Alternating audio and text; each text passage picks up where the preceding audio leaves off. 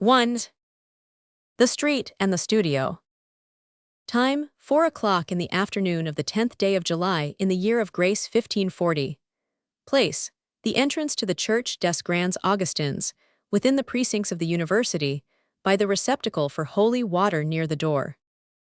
A tall, handsome youth, olive-skinned, with long waving locks and great black eyes, simply but elegantly clad, his only weapon a little dagger with a hilt of marvelous workmanship, was standing there, and doubtless from motives of pure piety and humility, had not stirred from the spot throughout the Vespers service. With head bowed in an attitude of devout contemplation, he was murmuring beneath his breath I know not what words.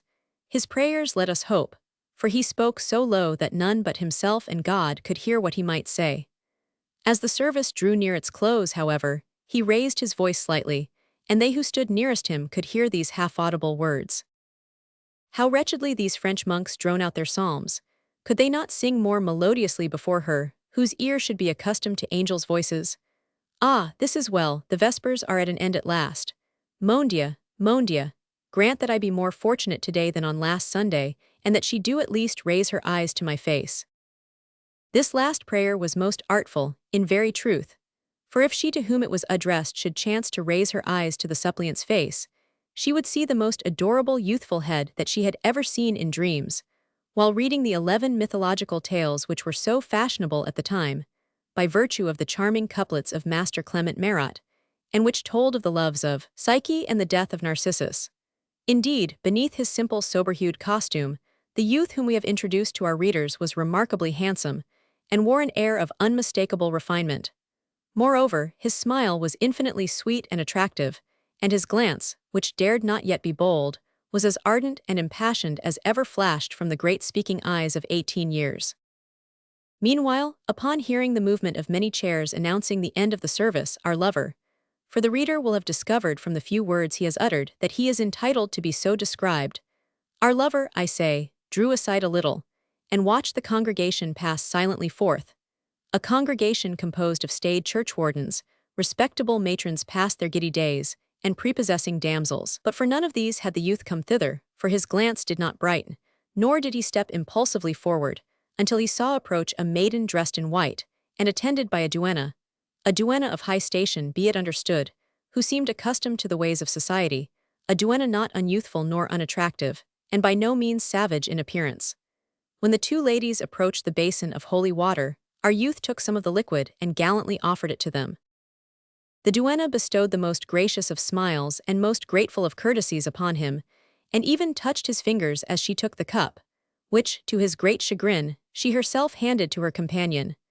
But the latter, notwithstanding the fervent prayer, whereof she had been the object a few moments before, kept her eyes constantly upon the ground, a sure proof that she knew the comely youth was there, so that the comely youth, when she had passed, stamped upon the flags, muttering, Alas! Again she did not see me. An equally sure proof that the comely youth was, as we have said, no more than 18 years old. But after the first burst of vexation, our unknown hastened down the steps of the church, and seeing that the absent-minded beauty, having lowered her veil and taken her attendant's arm, had turned to the right, hastened to take the same direction, observing that his own home chanced to lie that way. The maiden followed the quay as far as Pont Saint-Michel, and crossed Pont Saint-Michel. Still it was our hero's road. She next passed through Rue de la Barillerie and crossed Pont au Change, and as she was still pursuing our hero's road, our hero followed her like her shadow. Every pretty girl's shadow is a lover. But alas, when she reached the Grand Chatelet, the lovely star, whereof our unknown had made himself the satellite, was suddenly eclipsed. The wicket of the royal prison opened the instant that the duenna knocked, and closed again behind them. The young man was taken aback for a moment, but as he was a very decided fellow, when there was no pretty girl at hand to weaken his resolution, he very soon made up his mind what course to pursue. A sergeant, pike on shoulder, was walking sedately back and forth before the door of the chatelet. Our youthful unknown followed the example of the worthy sentinel, and having walked on a short distance to avoid observation, but not so far as to lose sight of the door, he heroically began his amorous sentry-go. If the reader has ever done sentry duty in the course of his life, he must have noticed that one of the surest means of making the time pass quickly is to commune with one's self. Our hero doubtless was accustomed to such duty, for he had hardly begun his promenade when he addressed the following monologue to himself. Assuredly it cannot be that she lives in yonder prison. This morning after Mass, and these last 2 Sundays when I dared not follow her save with my eyes, dullard that I was. She turned not to the right upon the quay, but to the left, toward the Port de Nesle and the Preux-Clears. What the devil brings her to the Chatelet? What can it be? To see a prisoner, perhaps her brother T is most like. Poor girl, she must suffer cruelly, for doubtless she is as sweet and kind as she is lovely. Pardieu, I'm sorely tempted to accost her, ask her frankly who it is, and offer my services. If it be her brother, I'll tell the patron the whole story, and ask his advice. When one has escaped from the castle of San Angelo, as he has, one has a shrewd idea of the best way to get out of prison. There's no more to be said, I'll save her brother. After I have rendered him such a service, he'll be my friend for life and death. Of course he'll ask me then what he can do for me when I have done so much for him. Then I'll confess that I love his sister. He'll present me to her, and then we'll see if she won't raise her eyes. Once launched upon such a course, we need not say how a lover's thoughts flow on unchecked. Thus it was that our youth was vastly amazed to hear the clock strike 4, and see the sentinel relieved. The new sergeant began his promenade, and the young man resumed his. His method of passing time had succeeded too well for him not to continue to make use of it, so he resumed his discourse upon a theme no less fruitful of ideas than the other. How lovely she is, how graceful every movement, how modest her bearing, how classic the outline of her features. There is in the whole world no other than Leonardo da Vinci or the divine Raphael, worthy to reproduce the image of that chaste and spotless being, nor would they prove equal to the task, save at the very zenith of their talent. O mon Dieu, why am not I a painter, rather than a sculptor, worker in enamel, or goldsmith? First of all, were I a painter, there'd be no need that I should have her before my eyes to make her portrait. I should never cease to see her great blue eyes, her beautiful blonde tresses, her pearly skin and slender form. Were I a painter, I should paint her face in every picture, as Sanzio did with Fornarina and Andrea del Sarto with Lucrezia. And what a contrast betwixt her and Fornarina! In sooth, neither the one nor the other is worthy to unloose her shoelaces. In the first place, Fornarina. The youth was not at the end of his comparisons, which were, as the reader will imagine, uniformly to the advantage of his inamorata, when the hour struck. The second sentinel was relieved. 6 o'clock, T is strange how the time flies, muttered the youth, and if it flies thus quickly while I wait for her, how should it be if I were by her side? Ah, by her side I should lose count of time, I should be in paradise. If I were by her side, I should but look at her, and so the hours and days and months would pass. What a blissful life that would be, mon Dieu! And the young man lost himself in an ecstatic reverie, for his mistress, though absent, seemed to pass in person before his eyes, the eyes of a true artist. The third sentinel was relieved. 8 o'clock struck on all the parish churches, and the shades of night began to fall, for all authorities are in accord that the twilight hour in July 300 years ago was in the neighborhood of 8 o'clock, as now. But what is perhaps more astonishing than that is the fabulous perseverance of a 16th-century lover. All passions were ardent in those days, and vigorous young hearts no more stopped short in love than in art or war.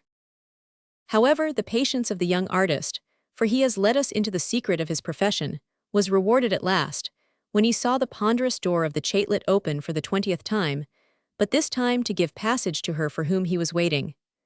The same chaperone was still at her side, and furthermore, 2 archers of the provost's guard followed 10 paces behind her, as escort. They retraced the steps they had taken 4 hours earlier, to wit the Pont au Change, Rue de la Barillerie, Pont Saint-Michel and the quays. But they kept on by the Grands Augustins, and some 300 yards beyond paused before a huge door in a recess in the wall, beside which was another smaller door for the servants' use. The duenna knocked at the great door, which was opened by the porter. The 2 archers, after saluting their charge with the utmost respect, returned to the Chatelet, and our artist found himself standing for the second time outside a closed door. He would probably have remained there until morning, for he was fairly embarked on the 4th series of his dreams. But chance willed that a passer-by, who had imbibed something too freely, collided violently with him. "Hola there, friend," said the new arrival. "By your leave, are you a man or a post? If so be you're a post, you're within your rights and I respect you. but if you be a man, stand back and let me pass." "Pray pardon me," rejoined the distraught youth, "but I am a stranger in this good city of Paris, and—" "Oh, that's another matter. The Frenchman is always hospitable, and I ask your pardon. You're a stranger, good. As you have told me who you are, it's only fair that I should tell you who I am. I am a student, and my name is—" "Excuse me," interposed the young artist, "but before I know who you are, I would be very glad to know where I am." "Port de Nesle, my dear friend. This is the Hotel de Nesle," said the student, with a glance at the great door from which the stranger had not once removed his eyes. "Very good, and to reach Rue Saint-Martin, where I live, which direction must I take?" said our lovelorn youth, for the sake of saying something, and hoping thus to be rid of his companion. "Rue Saint-Martin, do you say? Come with me, I'm going that way, and at Pont Saint-Michel I'll show you how you must go. As I was saying, I am a student. I am returning from the Preux clerks, and my name is—" "Do you know to whom the Hotel de Nesle belongs?" asked the young stranger. "Mary, I rather think I know my university. The Hotel de Nesle, young man, belongs to our lord the king, and is at this moment in the hands of Robert d'Estreville, Provost of Paris." "How say you, that the Provost of Paris lives there?" "By no means did I tell you that the Provost of Paris lives there, my son. The Provost of Paris lives at the Grand Châtelet." "Ah yes, at the Grand Châtelet. Then that's the explanation. But how happens it that the Provost lives at the Grand Châtelet, and yet the king leaves the Hotel de Nesle in his possession?" "'Tis thus. The king, you see, had given the Hotel de Nesle to our bailey, a most venerable man who stood guard over the privileges of the university, and tried all suits against it in most paternal fashion. Superb functions his. Unhappily our excellent bailey was so just to us, that his office was abolished 2 years since, upon the pretext that he used to sleep when hearing causes, as if bailey were not derived from bailor to yawn. His office being thus suppressed, the duty of protecting the interests of the university was entrusted to the Provost of Paris. A fine protector, on my word, as if we could not quite as well protect ourselves. How our said Provost, dost thou follow me, my child? Our said Provost, who is most rapacious, opined that, since he succeeded to the bailey's office, he ought at the same time to inherit his possessions, and so he quietly laid hold of the Grand and Petit Nesle, thanks to the patronage of Madame d'Adamps. And yet, you say, he does not occupy it. Not he, the villain. I think, however, that the old Cassandre lodges a daughter there, or niece, a lovely child called Columb or Columbine, or some such name, and keeps her under lock and key in a corner of the Petit Nesle." "Ah, is it so?" exclaimed the artist, hardly able to breathe, for it was the first time that he had heard his mistress's name. "This usurpation seems to me a shocking abuse. What, this vast hotel to shelter one young girl with her duenna? Whence comest thou, O stranger, not to know that nothing comes to pass more naturally than this abuse, that we poor clerks should live 6 together in a wretched garret, while a great nobleman casts this immense property with its gardens, lawns, and tennis court to the dogs? Ah, there is a tennis court.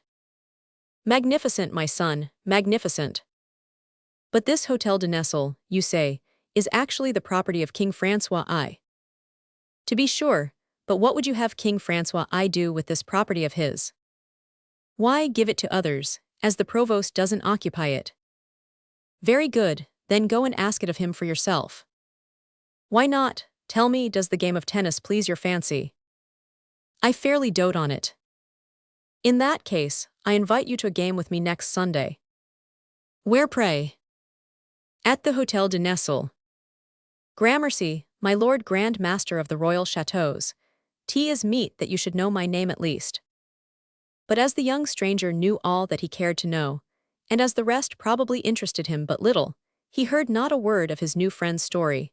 As he proceeded to tell him in detail that his name was Jacques Aubry, that he was a scrivener at the university, and was now returning from the Preux clerks, where he had had an assignation with Taylor's wife, that she, detained no doubt by her wrathful spouse, did not appear, that he had consoled himself for Simon's absence by drinking good Suresney, and lastly, that he proposed to withdraw his custom from the discourteous Master Snip, who compelled him to wear himself out with waiting, and to get tipsy, which was altogether opposed to all his habits. When the 2 young men reached Rue de la Harpe, Jacques Aubry pointed out to our unknown the road he was to follow, which he knew even better than his informant. They then made an appointment for the following Sunday at noon at the Porte de Nesle, and parted, one singing, the other dreaming. He who dreamed had abundant food for dreaming, for he had learned more during that one evening than in the 3 weeks preceding. He had learned that the maiden to whom he had given his heart lived at the Petit Nesle, that she was the daughter of Messer Robert d'Estreville, provost of Paris, and that her name was Colombe. As will be seen, he had not wasted his day. Still dreaming, he turned into Rue Saint-Martin and stopped before a handsome house, over the door of which were carved the arms of the Cardinal of Ferrara. He knocked 3 times. "Who's there?" demanded a fresh, resonant young voice from within, after an interval of a few seconds. "I, Dame Catherine," replied the unknown. "Who are you?" "Ascanio." "Ah, at last." The door opened, and Ascanio entered. A charming girl of some 18 to 20 years, rather dark, rather small, very quick of movement, and admirably well shaped withal, welcomed him with transports of joy. "Here's the deserter, here he is," she cried, and ran, or rather bounded on before, to announce him, extinguishing the lamp she carried, and leaving open the street door, which Ascanio, less giddy-pated than she, was careful to secure. The young man, although Dame Catherine's precipitation left him in darkness, walked with assured step across a courtyard of considerable size, in which every tile was surrounded by a border of rank weeds, the whole dominated by a somber mass of tall buildings of somewhat severe aspect. It was the frowning and humid dwelling-place of a cardinal, although its master had not for a long time dwelt therein. Ascanio sprang lightly up a flight of moss-grown steps, and entered a vast hall, the only room in the house that was lighted, a sort of conventual refectory, ordinarily dark and gloomy and untenanted, but which for 2 months past had been filled with light and life and music. For 2 months past, in truth, this cold, colossal cell had been instinct with bustling, laughing, good-humored life. For 2 months past, 10 workbenches, 2 anvils, and an improvised forge had seemed to lessen the size of the vast room. Sketches, models, benches laden with pincers, hammers, and files, sheaves of swords with chased hilts of marvelous workmanship, and openwork blades, helmets, cuirasses, and bucklers, gold-embossed, whereon the loves of the gods and goddesses were portrayed in relief, as if to turn the mind away from the purpose for which they were destined to be used, had covered the grayish walls. The sun had freely found its way in through the wide open windows, and the air had been filled with the songs of joyous, active workers. A cardinal's refectory had become a goldsmith's workshop.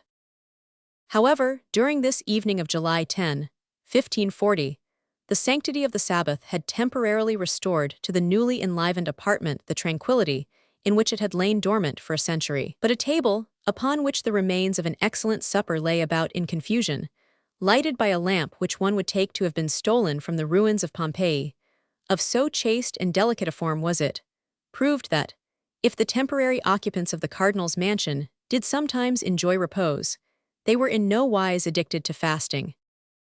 When Ascanio entered, there were 4 persons in the workshop. These 4 persons were an old maidservant, who was removing the dishes from the table, Catherine, who was relighting the lamp, a young man sketching in a corner, and waiting for the lamp which Catherine had taken from before him in order to continue his work, and the master, standing with folded arms and leaning against the forge. The last would inevitably have been the first to be observed by anyone entering the workshop. Indeed, there was an indescribable impression of life and power which emanated from this remarkable personage, and attracted the attention even of those who would have chosen to withhold it. He was a tall, spare, powerful man of some 40 years, but it would have needed the chisel of Michelangelo or the pencil of Ribera to trace the outline of that clear-cut profile, to reproduce that sparkling olive complexion, to depict that bold, almost kingly expression. His lofty forehead towered above eyebrows quick to frown. His straightforward piercing glance flashed at times with a light that was almost sublime. His frank, good-humored smile, albeit somewhat satirical, fascinated and awed you at the same time. He was accustomed to stroke his black beard and mustache with his hand, which was not precisely small but nervous, supple, with long fingers and great strength, but withal slender and aristocratic. Lastly, in his way of looking at you, speaking, turning his head, in all his quick, expressive but not intemperate gestures, even in the careless attitude in which he was standing when Ascanio entered, his strength made itself felt, the lion in repose was none the less the lion. Catherine and the apprentice working in the corner formed a most striking contrast to each other. The latter, a somber, taciturn fellow, with a narrow forehead already furrowed with wrinkles, half-shut eyes, and compressed lips. She as blithe as a bird and blooming as a flower, with the most mischievous of eyes always to be seen beneath her restless eyelids, and the whitest of teeth within her mouth, constantly half-opened with smile. The apprentice, buried in his corner, was slow and languid in his movements, as if economizing his strength. Catherine was here and there, going and coming, never remaining 1 second in one spot. So did her youthful active organization overflow with life and spirits, and feel the need of constant movement in default of excitement. Thus she was the fairy of the household, a very skylark by virtue of her vivacity, and her clear, piercing note, beginning life with such a joyous disregard of everything beyond the moment as to fully justify the surname of Scazon which the master had given her. An Italian word which signified then, and still signifies, something very like cascu, breakneck. And yet, with all her childish ways, Scazon was so instinct with witchery and charm that she was the life and soul of the household. When she sang, all the others were silent. When she laughed, they laughed with her. When she ordered, they obeyed without a word. Albeit she was not ordinarily exacting in her caprice. And then she was so frankly and innocently happy that she diffused an atmosphere of good humor wherever she went, and it made others glad to see her gladness. Her story was an old, old story to which we may perhaps recur. An orphan, born of the people, she was abandoned in her infancy, but God protected her. Destined to afford pleasure to everybody, she met a man to whom she afforded pure happiness. Having introduced these new characters, we now resume the thread of our narrative where we let it drop. "Aha, whence comest thou, gadabout?" said the master to Ascanio. "Whence do I come? I come from gadding about for you, master." "Since morning." "Since morning." "Say rather that thou hast been in quest of adventure." "What manner of adventure should I have been in quest of, master?" murmured Ascanio. "How can I know, pray?" "Well, well, and if it were so, where's the harm?" interposed Scazon. "Indeed, he's a pretty boy enough to have adventures run after him, even though he run not after adventures." "Scazon," said the master with a frown. "Come, come, don't you be jealous of him too, poor dear boy," and she raised Ascanio's chin with her hand. "Ah well, it only needed that. But Jesu, how pale you are! Does it happen that you haven't supped, Monsieur Vagabond?" "Faith no," cried Ascanio, "I forgot it." "Oh-ho, in that case I take sides with the master. He forgot that he had not supped, so he must be in love. Ruperta, Ruperta, bring supper for Monsieur Ascanio at once." The servant produced several dishes of appetizing relics of the evening meal, which our hero pounced upon with an appetite by no means unnatural after his prolonged exercise in the open air. Scazon and the master watched him, smiling the while, one with sisterly affection, the other with a father's love. The young man at work in the corner had raised his head when Ascanio entered, but as soon as Scazon replaced in front of him the lamp she had taken when she railed to open the door, he bent his head over his work once more. "I was saying, master, that it was for you I have been running about all day," resumed Ascanio, noticing the mischievous expression of the master and Scazon, and desiring to lead the conversation to some other subject than his love affairs. "How hast thou run about all day for me? Let us hear." "Did you not say yesterday that the light was very bad here, and that you must have another studio?" "Even so." "Well, I have found one for you." "Dost thou hear, Pagolo?" said the master, turning to the young man in the corner. "What did you say, master?" he asked, raising his head a second time. "Come, lay aside thy work a moment and listen to this. He has found a workshop, dost thou hear?" "Pardon, master, but I can hear very well from here what my friend Ascanio may say. I would like to complete this study. It seems to me that it is well, when one has piously fulfilled the duties of a Christian on the Sabbath day, to employ one's leisure in some profitable exercise. To work is to pray." "Pagolo, my friend," said the master, shaking his head more in sadness than in anger, "you would do better, believe me, to work more assiduously and heartily through the week, and enjoy yourself on Sunday like a good comrade, than to idle as you do on ordinary days and hypocritically set yourself apart from the others by feigning so much ardor in your work on fete days. But you are your own master, act as seems good to you. And thou sayest, Ascanio, my child, he continued in a tone in which infinite gentleness and affection were mingled. I say that I have found a magnificent workshop for you. Where? Do you know the Hotel de Nesle? Perfectly, that is, by having passed before it, for I have never been within the door. But is its exterior attractive in your eyes? Pardieu, it is indeed, but. But what? But does no one occupy it, pray? Marry, yes, Monsieur the Provost of Paris, Messer Robert d'Estreville, who has taken possession of it without right. Moreover, to satisfy your scruples on that head, we might with great propriety leave him the Petit Nesle, where some one of his family now dwells, I think, and be content ourselves with the Grand Nesle, and its courtyards, lawns, and bowling greens and tennis court. There is a tennis court, finer than that of Santa Croce at Florence. Per Bacco, and it is my favorite game, thou didst know that, Ascanio. Yes, and then, master, over and above all that, a superb location, air everywhere and such air. Perfect country air, and not such as we get here in this infernal corner where we are molding, forgotten by the sun.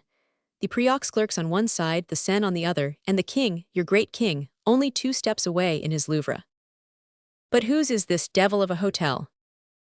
Whose say you, pardieu, the king's? The king's, say me that once more, my child, the Hotel de Nesle is the king's.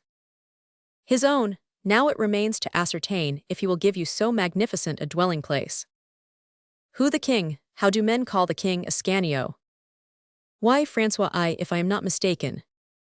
Which means that the Hotel de Nesle will be my property within the week. But it may be that the Provost of Paris will take offense. What care I for that? But suppose he will not let go what he has in his hand. Suppose he will not, what do men call me, Ascanio? They call you Benvenuto Cellini, master. Which means that if the worthy provost will not do things with good grace, why, we will use force to compel him to do them. And now let us to bed. Tomorrow we'll speak further on the matter, and then the sun will shine, and we shall see more clearly. At the master's suggestion all retired except Pagolo, who remained for some time at work in his corner. But as soon as he believed that all were safely in bed, the apprentice rose, looked about, drew near the table, and poured for himself a large cup of wine, which he swallowed at a draught. Then he too went off to bed. Chapter 2. A goldsmith of the 16th century. Since we have drawn the portrait, and mentioned the name of Benvenuto Cellini, we crave the reader's permission, that he may the more understandingly approach the artistic subject of which we propose to treat, to indulge in a short digression upon this extraordinary man, who at this time had been living in France for 2 months, and who is destined to become one of the principal characters of this history. But first of all, let us say a word as to the goldsmiths of the 16th century. There is at Florence a bridge called the Ponte Vecchio, which is covered with houses to this day. These houses were in the old days goldsmith shops. But the word is not to be understood as we understand it today. The goldsmith of our day follows a trade. Formerly, the goldsmith was an artist. So it was that there was nothing in the world so wondrously beautiful as these shops, or rather as the articles with which they were stocked. There were round cups of onyx, around which dragons' tails were twined, while heads and bodies of those fabulous creatures confronted one another with gold-bespangled sky-blue wings outspread, and with jaws wide open like chimeras, shot threatening glances from their ruby eyes. There were ewers of agate, with a festoon of ivy clinging round the base, and climbing up in guise of handle well above the orifice, concealing amid its emerald foliage some marvelous bird from the tropics, in brilliant plumage of enamel, seemingly alive and ready to burst forth in song. There were urns of lapis lazuli, over the edge of which leaned, as if to drink, lizards chiseled with such art that one could almost see the changing reflection of their golden cuirasses, and might have thought that they would fly at the least sound, and seek shelter in some crevice in the wall. Then there were chalices and monstrances, and bronze and gold and silver medallions, all studded with precious stones, as if in those days rubies, topazes, carbuncles, and diamonds could be found by searching in the sand on river banks, or in the dust of the highroad. And there were nymphs, naiads, gods, goddesses, a whole resplendent Olympus, mingled with crucifixes, crosses, and calvaries, Mater Dolorosas, Venuses, Christs, Apollos, Jupiters launching thunderbolts, and Jehovah's creating the world. And all this not only cleverly executed but poetically conceived. Not only admirable, viewed as ornaments for a woman's boudoir, but magnificent masterpieces fit to immortalize the reign of a king or the genius of a nation. To be sure, the goldsmiths of that epoch bore the names of Donatello, Ghiberti, Ghirlandajo, and Benvenuto Cellini. Now, Benvenuto Cellini has himself described in his memoirs, which are more interesting than the most interesting novel, the adventurous life of the artists of the 15th and 16th centuries, when Titian was painting in coat of mail, when Michelangelo was sculpturing with his sword at his side, when Masaccio and Domenichino died of poison, and Cosmo I secluded himself in his laboratory to discover the mode of tempering steel so that it would cut porphyry. To show the character of the man, we will take a single episode in his life, that which was the occasion of his coming to France. Benvenuto was at Rome, whither Pope Clement Roman VII had summoned him, and was at work with characteristic ardor upon the beautiful chalice which His Holiness had ordered. But as he desired to display his talent at its best upon the precious work, he made but slow progress. How Benvenuto, as may well be imagined, had many rivals, who envied him the many valuable orders he received from the Pope, as well as the marvelous skill with which he executed them. The result was that one of his confreres, named Pompeo, who had nothing to do but slander his betters, took advantage of the delay to do him all possible injury in the Pope's sight, and kept at work persistently, day in and day out, without truce or relaxation, sometimes in undertones, sometimes aloud, assuring him that he would never finish it, and that he was so overwhelmed with orders that he executed those of other people to the neglect of His Holiness's. He said and did so much, did good Pompeo, that when Benvenuto Cellini saw him enter his workshop one day with smiling fee, he divined at once that he was the bearer of bad news for him. "Well, my dear confrere," Pompeo began, "I have come to relieve you from a heavy burden. His Holiness realizes that your neglect in completing his chalice is not due to lack of zeal, but to lack of time. He therefore considers it no more than just to relieve you from some one of your important duties, and of his own motion he dismisses you from the post of engraver to the mint. It will be 9 paltry ducats a month less in your pocket, but an hour more each day at your disposal." Benvenuto was conscious of an intense longing to throw the jeering varlet out of window, but he restrained his feelings, and Pompeo, seeing that not a muscle of his face moved, thought that he had missed his aim. Furthermore, he continued, "Why, I know not, but in spite of all that I could say in your behalf, His Holiness demands his chalice at once, in whatever condition it may be. Verily, I am afraid, dear Benvenuto, I say it in all friendliness, that 'tis his purpose to have some other finish it." "Oh no, not that," cried the goldsmith, starting up like one bitten by a serpent. "My chalice is my own, even as the office at the mint is the Pope's. His Holiness hath no right to do more than bid me return the 500 crowns paid to me in advance, and I will dispose of my work as may seem good to me." "Beware, my master," said Pompeo. "Imprisonment may be the sequel of your refusal." "Signor Pompeo, you're an ass," retorted Benvenuto. Pompeo left the shop in a rage. On the following day, 2 of the Holy Father's chamberlains called upon Benvenuto Cellini. "The Pope has sent us," said one of them, "either to receive the chalice at your hands or to take you to prison." "Monsignori," rejoined Benvenuto, "an artist like myself deserved no less than to be given in charge to functionaries like yourselves. Here I am, take me to prison. But I give you fair warning that all this will not put the Pope's chalice forward one stroke of the graver." Benvenuto went with them to the governor of the prison, who, having doubtless received his instructions in advance, invited him to dine with him. Throughout the repast, the governor used every conceivable argument to induce Benvenuto to satisfy the Pope by carrying the chalice to him, assuring him that, if he would make that concession, Clement Roman VII, violent and obstinate as he was, would forget his displeasure. But the artist replied that he had already shown the Holy Father his chalice 6 times since he began it, and that was all that could justly be required of him. Moreover, he said he knew His Holiness, and that he was not to be trusted, that he might very well, when he had the chalice in his hands, take it from him altogether, and give it to some idiot to finish, who would spoil it. He reiterated his readiness to return the 500 crowns paid in advance.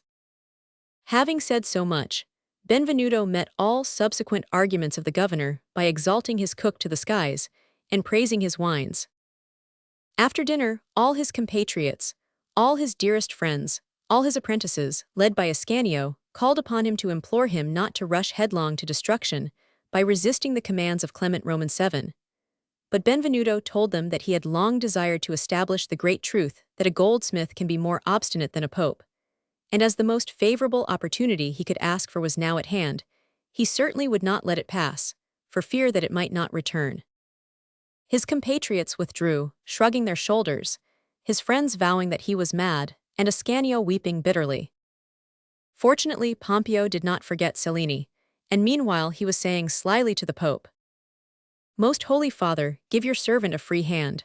I will send word to this obstinate fellow that, since he is so determined, he may send me the 500 crowns.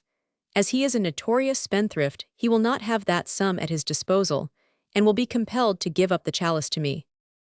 Clement considered this an excellent device, and bade Pompeo do as he suggested. And so, that same evening, as Cellini was about to be taken to the cell assigned him, a chamberlain made his appearance, and informed the goldsmith that His Holiness accepted his ultimatum, and demanded the delivery of the chalice or the 500 crowns without delay. Benvenuto replied that they had but to take him to his workshop, and he would give them the 500 crowns. He was escorted thither by 4 Swiss, accompanied by the chamberlain. He entered his bedroom, drew a key from his pocket, opened a small iron closet built into the wall, plunged his hand into a large bag, took out 500 crowns, and having given them to the chamberlain, showed him and the 4 Swiss the door. It should be said, in justice to Benvenuto Cellini, that they received 4 crowns for their trouble, and in justice to the Swiss, that they kissed his hands as they took their leave. The chamberlain returned forthwith to the Holy Father, and delivered the 500 crowns, whereupon His Holiness, in his desperation, flew into a violent rage, and began to abuse Pompeo. "Go thyself to my great engraver at his workshop, animal," he said. "Employ all the soothing arguments of which thy ignorant folly is capable, and say to him that if he will consent to finish my chalice, I will give him whatever facilities he may require." "But your Holiness," said Pompeo, "will it not be time tomorrow morning?" "I fear lest it be already too late this evening, imbecile, and I do not choose that Benvenuto shall sleep upon his wrath. Therefore do my bidding on the instant, and let me not fail to have a favorable reply tomorrow morning at my levee."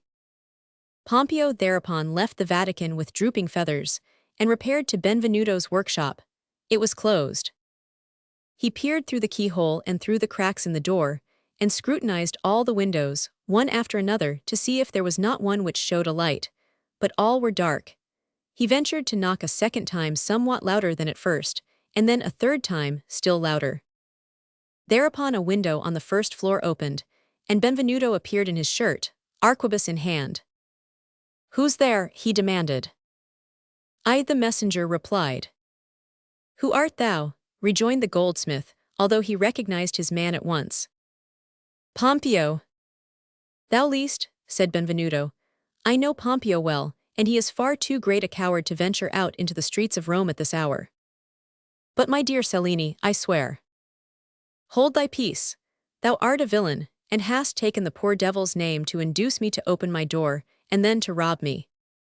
"Master Benvenuto, may I die." "Say but another word," cried Benvenuto, pointing the arquebus toward his interlocutor, "and that wish of thine will be gratified." Pompeo fled at full speed, crying "Murder," and disappeared around the corner of the nearest street. Benvenuto thereupon closed his window, hung his arquebus on its nail, and went to bed once more, laughing in his beard at poor Pompeo's fright. The next morning, as he went down to his shop, which had been opened an hour earlier by his apprentices, he spied Pompeo on the opposite side of the street, where he had been doing sentry duty since daybreak, waiting to see him descend. As soon as he saw Cellini, Pompeo waved his hand to him in the most affectionately friendly way imaginable. "Aha," said Cellini, "is it you, my dear Pompeo? By my faith, I was within an ace last night of making a churl pay dearly for his insolence in assuming your name." "Indeed," said Pompeo, forcing himself to smile and drawing gradually nearer to the shop. "How did it happen, pray?" Benvenuto thereupon described the incident to His Holiness's messenger. But as his friend Benvenuto had described him in their nocturnal interview as a coward, Pompeo did not dare confess his identity with the visitor. When his tale was finished, Cellini asked Pompeo to what happy circumstance he was indebted for the honor of so early a visit from him.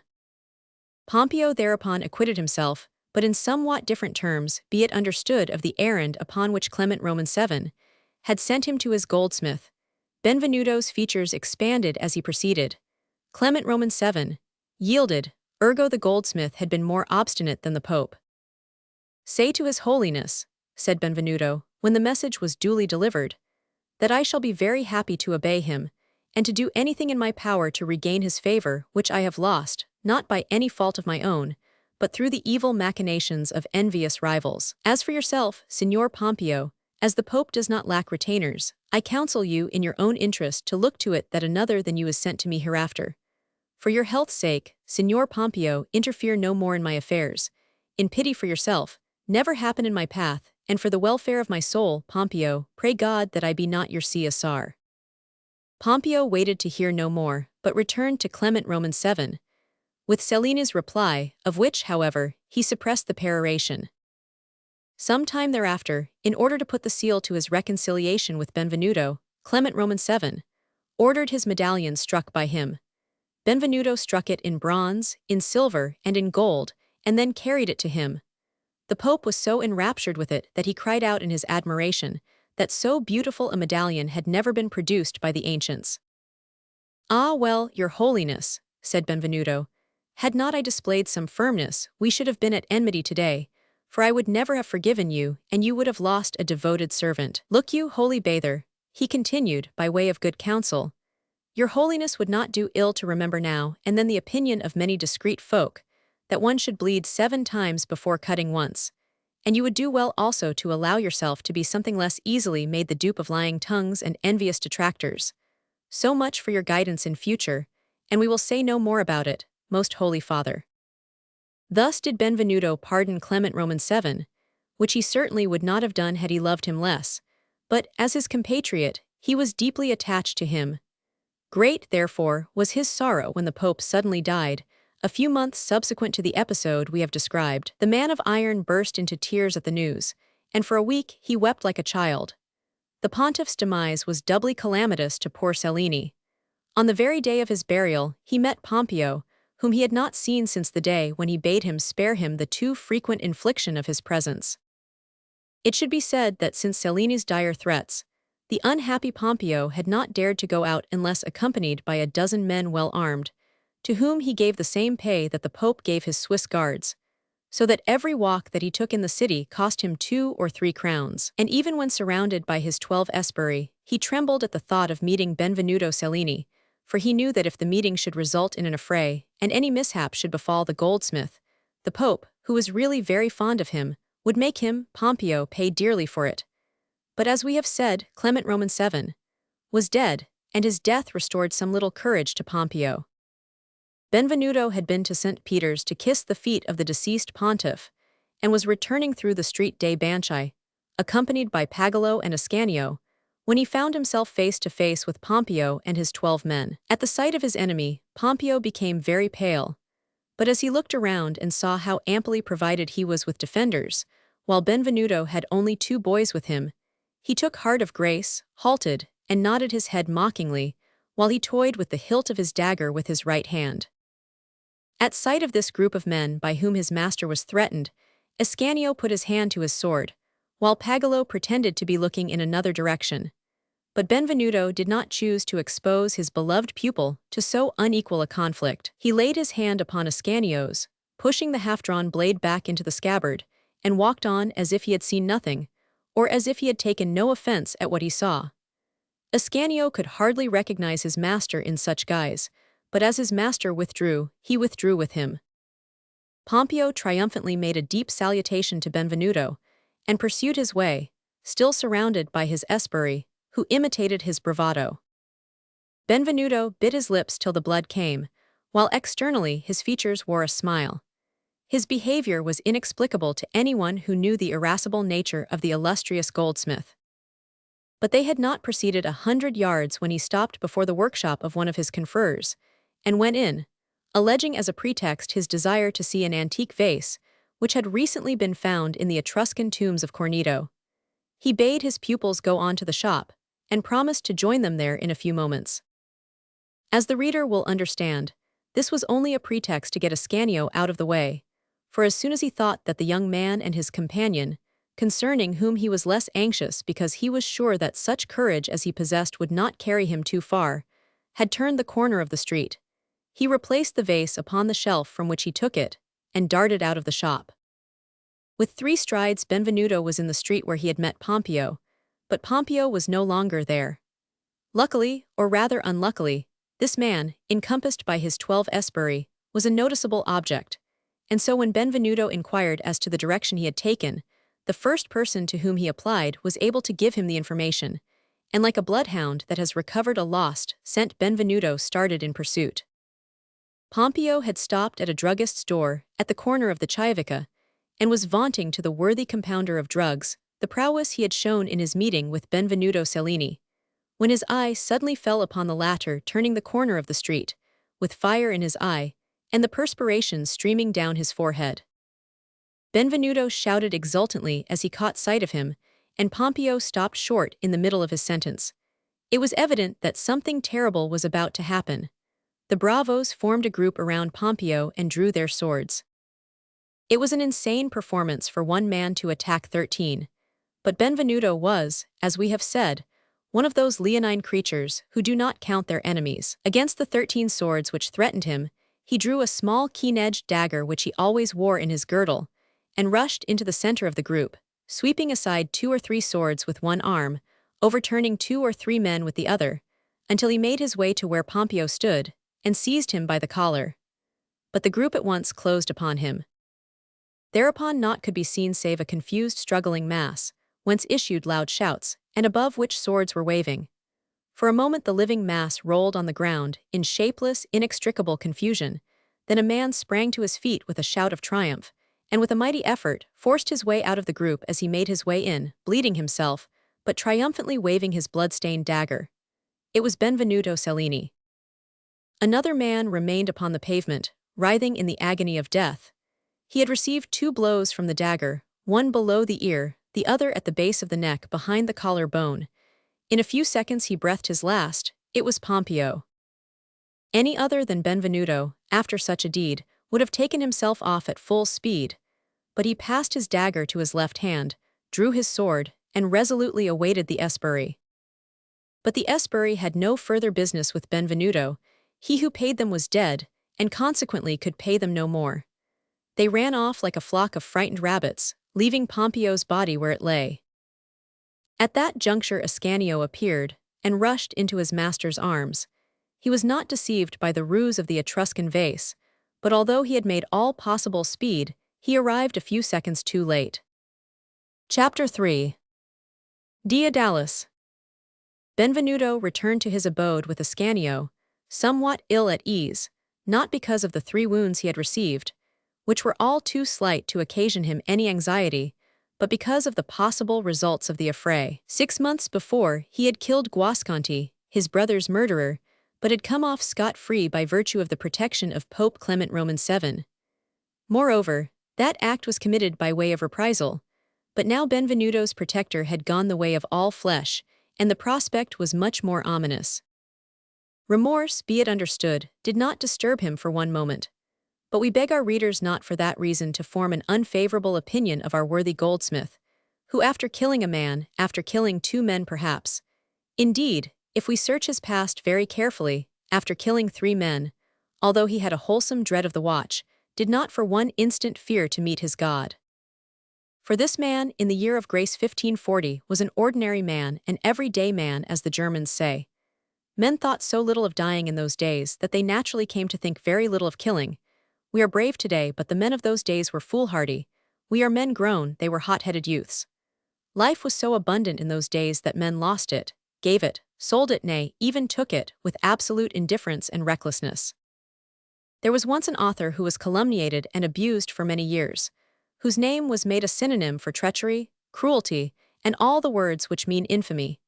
And it needed this 19th century, the most impartial since the birth of humanity, to rehabilitate that author as the grand patriot and noble-hearted man he was. And yet Niccolò Machiavelli's only crime was that he lived at an epoch when brute strength and success were all in all, when folk judged by deeds, not words, and when such men as Cesare Borgia the sovereign, Machiavelli the thinker, and Benvenuto Cellini the artisan marched straight to their goal, without thought of methods or reasons.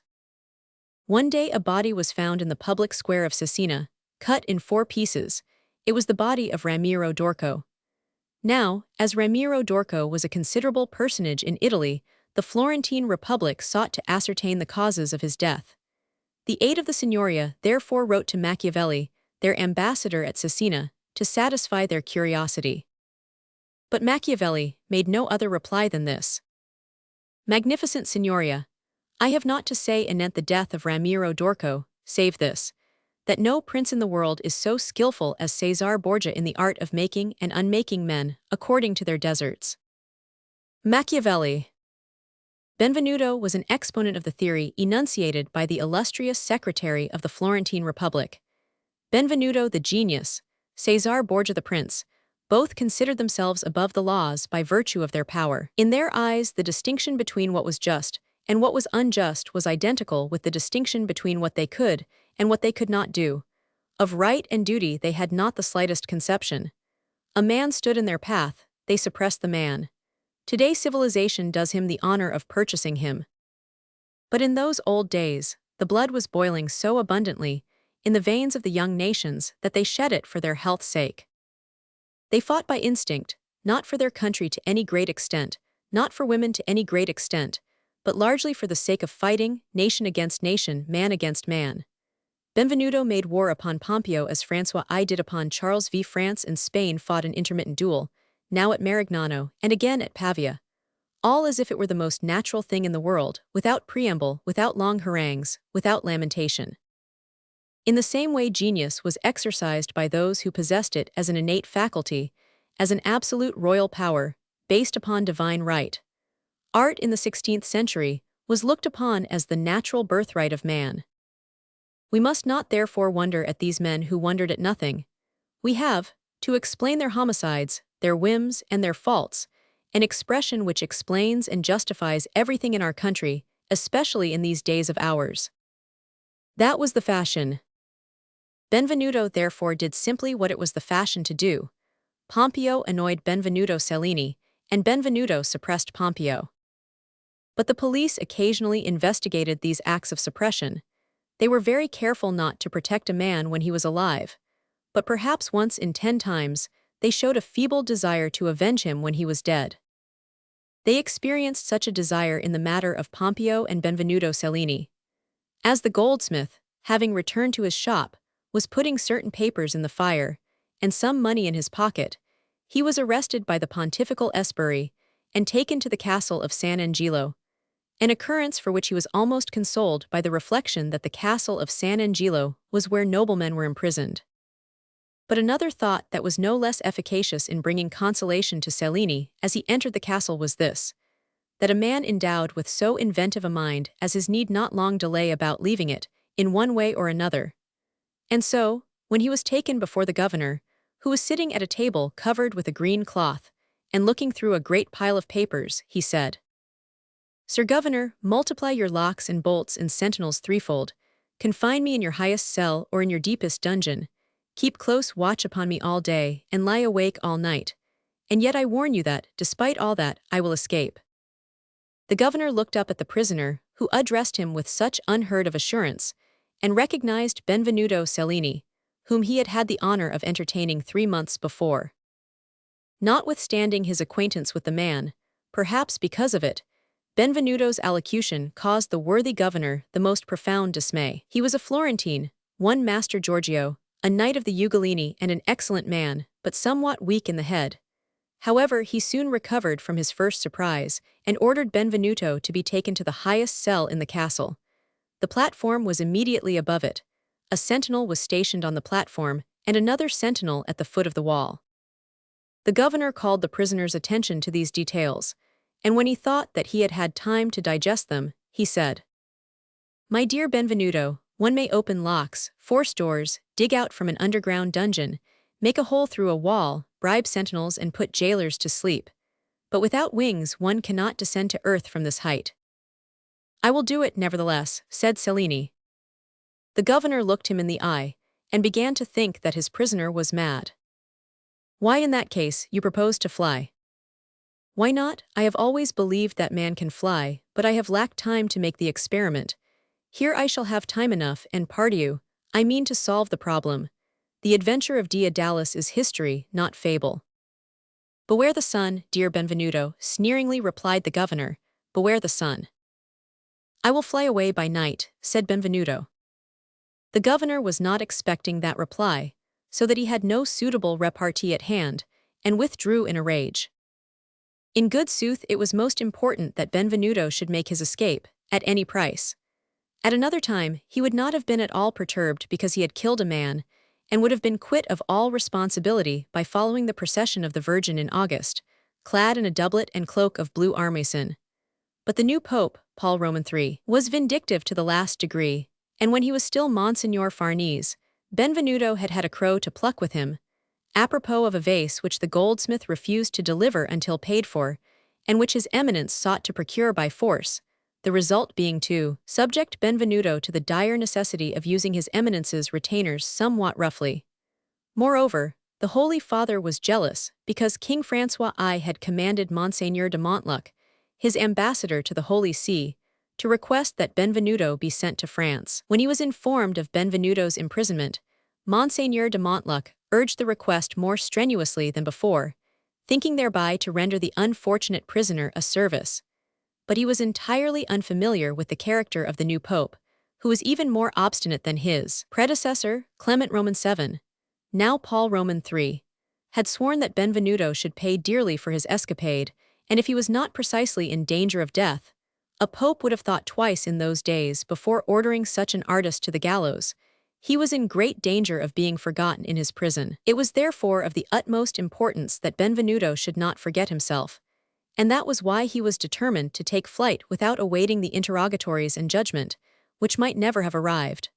For the Pope, angered by the intervention of Francois I, refused even to hear Benvenuto Cellini's name mentioned. The prisoner knew all this from Ascanio, who was managing his establishment, and who, by dint of persistent entreaties, had obtained permission to visit his master. Their interviews, of course, were held through 2 iron gratings, and in presence of witnesses watching to see that the pupil passed neither file, nor rope, nor knife to his master. As soon as the door of his cell was locked behind the governor, Benvenuto set about inspecting his surroundings. Following articles were contained within the 4 walls of his new abiding place: a bed, a fireplace, a table, and 2 chairs. 2 days after his installation there, he obtained a supply of clay and a modeling tool. The governor at first declined to allow him to have these means of distraction, but he changed his mind upon reflecting that, if the artist's mind were thus employed, he might perhaps abandon the idea of escape, to which he clung so tenaciously. The same day, Benvenuto sketched a colossal Venus. All this of itself was no great matter, but in conjunction with imagination, patience, and energy, it was much. On a certain very cold day in December, when the fire was lighted on the hearth, the servant changed the sheets on his bed and left the soiled ones upon a chair. As soon as the door was closed, Benvenuto made one bound from the chair on which he was sitting to the bed, took out of the mattress 2 enormous handfuls of the maize leaves which are used to stuff mattresses in Italy, stowed the sheets away in their place, returned to his statue, took up his tool and resumed his work. At that moment, the servant returned for the forgotten sheets, and after looking everywhere for them, asked Benvenuto if he had not seen them, but he replied carelessly, as if absorbed by his work, that some of his fellows doubtless had taken them, or that he carried them away himself without knowing it. The servant had no suspicion of the truth, so little time had elapsed since he left the room, and Benvenuto played his part so naturally. And as the sheets were never found, he was very careful to say nothing, for fear of being obliged to pay for them or of losing his employment. One who has never lived through some supreme crisis can form no idea of the possibilities of such a time in the way of terrible catastrophes and poignant anguish. The most trivial accidents of life arouse in us joy or despair. As soon as the servant left the room, Benvenuto fell upon his knees and thanked God for the help he had sent him. As his bed was never touched until the next morning after it was once made, he quietly left the sheets in the mattress. When the night came, he began to cut the sheets, which luckily were new and strong, in strips 3 or 4 inches wide, then tied them together as securely as he could. Lastly, he cut open his statue, which was of clay, hollowed it out, placed his treasure in the cavity, then spread clay over the wound and smoothed it off with his finger and his modeling tool, until the most skillful artist could not have discovered that poor Venus had been made to undergo the Caesarean operation. The next morning the governor entered the prisoner's cell unexpectedly, as he was accustomed to do, but found him as usual calm and hard at work. Every morning the poor man, who had been specially threatened for the night, trembled lest he should find the cell empty, and it should be said, in justice to his frankness, that he did not conceal his joy every morning when he found it occupied. "I confess that you make me terribly anxious, Benvenuto," said the poor man. "However, I begin to think that your threats of escape amount to nothing." "I don't threaten you, Master Giorgio," rejoined Benvenuto, "I warn you." "Do you still hope to fly away?" "Luckily it isn't a mere hope, but downright certainty, pardieu." "Demonio, how will you do it?" cried the poor governor, dismayed beyond measure by Benvenuto's real or pretended confidence in his means of escape. "That's my secret, master, but I give you fair warning that my wings are growing." The governor instinctively turned his eye upon the prisoner's shoulders. "'Tis thus," continued Benvenuto, working away at his statue, and rounding the hips in such fashion that one would have thought he proposed to rival the Venus Callipyge. "Betwixt us there is a duel impending. You have on your side enormous towers, thick doors, strong bolts, innumerable keepers always on the alert. I have on my side my brain, and these poor hands, and I warn you very frankly that you will be beaten. But as you are a very clever man, as you have taken every possible precaution, you will at least, when I am gone, have the consolation of knowing that it is through no fault of yours, Master Giorgio, that you have no occasion to reproach yourself at all, Master Giorgio, and that you neglected nothing that could help you to detain me, Master Giorgio. And now what say you to this hip, for you are a lover of art, I know." Such unblushing assurance enraged the unhappy official. His prisoner had become his fixed idea, upon which all his faculties were centered. He grew melancholy, lost his appetite, and started constantly, like one suddenly aroused from sleep. One night Benvenuto heard a great noise upon the platform, then it was transferred to his corridor and finally stopped at his door. The door opened, and he saw Master Giorgio in dressing gown and nightcap, attended by 4 jailers and 8 guards. The governor rushed to his bedside with distorted features. Benvenuto sat up in bed and laughed in his face. The governor, without taking offense at his hilarity, breathed like a diver returning to the surface. "Ah, God be praised!" he cried, "he is still here. There's much good sense in the saying songe, mensonge, dream, lie." "In God's name, what's the matter?" demanded Benvenuto, "and what happy circumstance affords me the pleasure of a visit from you at such an hour, Master Giorgio?" "Jesus dia, it's nothing at all, and I am quit of it this time for the fright. Did I not dream that your accursed wings had grown, huge wings, whereon you tranquilly hovered above the castle of San Angelo, saying, 'Adieu, my dear governor, adieu. I did not wish to go away without taking leave of you. I go. I pray that I may be so blessed as never to see you more.' What did I say that to you, Master Giorgio?" "Those were your very words. Ah, Benvenuto, you are a sorry guest for me." "Oh, I trust that you do not deem me so ill-bred as that. Happily it was but a dream, for otherwise I would not forgive you." "Happily it is not true. I hold you fast, my dear friend, and although truth compels me to say that your society is not of the most agreeable to me, I hope to hold you for a long time yet to come." "I do not think it," retorted Benvenuto, with a confident smile which caused his host to use strong language. The governor went out, cursing Benvenuto roundly, and the next morning he issued orders that his cell should be inspected every 2 hours, night and day. This rigid inspection was continued for a month, but at the end of that time, as there was no apparent reason to believe that Benvenuto was even thinking of escape, the vigilance of his keepers was somewhat relaxed. Benvenuto, however, had employed the month in accomplishing a terrible task. As we have said, he minutely examined his cell immediately after he was first consigned to it, and from that moment, his mind was made up as to the manner of his escape. His window was barred, and the bars were too strong to be removed with the hand or with his modeling tool, the only iron instrument he possessed. The chimney narrowed so toward the top that the prisoner must needs have had the fairy Melusine's power of transforming herself into a serpent to pass through it. The door remained. Ah, the door, let us see how the door was made. It was a heavy oaken door 2 fingers thick, secured by 2 locks and 4 bolts, and sheathed on the inside with iron plates kept in place by nails at the top and bottom. It was through that door that the escape must be effected. Benvenuto had noticed in the corridor, a few steps from the door, the stairway leading to the platform. At intervals of 2 hours, he heard the footsteps of the relieving sentinel going up, then the steps of the other coming down, after which he would hear nothing more for another 2 hours. The question for him to solve, then, was simply this: how to reach the other side of that door, which was secured by 2 locks and 4 bolts, and furthermore sheathed on the inside with iron plates kept in place by nails at the top and bottom. The solution of this problem was the task to which Benvenuto had devoted the month in question. With his modeling tool, which was of iron, he removed, one by one, the heads of all the nails, save 4 above and 4 below, which he left until the last day. Then, in order that his work might not be detected, he replaced the missing heads with exactly similar ones, modeled in clay and covered with iron filings, so that it was impossible for the keenest eye to distinguish the false from the true. As there were, at top and bottom together, some 60 nails, and as it took at least 1 hour, and sometimes 2, to decapitate each nail, the magnitude of the task may be understood. Every evening, when everybody had retired, and nothing could be heard save the footsteps of the sentinel walking back and forth over his head, he built a great fire on the hearth, and piled glowing embers against the iron plates on his door. The iron became red-hot, and gradually transformed to charcoal the wood upon which it was applied, but no indication of the carbonizing process appeared on the other side of the door. For a whole month Benvenuto devoted himself to this task, as we have said, but at the end of the month it was finished, and he only awaited a favorable opportunity to make his escape.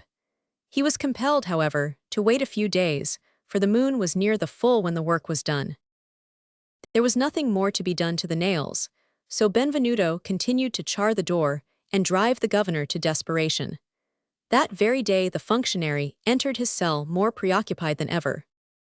"My dear prisoner," said the worthy man, whose mind constantly recurred to his fixed idea, "do you still propose to fly away? Come, tell me frankly." "More than ever, my dear host," replied Benvenuto. "Look you," said the governor, "you may say what you choose, but upon my word, I believe it's impossible." "Impossible, Master Giorgio, impossible," rejoined the artist. "Why, you know full well that word does not exist for me, who have always exerted myself to do those things which are the most impossible for other men, and that with success. Impossible, my dear host. Why have I not sometimes amused myself by making nature jealous, by fashioning with gold and emeralds and diamonds a flower fairer far than all the flowers that the dew impearls? Think you that he who can make flowers cannot make wings?" "May God help me," said the governor. "With your insolent assurance you'll make me lose my wits. But tell me, in order that these wings may sustain your weight in the air, a thing which seems impossible to me, I confess, what form shall you give them?"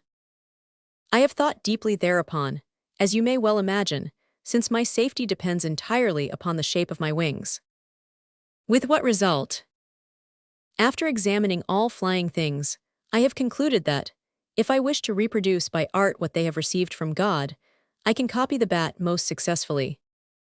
"But when all is said, Benvenuto," continued the governor, "even if you had the materials with which to make a pair of wings, would not your courage fail you when the time came to use them? Give me what I need for their construction, my dear governor, and I'll reply by flying away." "What do you need, in God's name?" "Oh, mon Dieu, almost nothing. A little forge, an anvil, files, tongs and pincers to make the springs, and 20 yards of oiled silk for the membranes." "Good, very good," said Master Giorgio.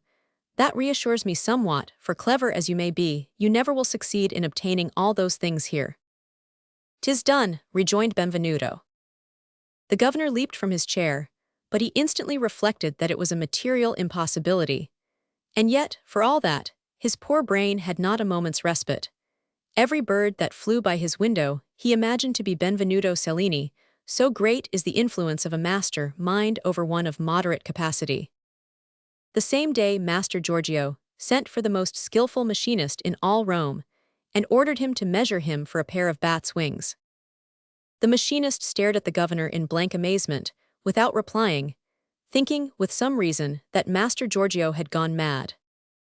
But as Master Giorgio insisted, as Master Giorgio was wealthy, and as Master Giorgio had the wherewithal to pay for insane freaks, if he chose to indulge in them, the machinist set about the task, and a week later brought him a pair of magnificent wings, fitted to an iron waist to be worn upon the body, and worked by means of an extremely ingenious arrangement of springs, with most encouraging regularity. Master Giorgio paid his man the stipulated price, measured the space required to accommodate the apparatus, went up to Benvenuto's cell, and without a word overturned everything therein, looking under the bed, peering up the chimney, fumbling in the mattress, and leaving not the smallest corner unvisited. Then he went out, still without speaking, convinced that, unless Benvenuto was a sorcerer, no pair of wings similar to his own could be hidden in his cell. It was clear that the unhappy governor's brain was becoming more and more disordered. Upon descending to his own quarters, Master Giorgio found the machinist waiting for him. He had returned to call his attention to the fact that there was an iron ring at the end of each wing, intended to support the legs of a man flying in a horizontal position. The machinist had no sooner left him than Master Giorgio locked himself in, donned the iron waist, unfolded his wings, hung up his legs, and lying flat upon his stomach, made his first attempt at flying. But try as he would, he could not succeed in rising above the floor. After 2 or 3 trials, always with the same result, he sent for the mechanic once more. "Master," said he, "I have tried your wings, but they won't work." "How did you try them?" Master Giorgio described his repeated experiments in detail. The mechanic listened with a sober face, and said, when he had concluded, "I am not surprised. As you lay on the floor, you hadn't a sufficient quantity of air under your wings. You must go to the top of the castle of San Angelo and boldly launch yourself into space. And you think that in that way I can fly?" "I am sure of it." "If you are so sure of it, would it not be as well to make the experiment yourself?" "The wings are proportioned to the weight of your body, and not of mine," replied the machinist. "Wings to carry my weight would need to measure 1.5 feet more from tip to tip." And with that he bowed and took his leave. "The devil!" exclaimed Master Giorgio. Throughout that day Master Giorgio indulged in various vagaries, which tended to prove that his reason, like Roland's, was penetrating farther and farther into imaginary realms. In the evening, just at bedtime, he summoned all the servants, all the jailers, all the guards. "If," said he, "you learn that Benvenuto Cellini is intending to fly away, let him go, and notify me, nothing more. For I shall know where to go to capture him, even in the dark, since I am myself a veritable bat, while he, whatever he may say, is only a false bat." The poor governor was quite mad. But as they hoped that a night's rest would have a soothing effect upon him, they decided to wait until morning before advising the Pope. Moreover, it was an abominable night, dark and rainy, and no one cared to go out in such weather, always excepting Benvenuto Cellini, who had selected that very night for his escape, in a spirit of contrariety doubtless. And so, as soon as he heard the clock strike 10, and the footsteps indicating that the sentinel had been relieved, he fell on his knees and offered a fervent prayer, after which he set to work. In the first place, he removed the heads of the 4 nails, which alone held the iron plates in place. The last yielded to his efforts just at midnight. He heard the steps of the sentinel going up to the platform. He stood with his ear glued to the door, without breathing, until the relieved sentinel came down, the steps died away in the distance, and silence reigned once more. The rain fell with redoubled force, and Benvenuto's heart leaped for joy as he heard it heating against the window. He at once tried to remove the iron plates. As there was nothing to hold them, they yielded to his efforts, and he placed them, one by one, against the wall. He then lay flat upon the floor, and attacked the bottom of the door with his modeling tool, sharpened like a dagger, and fitted to a wooden handle. The oak was entirely changed to carbon, and gave way at the first touch. In an instant Benvenuto had made an aperture at the bottom of the door sufficiently large to allow him to crawl through it. He reopened the belly of his statue, took out the strips of linen, coiled them around his waist like a girdle, armed himself with his modeling tool, of which he had, as we have said, made a dagger, and fell on his knees once more and prayed.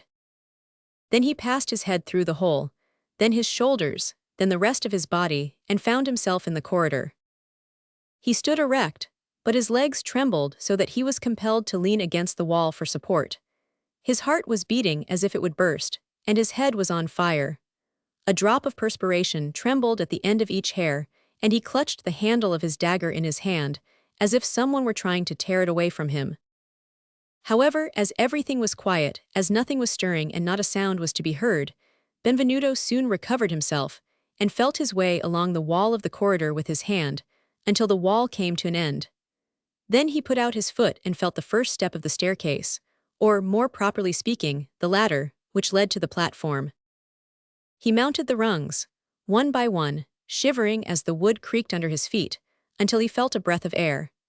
Then the rain beat against his feet as his head rose above the level of the platform, and as he had been in most intense darkness for a quarter of an hour, he was able to judge at once what reason he had to fear or hope. The balance seemed to incline toward hope.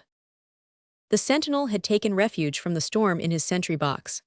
How, as the sentinels who mounted guard upon the castle of San Angelo were stationed there, not to inspect the platform, but to look down into the moat and survey the surrounding country, the closed side of the sentry box faced the top of the ladder by which Benvenuto ascended. The artist crept cautiously on his hands and knees toward that part of the platform which was farthest removed from the sentry box. There he securely fastened one end of his improvised rope to a jutting projection some 6 inches in length, and then knelt for the third time. "O Lord," he muttered, "O Lord, do thou help me, since I am seeking to help myself." With that prayer upon his lips, he let himself down by his hands, heedless of the bruises upon his knees and his forehead, which, from time to time, rubbed against the face of the wall, and at last reached the solid earth. When he felt the ground beneath his feet, his breast swelled with an infinitude of joy and pride. He contemplated the immense height from which he had descended, and could not avoid saying in an undertone, "Free at last," but his joy was short-lived. As he turned away from the tower, his knees trembled under him. Directly in front of him rose a wall recently built, and of which he knew nothing. He was lost. Everything seemed to give way within him, and in his despair he fell to the ground. But as he fell, his foot struck against something hard. It was a long beam. He gave a slight exclamation of surprise and delight. He was saved. Ah, no one knows what heartrending alternations of joy and hope one short minute of life can contain. Benvenuto seized the beam as a shipwrecked sailor seizes the spar which may save him from drowning. Under ordinary circumstances, 2 strong men would have found difficulty in lifting it. He dragged it to the wall, and stood it on end against it. Then he climbed to the top of the wall, clinging to the beam with his hands and knees. But when he arrived there, his strength was insufficient to raise the beam and lower it on the other side. For a moment his head swam. He closed his eyes, and it seemed as if he were struggling in a lake of flames. Suddenly, he remembered his strips of linen, by means of which he had descended from the platform. He slid down the beam to the ground once more, and ran to the spot where he had left them hanging, but he had fastened them so securely at the opposite end that he could not detach them. In his desperation he raised himself from the ground by hanging to them, pulling with all his strength, and hoping to break them. Fortunately, one of the knots slipped at last, and Benvenuto fell to the ground, grasping a fragment some 12 feet long. This was all that he needed. He rose with a bound, and filled with fresh vigor, climbed up to the top of the wall once more, fastened the cord to the end of the beam, and slid down on the other side. When he reached the end of the cord, he felt in vain for the ground with his feet, and upon looking over his shoulder, saw that it was still some 6 feet away. He let go the cord and dropped. He lay still for an instant. He was completely exhausted, and there was no skin left upon his legs and hands. For some moments he gazed stupidly at his bleeding flesh, but 5 o'clock struck, and he saw that the stars were beginning to pale. He rose, but as he rose, a sentinel whom he had not noticed, but who had undoubtedly witnessed his performance, walked toward him. Benvenuto saw that he was lost, and that he must either kill or be killed. He drew his modeling tool from his belt, and marched straight toward the guard, with such a determined expression that worthy doubtless realized that he had not only a powerful man, but a deathly despair to contend with. Benvenuto was determined not to give ground, but suddenly the soldier turned his back upon him as if he had not seen him. The prisoner understood what that meant. He ran to the last rampart, and found himself some 12 or 15 feet above the moat. Such a trifle was not likely to stop a man like Benvenuto Cellini, in his present predicament, when he had left part of his cord hanging from the top of the tower, and the other part attached to the beam, so that he had nothing left with which to lower himself, and there was no time to lose. He hung by his hands from a ring in the masonry, and with a mental prayer, let himself drop. This time he fainted outright. An hour passed before he came to himself, but the coolness which is always noticeable in the air as dawn approaches revived him. He lay for an instant with his mind in confusion, then passed his hand over his forehead and remembered everything. He felt a sharp pain in his head and saw blood upon the stones where he lay, which had trickled down from his face. He put his hand to his forehead a second time, not to collect his thoughts, but to investigate his wounds, which he found were but skin deep. He smiled and tried to stand up, but fell heavily back. His right leg was broken 3 inches above the ankle. The leg was so benumbed that at first he felt no pain. He at once removed his shirt and tore it into strips, then put the ends of the bone together as well as he could, and applied the bandage, binding it with all his strength, and passing it under the sole of his foot now and then, in order to keep the bones in place. Then he dragged himself on all fours toward one of the city gates which was within 500 yards. After half an hour of atrocious suffering, he reached the gate only to find that it was closed. But he noticed a large stone under the gate, which yielded to his first attempt to remove it, and he passed through the hole left by it. He had not taken 20 steps beyond the gate when he was attacked by a pack of famished dogs, who were attracted by the odor of blood. He drew his modeling tool, and dispatched the largest and most savage with a blow in the side. The others immediately threw themselves upon their defunct comrade and devoured him. Benvenuto dragged himself along to the church of La Transpontina, where he fell in with a water carrier who had just filled his jars and loaded his donkey. He called him. "Look you," he said, "I was with my mistress. Circumstances compelled me, although I went in at the door, to come out through the window. I leaped from the first floor and broke my leg. Carry me to the steps of St. Peter's, and I will give you a golden crown." The water carrier, without a word, took the wounded man on his shoulder and carried him to the designated spot. Having received his pay, he went his way without so much as looking behind. Thereupon Benvenuto, still on all fours, made his way to the palace of Monseigneur de Montluc, the French ambassador, who lived only a few steps away. Monseigneur de Montluc exerted himself so zealously in his behalf that at the end of a month Benvenuto was cured, at the end of 2 months he was pardoned, and at the end of 4 months he started for France with Ascanio and Pagolo. The poor governor, who had gone mad, lived and died a madman, constantly imagining that he was a bat, and making the most violent efforts to fly. 4. Scazzone. When Benvenuto Cellini arrived in France, François I was at the chateau of Fontainebleau with his whole court. The artist stopped in the town, sending word of his arrival to the Cardinal of Ferrara. The cardinal, who knew that the king was impatiently awaiting his coming, at once transmitted the intelligence to His Majesty. Benvenuto was received by the king the same day. "Benvenuto," he said, addressing him in that mellifluous and expressive tongue in which the artist wrote so well, "for a few days, while you are recovering from your fatigue and vexation, repose, enjoy yourself, make merry, and meanwhile we will reflect and determine upon some noble work for you to execute." Thereupon he ordered apartments in the chateau to be made ready for the artist, and that he should want for nothing.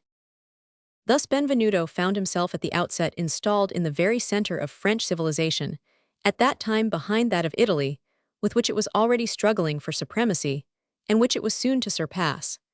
As he looked around, he could easily believe that he had never left the Tuscan capital, for he found himself in the midst of the arts and artists he had known at Florence. Prima Tixio had succeeded Leonardo da Vinci and Rosso. It was for Benvenuto, therefore, to show himself not unworthy of these illustrious predecessors, and to carry the art of statuary as high in the eyes of the most gallant court of Europe as those three great masters had carried the art of painting. And so Benvenuto determined to anticipate the king's wishes by not waiting for him to command the noble work promised, and to execute it himself, of his own motion, and with his own resources. He had readily discovered the king's affection for the royal residence where he had met him, and determined to flatter his preference by executing a statue to be called the Nymph of Fontainebleau. A lovely work to undertake was this statue, crowned at once with oak and wheatears and vines, for Fontainebleau is partly field, partly forest, and partly vineyard. The nymph of whom Benvenuto dreamed must therefore be reminiscent of Ceres and Diana and Aragon, three types of marvelous beauty melted into one, and which, while retaining their distinctive characteristics, should still form but a single whole. Then there should be represented upon the pedestal the attributes of those three goddesses, and they who have seen the fascinating figures about the statue of Perseus know the Florentine master's method of executing those marvelous details. But it was his misfortune that, although he had in his own mind his ideal of beauty, he was sadly in need of a human model for the material part of his work. Where was he to find this model, in whose single person could be found the threefold beauty of three goddesses? Certain it is that if, as in the olden days, the days of Apelles and Phidias, the beauties of the day, those queens of loveliness, had come of their own accord to pose for Benvenuto, he would have found what he sought within the precincts of the court. For there was a whole Olympus in the flower of youth and beauty. There were Catherine de Medicis, then but 21, Marguerite de Valois, Queen of Navarre, who was called the fourth Grace and the 10th Muse, and lastly, Madame la Duchesse d'Étampes, whom we shall meet frequently in the course of this narrative, and who was known as the loveliest of bluestockings and the most learned of beauties. In this galaxy the artist could have found more than he needed, but the days of Apelles and Phidias had long gone by, and he must look elsewhere. It was with great pleasure, therefore, that he learned that the court was about to set out for Paris. Unfortunately, as Benvenuto himself says, the court in those days traveled like a funeral procession, preceded by 12 to 15,000 horse, halting for the night in some place where there were no more than 2 or 3 houses, wasting 4 hours every evening in pitching the tents, and 4 hours every morning in striking them. In this way, although the distance was but 16 leagues, 5 days were spent in the journey from Fontainebleau to Paris. 20 times on the way Benvenuto was tempted to push forward, but as often the Cardinal of Ferrara dissuaded him, saying that, if the king was compelled to pass a single day without seeing him, he would certainly ask what had become of him, and when he learned that he had left the procession would look upon his unceremonious departure as a failure of respect toward himself. So Benvenuto chafed at his bit, and tried to kill time during the long halt by sketching his nymph of Fontainebleau. At last he arrived at Paris. His first visit was to Primatixio, who was commissioned to continue the work of Leonardo da Vinci and Rosso at Fontainebleau. Primatixio, who had lived long at Paris, should be able at once to put him upon the path he was seeking, and to tell him where to look for models. A word in passing as to Primatixio. Chapter 49. Signor Francesco Primatixio, who was commonly called at this time La Bologna from his birthplace, had studied under Jules Ramin for 6 years, and had lived 8 years in France, whither François I had summoned him upon the advice of the Marquis of Mantua, his great purveyor of artists. He was, as anyone may see at Fontainebleau, a man of prodigious fecundity, with a broad, florid manner and irreproachable regularity of outline. For a long time Primatixio, with his encyclopedic brain, his vast store of knowledge, and his boundless talent, which embraced all varieties of painting, for a long time, we say, he was despised, but in our day he has been avenged for 3 centuries of injustice. Under the inspiration of religious ardor, he painted the pictures in the chapel of Beauregard. In moral subjects, he personified the principal Christian virtues at the Hotel Montmorency, and the immensity of Fontainebleau was filled to overflowing with his works. At the Golden Gate and in the Salle du Bal he treated the most graceful subjects of mythology and allegory. In the Gallery of Ulysses and the Chamber of St. Louis, he was an epic poet with Homer, and translated with his brush the Odyssey and a portion of the Iliad. Then he passed from the age of fable to heroic times, and historical subjects became his study. The principal incidents in the life of Alexander and Romulus, and the surrender of Havre, were reproduced in the painting with which he decorated the Grand Gallery and the apartment adjoining the Salle du Bal. He turned his attention to the beauties of nature in the great landscapes of the Cabinet of Curiosities. In short, if we care to take the measurement of his eminent talent, to consider the various forms in which it found expression, and to reckon up its work, we shall find that in 98 large pictures and 130 smaller ones he has treated, one after another, landscapes, marine views, historical, allegorical, and religious subjects, portraits, and the themes of epic poetry. He was, as may be seen, a man likely to appreciate Benvenuto, and so, as soon as Benvenuto arrived at Paris, he ran to Primatixio with open arms and was welcomed by him in the same temper. After the first serious conversation between the two friends meeting thus in a foreign land, Benvenuto opened his portfolio, imparted all his ideas to Primatixio, showed him all his sketches, and asked him if there was any one of the models he was accustomed to use who fulfilled the necessary conditions. Primatixio shook his head, smiling sadly. In truth, they were no longer in Italy, the daughter of Greece and rival of her mother. France was in those days, as it is today, the land of grace and prettiness and coquetry. But in vain would one have sought in the domain of the Valois that imperious loveliness which inspired the genius of Michelangelo and Raphael, of John of Bologna and Andrea del Sarto, on the banks of the Tiber and the Arno. To be sure, if the painter or sculptor had been at liberty to choose a model at will among the aristocracy, he would soon have found the types he sought. But like those shades which are detained on this side of the Styx, he was perforce content to see those noble, lovely forms, the constant objects of his artistic aspirations, pass over into the Elysian fields which he was forbidden to enter. It turned out as Primatixio anticipated. Benvenuto passed in review his whole army of models, and saw not one who seemed to combine all the qualities essential for the work of which he was dreaming. Thereupon he caused all the Venuses at a crown, the sitting whose names were furnished him, to be summoned to the Cardinal of Ferrara's palace, where he was installed, but none of them fulfilled his expectations. Benvenuto was almost at his wits' end when, one evening, as he was returning home alone along Rue des Petits Champs, after supping with 3 compatriots whom he had met at Paris, namely, Pietro Strozzi, the Count of Angoulême, his brother-in-law, and Gelato Pico, nephew of the famous Pico della Mirandole, he noticed a graceful, lovely girl walking in front of him. Benvenuto fairly leaped for joy. The girl was, of all whom he had thus far seen, by far the best qualified to give shape to his dream. He followed her, therefore. She walked along by the church of Saint Honor, and turned into Rue du Pelican. There she looked around to see if she was still followed, and seeing Benvenuto within a few steps, hastily opened a door and disappeared. Benvenuto went to the same door and opened it in time to see the skirt of the young woman's dress disappear at a bend in the stairway, which was lighted by a smoking lamp. He went up to the first floor. A chamber door stood ajar, and in the chamber he discovered the girl he had followed. Without explaining the artistic motive of his intrusion, indeed, without saying a word, Benvenuto, desirous to ascertain whether the outlines of her body corresponded with those of her face, walked around and around the poor, bewildered girl, as he might have done had she been a statue, taking her arms and raising them above her head in the attitude which he proposed that his nymph of Fontainebleau should assume, and she obeyed his gestures mechanically. There was little of Ceres in the model now before his eyes, and still less of Diana, but very much of Aragon.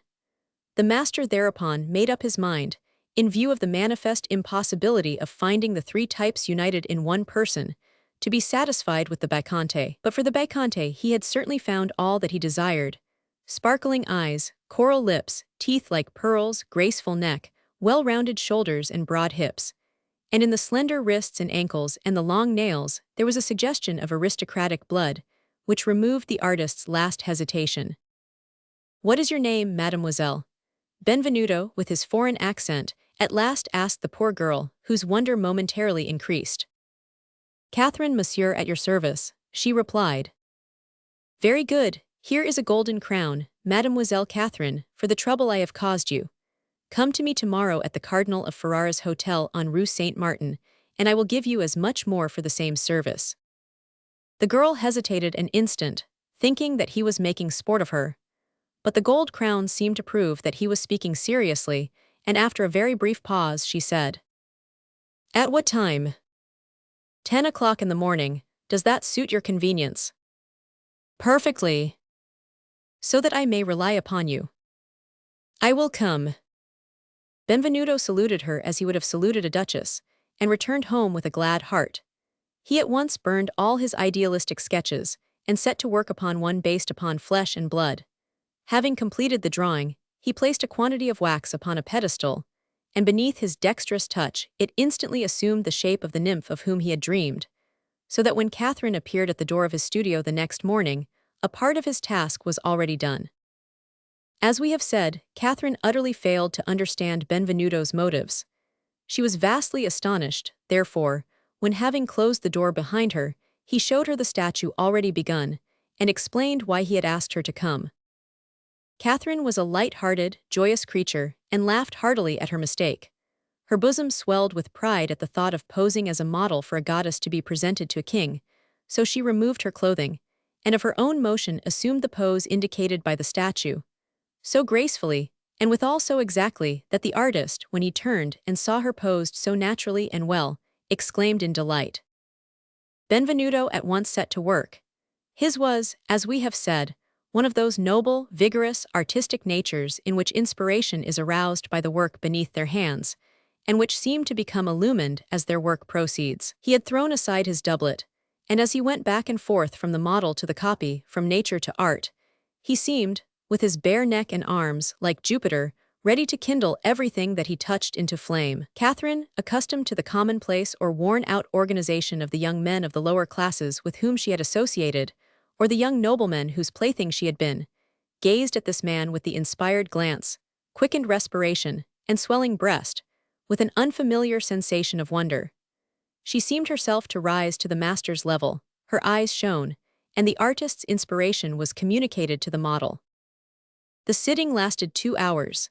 At the end of that time, Benvenuto gave Catherine her gold crown, and took leave of her as ceremoniously as before, making an appointment for the following day at the same hour. Catherine returned to her own room, and did not go out during the day. The next morning she was at the studio 10 minutes before the appointed time. The same scene was repeated. On that day, as on the day before, Benvenuto's inspiration rose to sublime heights. Beneath his hand, as beneath that of Prometheus, the clay seemed to breathe. The Biconte's head was already modeled, and seemed a living head set upon a shapeless trunk. Catherine smiled upon the celestial sister, fashioned in her image. She had never been so happy, and strangely enough, she was unable to explain the sentiment which caused her happiness. On the following day, the master and the model met again at the same hour, but Catherine was conscious of a sensation, absent on the preceding days, which caused the blood to rush to her face as soon as she began to disrobe. The poor child was beginning to love, and love brought modesty in its train.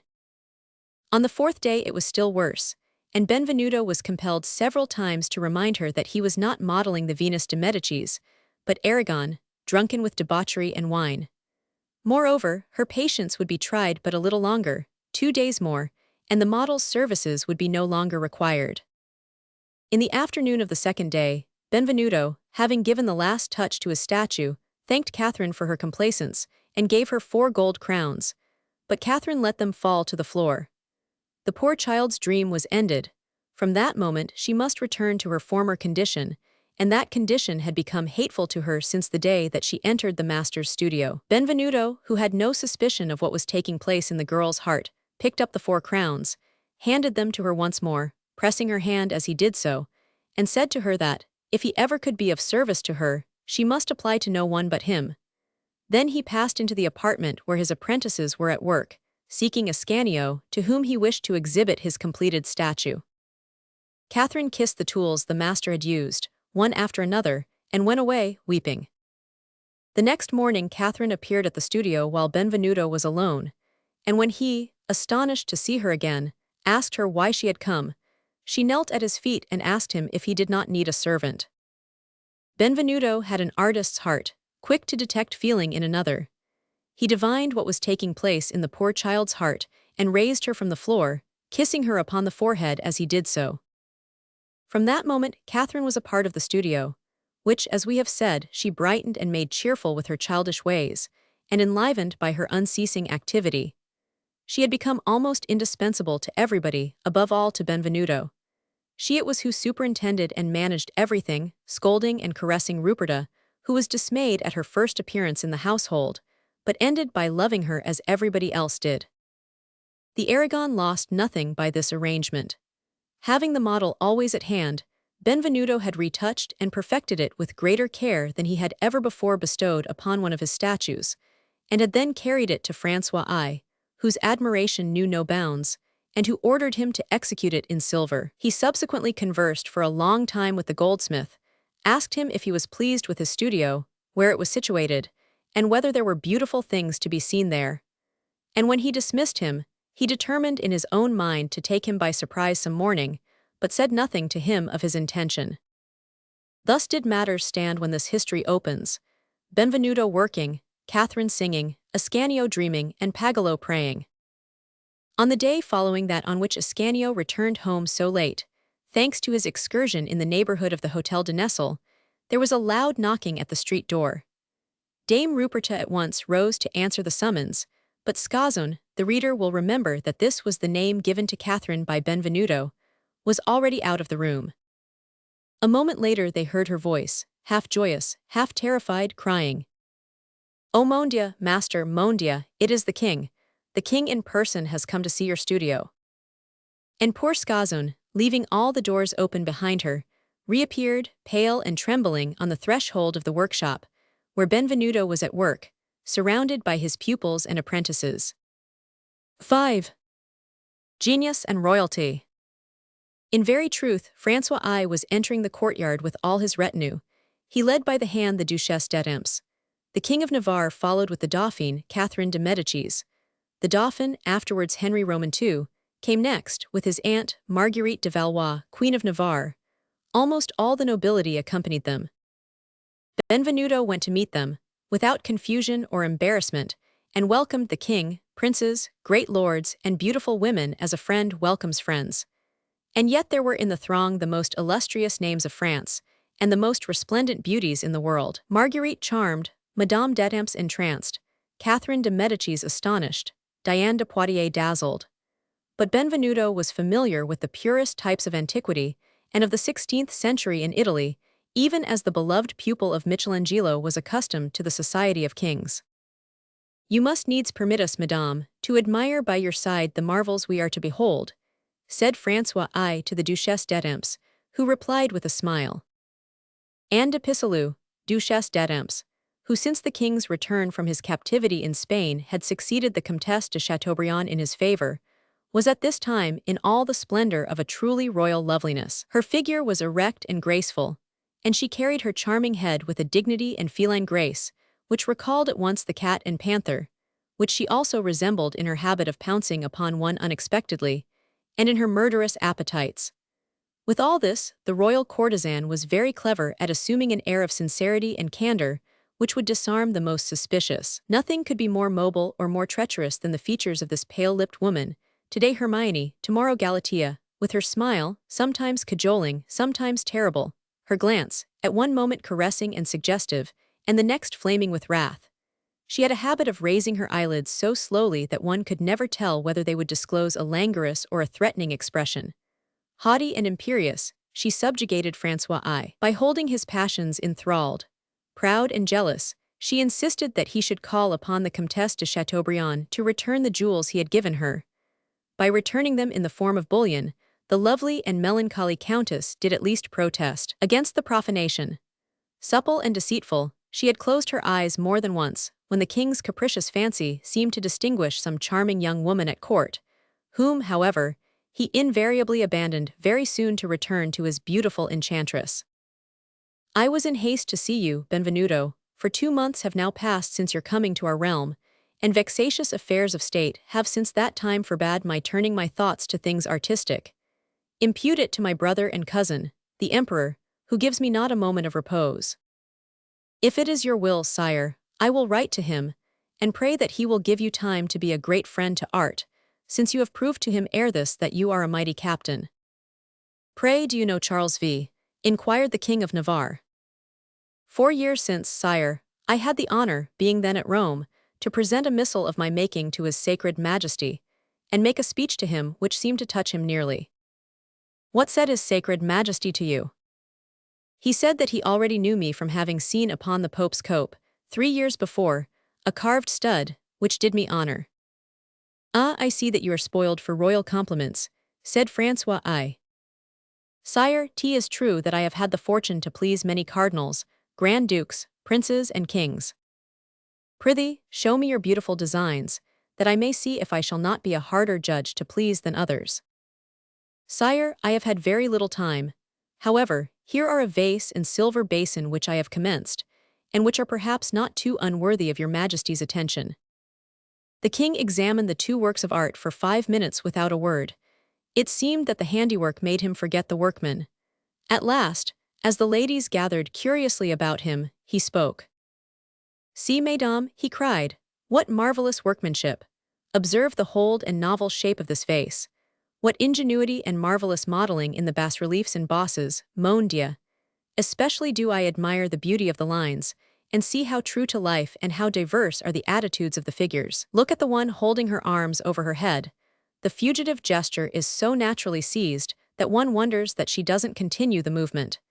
In very truth, I believe that the ancients never did anything so fine. I remember the best works of antiquity, and those of the most eminent artists of Italy, but nothing ever made so deep an impression upon me as this. O Madame de Navarre, I pray you look at this pretty child lost among the flowers, and waving her little foot in the air. How graceful and pretty and instinct with life it all is. Others have complimented me, great king, cried Benvenuto, but you understand me. Have you aught else? Asked the king greedily.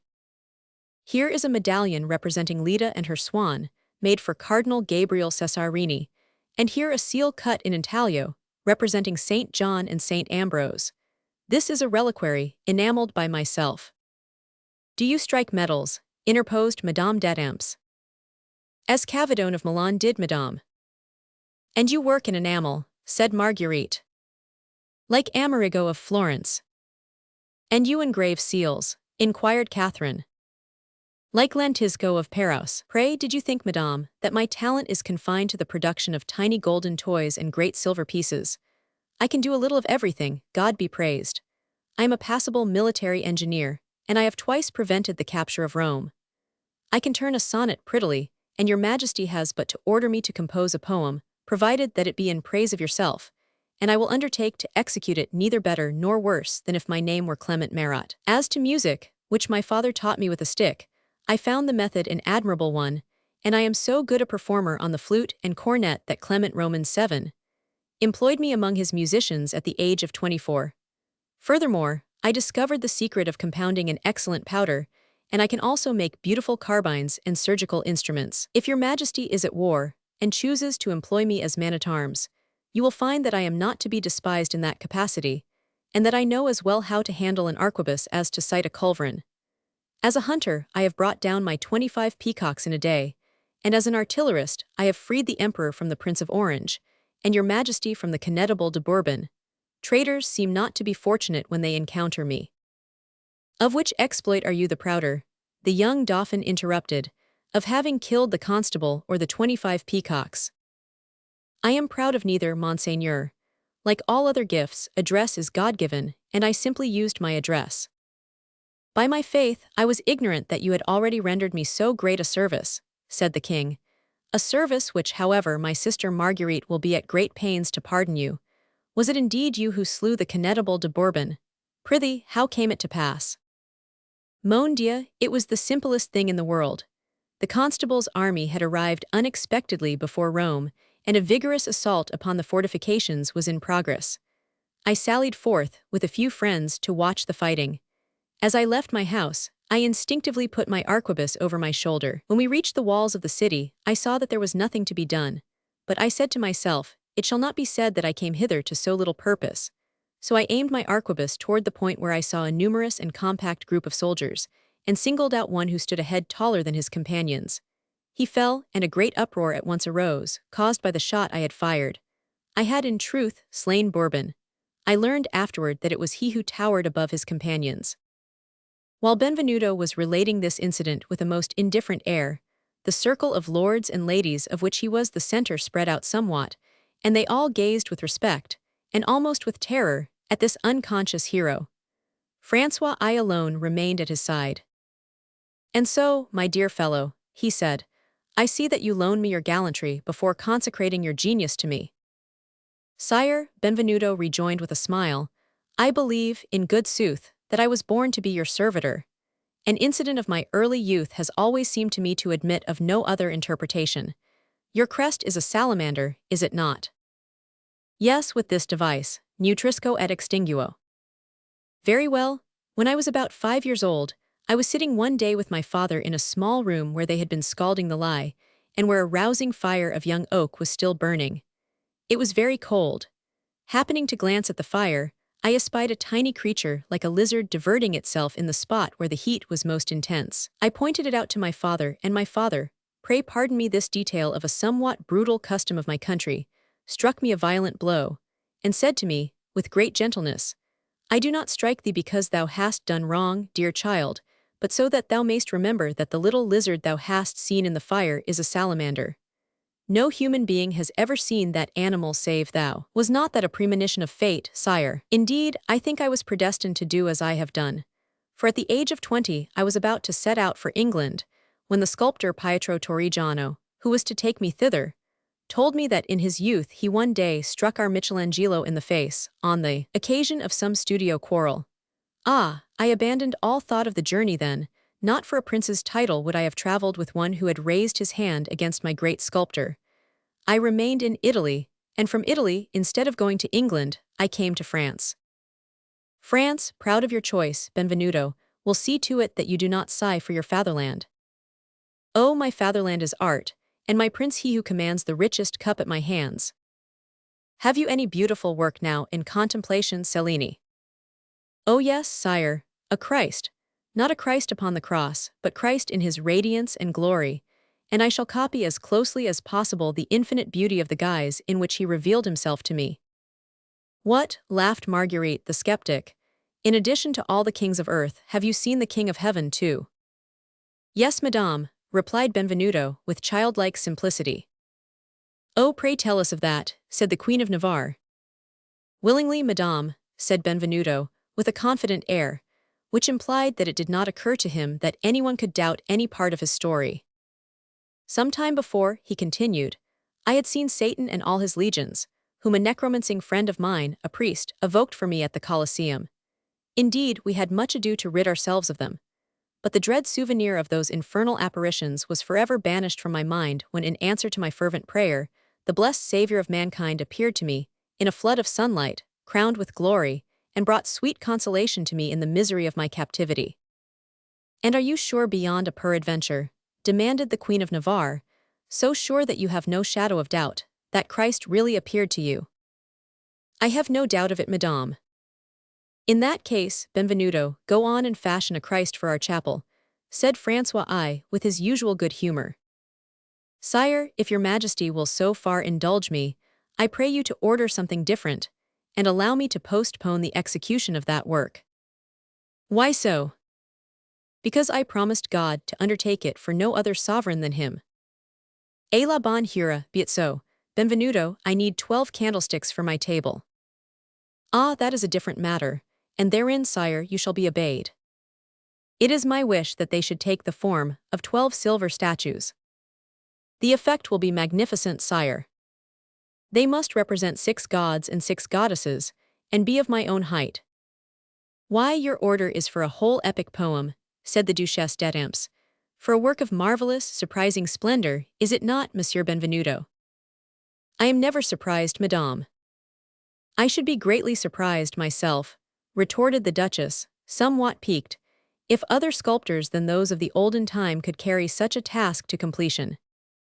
I hope, nevertheless, to execute it as satisfactorily as they could have done, rejoined Benvenuto coolly. Oh ho, are you not inclined to boast a little, Monsieur Benvenuto? I never boast, madame. As he made this reply with perfect calmness, Cellini looked at Madame d'Etampes, and the haughty Duchess lowered her eyes in spite of herself under that firm, assured glance, in which there was no trace of irritation. Her resentment was aroused by the consciousness of his superiority, to which she yielded even while resisting it, and without knowing in what it consisted. She had thought hitherto that beauty was the greatest power in the world. She had forgotten genius. What treasure, said she, with a bitter sneer, would suffice to recompense such talent as yours? None that I can command, I faith, rejoined Francois I, and apropos Benvenuto, I remember that you have as yet received but 500 crowns. Will you be content with the stipend which I allowed my painter, Leonardo da Vinci, 700 gold crowns yearly? I will pay over and above that for all works which you may execute for me. Sire, your offer is worthy such a king as Francois I, and I venture to say it, of such an artist as Cellini, and yet I shall make so bold as to prefer a request to your majesty. It is granted in advance, Benvenuto. Sire, I am but ill and narrowly accommodated in this edifice. One of my pupils has discovered a location much more favorably situated than this for the execution of such great works as my king may choose to command. The property in question belongs to your majesty. It is the Grand Nestle. It is at the disposal of the provost of Paris, but he does not dwell therein. He occupies only the Petit Nestle, which I will gladly leave in his possession. So be it, Benvenuto, said Francois. Take up your abode at the Grand Nestle, and I shall have only to cross the river to talk with you and admire your masterpieces. Consider, sire, interposed Madame d'Etampes, that you thereby, for no motive, deprive a nobleman, and one devoted to my service, of property appertaining to his office. Benvenuto glanced at her, and for the second time Anne lowered her eyes beneath that steady, piercing gaze. Cellini rejoined, with the same naive good faith with which he had described the supernatural apparitions. I, too, am of noble birth, madame. My family descends from a gallant officer, who held high rank under Julius Caesar, one Fiorino of Cellino near Montefiascone, and who gave his name to Florence, while your provost and his ancestors, if my memory serves me, have never given their name to anything. However, continued Benvenuto, turning to Francois, and changing his expression and his tone, it may be that I have made too hold, it may be that I shall incur the hatred of powerful and influential persons, who, despite your majesty's protection, may prove too strong for me at last. The provost of Paris is said to have something very like an army at his orders. I have been told, the king interrupted, that on a certain day at Rome one Cellini, a goldsmith, retained, in default of payment therefore, a silver vase ordered by Monsieur Farnese, then cardinal and today pope. It is true, sire. Furthermore, that the cardinal's whole household stormed the goldsmith's studio, sword in hand, with the design of carrying away the vase by force. That too is true. But this Cellini, in ambush behind the door, armed with his carbine, did defend himself so valorously that he put Monseigneur le Cardinal's people to flight, and was paid by the cardinal on the following day. All that, sire, is strictly true. Very good, are not you the Cellini in question? Yes, sire, let your majesty but continue to bestow your favor upon me, and nothing has any power to terrify me. In that case, go straight before you, said the king, smiling in his beard. Go where you will, since you are of noble blood. Madame d'Etampes said no more, but she registered a mental vow of deadly hatred to Cellini from that moment, the hatred of an offended woman. One last favor, sire, said Cellini. I cannot present all my workmen to you. They are 10 in number, some French, some German, all worthy, talented comrades. But here are my 2 pupils whom I brought from Italy with me, Pagolo and Ascanio. Come forward, Pagolo, and raise your head and your eyes a little, not impertinently, but like an honest man who has no evil action to blush for. This good fellow lacks inventive genius perhaps, sire, and is slightly lacking in earnestness too, but he is a careful, conscientious artist, who works slowly but well, who comprehends my ideas perfectly and executes them faithfully. And this is Ascanio, my noble-hearted, amiable pupil, and my beloved child. It is doubtless true that he has not the vigorous creative faculty which will represent in a bas-relief the serried ranks of 2 hostile armies meeting in deadly encounter, and tearing each other to pieces, or lions and tigers clinging with claws and teeth to the edge of a vase. Nor has he the original fancy, which invents horrible chimeras and impossible dragons. No, but his soul, which resembles his body, has the instinct of a divine ideal, so to speak. Ask him to design an angel or a group of nymphs, and no one can equal the exquisite poesy and grace of his work. With Pagolo I have 4 arms, with Ascanio I have 2 souls, and then he loves me, and I am very happy to have always by my side a pure and devoted heart like his. While his master was speaking, Ascanio stood near him, modestly, but without embarrassment, in an attitude of unstudied grace, and Madame d'Etampes could not remove her eyes from the fascinating young Italian, black-eyed and black-haired, who seemed a living copy of Apollino. "If Ascanio," said she, "understands grace and beauty so well, and if he cares to come some morning to the Hotel d'Etampes, I will furnish him with precious stones and gold, with which he may cause some marvelous flower to bloom for me." Ascanio bowed and thanked her with a glance. "And I," said the king, "grant to him, as well as to Pagolo, a yearly pension of 100 crowns. "I undertake to make them earn their pension, sire," said Benvenuto. "But who is the lovely child with the long eyelashes, hiding yonder in the corner?" said Francois, spying Scazon for the first time. "Oh, pay no attention to her, sire," replied Benvenuto, with a frown.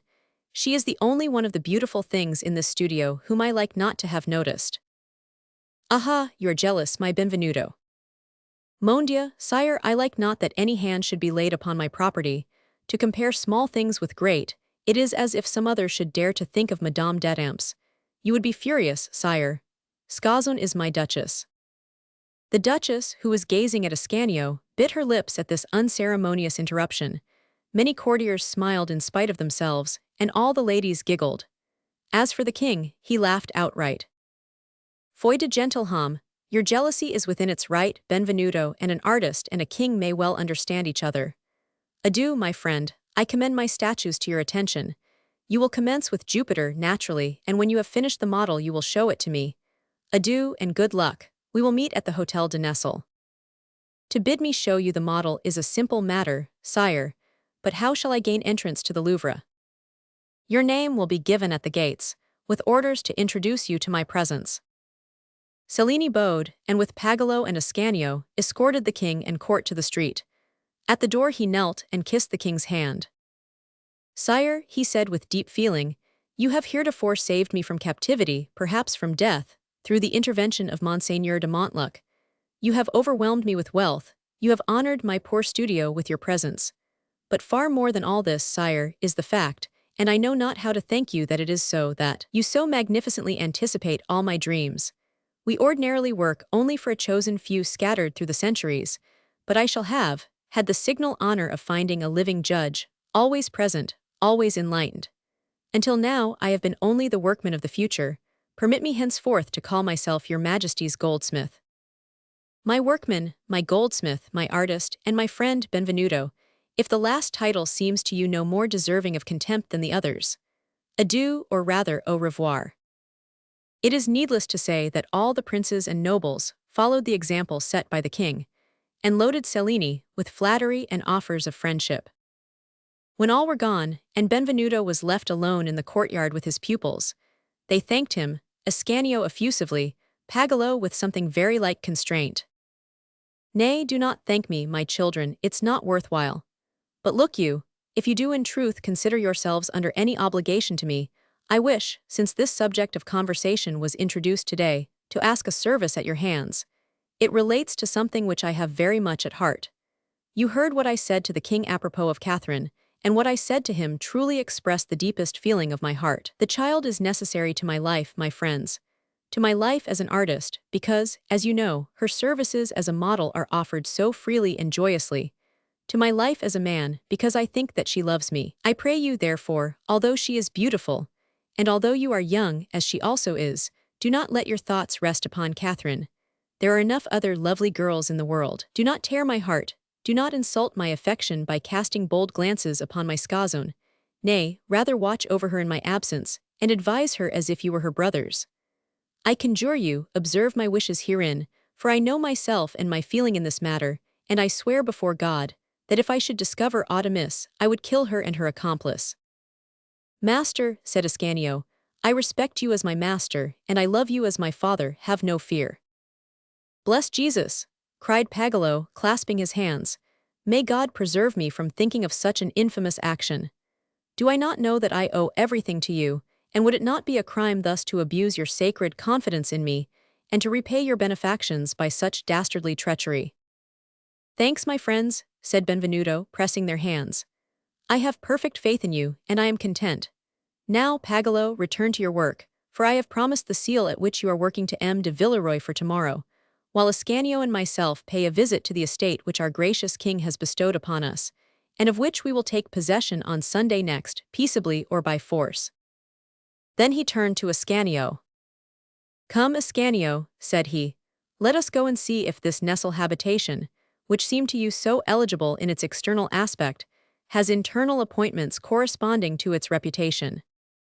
Before Ascanio had time to offer any observation, Benvenuto, with a parting glance over the studio to see if every workman was in his place, and a light tap upon Scazon's plump, rosy cheek, passed his arm through his pupils, drew him toward the door, and went out with him. Chapter 6. To what use a duenna may be put. They had taken hardly 10 steps in the street, when they met a man of some 50 years, rather short of stature, but with a handsome, mobile countenance. "I was about to call upon you, Benvenuto," said the new arrival, whom Ascanio saluted with respect, mingled with veneration, and whose hand Benvenuto cordially grasped. "Is your business of importance, my dear Francesco?" said the goldsmith. "In that case I will return with you, or was it for no other purpose than a friendly call? In that case come with us." "It was to proffer you some friendly advice, Benvenuto." "I will gladly listen.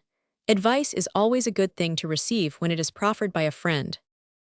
But that which I have to give you is for no other ear than yours." "This youth is another myself, Francesco, say on." "I would already have done so, had I thought that I ought to do it," replied Benvenuto's friend. "Pardon, master," said Ascanio, discreetly moving apart. "Very well, go alone whither I purposed going with you, dear boy," said Benvenuto. "As you know, when you have seen a thing it is as if I had myself seen it. Look most carefully into every detail. See if the studio will have a good light, if the courtyard will be a convenient place for a furnace, and if it will be possible to separate our workshop from that of the other apprentices. Do not forget the tennis court." With that Benvenuto passed his arm through the strangers, waved his hand to Ascanio, and returned to the studio, leaving the young man standing in the middle of Rue Saint Martin. In very truth, there was in the commission entrusted to him by his master more than enough to embarrass Ascanio. His embarrassment was by no means slight, even when Benvenuto proposed that they should make the visit of inspection in company. Judge, then, what it became when he found himself confronted with the prospect of making it all alone. He had watched Column 2 Sundays without daring to follow her, had followed her on the third without daring to accost her, and now he was to present himself at her home. And for what purpose? To examine the Hotel de Nesle, which Benvenuto proposed, by way of pastime, to take from Column's father on the following Sunday, willy-nilly. It was a false position for anybody. It was terrible for a lover. Fortunately, it was a long distance from Rue Saint Martin to the Hotel de Nesle. Had it been only a step or two, Ascanio would not have taken them, but it was a half-league, so he started. Nothing so familiarizes one with danger as to be separated from it by a considerable time or distance. To all strong minds and happy dispositions, reflection is a powerful auxiliary. Ascanio belonged to the latter class. In those days it was not fashionable to be disgusted with life before one had fairly entered upon it. All the impulses were ingenuous and ingenuously expressed, joy by laughter, sorrow by tears.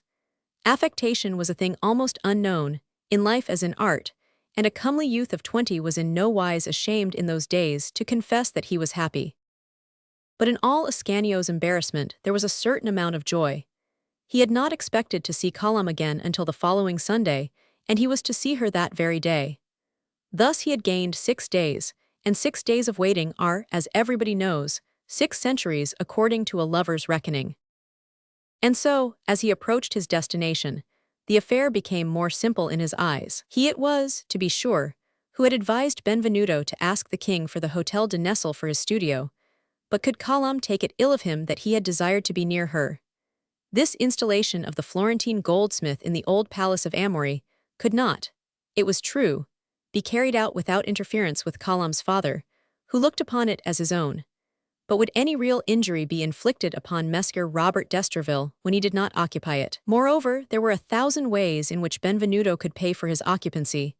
A chaste cup for the provost, a necklace for his daughter, and Ascanio would undertake to make the necklace, might, and undoubtedly would, in that artistic age, make the rough places smooth. Ascanio had seen grand dukes, kings, and popes ready to give their coronets, scepters, or tiaras as the price of one of the marvelous examples of his master's art. After all then, supposing that matters should take that course, Messer Robert would eventually be in Master Benvenuto's debt. For Master Benvenuto was so generous that, if Messer Robert showed a disposition to be courteous and compliant, Ascanio was certain that he, Master Benvenuto, would deal right royally with him. By the time he reached the end of Rue Saint Martin, Ascanio looked upon himself as a messenger of peace, chosen by the Lord to maintain harmonious relations between two powers.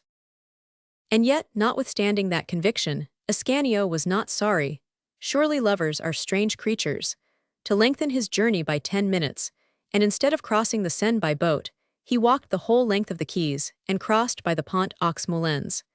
It may be that he chose that road because it was the same he had taken the evening before when following Colomb. Whatever his motive for making the detour, he finally found himself in front of the Hôtel de Nesle in about 20 minutes. But when he saw the little ogive door that he must pass through, when he saw the turrets of the lovely little Gothic palace boldly raising their heads above the wall, when he thought that behind those jalousies, half closed because of the heat, was his beautiful Colomb, the whole card-house of happy dreams which he had built on the road vanished like the structures one sees in the clouds, and which the wind overturns with one blow of its wing. He found himself face to face with reality, and reality did not seem to him the most reassuring thing in the world. However, after a few moments of hesitation which is the harder to understand, in that he was absolutely alone upon the quay in the intense heat, he realized that he must make up his mind to do something. As there was nothing for him to do but find his way into the hotel, he walked to the door and raised the knocker. But God only knows when he would have let it fall, had not the door chanced to open at that moment, bringing him face to face with a sort of Master Jacques, a man about 30 years of age, half servant, half peasant. It was Messer Robert d'Estourville's gardener. Ascanio and the gardener mutually recoiled a step. "What do you want?" said the gardener. "Whom do you seek?" Ascanio, thus compelled to go forward with his mission, summoned all his courage, and replied bravely, "I desire to inspect the hotel." "To inspect the hotel," cried the gardener in amazement. "In whose name?" "In the king's name," Ascanio replied. "In the king's name," cried the gardener. "Jesus, does the king intend to take it from us?" "Perhaps so. But what does it mean?" "Pray understand, my friend," said Ascanio, with a self-possession upon which he mentally congratulated himself, "that I have no explanation to give you." "True, with whom do you desire to speak?" "Is Monsieur le Prévôt within?" inquired Ascanio, knowing perfectly well that he was not. "No, monsieur, he is at the Châtelet." "Indeed, who takes his place in his absence?" "His daughter is here, Mademoiselle Colomb." Ascanio felt that he was blushing to his ears. "And there is Dame Perrine too," the gardener continued. "Does monsieur desire to speak with Dame Perrine or with Mademoiselle Colomb?" This was a very simple question, surely, and yet it caused a terrible conflict in Ascanio's mind. He opened his mouth to say that he wished to see Mademoiselle Colomb, and yet it was as if the audacious words refused to pass his lips, and he asked for Dame Perrine. The gardener, who had no suspicion that his question, which seemed so simple to him, had caused such a disturbance, bowed in token of obedience, and went across the courtyard toward the door of the Petit Nesle. Ascanio followed him. He had to cross a second courtyard, pass through a second door, then cross a small flower garden, ascend a flight of steps, and traverse a long gallery. At the end of the gallery, the gardener opened the door and said, "Dame Perrine, here is a young gentleman, who asks to inspect the hotel in the king's name." With that he stood aside, and made room for Ascanio, who took his place in the doorway. As he glanced into the room, a cloud passed before his eyes, and he leaned against the door frame for support. A very simple, and yet entirely unforeseen thing had happened. Dame Perrine was with Colomb, and he found himself in the presence of both. Dame Perrine was sitting at the spinning wheel, spinning. Colomb was at work at her embroidery frame. They raised their heads at the same instant and looked toward the door. Colomb instantly recognized Ascanio. She expected him, although her reason told her that he was not likely to come. As for him, when he saw the maiden's eyes raised to his face, although their expression was infinitely soft and sweet, it seemed to him that he was dying. The fact is, that he had anticipated 1,000 difficulties, had dreamed of 1,000 obstacles to be surmounted before he could win his way to his beloved. Those obstacles would have aroused all his energy and strengthened his resolution. And lo, everything came about as naturally and simply as if God, touched by the purity of his passion, had smiled upon it and blessed it from the first. He found himself in her presence when he was least expecting it, and of all the beautiful speech he had prepared, the fervent eloquence of which was to amaze and move her, he could not recall a phrase, a word, a syllable. Kalam, for her part, sat motionless and dumb. The two pure-souled young creatures, who, as if they had been already joined in wedlock in heaven, felt that they belonged to one another, and who, when once their lives had brought them close together, would thenceforth form, like Salmacis and Hermaphrodite, but one existence, were terrified at their first meeting, trembled, hesitated, and stood face to face unable to find words. Dame Perrine, half rising from her chair and preparing to put aside her spinning, was the first to break the silence. "What did that blockhead Raimbolt say?" cried the worthy duenna. "Did you hear, Kalam?" As Kalam did not reply, she continued, walking toward Ascanio. "What is your pleasure here, my young master? Why, God forgive me!" she suddenly exclaimed as she recognized the visitor. "It's the gallant youth who so politely handed me the holy water at the church door these last 3 Sundays. What is your pleasure, my handsome friend?" "I would be glad to speak with you," faltered Ascanio. "With me alone?" queried Dame Perrine coquettishly. "With you alone." As he made this reply, Ascanio told himself that he was a consummate ass. "Come this way then, young man," said Dame Perrine, opening a door at the side of the room and signing to Ascanio to follow her.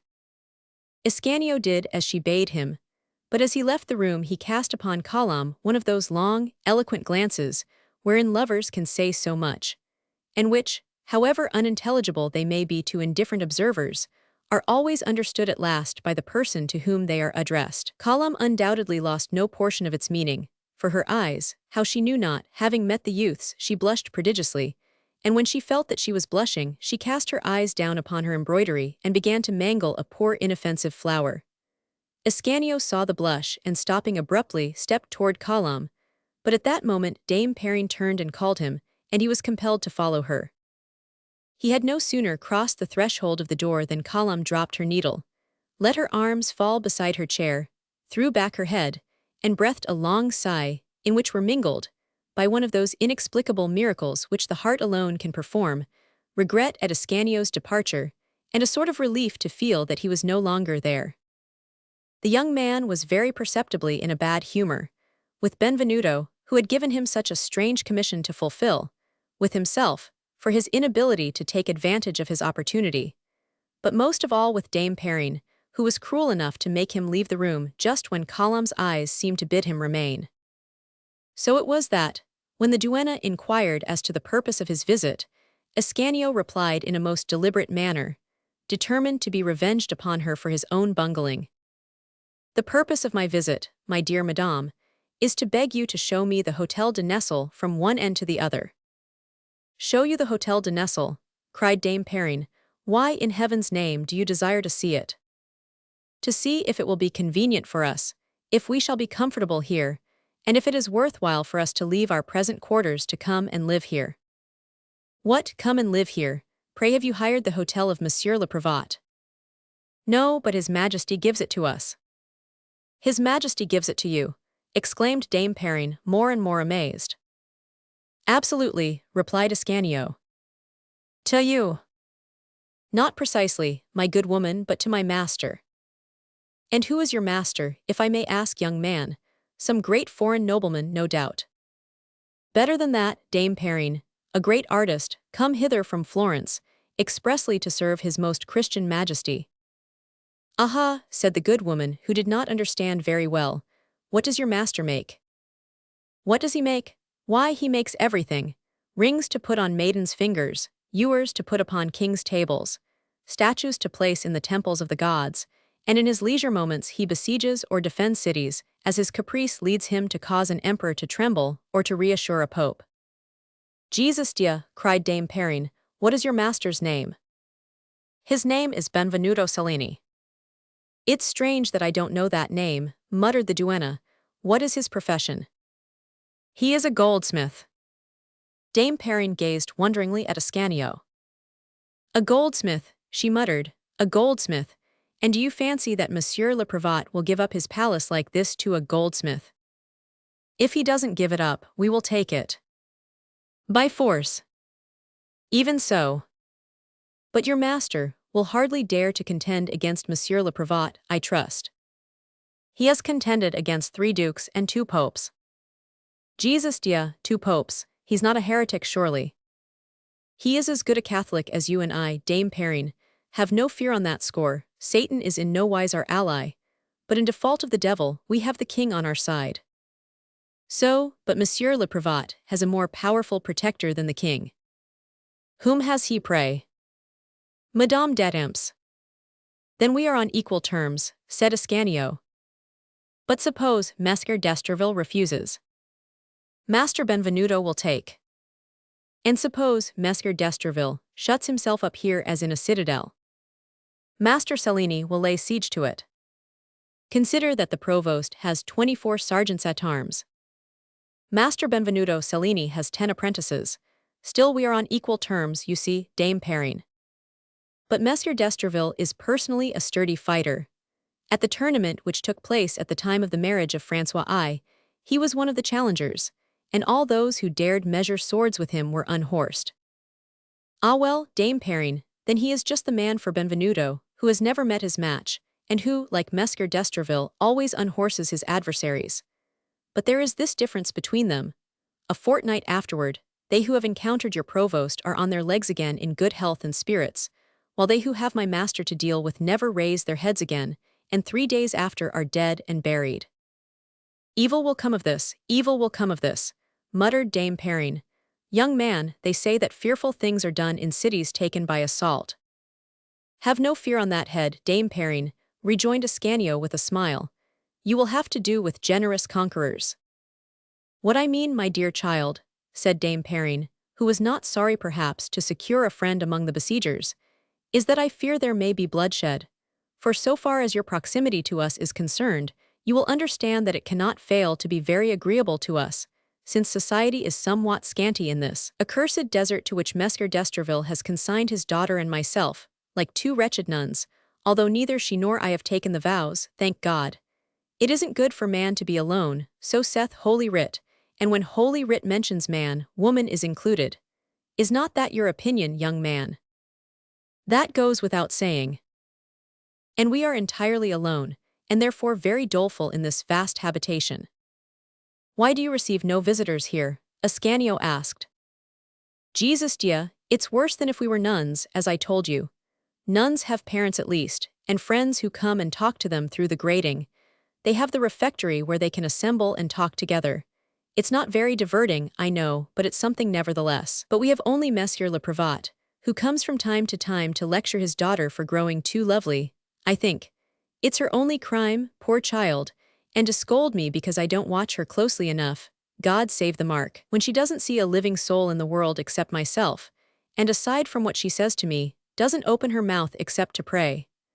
I beg you, therefore, young man, not to say to anyone that you have been admitted here, that you have inspected the Grand Nestle under my guidance, or that you talked with us for an instant at the Petit Nestle. What, cried Ascanio, after our visit to the Grand Nestle, I am to return with you to the Petit. In that case I shall. He checked himself, realizing that his joy was carrying him too far. I think it would not be courteous, young man, after presenting yourself, as you did, to Mademoiselle Colombe, who is the mistress of the house in her father's absence, and after asking to speak with me alone, I do not think it would be courteous, I say, to leave the Hôtel de Nesle without taking leave of her. But if you prefer not to do so, you are quite at liberty, as you know, to go into the street directly from the Grand Nestle, which has its own exit. No, no, no indeed, cried Ascanio eagerly. Peste, I flatter myself, Dame Perrine, that I have been as well brought up as anybody on earth, and that I know what good breeding requires in one's treatment of ladies. But let us do what we have to do, Dame Perrine, without a moment's delay, for I am in very great haste. Indeed, now that Ascanio knew that he was to return by way of the Petit Nesle, he was in a great hurry to be done with the Grand. And as Dame Perrine was terribly afraid of being surprised by the provost when she least expected it, she had no inclination to delay Ascanio. so she took down a bunch of keys from behind a door and walked on before him. Let us, in company with Ascanio, east a hasty glance at this Hotel de Nesle, where the principal scenes of our narrative will be laid. The hotel, or rather the Séjour de Nesle, as it was more commonly called at that time, occupied, as our readers already know, the site on the left bank of the Seine, on which the Hôtel de Nevers was subsequently built, to be in its turn succeeded by the Mint and the Institute. It was the last building in Paris toward the southwest, and beyond its walls nothing could be seen save the city moat and the verdant lawns of the Preux clerks. It was built by Amaury, Lord of Nesle in Picardy, toward the close of the 8th century. Philippe le Bel bought it in 1308 and made it his royal residence. In 1520 the Tour de Nesle, of bloody and licentious memory, was separated from it, when the quay, the bridge over the moat, and the Port de Nesle were constructed, and thenceforth the grim tower stood alone upon the river bank, like a sinner doing penance. But the Séjour de Nesle luckily was so vast that the lopping off of part of it was not noticed. It was as large as a small village. A high wall, pierced by a broad ogive door and a smaller servant's door, protected it on the side of the quay. On entering you found yourself at first in an immense courtyard surrounded by walls. There was a door in the wall at the left, and one at the back. Passing through the door at the left, as Ascanio did, you came to a charming little building in the Gothic style of the 14th century. It was the Petit Nesle, which had its own separate garden. If on the other hand, you passed through the door in the rear wall, you saw at your right the Grand Nesle, all of stone and flanked by 2 turrets, with its high peaked roofs, surrounded by balustrades, its angular facade, its high windows with glass of many colors, and its 20 weather vanes crying in the wind. There was room enough to provide accommodation for 3 bankers of today. If you went on, you lost yourself in all sorts of gardens, and you found among them a tennis court, a bowling green, a foundry, and an arsenal, and still farther on the stableyards, stables, cattle sheds, and sheepfolds. There was accommodation for the establishments of 3 farmers of today. The whole property, it should be said, was sadly neglected, and consequently in very bad condition, for Raimbault and his 2 assistants hardly sufficed to take proper care of the garden belonging to the Petit Nesle, where Colomb raised flowers and Dame Perrine vegetables. But the whole was of vast extent, well lighted and substantially built, and with a slight outlay of trouble and money, it could be made the finest workshop in the world. Even if the place had been infinitely less suitable, Ascanio would have been none the less enchanted with it, as his principal desire was to be brought near to Colomb. His visit to the larger building was made very short. In less time than it takes to write it, the active youth saw everything that there was to see, and formed an opinion upon everything that he saw. Dame Perrine, finding it impossible to keep pace with him, good-naturedly handed him the keys, which he faithfully restored to her when his investigation was at an end. "Now, Dame Perrine," said he, "I am at your service." "Very good, let us return for a moment to the Petit Nesle, as you agree with me that it is the proper thing to do." "I should say as much. It would be extremely discourteous to do otherwise." "But not a word to Colomb of the object of your visit." "Mon Dieu, what shall I say to her then?" cried Ascanio. "You're easily embarrassed, my handsome lad. Did you not tell me that you are a goldsmith?" "Indeed, yes." "Very well, talk to her about jewels. That is a subject that always gladdens the heart of the most virtuous maiden.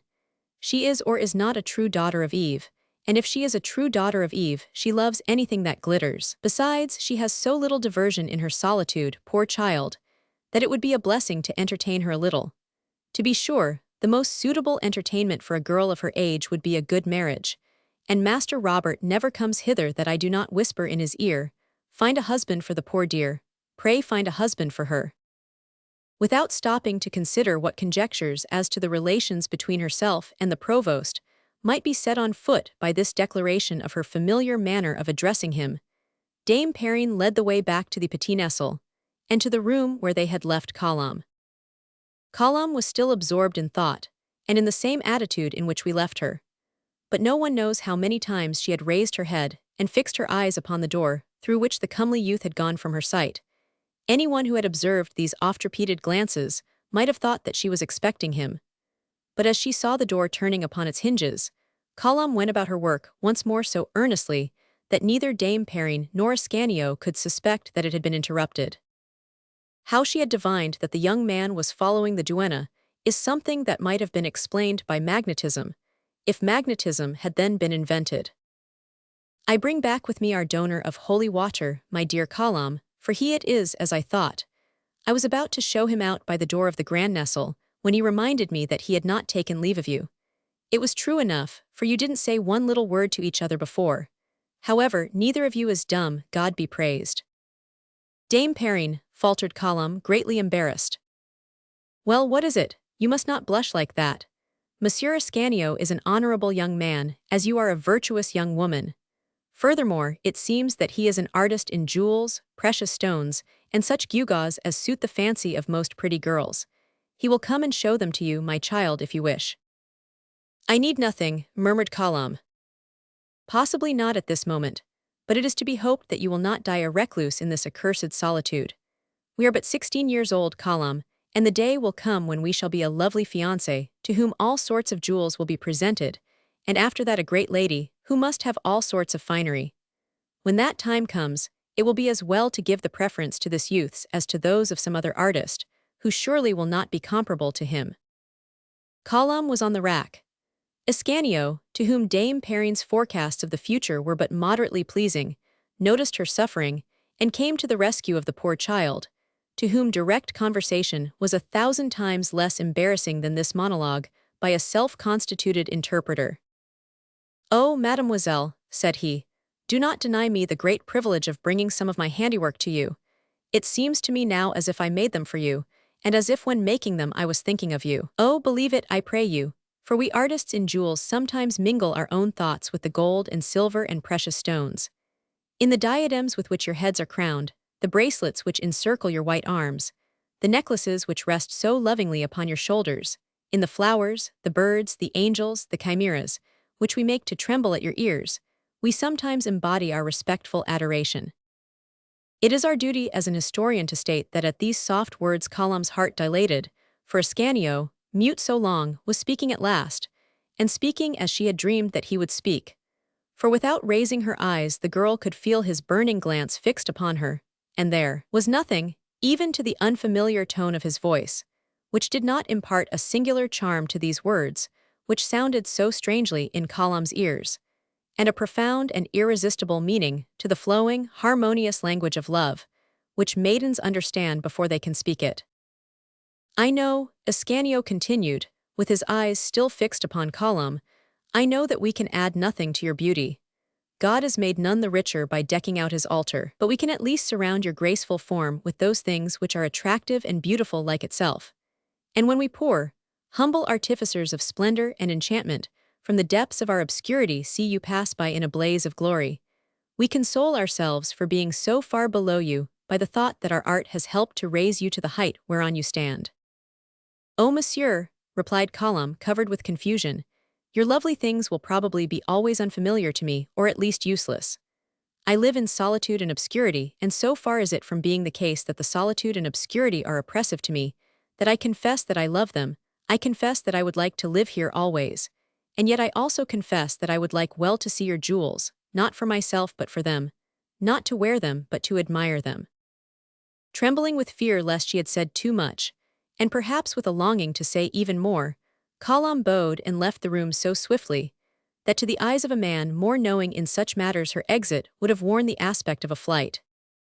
"Well, well," exclaimed Dame Perrine, "that's not a long way from something like coquetry. There is no doubt, young man, that you talk like a book.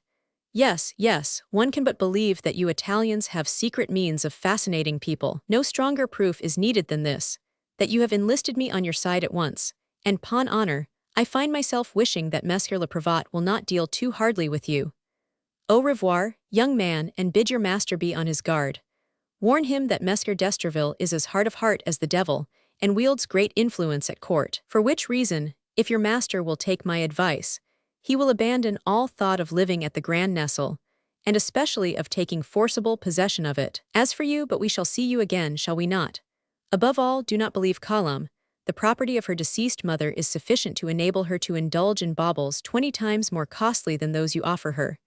And look you, bring also some less elaborate articles. It may occur to her to make me a little present. I am not yet, thank God, so old that I need decline a little flirtation. You understand, do you not? Deeming it necessary, the better to make her meaning clear, to enforce her words with a gesture, she laid her hand upon the young man's arm. Ascanio jumped like one suddenly awakened from a sound sleep. Indeed, it seemed to him as if it were all a dream. He could not realize that he was under Colombe's roof, and he doubted whether the white apparition, whose melodious voice was still whispering in his ear, whose slender form had just vanished from his sight, was really she for one glance from whose eyes he would have given his life that morning. Overflowing with his present happiness and his future prospects, he promised Dame Perrine whatever she wished, without even listening to what she asked him to do. What mattered it to him? Was he not ready to give all that he possessed to see Colombe once more? Thinking that to prolong his visit would be unbecoming, he took leave of Dame Perrine, promising to return the next day. As he left the Petit Nestle, Ascanio almost collided with two men who were about to enter. By the way in which one of them stared at him, even more than by his costume, he felt sure that it was the provost. His suspicion was changed to certainty when he saw them knock at the same door by which he had just come out, and he regretted that he had not sooner taken his leave. For who could say that his imprudence would not be visited upon Colombe? To negative the idea that his visit was of any importance, assuming that the provost noticed it, Ascanio walked away without once turning to look back toward the only corner of the world of which he would at that moment have cared to be king. When he returned to the studio, he found Benvenuto absorbed in thought. The man who stopped them in the street was Primatixio, and he was on his way, like the honorable confer he was, to inform Cellini that, during the visit François I paid him that morning, the imprudent artist had succeeded in making a mortal enemy of Madame la Duchesse d'Étampes. Chapter 7. A Lover and a Friend. One of the two men who entered the Hôtel de Nesle, as Ascanio emerged therefrom, was indeed Messieurs Robert d'Estreville, Provost of Paris. Who the other was we shall learn in a moment. 5 minutes after Ascanio's departure, while Colombe was still listening and dreaming in her bedroom, whither she had fled, Dame Perrine hurriedly entered, and informed the young woman that her father was awaiting her in the adjoining room. "My father," cried Colombe in alarm. Mon Dieu, she added in an undertone, "can it be that he met him?" "Yes, your father, my dear child," rejoined Dame Perrine, replying to the only portion of the sentence that she heard, "and with him another old man whom I do not know." "Another old man," exclaimed Colombe, shuddering instinctively. "Mon Dieu, Dame Perrine, what does it mean?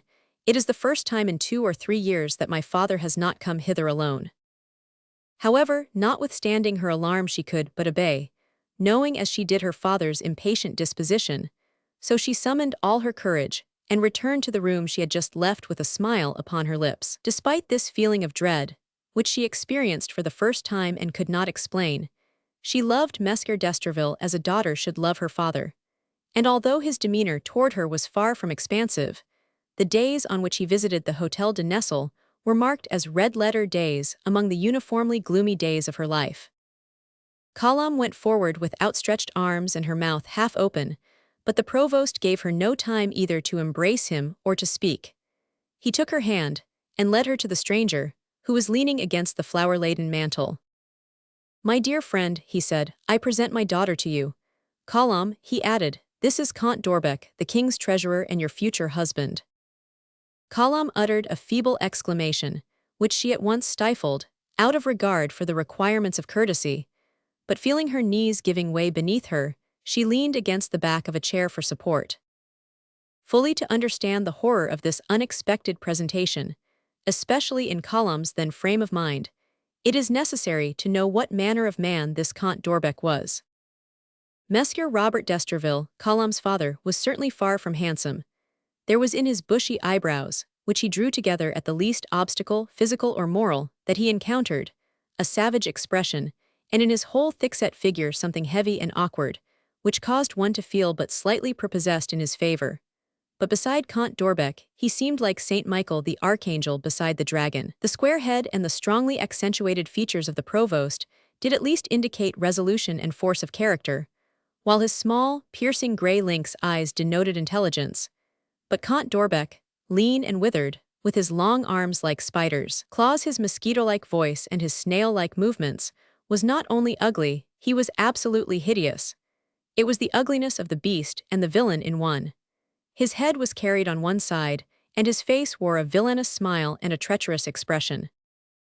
So it was that Colombe, at the sight of this revolting creature, who was presented to her as her future husband when her heart and her thoughts and her eyes were still filled with the comely youth who had just gone from that very room, could not, as we have seen, wholly repress an exclamation of dismay. But her strength failed her, and she stood there pale and speechless, gazing terror-stricken into her father's face. "I beseech you to pardon Colombe's confusion, dear friend," the provost continued. "In the first place, she is a little barbarian, who has not been away from here these 2 years past, the air of the time being not over-healthy, as you know, for attractive maids. Secondly, I have made the mistake of not informing her of our plans, which would have been time lost, however, since what I have determined upon needs no person's approval before being put in execution. And lastly, she knows not who you are, and that with your name, your great wealth, and the favor of Madame d'Adamps, you are in a position where everything is possible. But upon reflection, she will appreciate the honor you confer upon us in consenting to ally your ancient blood with our nobility of more recent date. She will learn that friends of 40 years' standing—" "Enough, my dear fellow, enough in God's name," interposed the Count. "Come, come, my child," he added, addressing Colombe with familiar and insolent assurance, which formed a striking contrast to poor Ascanio's timidity. "Come, compose yourself and call back to your cheeks a little of the lovely coloring that so becomes you. Mon Dieu, I know what a young girl is, you know, and a young woman too for that matter, for I have already been married twice, my dear. Good lack, you must not be disturbed like this. I don't frighten you, I hope, eh?" added the Count fatuously, passing his fingers through his scanty mustache and imperial. "Your father did wrong to give me the title of husband so suddenly, which always agitates a youthful heart a little when it hears it for the first time. But you will come to it, little one, and will end by saying it yourself with that sweet little mouth of yours. Well, well, you are growing paler and paler. God forgive me, I believe she is fainting." As he spoke, 500 Orbeck put out his arms to support her, but she stood erect, and stepped back as if she feared his touch no less than a serpent's, finding strength to utter a few words. "Pardon, monsieur, pardon, father," she faltered.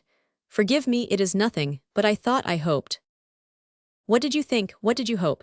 Come, tell us quickly," rejoined the provost, fixing his sharp eyes, snapping angrily upon his daughter.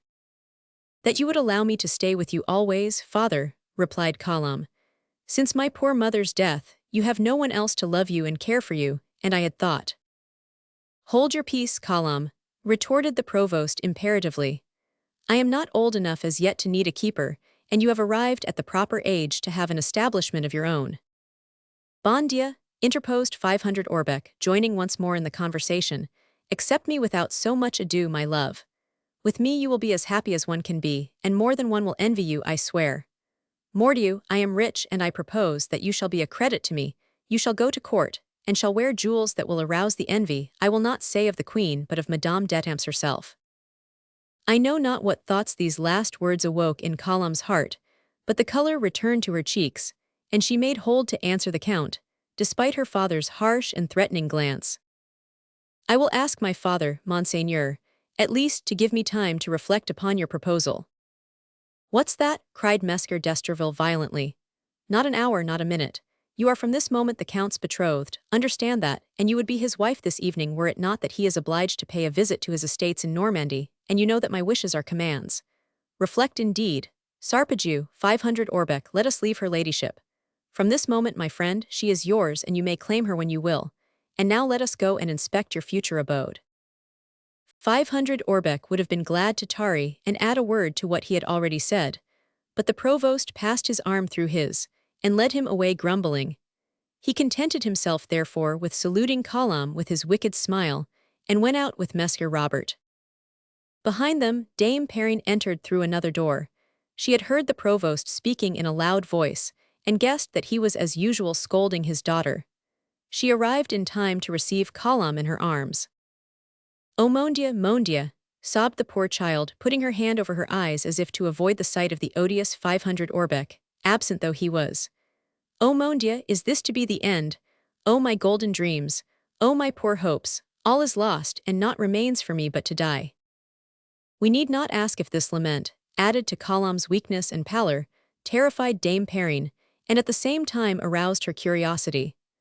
As Colombe sadly needed to relieve her overburdened heart, she described to her worthy governess, weeping the while the bitterest tears she had ever shed, the interview between her father, Count d'Orbec, and herself. Dame Perrine agreed that the suitor was not young or handsome, but as the worst misfortune, in her opinion, that could happen to a woman was to remain single, she insisted that it was better, when all was said, to have an old and ugly, but wealthy and influential husband, than none at all. But this doctrine was so offensive to Colombe's heart, that she withdrew to her own room, leaving Dame Perrine, whose imagination was most active, to build innumerable castles in the air in anticipation of the day when she should rise from the rank of Mademoiselle Colombe's governess to that of Comtesse d'Orbec's dame de compagnie. Meanwhile, the provost and the count were beginning their tour of inspection of the Grand Nestle, as Dame Perrine and Ascanio had done an hour earlier. Curious results would follow if walls, which are commonly supposed to have ears, had also eyes and a tongue, and could repeat to those who enter what they have seen and heard on the part of those who have gone before. But as the walls held their peace, and simply looked at the provost and the treasurer, laughing perhaps, after the manner of walls, it was the treasurer who spoke. "On my word," he said, as they crossed the courtyard leading from the Petit to the Grand Nestle, "on my word, the little one will do very well. She is just such a woman as I need, my dear 500 Esterville, virtuous, well-bred, and ignorant. When the first storm has passed over, time will straighten out everything, believe me. I know how it is. Every little girl dreams of a young, handsome, clever, and wealthy husband. Mon Dieu, I have at least half of the requisite qualities. Few men can say as much, so that's a great point in my favor." Passing from his future wife to the property he was to occupy, and speaking with the same shrill, greedy accent of the one as of the other, "This old Nestle," he continued, "is a magnificent habitation, on my honor, and I congratulate you upon it. We shall be marvelously comfortable here, my wife and I, and my whole treasury. Here we will have our own apartments, there will be my offices, and over yonder the servants' quarters. The place as a whole has been allowed to run to seed, but with the expenditure of a little money, which we will find a way to make His Majesty pay, we will give a good account of ourselves. By the way, 500 Esterville, are you perfectly sure of retaining the property? You should take steps to perfect your title to it. So far as I now remember, the king did not give it you, after all." "He did not give it me, true," replied the provost with a laugh, "but he let me take it, which is much the same thing." "Very good, but suppose that some other should play you the trick of making a formal request for it from him." "Ah, such a one would be very ill received, I promise you, when he should come to take possession, and being sure as I am of Madame d'Etampes's support and yours, I would make him sorely repent his pretensions. No, no, my dear fellow, my mind is at ease, and the Hôtel de Nesle belongs to me as truly as my daughter Colombe belongs to you. Go, therefore, without fear on that score, and return quickly." As the provost uttered these words, the truth of which neither he nor his interlocutor had any reason to doubt, a third personage, escorted by Raimbault the gardener, appeared upon the threshold of the door leading from the quadrangular courtyard into the gardens of the Petit Nesle. It was the Vicomte de Marmagny. He also was a suitor for Colombe's hand, but by no means a favored one. He was a fair-haired scamp, with a pink face, consequential, insolent, garrulous, forever boasting of his relations with women, who often used him as a cloak for their serious amours, overflowing with pride in his post of secretary to the king, which permitted him to approach His Majesty in the same way in which his greyhounds and parrots and monkeys approached him. The provost, therefore, was not deceived by his apparent favor and the superficial familiarity of his relations with His Majesty, which favor and familiarity he owed, so it was said, to his decidedly unmoral additions to the duties of his post. Furthermore, the Vicomte de Marmagny had long since devoured all his patrimony, and had no other fortune than the liberality of Francois. How it might happen any day that this liberal disposition would cease, so far as he was concerned, and Messieurs Robert d'Esterville was not fool enough to rely, in matters of such importance, upon the caprice of a very capricious monarch. He had therefore gently denied the suit of the Vicomte de Marmagny, admitting to him confidentially, and under the seal of secrecy, that his daughter's hand had long been promised to another. Thanks to this confidential communication, which supplied a motive for the provost's refusal, The Vicomte de Marmagny and Messieurs Robert d'Estreville had continued to be in appearance the best friends in the world, although from that day the Viscount detested the Provost, and the Provost was suspicious of the Viscount, who could not succeed in concealing his rancor beneath an affable and smiling exterior from a man so accustomed as Messieurs Robert to peer into the dark corners of courts and the deepest depths of men's hearts. So it was that, whenever the Viscount made his appearance, the Provost expected to find in him, notwithstanding his invariably affable and engaging demeanor, a bearer of bad news, which he would always impart with tears in his eyes, and with the feigned, premeditated grief which squeezes out poison upon a wound, drop by drop. As for Comte d'Orbec, the Vicomte de Marmagny had well-nigh come to an open rupture with him.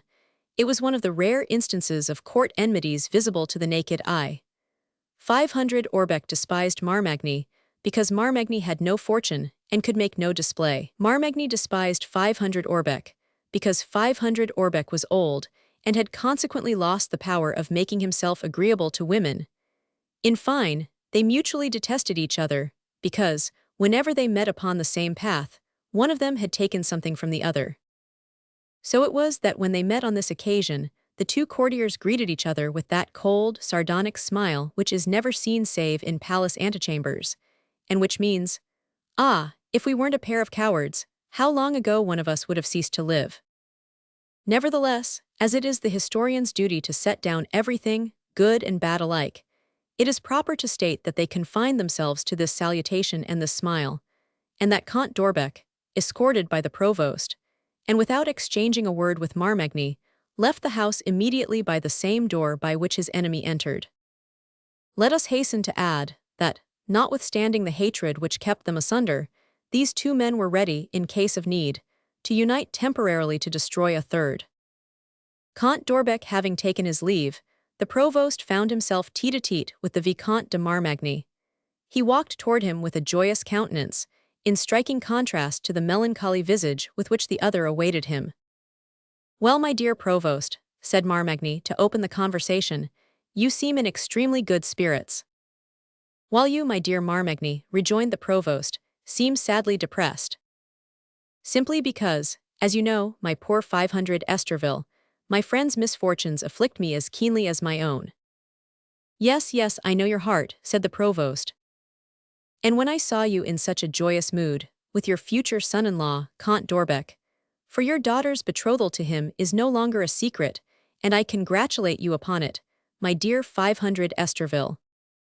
You know that I told you long ago that Colombe's hand was promised, my dear Marmagny." "Yes, but, 'pon honor, I cannot understand how you can consent to part from such a fascinating child." "Oh, I do not propose to part from her," replied Messieurs Robert. "My son-in-law, Comte d'Orbec, will bring his whole establishment across the Seine, and will take up his abode at the Grand Nestle, while I shall spend my unoccupied moments at the Petit." "My poor friend," exclaimed Marmagny, shaking his head with an air of profound sadness, and placing one hand upon the Provost's arm, while with the other he wiped away a tear which did not exist. "Why, poor friend?" demanded Messieurs Robert. "Come, what have you to tell me now?" "Am I the first, pray, to tell you the unpleasant news?" "What is it? Speak out." "You know, my dear Provost, that we must take things philosophically in this world, and there is an old proverb which we poor weak mortals should keep constantly in mind, for it sums up the accumulated wisdom of all nations." "What is the proverb? Say what you have to say." "Man proposes, my dear friend, man proposes and God disposes." "In God's name, what have I proposed for him to dispose of? Say on, I beg you, and let us have done with it." "You have intended the Grand Nestle, for the residence of your daughter and son-in-law." "Most assuredly, and I trust that they will be installed there within 3 months." "Undeceive yourself, my dear Provost, undeceive yourself. The Hôtel de Nesle is no longer your property at this moment. Pardon me for afflicting you thus, but I thought, knowing your somewhat hasty nature, that it would be better for you to learn the news from the mouth of a friend, who would spare your feelings in the telling as much as possible, rather than from some malicious fellow who would take a keen delight in your misfortune, and brutally east it in your fee, alas. No, my friend, the Grand Nestle is yours no longer." "Who has taken it from me, I pray to know?" "His Majesty." "His Majesty." Himself, so you see that the disaster is irreparable. When was it done? This morning. If I had not been detained by my duties at the Louvre, you would have been sooner apprised of it. You are mistaken, Marmagny. It's some false report set afloat by my enemies, and which you are in too great haste to repeat. I would be glad for many reasons if it were so, but unfortunately I was not told of it. I heard it. You heard it, what? I heard the king with his own month present the Grand Nestle to another. Who is this other? An Italian adventurer, a paltry goldsmith, whose name you perhaps have heard, an intriguing rascal named Benvenuto Cellini, who came from Florence some 2 months since, whom the king has taken upon his shoulders for some unknown reason, and to whom he paid a visit today with his whole court at the Cardinal of Ferrara's hotel, where this pretended artist has established his studio. And you say that you were present, Viscount, when the king presented the Grand Nestle to this wretch. I was, replied Marmagny, pronouncing the words very slowly and distinctly, and dwelling upon them with evident relish. "Oh-ho," said the provost, "very good, I am ready for your adventurer, let him come and take possession of his royal gift." "Do you mean that you would offer resistance?" "To be sure." "To an order of the king?" "To an order of God or the devil, to any order, in short, which should undertake to eject me from this place." "Softly, provost, softly," said Marmagny. "Over and above the king's wrath, to which you expose yourself, this Benvenuto Cellini is in himself more to be feared than you think. Do you know who I am, Viscount? First of all, he stands very high in His Majesty's good graces, only for the moment to be sure, but it is none the less true. Do you know that I, the Provost of Paris, represent His Majesty at the Chatelet, that I sit there beneath a canopy, in a short coat and a cloak with a collar, with my sword at my side, a hat with waving plumes on my head, and in my hand a staff covered with blue velvet? Secondly, I will tell you that this accursed Italian makes no scruple of offering combat, as if he stood on equal terms with them, to princes, cardinals, and popes. Do you know that I have a private seal, which imparts the fullest authority to those documents to which it is affixed? It is said, furthermore, that the damned bully wounds or kills recklessly everyone who ventures to oppose him. Do you not know that a bodyguard of 24 men-at-arms is at my orders night and day? They say that he attacked a goldsmith against whom he had a grudge, although he was surrounded by a guard of 60 men. You forget that the Hôtel de Nesle is fortified, that the walls are crenellated, and there are machicoulis above the doors, to say nothing of the city fortifications which render it impregnable on one side. It is said that he is as thoroughly at home in the science of sieges as Bayard or Antonio de Lara. As to that we shall see. I am sorely afraid. I will bide my time. Look you, my dear friend, will you allow me to offer you a little advice? Say on, so that it be brief. Do not try to struggle with one who is stronger than you. Stronger than I, a paltry Italian mechanic. Viscount, you exasperate me. You may find reason to repent, 'pon honor, I speak whereof I know. Viscount, you try my temper. Consider that the fellow has the king on his side. And I have Madame d'Etampes. His Majesty may take it ill of you to resist his will.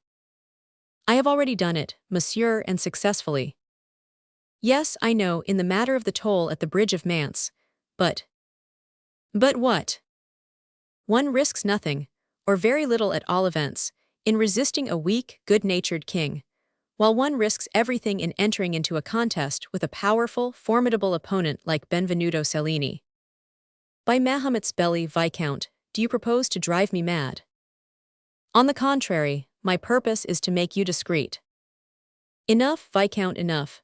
Ah, the villain shall pay dear, I swear, for these moments that your friendship has caused me to pass. God grant it, Provost, God grant it. Very good, you have nothing else to tell me. No, no, I believe not, the Viscount replied, as if he were trying to recall some item of news which would make a fitting pendant to the other. Very well, adieu, cried the Provost. Adieu, my poor friend. Adieu. At all events, I have given you warning. Adieu. I shall have no reason to reproach myself, that consoles me.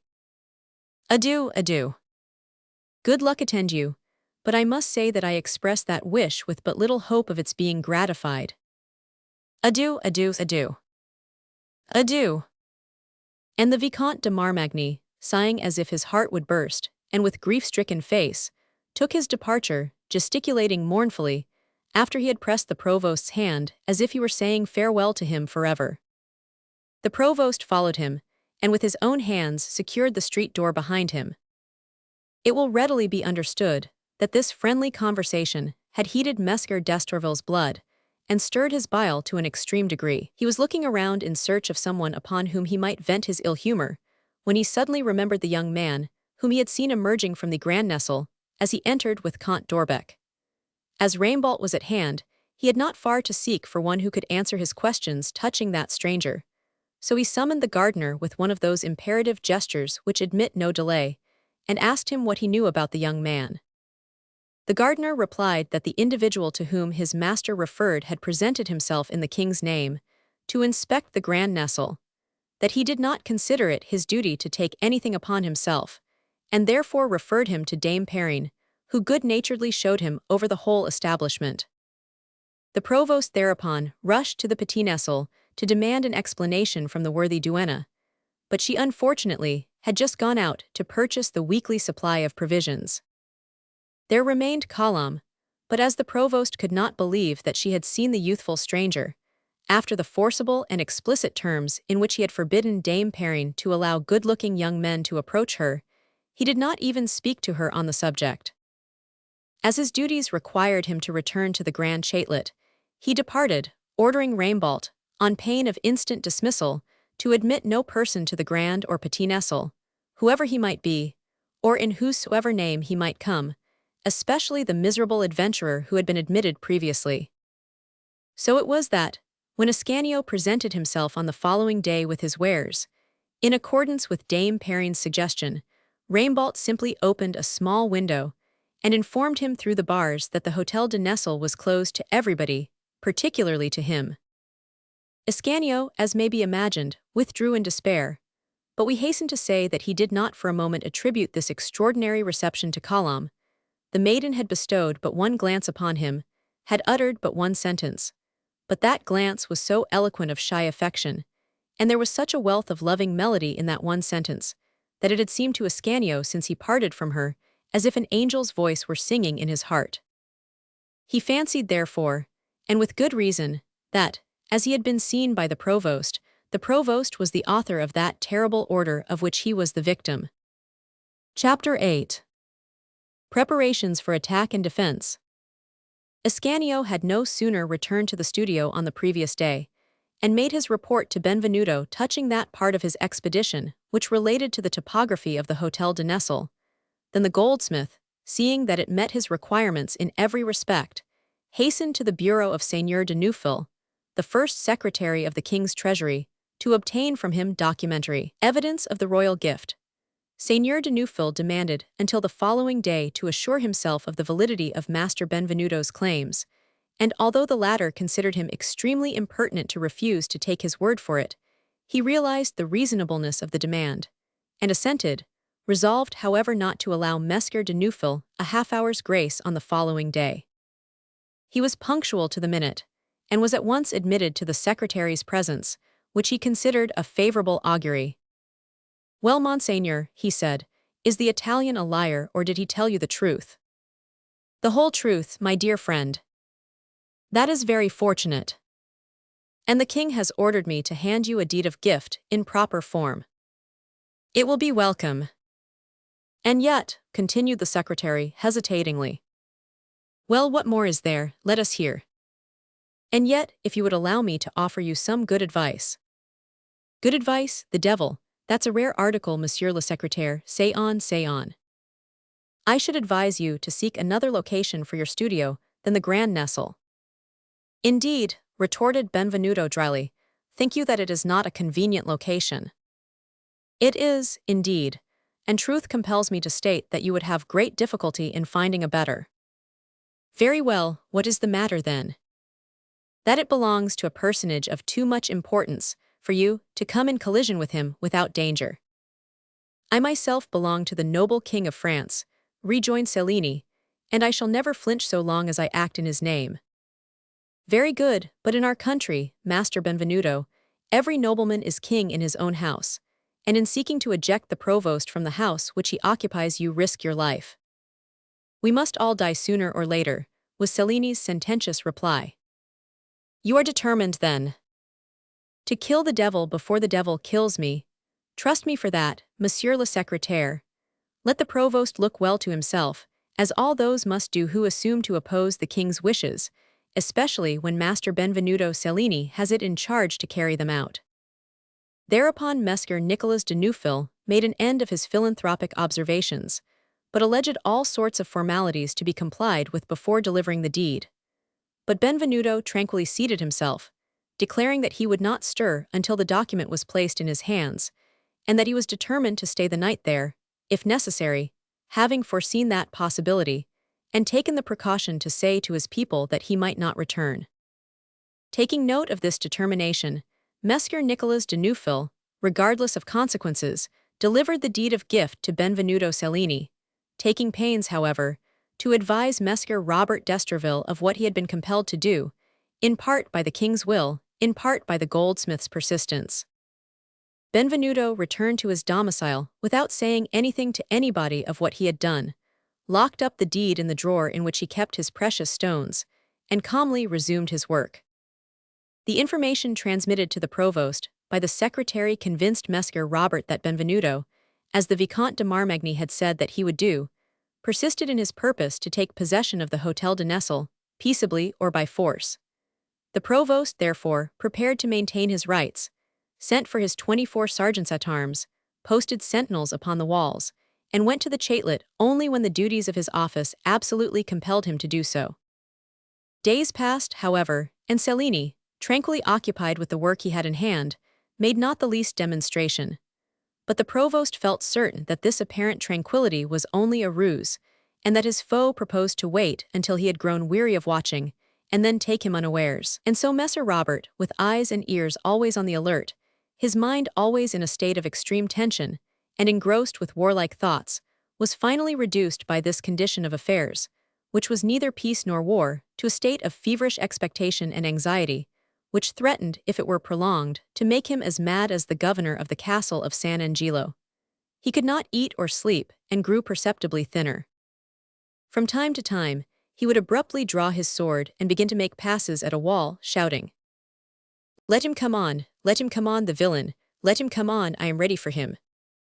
But Benvenuto did not come on. 500 Estreville had his calmer moments, too, during which he would succeed in persuading himself that the goldsmith's tongue was longer than his sword, and that he would never dare to carry out his damnable schemes. It was at one of these moments that Colombe, happening to come out of her room, observed all the warlike preparations, and asked her father what was the occasion of them.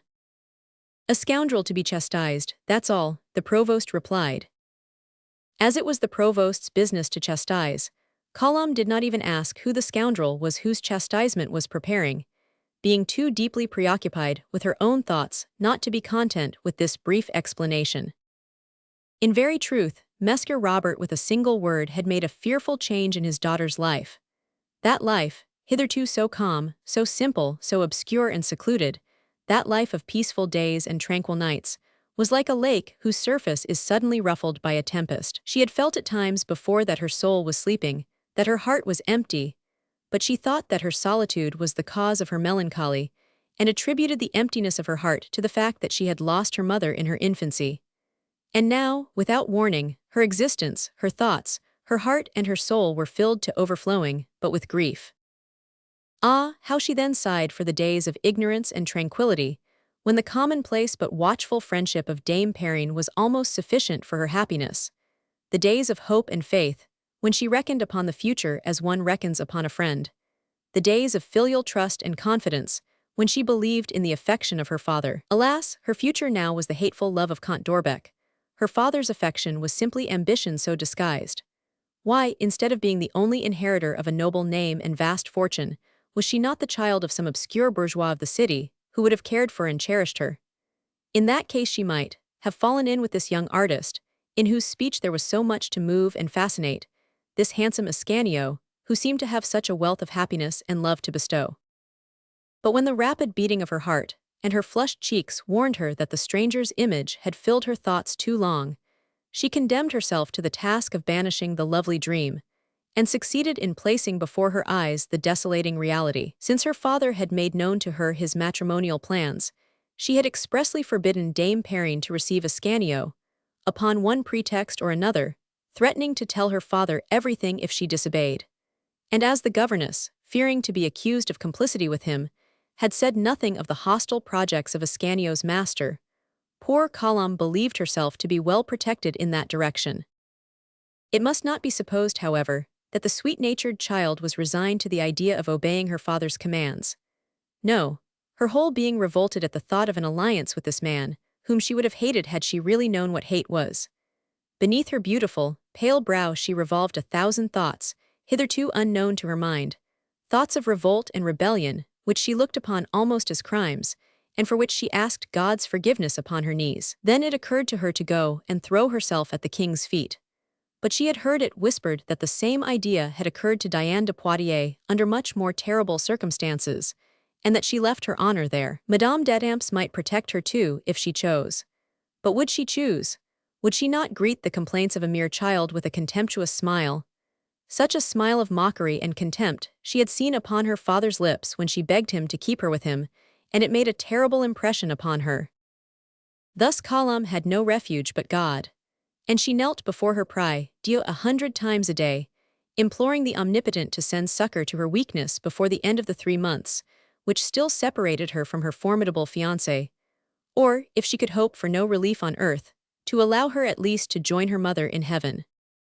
Ascanio's existence, meanwhile, was no less troublous and unhappy than that of his beloved. 20 times since Raimbault had made known to him the order which forbade his admission to the Hôtel de Nesle, had he loitered dreaming about the lofty walls which separated him from his life.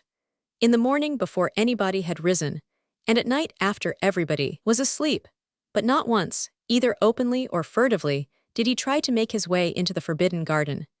He still had that virginal respect of early youth, which protects the woman whom one loves against the very passion which she may have to fear at a later period.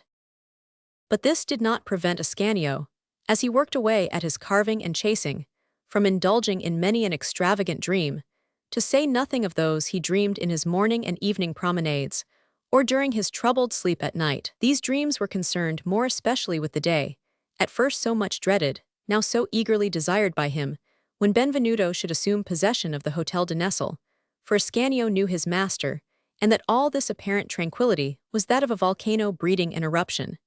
Cellini had given out that the eruption would take place on the following Sunday. Ascanio had no doubt, therefore, that on the following Sunday Cellini's undertaking would be accomplished. But so far as he was able to judge in his walks around the Séjour de Nesle, the undertaking would not be accomplished without some difficulty, thanks to the guard which was constantly maintained upon the walls. And Ascanio had observed about the hotel all the indications of a fortified post. If there should be an attack, there would be a defense, and as the fortress seemed little disposed to capitulate, it was clear that it must be taken by assault. It was at that decisive moment that Ascanio's chivalrous nature might expect to find an opportunity to display itself. There would be a battle, there would be a breach in the walls to carry, and perhaps there would be a conflagration. Something of that sort was what he longed for. A conflagration most of all, a conflagration whereby Colombe's life would be endangered. Then he would dart up the tottering staircases, among the burning rafters and over the crumbling walls. He would hear her voice calling for help.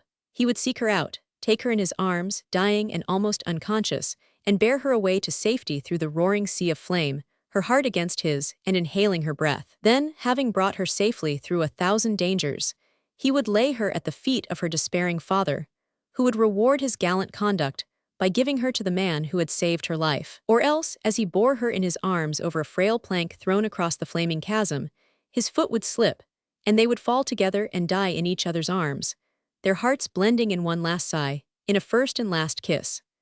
This latter alternative was not to be despised by one who had so little hope in his heart as Ascanio, for next to the felicity of living for each other, the greatest happiness is to die together.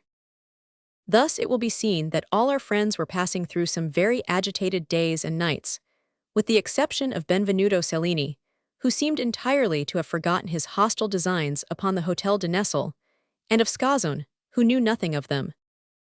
The whole week passed away thus, and Benvenuto Cellini, having worked conscientiously throughout the 6 days that composed it, and having almost completed the clay model of his Jupiter, donned his coat of mail on the Saturday about 5 o'clock, buttoned his doublet over it, and bidding Ascanio accompany him, bent his steps toward the Hotel de Nesle.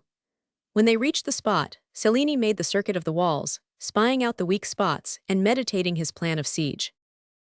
The attack offered more than one difficulty, as the provost had said to his friend Marmagni, as Ascanio had informed his master, and as Benvenuto was now able to see for himself. The Château de Nesle was crenellated and machicolated, was defended by a double wall on the river side, and furthermore by the city moats and ramparts on the side of the Preux clerks. It was one of those massive and imposing feudal structures, which were equal to the task of defending themselves by their mass alone, provided that the doors were securely fastened, and of repelling without outside assistance the assaults of tirelines and lariners, as they were called in those days, or of the king's men, if need were. This was often the case at that interesting epoch, when one was generally compelled to do police duty for himself. Having made his reconnaissance according to all the ancient and modern rules of strategy, and deeming it to be his duty to summon the place to surrender before laying siege to it, he knocked at the little door by which Ascanio had once entered. For him, as for Ascanio, the small window opened, but it was the martial countenance of an archer, instead of that of the pacific gardener, which appeared in the opening. "What do you want?" the archer demanded of the stranger, who dared to knock at the door of the Hotel de Nesle. "To take possession of the hotel, which has been given to me, Benvenuto Cellini," replied the goldsmith. "Very good, wait," rejoined the fellow, and he went at once to notify Messer d'Estreville, as he had been ordered to do. A moment later he returned, accompanied by the provost, who did not show himself, but stood listening with bated breath in a corner, surrounded by part of his garrison, in order to judge the better of the gravity of the affair. "We do not know what you mean," said the archer. "If that be so," said Cellini, "hand this document to Messer le Prévôt. It is a certified copy of the deed of gift." And he passed the parchment through the window. The sergeant disappeared a second time, but as he had simply to put out his hand to hand the copy to the provost, the window opened again almost immediately. "Here is his answer," said the sergeant, passing through the bars the parchment torn in pieces. "Very good," rejoined Cellini with perfect tranquillity. "Au revoir." He returned to his studio, highly gratified by the attention with which Ascanio had followed his scrutiny of the place, and the young man's judicious suggestions as to the coup de main they were to attempt at some time, and he assured his pupil that he would have made a distinguished general, were it not that he was destined to become a still more distinguished artist, which, in Cellini's view, was infinitely preferable. The next morning the sun rose in all his glory. Benvenuto had requested his workmen to come to the studio, although it was Sunday, and not one of them failed to appear. "My children," said the master, "it is undoubtedly true that I engaged you to work at the goldsmith's trade, and not to fight. But during the 2 months that we have been together, we have learned to know one another so well that, in a serious emergency, I feel that I can count upon you, as you all and always can count upon me. You know what I have in contemplation. We are but poorly accommodated here, with but little air and little space, and our elbows are too cramped to allow us to undertake great works, or even to use the forge with any degree of vigor. The king, in the presence of you all, deigned to bestow upon me a larger and more commodious abode, but, as he has no leisure to bestow upon trifling details, he left it to me to install myself therein. Now, the present possessor does not choose to give over to me this property, which His Majesty has so generously presented to me, therefore we must take it. The provost of Paris, who retains possession in the face of His Majesty's order, it would seem that such things are of common occurrence in this land, does not know the man with whom he has to do. As soon as I am refused, I demand. As soon as I am resisted, I take by force. Are you disposed to assist me? I do not conceal from you that there will be danger in so doing. There is a battle to be fought, there are walls to be scaled, and other harmless amusements to be indulged in. There is nothing to fear from the police or the patrol, because we act by His Majesty's authority, but it may mean death, my children. Therefore, let those who wish to go elsewhere do so without hesitation. Let those who wish to remain here not be ashamed to say as much. I ask for none but bold and resolute hearts. If you leave me to go alone with Pagolo and Ascanio, have no fear on our behalf. I know not how I shall go to work, but I do know this, that I will not be disappointed for that. But by the blood of Christ, if you lend me your hearts and your arms, as I hope you will, woe to the provost and the provostry. Now that you are fully instructed in the matter, speak. Will you follow me? They all shouted with one voice. Anywhere, master, wherever you choose to lead us. Bravo, my children, then you are all in for the sport. Sol. Then let the tempest howl, cried Benvenuto. At last we are to have a little diversion. I have been rusty long enough. Up, up, brave hearts and swords. Ah, thank God, we are soon to give and receive a few lusty blows. Look you, my dear boys, look you, my gallant friends, we must arm ourselves, we must agree upon a plan. Let them be ready to look to themselves, and vive la joie. I will give you all that I possess in the way of weapons, offensive and defensive, in addition to those that are hanging on the wall, where everyone can choose at will. Ah, what we really need is a good culverin. But there's its value in arquebuses, hackbutts, pikes, swords, and daggers, and there are coats of mail galore and cuirasses and helmets. Come, haste, haste, and let us dress for the ball. The provost shall pay for the music. Hurrah! Cried all his companions. Thereupon the studio was the scene of a commotion, a tumult, wonderful to look upon. The verve and enthusiasm of the master infected every heart and every face. They tried on cuirasses, brandished swords, tested the point of daggers, laughed and sang, as if a masquerade or festival of some sort were in progress. Benvenuto ran hither and thither, handing a boot to this one, buckling the belt of another, and feeling the blood course hotly and freely through his veins, as if this were the life he truly loved. The workmen, meanwhile, indulged in jokes at one another's expense, commenting freely upon the bellicose demeanor and awkward attitudes of their fellows. Look, master, cried one of them, look at Simon Legotcher putting his sword on the same side as we. On the right, man, on the right. See Jehan, retorted Simon, holding his halberd as he'll hold his cross when he's a bishop. There's Pagolo putting on a double coat of mail, said Jehan. Why not? Replied Pagolo. Hermann the German is arraying himself like a knight in the days of the Emperor Barbarossa. In fact, the youth referred to by the appellation of Hermann the German, a somewhat pleonastic title, as his name alone was so distinctively Germanic in sound, as to indicate that its owner belonged to some one of the circles of the Holy Empire. Hermann, we say, had covered himself from head to foot with iron, and resembled one of the gigantic statues which the sculptors of that artistic age were accustomed to carve upon tombs. Benvenuto, although the physical strength of this redoubtable comrade from beyond the Rhine had become proverbial in the studio, remarked that he would be likely to experience some difficulty in moving, being so completely encased, and that his usefulness would certainly be lessened rather than increased. Hermann's only reply was to leap upon a table as lightly as if he were clad in velvet, take down an enormous hammer, wave it around his head, and strike the anvil 3 such terrific blows that each of them drove it an inch into the ground. There was nothing to say to such a reply, so Benvenuto waved his hand and nodded his head respectfully in token of satisfaction. Ascanio alone made his toilet apart from the others.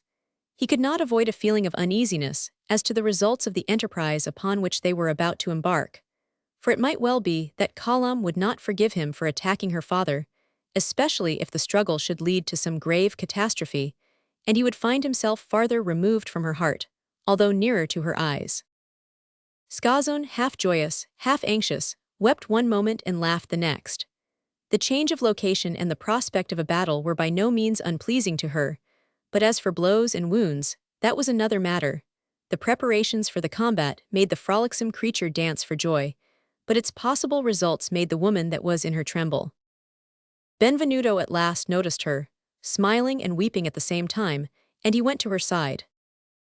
Thou wilt remain here, Scazon, with Ruperta, he said, and prepare lint for the wounded, and a good dinner for those who come safely through it. Oh no, no, cried Scazon. Oh, pray let me go with you.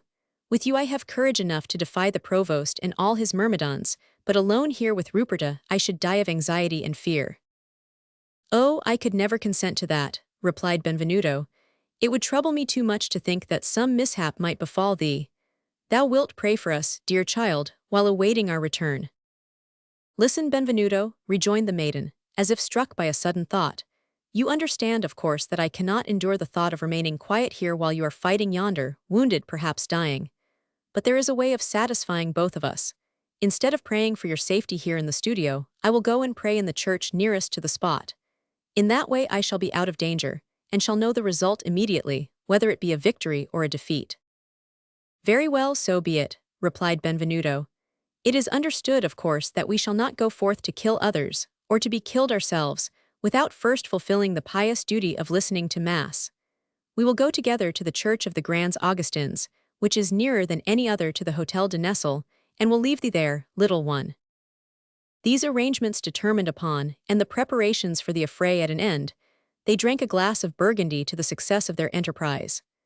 To their weapons, offensive and defensive, they added hammers, tongs, ladders, and ropes, and left the studio, not after the manner of an army corps, but 2 by 2, at sufficiently long intervals not to attract attention. It was not that a coup de main was a more unfrequent occurrence in those days than an emeute or a change of ministry in these days of ours.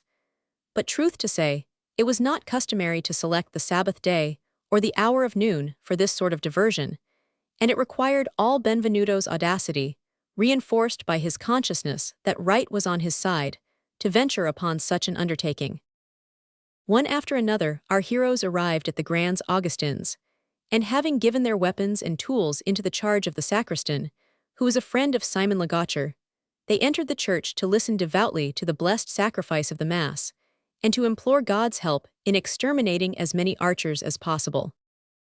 Truth compels us to state, however, that despite the gravity of the impending crisis, despite his exemplary piety, and despite the importance of the matters to which his prayers had reference, Benvenuto had no sooner entered the church than his actions indicated that his mind was upon something very different. His distraction was due to the fact that just behind him, but on the other side of the nave, sat a young girl reading from an illuminated missal.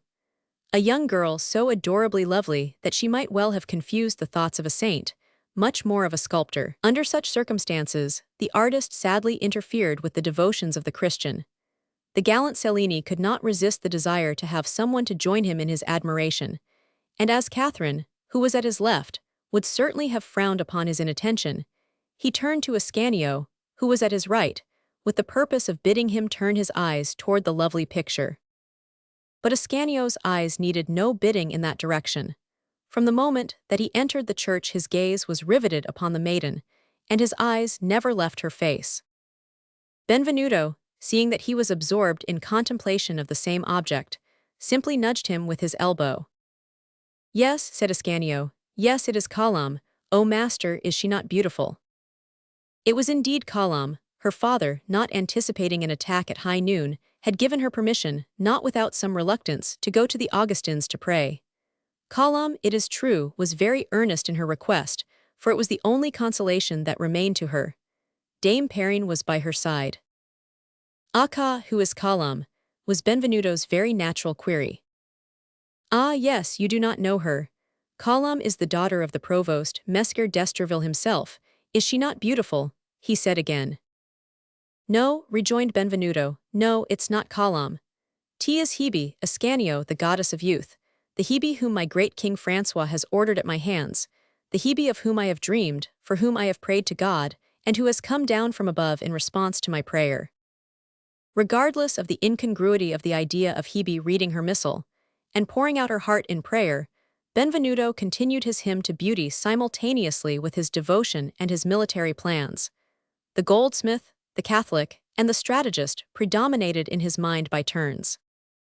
"Our Father who art in heaven, look, Ascanio, what clean-cut, expressive features.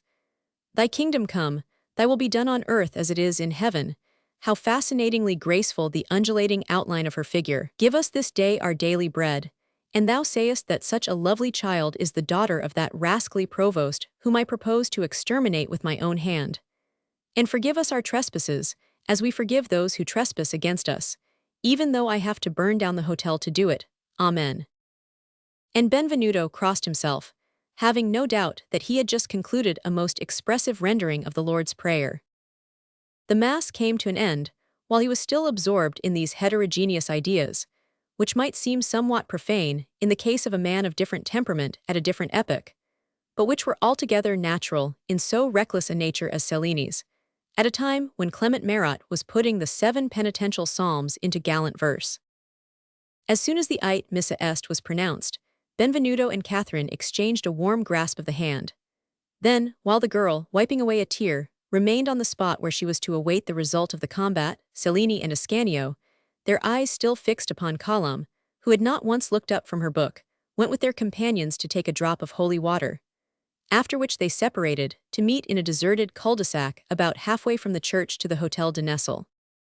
Catherine, in accordance with the prearranged plan, remained to the celebration of High Mass, as did Colombe and Dame Perrine, who had simply arrived a little early, and had listened to the first service only as a preparation for the more solemn ceremony to follow. Nor had they any reason to suspect that Benvenuto and his apprentices were upon the point of cutting all the lines of communication with the house they had so imprudently quitted. Chapter 9. Thrust and Parry. The decisive moment had arrived. Benvenuto divided his men into 2 detachments. One was to attempt, by every possible means, to force the door of the hotel. The other was to cover the operations of the first, and to keep from the walls, with arquebus shots or with their swords, any of the besieged who might appear upon the battlements, or who might attempt a sortie. Benvenuto took command of this last detachment in person, and selected our friend Ascanio for his lieutenant. At the head of the other he placed Hermann, the good-humored, gallant German, who could flatten an iron bar with a hammer, and a man with his fist. He chose for his second-in-command little Jehan, a rascal of 15 years, as active as a squirrel, mischievous as a monkey, and impudent as a page, for whom the Goliath had conceived a very deep affection, for the reason, doubtless, that the playful youngster was forever tormenting him. Little Jehan proudly took his place beside his captain, to the great chagrin of Pagolo, who in his double cuirass was not unlike the statue of the commandeur in the rigidity of his movements. Having thus made his dispositions, and reviewed his men and inspected their weapons for the last time, Benvenuto addressed a few words to the brave fellows who were about to face danger, perhaps death, in his cause with such good will. Then he grasped each man's hand, crossed himself devoutly, and cried, "Forward!" The 2 parties at once took up their line of march, and skirting the Quai des Augustins, which was deserted at that hour in that spot, they very soon arrived at the Hotel de Nesle. Thereupon Benvenuto, unwilling to attack his enemy without first going through all the formalities prescribed by custom in such cases, went forward alone, waving a white handkerchief at the end of his sword, to the same small door as before, and knocked. As before, he was questioned through the barred opening as to the object of his visit. Benvenuto repeated the same formula, saying that he had come to take possession of the chateau given him by the king, but he was less fortunate than on the former occasion, in that he was not honored with any reply at all. Thereupon, facing the door, he exclaimed, in loud, distinct tones, "To thee, Robert d'Estreville, Provost of Paris, do I, Benvenuto Cellini, goldsmith, sculptor, painter, and engineer, make known that His Majesty Francois I has in his good pleasure, as it was his right to do, given to me absolutely the Grand Nesle. As thou dost insolently maintain thy hold upon it, and in contravention of the royal will dost refuse to deliver it to me, I hereby declare to thee, Robert d'Estreville, Seigneur de Villebon, Provost of Paris, that I have come to take possession of the Grand Nesle by force. Defend thyself therefore, and if evil comes of thy refusal, know that thou wilt be held answerable therefore on earth and in heaven, before man and before God." With that Benvenuto paused and waited, but not a sound came from behind the walls. He thereupon loaded his arquebus, and ordered his men to make ready their weapons. Then, assembling the leaders Hermann, Ascanio, and Jehan in council, he said to them, "You see, my children, that it is not possible to avoid the conflict. Now it is for us to decide in what way we shall begin the attack." "I will break in the door," said Hermann, "and do you follow me in, that's all." "With what will you do it, my Samson?" queried Cellini. Hermann looked about and saw on the quay a piece of timber, which 4 ordinary men would have found it difficult to lift. "With that beam," he said. He walked to where it lay, coolly picked it up, placed it under his arm, and fixed it there like a rein in its socket, then returned to his general. Meanwhile a crowd was beginning to collect, and Benvenuto, excited thereby, was on the point of giving orders for the attack to begin, when the captain of the king's archers, notified doubtless by some conservative citizen, appeared at the corner of the street, accompanied by 5 or 6 mounted men. This captain was a friend of the provost, and although he knew perfectly well what was toward, he rode up to Benvenuto, hoping to intimidate him doubtless, and while his people checked Hermann's advance, he said, "What is your desire, and why do you thus disturb the peace of the city?" "The man who really disturbs the peace," replied Cellini, "is he who refuses to obey the king's orders, not he who executes them." "What do you mean?" inquired the captain. "I mean that I hold a deed in due form, delivered to me by Messer de Neufville, secretary of the royal treasury, wherein his majesty grants to me the Hôtel du Grand Nestle. But the people who are in possession refuse to recognize this deed, and thereby keep me from my own. Now in one way or another, I have got it into my head that, since Scripture says that we must render unto Caesar the things that are Caesar's, Benvenuto Cellini is entitled to take what belongs to Benvenuto Cellini." "Yes, and instead of preventing us from taking possession of our property, you ought to lend us a hand," cried Pagolo. "Be silent, rascal," said Benvenuto, stamping angrily. "I have no need of anybody's assistance. Dost thou understand?" "You are right in theory, but wrong in practice," rejoined the captain. "How may that be?" demanded Benvenuto, who felt that the blood was beginning to rise in his cheeks. "You are right to wish to enter into possession of your property, but you are wrong to undertake to do it in this way, for you will not gain much, I promise you, fighting walls with your swords. If I were to give you a little friendly advice, it would be to apply to the officers of justice, and carry your grievance to the provost of Paris, for example.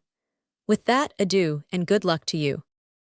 And the captain of the king's archers rode away with a sneering laugh, whereupon the crowd laughed too. "He laughs best who laughs last," said Benvenuto Cellini. "Forward, Hermann, forward." Hermann took up his joist once more, and while Cellini, Ascanio, and 2 or 3 of the most skillful marksmen of the party, arquebus in hand, stood in readiness to fire upon the wall, he rushed forward like a living catapult against the small door, which they deemed to be easier to burst in than the large one. But when he approached the wall, a shower of stones began to rain down upon him, although no defenders could be seen, for the provost had ordered stones to be piled on top of the wall, and it was necessary only to push lightly against the piles to send them down upon the heads of the besiegers. The latter, being thus warmly received, recoiled a step or two, but although taken entirely by surprise by this alarming method of defense, no one was wounded save Pagolo. He was so overburdened with his double cuirass that he could not fall back so quickly as the others, and was wounded in the heel. Hermann himself was no more disturbed by this shower of pebbles than an oak tree by a hailstorm, and kept on to the door, where he at once set to work and began to deal such blows against it that it soon became evident that, stout as it was, it could not long withstand such treatment. Benvenuto and his men meanwhile stood ready with their arquebuses to fire upon anybody who might appear upon the wall, but no one appeared. The Grand Nestle seemed to be defended by an invisible garrison, and Benvenuto raged inwardly at his inability to do anything to assist the dauntless German. Suddenly he happened to glance at the old Tour de Nesle, which stood by itself, as we have said, on the other side of the quay, and bathed its feet in the Seine. "Wait, Hermann," cried Cellini. "Wait, my good fellow. The Hôtel de Nesle is ours as surely as my name is Benvenuto Cellini, and I am a goldsmith by trade." Motioning to Ascanio and his 2 companions to follow him, he ran to the tower, while Hermann, in obedience to his orders, stepped back out of range of the stones, and awaited the fulfillment of the general's promise, leaning upon his timber as a Swiss would lean upon his halberd. As Benvenuto anticipated, the provost had neglected to station a guard in the old tower, so that he took possession of it unopposed, and running up the stairs, 4 at a leap, reached the summit in a moment. The terrace overlooked the walls of the Grand Nesle, as a steeple overlooks a town, so that the besieged, who a moment before were sheltered by their ramparts, suddenly found themselves entirely unprotected. The report of an arquebus and the hissing of a bullet, followed by the fall of an archer, warned the provost that the face of affairs was in all probability about to change. At the same moment, Hermann, realizing that he would now have a free field, resumed his joist, and began to batter away again at the door, which the besieged had strengthened somewhat during the momentary suspension of hostilities. The crowd, with the marvelous instinct of self-possession always noticeable in such bodies, realized that shooting was to form part of the entertainment, and that spectators of the tragedy about to be enacted were likely to be splashed with blood. And they no sooner heard the report of Benvenuto's arquebus and the cry of the wounded archer than they dispersed like a flock of pigeons. A single individual remained. This was no other than our friend, Jacques Aubry, the student, who had kept the appointment made the preceding Sunday with Ascanio in the hope of enjoying his game of tennis. He had but to east a glance over the battlefield to understand what was going on. It is not difficult to divine the determination arrived at by Jacques Aubry from what we have already seen of his character. To play at tennis or with firearms was equally sport to him, and as he guessed that the besiegers were most likely to be his friends, he enlisted under their banner. "Well, my boys," he said, walking up to the group which was waiting for the door to be burst in to rush into the citadel, "we are having a bit of a siege, are we? Pest. You're not attacking a cabin, and it's a good deal of an undertaking for so few of you to try to take a strong place like this." "We are not alone," said Pagolo, who was dressing his heel, and he pointed to Benvenuto and his 3 or 4 companions, who were keeping up such a well-sustained fire upon the wall that the stones were falling much less freely than at first. I see, Master Achilles," said Jacques Aubry, "for you are like him in being wounded in the heel, in addition to 1,000 other points of similarity, no doubt. I see. Yes, there's my friend Ascanio and the master doubtless on top of the tower yonder." "Very true," said Pagolo. "And that fellow banging away at the door so lustily is one of you also, isn't he?" "That's Herman," said little Jehan proudly. "Pest, how he goes on," said the student. "I must go and congratulate him." He sauntered along with his hands in his pockets, regardless of the bullets whistling above his head, to the brave German, who kept at his task with the regularity of a machine. "Do you need anything, my dear Goliath?" said Jacques Aubry. "I am at your service." "I am thirsty," replied Herman without pausing in his work. "Pest, I can well believe it. That's thirsty work you're doing there, and I wish I had a cask of beer to offer you." "Water," said Herman, "water." "Do you mean that mild beverage will satisfy you? So be it. The river is at hand, and you shall be served in a moment." Jacques ran to the river, filled his helmet with water, and took it to the German. He leaned his beam against the wall, swallowed at a draught all that the helmet contained, and handed it back to the student empty. "Thanks," he said, and taking up the beam once more, he resumed his work.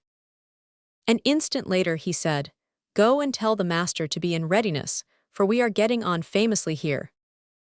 Jacques Aubry started for the tower, and in a very few moments he stood between Ascanio and Benvenuto, who were keeping up such a brisk and effective fire that they had already shot down 2 or 3 men, and the provost's archers were beginning to think twice before showing themselves upon the walls. Meanwhile, as Herman had sent word to Benvenuto, the door was beginning to yield, and the provost resolved to make one last effort. He cheered on his men to such good purpose that the stones began to rain down once more. But 2 or 3 arquebus shots speedily calmed anew the ardor of the besieged, who, despite all Messer Robert's promises and remonstrances, coyly remained out of range. Thereupon Messer Robert himself appeared, alone, carrying in his hands an enormous stone, and made ready to hurl it down upon Herman's head. But Benvenuto was not the man to allow his retainer to be taken by surprise. As soon as he caught sight of the provost rashly venturing where no one else ventured to go, he put his weapon to his shoulder. It would have been all up with Messer Robert, had not Ascanio, just as Cellini pulled the trigger, thrown up the barrel with a quick motion of his hand accompanied by a sharp exclamation, so that the bullet whistled harmlessly through the air. Ascanio had recognized Colom's father. As Benvenuto turned furiously upon him to demand an explanation, the stone, thrown with all the force the provost could impart to it, fell full upon Herman's helmet. Even the enormous strength of the modern Titan was not equal to the task of sustaining such a blow. He relaxed his hold of the timber, threw out his arms as if seeking something to cling to, and finding nothing within reach, fell to the ground unconscious with a terrible crash. Besieged and besiegers simultaneously set up a shout. Little Jehan and 3 or 4 comrades who were near Hermann ran to him to carry him away from the wall and look to his injuries. But the large and small doors of the Hotel de Nesle opened at the same moment, and the provost, at the head of 12 or 15 men, darted upon the wounded man, cutting and slashing vigorously, as did all his followers, so that Jehan and his comrades were forced to retreat, although Benvenuto was shouting to them to hold their ground, and that he would come and help them. The provost seized the opportunity. 8 of his men lifted Hermann, who was still unconscious, by the arms and legs, and 7 took up a position to protect their retreat, so that, while Cellini, Ascanio, and their 3 or 4 comrades on the terrace of the tower were hurrying down the 4 or 5 flights of stairs which lay between them and the street, Hermann and his bearers re-entered the Grand Nesle. When Cellini, arquebus in hand, appeared at the door of the tower, the door of the hotel was just closing behind the last of the provost's men-at-arms. There was no disguising the fact that this was a check, and a serious check at that. Cellini, Ascanio, and their comrades had, it is true, disabled 3 or 4 of the besieged, but the loss of these 3 or 4 men was much less disastrous to the provost than was the loss of Hermann to Cellini. The besiegers were dazed for a moment. Suddenly Ascanio and Cellini looked at each other, as if by a common impulse. "I have a plan," said Cellini, looking to the left, that is to say, toward the city. "And so have I," Ascanio rejoined, looking to the right, that is to say, toward the fields. "I have devised a plan to bring the garrison out of the castle. And I plan to open the door for you, if you do bring them out."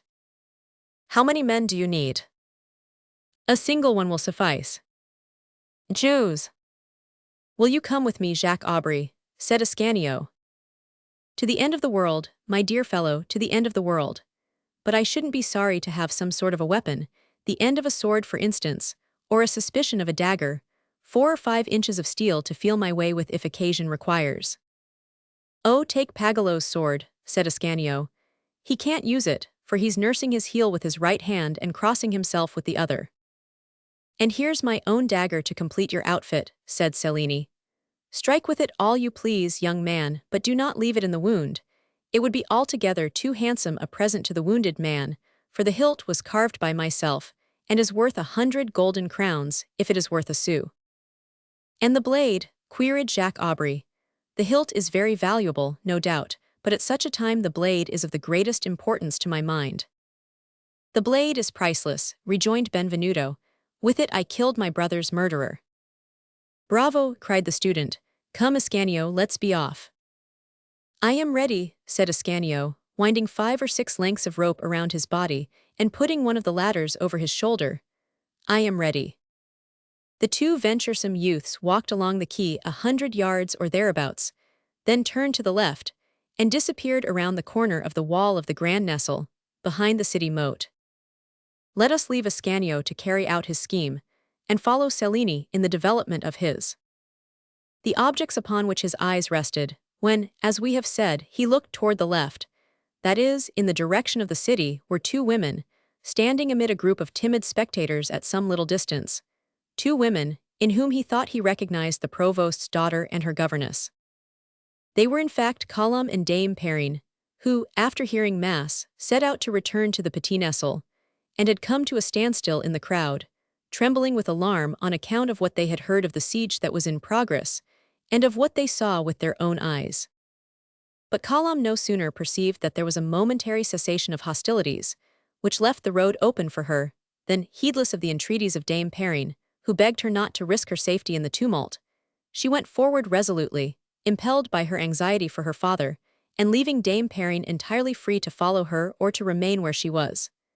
As the duenna was really deeply attached to her charge, she determined to accompany her, notwithstanding her fright. They left the group, just as Ascanio and Jacques Aubry turned the corner of the wall. Now Benvenuto Cellini's plan may be divined. As soon as he saw the 2 women coming toward him, he himself stepped forward to meet them, and gallantly offered his arm to Colombe. "Have no fear, madame," he said. "If you will deign to accept my arm, I will escort you to your father." Colombe hesitated, but Dame Perrine seized the arm on her side, which Benvenuto had forgotten to offer her. "Take his arm, my dear, take it," she said, "and let us accept this noble knight's protection. Look, look, there is Monsieur le Prévôt leaning over the wall, he is anxious about us, no doubt. Colombe took Benvenuto's arm, and the three walked to within a step or two of the door. There Cellini stopped, and said to the provost in a loud voice, making sure that Colombe's arm and Dame Perrine's were safely within his own. Monsieur le Prévôt, your daughter who is here desires to enter. I trust that you will open the door to her, unless you prefer to leave so charming a hostage in your enemy's hands. 20 times within 2 hours the provost, behind his ramparts, had thought of his daughter, whom he had so imprudently allowed to go out, being in considerable doubt as to the possibility of admitting her again. He was hoping that she would be warned in time, and would be wise enough to go to the Grand Chatelet and await results, when he saw Cellini leave his companions and go to meet 2 women, in whom he recognized Colombe and Dame Perrine. The little fool, he muttered beneath his breath, but I can't leave her in the midst of these miscreants. He opened the wicket, and showed his face behind the grating. Well, said he, what are your terms? These, said Benvenuto. I will allow Madame Colombe and her governess to enter, but only on condition that you come forth with all your men, and we will then decide our dispute by a fair fight in the open. They who remain in possession of the battlefield shall have the Hôtel de Nesle, vos victimes, as your compatriot Brennus said. I accept, said the provost, on one condition. What is it? That you and your people stand back to give my daughter time to come in, and my archers time to go out. Agreed, said Cellini. But do you come out first, and let Madame Colombe go in afterward. When she is safely inside, you will throw the key over the wall to her, and thus leave yourself no opportunity to retreat. Agreed, said the provost. Your word. On the faith of a gentleman, and yours. On the faith of Benvenuto Cellini. These terms being agreed upon, the door opened, and the provost's retainers filed out, and drew up in 2 rows before the door, Messer d'Estreville at their head. They were 19 in all. On the other side, Benvenuto, without Ascanio, Herman, and Jacques Aubry, had but 8 men remaining, and of these Simon Legaucher was wounded, luckily in the right hand. But Benvenuto was not given to counting his foes. It will be remembered that he did not hesitate to attack Pompeo single-handed, although he was attended by a dozen esbirri. He was only too glad, therefore, to abide by his agreement, for he desired nothing so much as a general and decisive action. You may go in now, madame, he said to his fair prisoner. Colombe flew across the space, which lay between the 2 camps, as swiftly as the bird whose name she bore, and threw herself panting into the provost's arms. Father, father, she cried weeping, in heaven's name do not expose yourself. Go inside, said the provost sharply, taking her by the arm and leading her to the door. 'Tis your folly that reduces us to this extremity. Colombe passed through the door, followed by Dame Perrine, to whom fear had lent, if not wings, as to her lovely ward, at least legs, which she thought she had lost 10 years before. The provost closed the door behind them. The key, cried Cellini. True to his promise, the provost took the key from the lock and threw it over the wall, so that it fell into the courtyard. And now, cried Benvenuto, rushing upon the provost and his troop, every man for himself and God for us all. A terrible struggle ensued, for before the provost's people had time to lower their weapons and fire, Benvenuto with his 7 workmen was in their midst, slashing to right and left with the terrible sword which he handled in such masterly fashion, and which, forged by his own hand, met few coats of mail or breastplates able to resist it. The soldiers thereupon cast aside their useless arquebuses, drew their swords, and began to cut and thrust in return. But despite their numbers and their gallantry, in less time than it takes to write the words, they were scattered all about the square, and 2 or 3 of the bravest, wounded so severely that they could fight no longer, were forced to fall back. The provost saw the danger, and being a brave man, who in his time had achieved some fame as a fighting man, he rushed forward to confront this redoubtable Benvenuto Cellini, whom nobody seemed able to withstand. To me, he cried, to me, infamous robber, and let us decide the affair. What say you? Oh, I could ask nothing better, replied Benvenuto. If you will bid your people not to interfere with us, I am your man.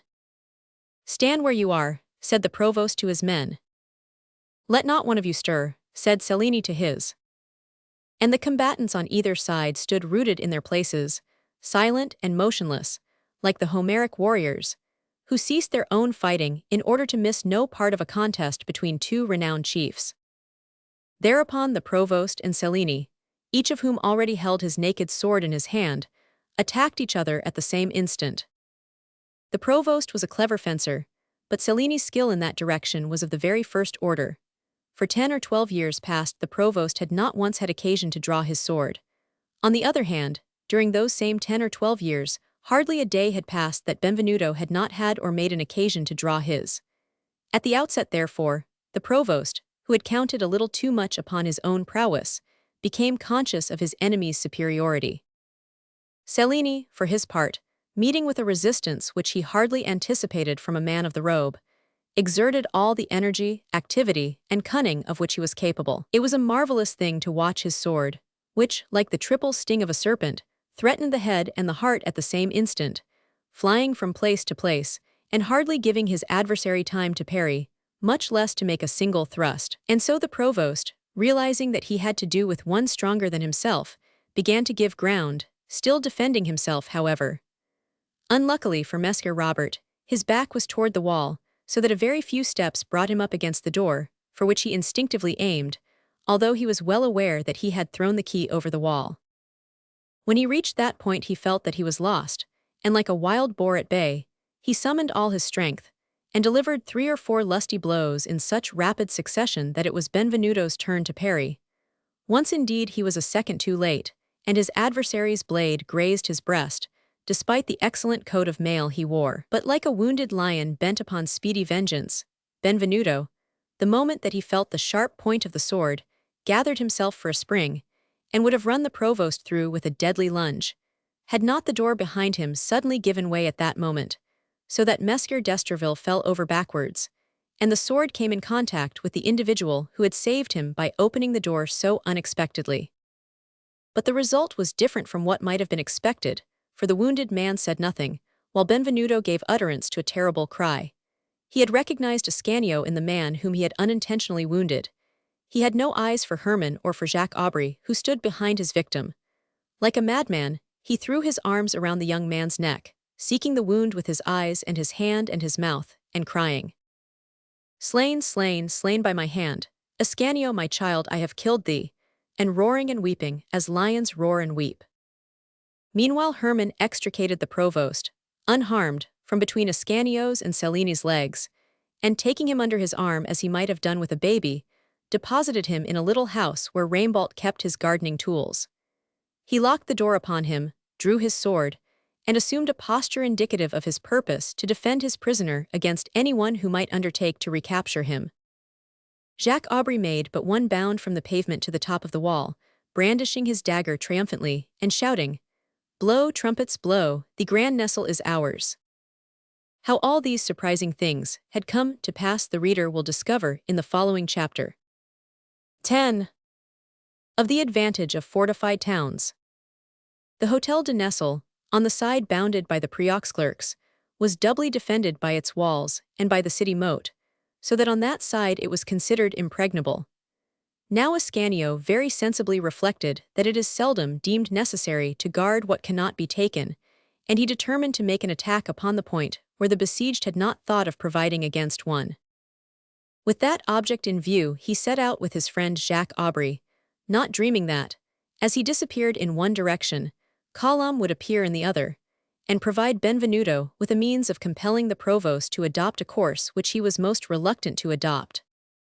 Ascanio's scheme was very difficult of execution, and very dangerous in its possible results. He proposed to cross a deep moat, scale a wall 25 feet high, and at the end perhaps fall into the midst of the enemy.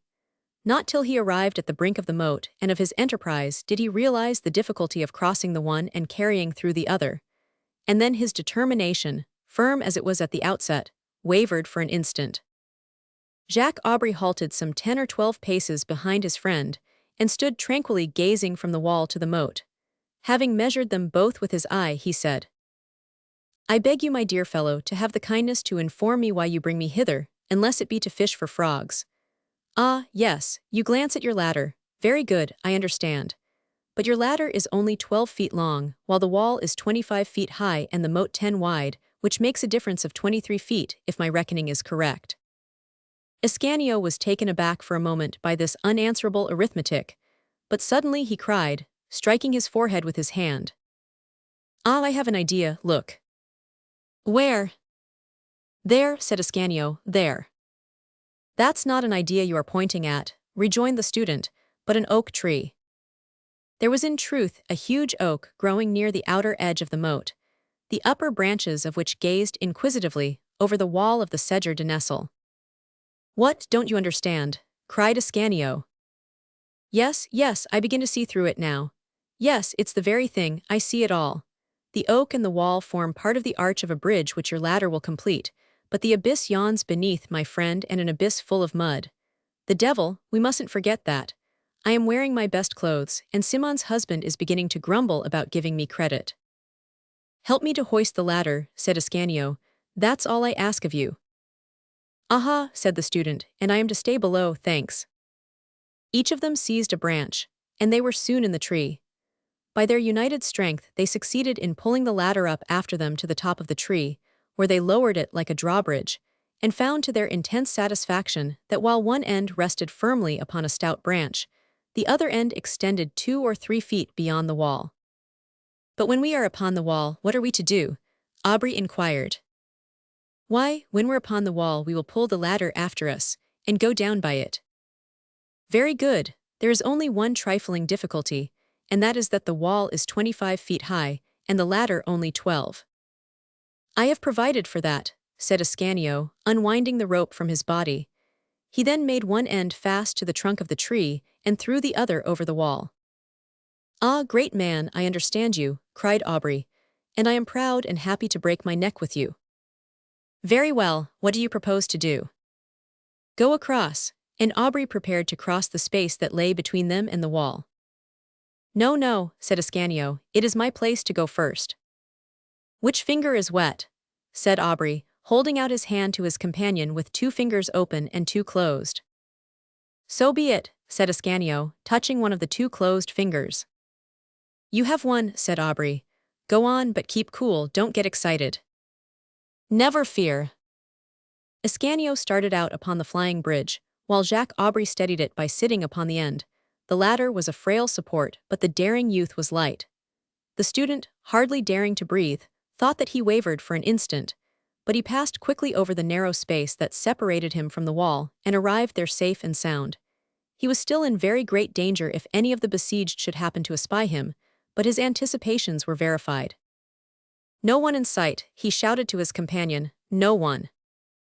"If that is so," said Aubrey, "on with the dance." And he ventured upon the narrow, trembling path, while Ascanio, putting his whole weight upon the other end of the ladder, repaid the service rendered him. As he was as light and as active as Ascanio, he was at his side in an instant. Both of them sat astride the wall and drew the ladder across. They then made fast the other end of the rope to it, and lowered it, swinging it out so that the lower end would rest on the ground at a safe distance from the wall.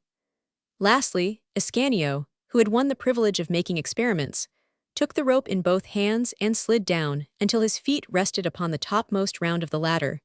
Another second and he was on the ground. Jacques Aubrey followed him with similar good fortune, and the 2 friends found themselves in the garden.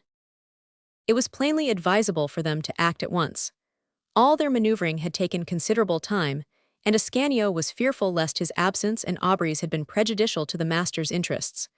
Drawing their swords as they ran, they hastened to the door leading into the first courtyard, where the garrison should be, assuming that they had not changed their position.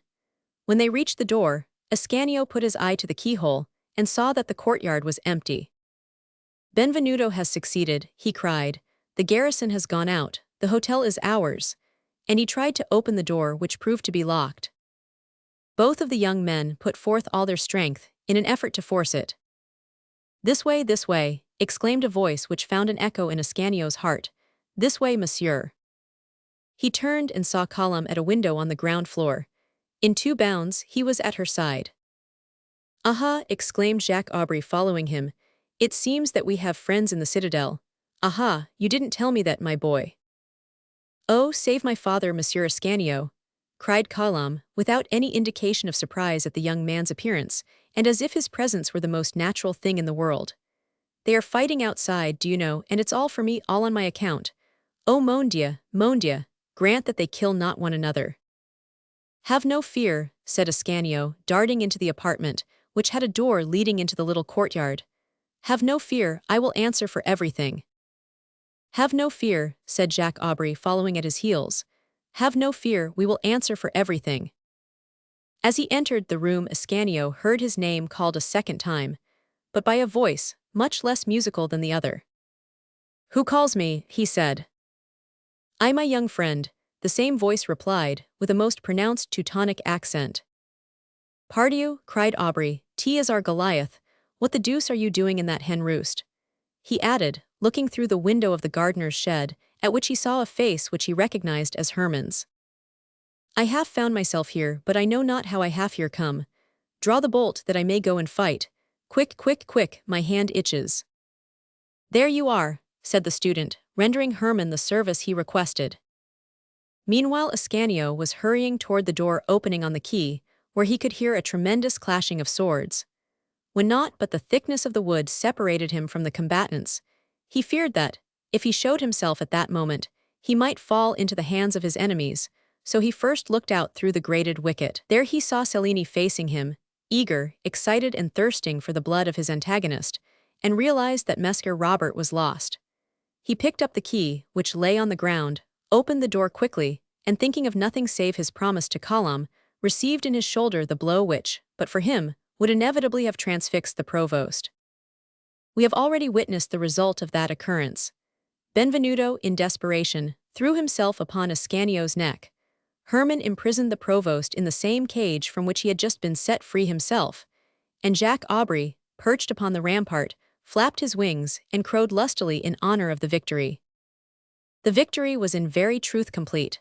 The provost's people, when their master was made prisoner, did not even try to dispute it, but laid down their arms.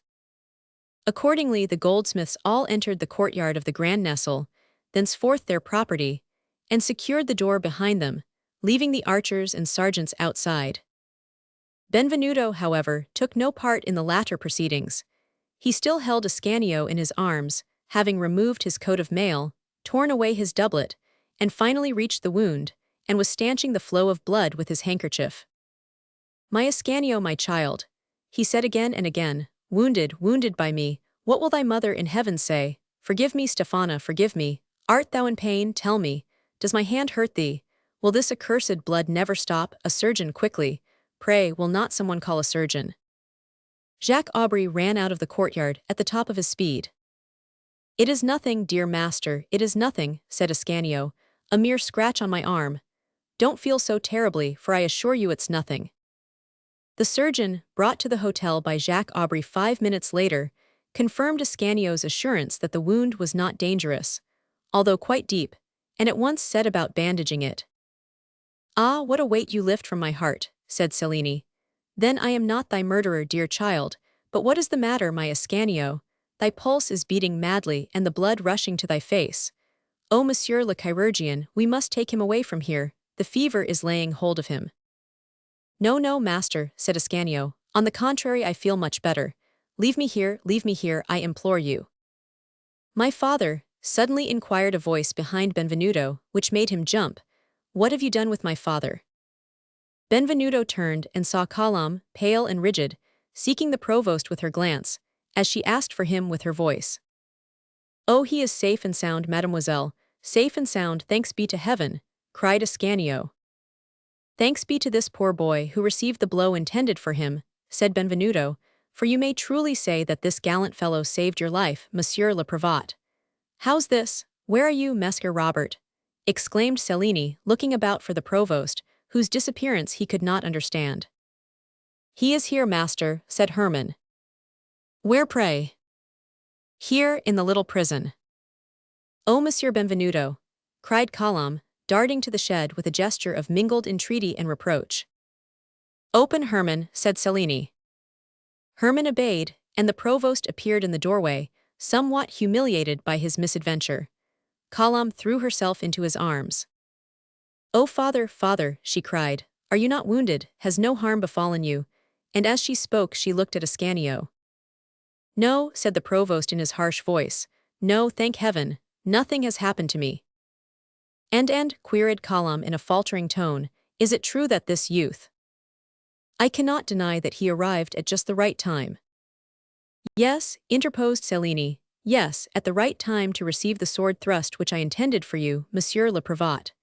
Yes, Mademoiselle Colum, yes, he added, you owe your father's life to this brave fellow, and if Monsieur le Prévôt doesn't proclaim it from the housetops, he is an ingrate as well as a liar. I trust that his rescuer will not have to pay too dearly for his gallantry, rejoined Colum, blushing at her own audacity. Oh, mademoiselle, cried Ascanio, I would gladly have shed all my blood in such a cause. Well, well, Monsieur le Prévôt, said Cellini, see what tender emotions you have caused to spring up. But Ascanio may not be able to bear the excitement. The bandage is in place, and it would be well for him, I think, to take a little rest now. What Benvenuto had said to the provost of the service, rendered him by the wounded man, was no more than the truth. And as every truth has an innate strength of its own, the provost in his heart could but admit that he owed his life to Ascanio. He therefore put a good face on the matter, and approached the wounded man, saying, Young man, an apartment in my hotel is at your service. In your hotel, Messer Robert, exclaimed Cellini with a laugh, for his good humor returned as his anxiety on Ascanio's account vanished. In your hotel, why do you really wish to begin the battle over again? What, cried the provost, do you claim the right to turn my daughter and myself out of doors? By no means, Messieurs. You now occupy the Petit Nestle. Very good. Keep the Petit Nestle, and let us live on such terms as good neighbors should. Be good enough, Messieurs, to make no opposition to Ascanio's being at once made comfortable in the Grand Nestle, where we will join him this evening. Thereafter, if you prefer war. Oh, father, cried Colum. No peace, said the provost. There can be no peace without conditions, Monsieur le Prévôt. Do me the honor to accompany me to the Grand Nestle, or the favor to receive me at the Petit, and we will draw up our treaty. I will go with you, monsieur, said the provost. So be it. Mademoiselle, said 500 Esterville then to his daughter, be good enough to return to your apartments, and await my return there. Colum, notwithstanding the harsh tone in which this command was uttered, presented her forehead to her father to kiss, and with a courtesy addressed to everybody present, so that Ascanio might come in for a share of it, she withdrew. Ascanio followed her with his eyes until she disappeared. As there was nothing further to detain him in the courtyard, he asked to be taken inside. Hermann thereupon took him under the arms as if he were a child, and transported him to the Grand Nestle. On my word, Messer Robert, said Benvenuto, who had also looked after the maiden while she was in sight, on my word. You were very judicious to send my late prisoner away, and I thank you for the precaution. On my honor I do. I am free to say that Mademoiselle Colum's presence might have been prejudicial to my interests by making me too weak, and too willing to forget that I am a victor, to remember simply that I am an artist. That is to say, a lover of every perfect form and of all divine beauty. Monsieur d'Esterville acknowledged the compliment by a decidedly ungracious contortion of his features. He followed the goldsmith, however, without outwardly manifesting his ill humor, but mumbling dire threats beneath his breath. Cellini, to put the finishing touch to his mortification, begged him to go over his new abode with him. The invitation was conveyed in such courteous terms that it was impossible to decline. The provost therefore accompanied his neighbor, who showed him no mercy, and left not a corner of the garden nor a room in the chateau unvisited.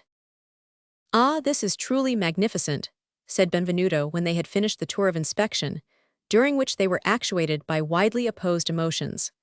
Now, Monsieur le Prévôt, I can understand and excuse your repugnance to give up this property, but I need not say that you will be most welcome whenever you may choose, as today, to do me the honor of calling upon me in my poor abode. You forget, monsieur, that I am here today for no other purpose than to listen to your conditions and state my own. I am ready to listen. How so, Messer Robert? On the contrary, I am at your service, but if you choose to allow me first to make known my wishes to you, you will then be free to give expression to your own. Say on. First of all, the one essential clause. What is that? It is this. Article I. Messer Robert d'Estreville doth concede Benvenuto Cellini's right to the property called the Grand Nestle, doth freely abandon it to him, and doth renounce all claim thereto forever, for himself and his heirs. Accepted, said the provost. But if it should please the king to take from you what he has now taken from me, and to give to some other what he has now given to you, I am not to be held responsible. Wise, said Cellini, there's some mischievous mental reservation hidden in that, Monsieur le Prévôt. But no matter, I shall know how to retain what I have won. Let us pass to the next. "'Tis my turn," said the provost. "That is no more than fair." Article Roman II. Benvenuto Cellini agrees to make no attack upon the Petit Nestle, which is and is to remain the property of Robert d'Estreville. Furthermore, he will not even attempt to gain a footing there as a neighbor, and under the guise of friendship. "Very good," said Benvenuto, "although the clause is by no means conceived in kindness. But if the door is thrown open to me, I shall not show myself so devoid of courtesy as to refuse to enter." "I will give orders to avert that possibility," retorted the provost. Let us to the next. I continue. Article Roman III. The first courtyard, between the Grand and Petit Nestles, shall be common to both estates. "That is quite right," said Benvenuto, "and you will do me the justice to believe that if Mademoiselle Colombe desires to go out, I shall not keep her a prisoner." "Oh, never fear. My daughter will go in and out by a door which I undertake to have cut in the wall. I simply wish to make sure of an entrance for carriages and wagons." "Is that all?" "Yes," replied Messer Robert. "Apropos," he added, "I trust that you will allow me to remove my furniture." "That is no more than fair. Your furniture is yours, as the Grand Nestle is mine. Now, Messer le Prévôt, let us add one more clause to the treaty, a clause purely benevolent in its purpose." State it. Article Roman IV, and last. Messer Robert d'Estreville and Benvenuto Cellini lay aside all ill will, and loyally and sincerely agree to abide in peace. I accept the article, but only in so far as it does not bind me to bear aid to you against those who may attack you. I agree to do nothing to injure you, but I do not agree to make myself agreeable to you. As to that, Monsieur le Prévôt, you know perfectly well that I can defend myself alone, do you not? If there is no objection now on your part, added Cellini, passing the pen to him, sign, Monsieur le Prévôt, sign.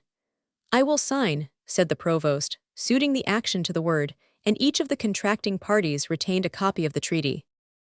This formality at an end, Messer d'Estreville returned to the Petit Nestle, being in great haste to scold poor Colombe for her rash expedition. Colombe hung her head, and let him say what he chose, not hearing a single word of his reproaches, for during all the time that they endured the girl was engrossed by a single longing, to ask her father for news of Ascanio. But it was useless. Try as hard as she would, she could not force the wounded youth's name beyond her lips. While these things were taking place on one side of the wall, on the other side, Catherine, who had been sent for from the church, made her entry into the Grand Nestle. The fascinating madcap threw herself into Benvenuto's arms, pressed Ascanio's hand, complimented Herman, made sport of Pagolo, laughed, wept, sang, asked questions, all in the same breath. She had suffered terribly, for the reports of firearms had reached her ears and interrupted her prayers again and again. But now everything was all right. Everybody had come out safe and sound from the battle, save 4 dead and 3 wounded men, and Scazon's high spirits did homage to both victory and victors. When the uproar caused by Catherine's arrival had subsided in some measure, Ascanio remembered the motive which brought the student to the spot so opportunely. He turned to Benvenuto and said, "Master, my comrade Jacques Aubry and I were to try our hands at a game of tennis today. In good sooth, I am hardly in condition to be his partner, as our friend Herman says. He has assisted us so gallantly in our undertaking, however, that I venture to beg you to take my place." "With all my heart," said Benvenuto, "but you must look to yourself, Master Jacques Aubry." I will try, Messer. We shall sup together afterward, and you know that the victor will be expected to drink 2 bottles more than his vanquished opponent. Which means that I shall be carried home dead drunk, Master Benvenuto. Vive la joie, this suits me. Ah, the devil, there's Simone waiting for me too. Pshaw, I had to wait for her last Sunday. It's her turn today, so much the worse for her. With that the two seized balls and rackets, and hied them to the garden. Chapter 11. Owls, Magpies, and Nightingales. As this was the blessed Sabbath day, Benvenuto did nothing more than play tennis, rest after playing, and inspect his new property. But on the following day the work of moving began, and was fully completed 2 days later, by virtue of the assistance of his new companions. On the third day Benvenuto resumed his modeling as calmly as if nothing had happened.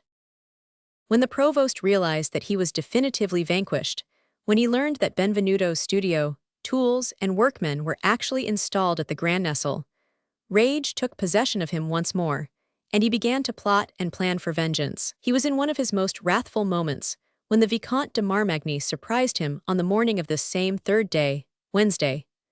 Marmagny could not resist the longing to gratify his vanity by triumphing over the sorrows and reverses of his friends, as every man who is a coward and an idiot loves to do. "Well," he said, "I told you so, my dear provost."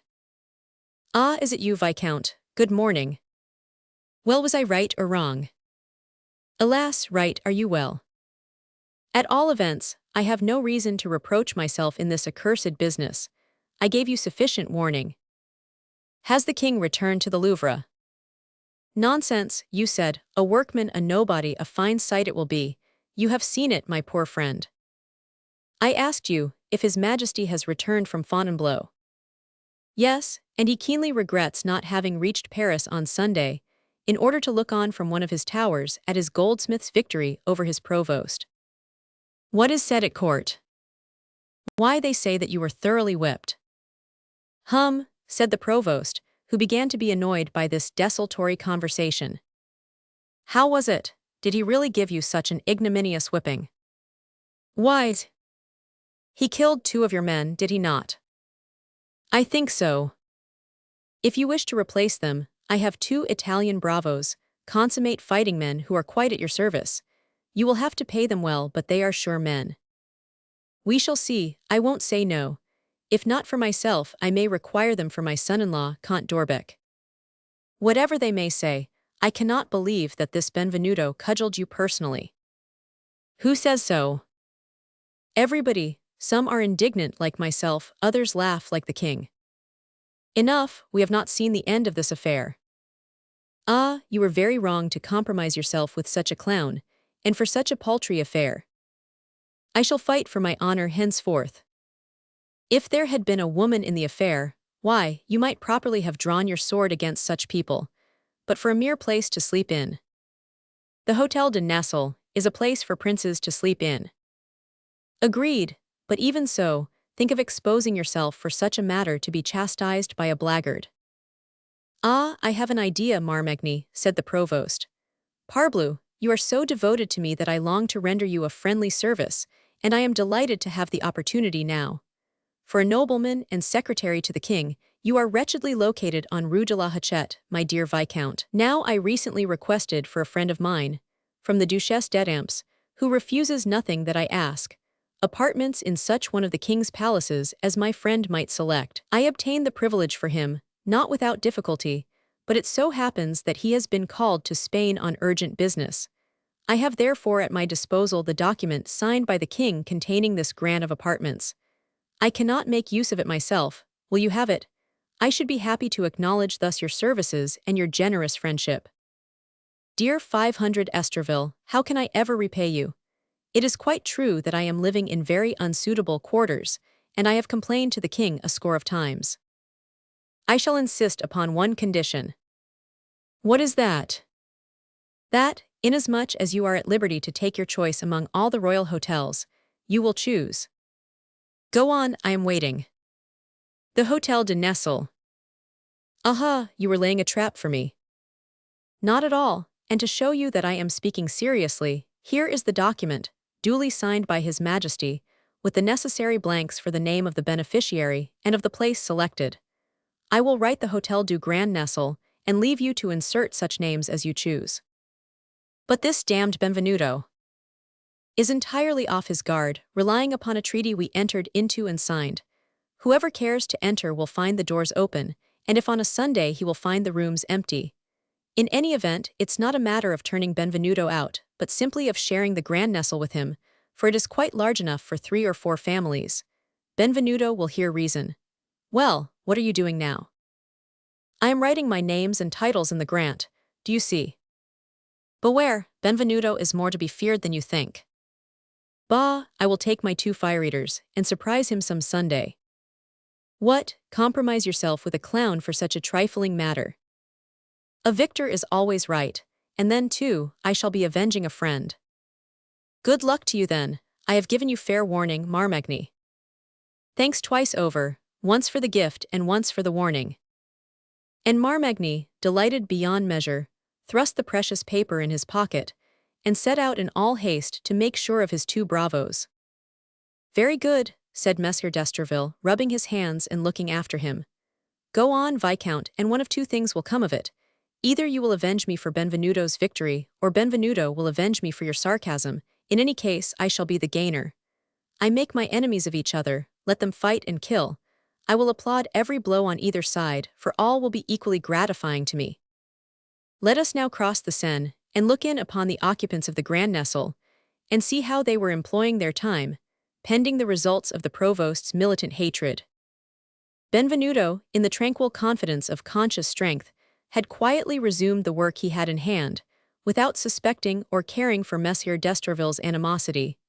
His day was divided thus. He rose at daybreak, and went at once to a small, isolated room that he had discovered in the garden, above the foundry, with a window from which one could look obliquely into the flower garden of the Petit Nestle.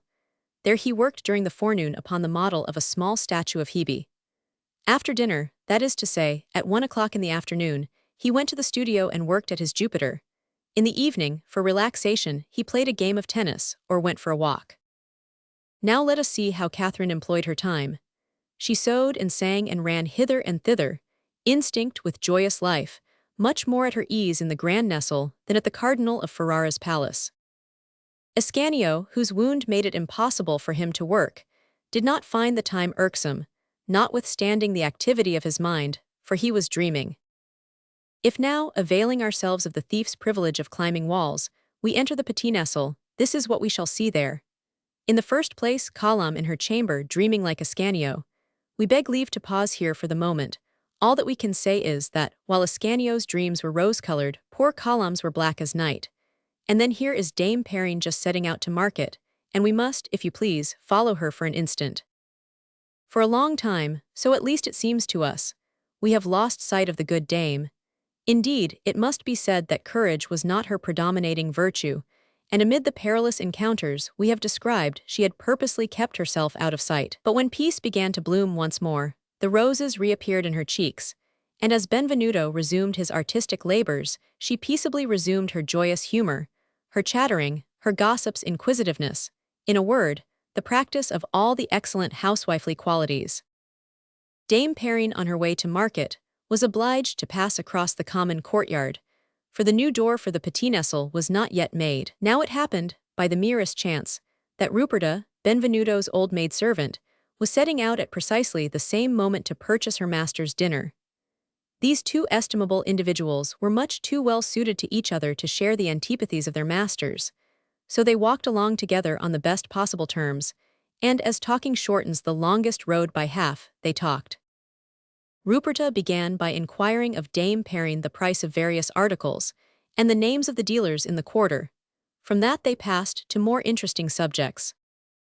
"Is your master such a terrible man?" queried Dame Perrine. "Terrible? When you don't offend him he is as gentle as a Jesus, but dame, when one doesn't do as he wishes, I must say that he's not very agreeable. He is fond, oh, very fond of having his own way. That's his mania, and when he once gets a thing in his head, all the 500,000 devils in hell can't drive it out. But you can lead him like a child by pretending to obey him, and it's very pleasant to hear him talk. You should hear him say to me, Dame Ruperta. He calls me Ruperta in his strange pronunciation, although my real name is Rupert, at your service. Dame Ruperta, this is an excellent leg of mutton, and done to a turn. Dame Ruperta, your beans are seasoned most triumphantly. Dame Ruperta, I look upon you as the queen of governesses, and all this so winningly that it touches one to the heart. Et la bonne hura, but he kills people, they say. Oh yes, when he's crossed, he kills very handily. It's a custom of his country, but it's only when he's attacked, and then only in self-defense. Otherwise he is very light-hearted and prepossessing. I haven't seen him myself. He has red hair, hasn't he? No, indeed. His hair is as black as yours and mine, as mine was, that is. All, you have never seen him. Well, just come in casually sometime to borrow something, and I'll show him to you. He's a handsome man and would make a superb archer. Apropos of handsome men, how is our comely youth today? The wounded man, I mean, the attractive young apprentice who received such a terrible wound in saving the provost's life. Ascanio, pray do you know him? Do I know him? He promised my young mistress Colombe and myself to show us his jewels. Remind him of it, if you please, my dear madame.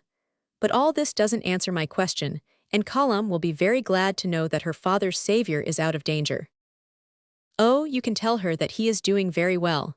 He got up just now. But the surgeon has forbidden his leaving his room, although I think a breath of fresh air would do him a world of good. It's out of the question, though, in this burning sun. Your Grand Nestle garden is a veritable desert, not a shaded spot anywhere, no vegetation but nettles and briars and 4 or 5 leafless trees. It's enormous but very unpleasant to walk in. Our master consoles himself with tennis, but poor Ascanio isn't well enough yet to hold a racket and must be bored to death. He's so active, the dear boy. I speak of him in that way because he's my favorite and is always courteous to his siders. He's not like that bear of a Pagolo or Catherine the giddy pate. And you say that the poor fellow must be eating his heart out with having to pass whole days on a couch in his bedroom. Mon Dieu, exclaimed kind-hearted Dame Perrine, pray tell the poor boy to come over to the Petit Nestle, where there is such beautiful shade. I will gladly admit him, although Monsieur le Prévôt has expressly forbidden it. Why, it would be most virtuous in me to disobey him, in order to benefit the man who saved his life. And you talk of ennui, we are the ones who are drying up with it. The comely apprentice will divert us. He will tell us tales of his Italy, and show us his necklaces and bracelets, and chatter with Colombe. Young folks like to be together and prattle, and they languish in solitude. So it's agreed, isn't it? Just tell your Benjamin that he's at liberty to come and walk in our garden whenever he pleases, provided he comes alone, or with you, Dame Rupert, to give him your arm. Knock 4 times, the first 3 gently and the last louder. I shall know what it means, and I will come and open the door.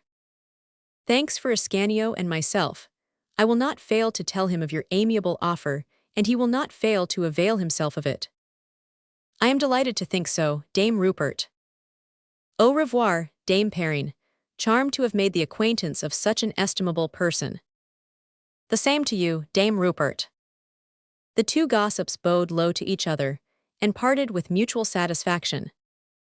The gardens of the Séjour de Nesle were in truth, as Ruperta said, dry and scorched on one side of the wall, cool and shady as a forest on the other. The provost's miserly instinct led him to leave the garden of the Grand Nesle uncared for, as the cost of keeping it in condition would have been considerable, and he was not sufficiently sure of his title to renew, perhaps for the benefit of his successor, the trees which he had lost no time in cutting down as soon as he took possession. His daughter's presence at the Petit Nesle accounted for his leaving the shady thickets there untouched, as the poor child had no other recreation than to sit beneath them. Raimbault and his 2 assistants sufficed to keep Colombe's garden in order, and even to embellish it somewhat. It was laid out and planted in extremely good taste. At the back was the kitchen garden, Dame Perrine's kingdom.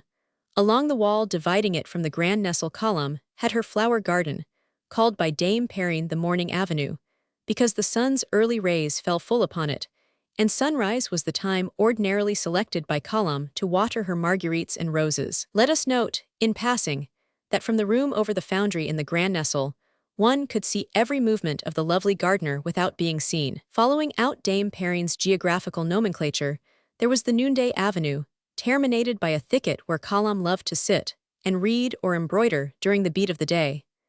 At the other end of the garden was the Evening Avenue, planted with a triple row of lindens, which made it delightfully cool and fresh. It was here that Colombe was accustomed to walk after supper.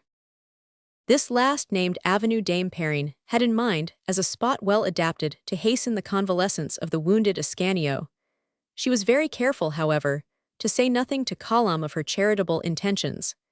It was possible that she would be too obedient to her father's commands, and would refuse to concur in her governess's open defiance of them. And in that case, what would Dame Ruperta think of her neighbor's authority and influence?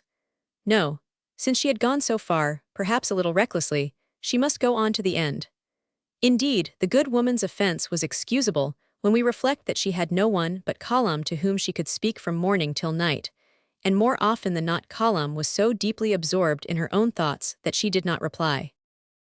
The reader will readily understand Ascanio's ecstasy when he learned that paradise was open to him, and how fervently he blessed Ruperta.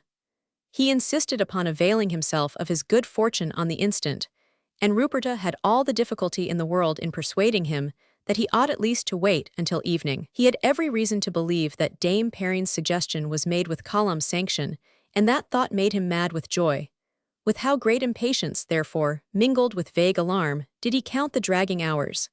At last, the clock struck 5. The apprentices left the studio. Benvenuto had been away since noon and was believed to have gone to the Louvre. Thereupon Ruperta said solemnly to the apprentice, who gazed at her as she had not been gazed at for many a year, "Now that the time has come, follow me, young man." They crossed the courtyard together, and she knocked 4 times at the door leading into the precincts of the Petit Nestle. "Say nothing of this to the master, good Ruperta," said Ascanio, who knew that Cellini was a good deal of a scoffer and skeptic in the matter of love, and did not choose to have his pure flame profaned by his witticisms. Ruperta was on the point of making inquiries as to the reason for this injunction, which it would be hard for her to obey, when the door opened and Dame Perrine appeared. "Come in, my fine fellow," she said. "How are you today? Pallor becomes you, do you know, it's a pleasure to look at you. Come in also, Dame Ruperta. Take the path to the left, young man. Colum is just coming down to the garden, it's the time when she always walks. Do you try and persuade her not to scold me too severely for admitting you." "What?" cried Ascanio. "Mademoiselle Colum doesn't know." "No, indeed. Do you think she would have consented to disobey her father? I have brought her up on correct principles. I disobeyed for both myself. Faith, I don't care, we can't always live like hermits. Raimbolt won't see anything, or if he does, I have a way to make him hold his tongue. If worse comes to worst, it won't be the first time I have held my own against Monsieur le Prévôt." Dame Perrine was very loquacious concerning her master, but Ruperta alone followed her in what she said. Ascanio was standing still, listening to nothing save the beating of Id's heart. He did, however, hear these words, let fall by Dame Perrine as they moved away. "This is the path where Colum walks every evening, and she will soon be here without doubt. You see that the sun won't reach you here, my gallant invalid." Ascanio expressed his thanks with a gesture, and walked forward a few steps, once more immersed in his reverie, and anticipating what was to come with mingled anxiety and impatience. He heard Dame Perrine say to Ruperta as they walked along, "This is Colum's favorite bench." And upon that he left the two gossips to continue their walk and their conversation, and sat softly down, without a word, upon the sacred seat. What was his purpose? Whither was he going? He had no idea. He sought Colum because she was young and fair, and he was young and fair. No ambitious thought had ever entered his head in connection with her. To be near her was his only desire. For the rest he put his trust in God, or rather, he did not look so far into the future. There is no tomorrow in love. Colum, for her part, had thought more than once, and in spite of herself, of the young stranger who had appeared to her in her loneliness, as Gabriel appeared to Mary. To see him once more had been from the first the secret desire of this child, who had hitherto had no desire. But being abandoned by an inconsiderate father to the guardianship of her own virtue, she was too high-minded not to deal with herself with the severity which noble souls never think themselves free to dispense with unless their will is fettered. She therefore bravely put aside her thoughts of Ascanio, and yet those thoughts persisted in forcing a way through the triple ramparts Colum had built around her heart, more easily than Ascanio made his way through the wall of the Grand Nestle. So it was that Colum had passed the 3 or 4 days since the engagement, alternating between the fear of not seeing Ascanio again and alarm at the thought of being in his presence.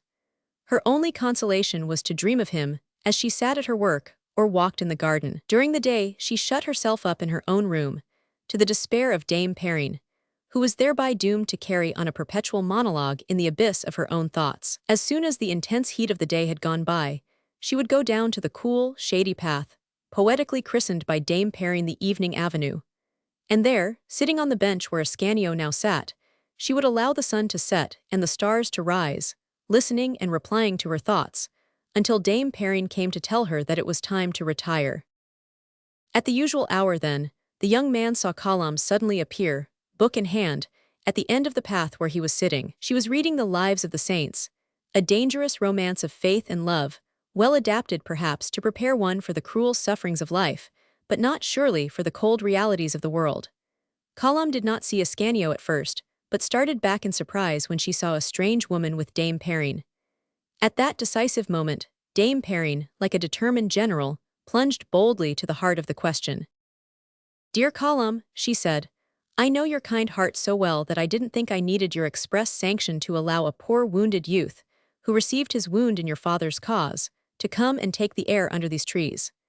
You know there is no shade at the Grand Nestle, and the surgeon won't answer for his life unless he can walk an hour every day." While she was uttering this well-intentioned but barefaced falsehood, Colombe suddenly spied Ascanio, and a vivid flush suffused her cheeks.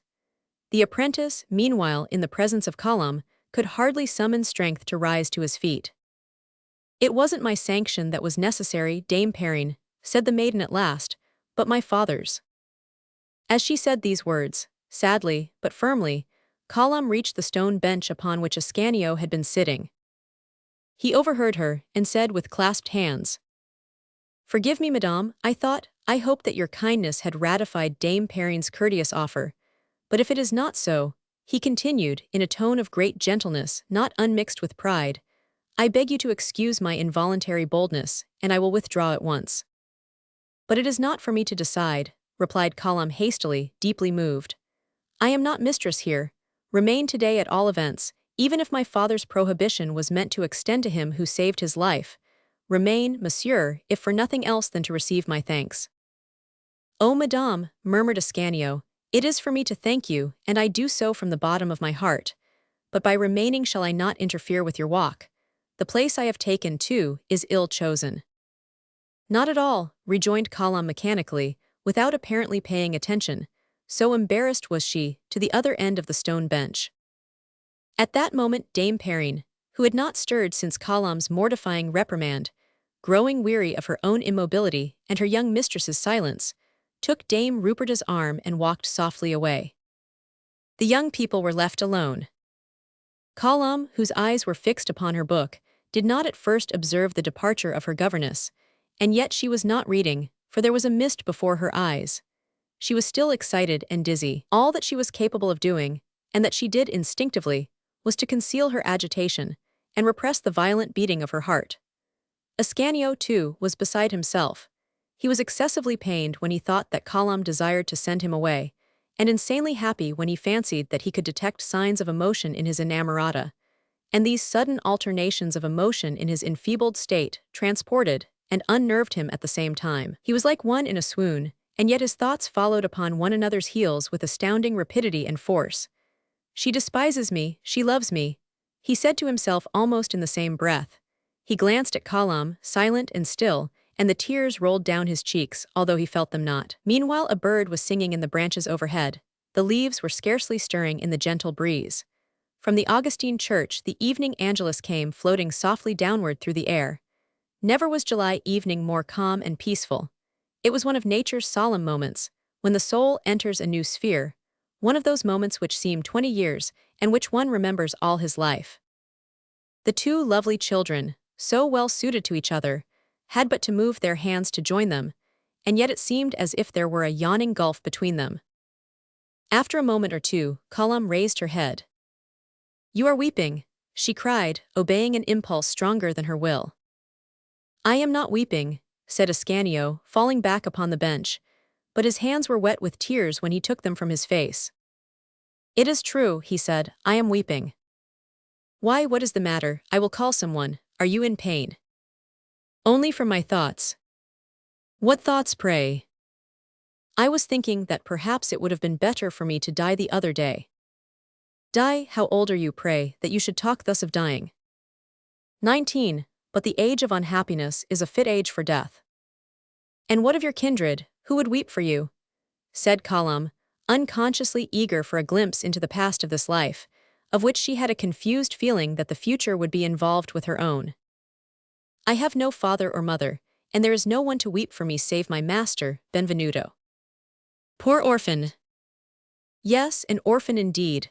My father never loved me, and I lost my mother at 10 years, just when I was beginning to understand her love and return it.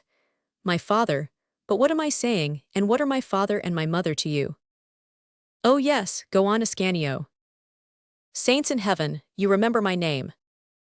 Go on, whispered Kalam, putting her hands before her face to hide her blushes. My father was a goldsmith, and my dear mother was herself the daughter of a Florentine goldsmith, named Raphael del Maro, of a noble Italian family. For in our Italian republics, to work implies no dishonor, and you will see more than one ancient and illustrious name on the sign of a shop. My master Cellini, for example, is as noble as the King of France, if not even more so. Raphael del Maro, who was poor, compelled his daughter Stefana to marry, against her will, a fellow goldsmith almost of his own age but very wealthy. Alas, my mother and Benvenuto Cellini loved each other, but were both fortuneless. Benvenuto was traveling everywhere to make a name for himself and earn money. He was far away, and could not interfere to prevent the marriage. Gismondo Gatti, that was my father's name, soon began to detest his wife because she did not love him, although he never knew that she loved somebody else. My father was a man of a violent and jealous disposition. May he forgive me if I accuse him wrongfully, but children have a relentless memory for their wrongs. Very often my mother sought shelter by my cradle from his brutal treatment, but he did not always respect that sanctuary. Sometimes he struck her, may God forgive him, while she held me in her arms, and at every blow my mother would give me a kiss to help deaden the pain. Ah, I remember well both the blows my mother received and the kisses she gave me. The Lord, who has just dealt a blow at my father where he would feel it most keenly, in his wealth, which was dearer to him than anything else in the world. Disaster after disaster overwhelmed him. He died of grief because his money was all gone, and my mother died a few days after, because she thought that she was no longer beloved. I was left alone in the world. My father's creditors laid hands upon all that he left, and in all their ferreting to make sure that they had forgotten nothing, they failed to discover a little weeping child. An old maidservant who was fond of me kept me 2 days from charity, but she was living on charity herself, and had none too much bread for her own needs. She was uncertain what to do with me, when a man covered with dust entered the room, took me in his arms, embraced me, weeping, and having given the good old woman some money, took me away with him. It was Benvenuto Cellini, who had come from Rome to Florence expressly to find me. He cherished me, instructed me in his art, and kept me always with him, and as I say, he is the only one who would weep for my death. Kalam listened with lowered eyes and oppressed heart to the orphan's story, which in the matter of loneliness was her own, and to the story of the poor mother's life, which would perhaps be hers some day. For she too was doomed to marry against her, while a man who would hate her because she would not love him. You are unjust to God, she said to Ascanio. There is someone, your kind master at least, who loves you and you knew your mother. I cannot remember my mother's kisses, for she died in giving birth to me. I was brought up by my father's sister, a crabbed, ill-tempered woman, and yet I mourned her bitterly when I lost her 2 years ago, for in the absence of any other affection my heart clung to her as ivy clings to a cliff. For 2 years I have been living in this place with Dame Perrine, and notwithstanding my loneliness, and although my father comes very rarely to see me, these 2 years have been and will be the happiest of my whole life. You have indeed suffered much, said Ascanio, but though the past has been so painful, why do you dread the future? Yours, alas, is full of glorious promise. You are nobly born, rich, and beautiful, and the shadow of your early years will only bring out in bolder relief the splendor of the rest of your life. Kalam sadly shook her head. Oh mother, mother, she murmured. When, rising in thought above the paltry present, one loses sight of the trivial necessities of the moment in the brilliant flashes which illuminate and epitomize a whole life, past and future, the heart is sometimes affected with a dangerous vertigo, and when one's memory is laden with 1,000 sorrows, when one dreads bitter anguish to come, the same heart is often a prey to terrible emotion and fatal weakness. One must be very strong not to fall when the weight of destiny is pressing down upon one's heart. These 2 children, who had already suffered so much, who had been always alone, had but to pronounce a single word to make a single future for their twofold past, but one was too dutiful, the other too respectful, to pronounce that word. Ascanio gazed at Kalam, however, with infinite tenderness in his eyes, and Kalam permitted his scrutiny with divine trust. With clasped hands, and in the tone in which he might have prayed, the apprentice said to the maiden, "Kalam, if you have any desire which I can gratify by pouring out all my blood to gratify it, if any disaster threatens you, and nothing more than a life is needed to avert it, say one word to me, Kalam, as you might say it to your brother, and I shall be very happy." "Thanks, thanks," said Kalam. "I know that you have already nobly risked your life once at a word from me, but God alone can save me this time." She had no time to say more, for Dame Perrine and Dame Ruperta stopped in front of them at that moment. The gossips had made the most of their time, as well as the two lovers, and had formed a close alliance, based upon mutual sympathy. Dame Perrine had confided to Dame Ruperta an infallible cure for chilblains, and Dame Ruperta, not to be outdone, had imparted to Dame Perrine the secret of preserving plums. After such an exchange of confidence, it is easy to understand that they were thenceforth united for life and death, and they had agreed to meet frequently, whatever the cost. "Well, Kalam," said Dame Perrine as they drew nigh the bench, "do you still bear me a grudge? Tell me, wouldn't it have been a shame to refuse admission to him but for whom the house would have no master? Shouldn't we do our utmost to help cure this youth of a wound received for us? Look, Dame Ruperta, and see if he doesn't already look better, and if he hasn't more color than when he came." "Yes, indeed," assented Ruperta. "He never had more color when he was in the best of health." "Consider, Kalam," continued Dame Perrine, "it would be downright murder to interrupt convalescence so happily begun. Come, the end justifies the means. You will allow me to admit him tomorrow at dusk, won't you? It will be a pleasant change for you as well, poor child, and a very innocent one, God knows, when Dame Ruperta and I are both here. Upon my word, Kalam, you need some sort of a change. And who is there to tell the provost that we have softened his stern orders a bit? And remember that, before he gave the order, you told Ascanio that he might come and show you his jewels. He forgot them today, so he must bring them tomorrow." Kalam looked at Ascanio. The color had fled from his cheeks, and he was awaiting her reply in an agony of suspense. In the eyes of a poor girl, kept a prisoner and tyrannized over, there was a world of flattery in this humility. There was then someone in the world whose happiness depended upon her, whom she could make glad or sad with a word. Everyone exults in his own power. The insolent airs of Count d'Orbec had humiliated Kalam very recently. The hapless prisoner, forgive her, pray, could not resist the longing to see the joyful light shine in Ascanio's eyes, so she said, with a blush and a smile, "Dame Perrine, what is this you have persuaded me to do?" Ascanio tried to speak, but could only clasp his hands effusively. His knees trembled under him. "Thanks, fair lady," said Ruperta with a deep courtesy. "Come, Ascanio, you are still weak, and it is time to go in. Give me your arm and let us go." The apprentice could hardly muster strength to say adieu and thanks, but he supplemented his words with a look in which his heart spoke volumes, and meekly followed the servant, his whole being overflowing with joy. Kalam fell back upon the bench, absorbed in thought and conscious of a pleasurable excitement, for which she reproached herself, and which was entirely unfamiliar to her. "Until tomorrow," said Dame Perrine triumphantly, as she took leave of her guests after escorting them to the door. "If you choose, young man, you can come in this way every day for 3 months." "And why for 3 months only?" asked Ascanio, who had dreamed of coming always. "Dame," was Dame Perrine's reply, "because in 3 months Kalam is to marry Count d'Orbec." Ascanio needed all the strength of his will to keep from falling. "Kalam to marry Count d'Orbec," he muttered. "Oh mon Dieu, so I deceived myself. Kalam does not love me." As Dame Perrine closed the door behind him at that moment, and Dame Ruperta was walking in front of him, neither of them overheard. Chapter 12. The King's Queen. We have said that Benvenuto left the studio about noon without saying whither he was going. He went to the Louvre to return the visit Francois I paid him at the Cardinal of Ferrara's hotel. The king had kept his word. The name of Benvenuto Cellini was given to all the doorkeepers and ushers, and all the doors flew open before him, all the doors save one, that leading to the council chamber.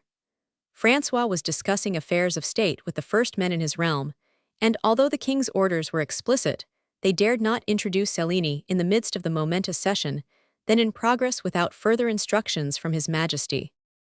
In truth, France was at this time in a critical situation. We have thus far said but little of affairs of state, feeling sure that our readers, especially those of the gentler sex, would prefer affairs of the heart to politics. But we have at last reached a point where we can no longer draw back, and where we must needs cast a glance, which we will make as brief as possible, at France and Spain, or rather at Francois I and Charles V, for in the 16th century kings were nations. At the period at which we have arrived, by virtue of one of the periodical movements of the political seesaw, of which both so often felt the effects, Francois's situation had recently improved, and Charles's grown worse in equal degree.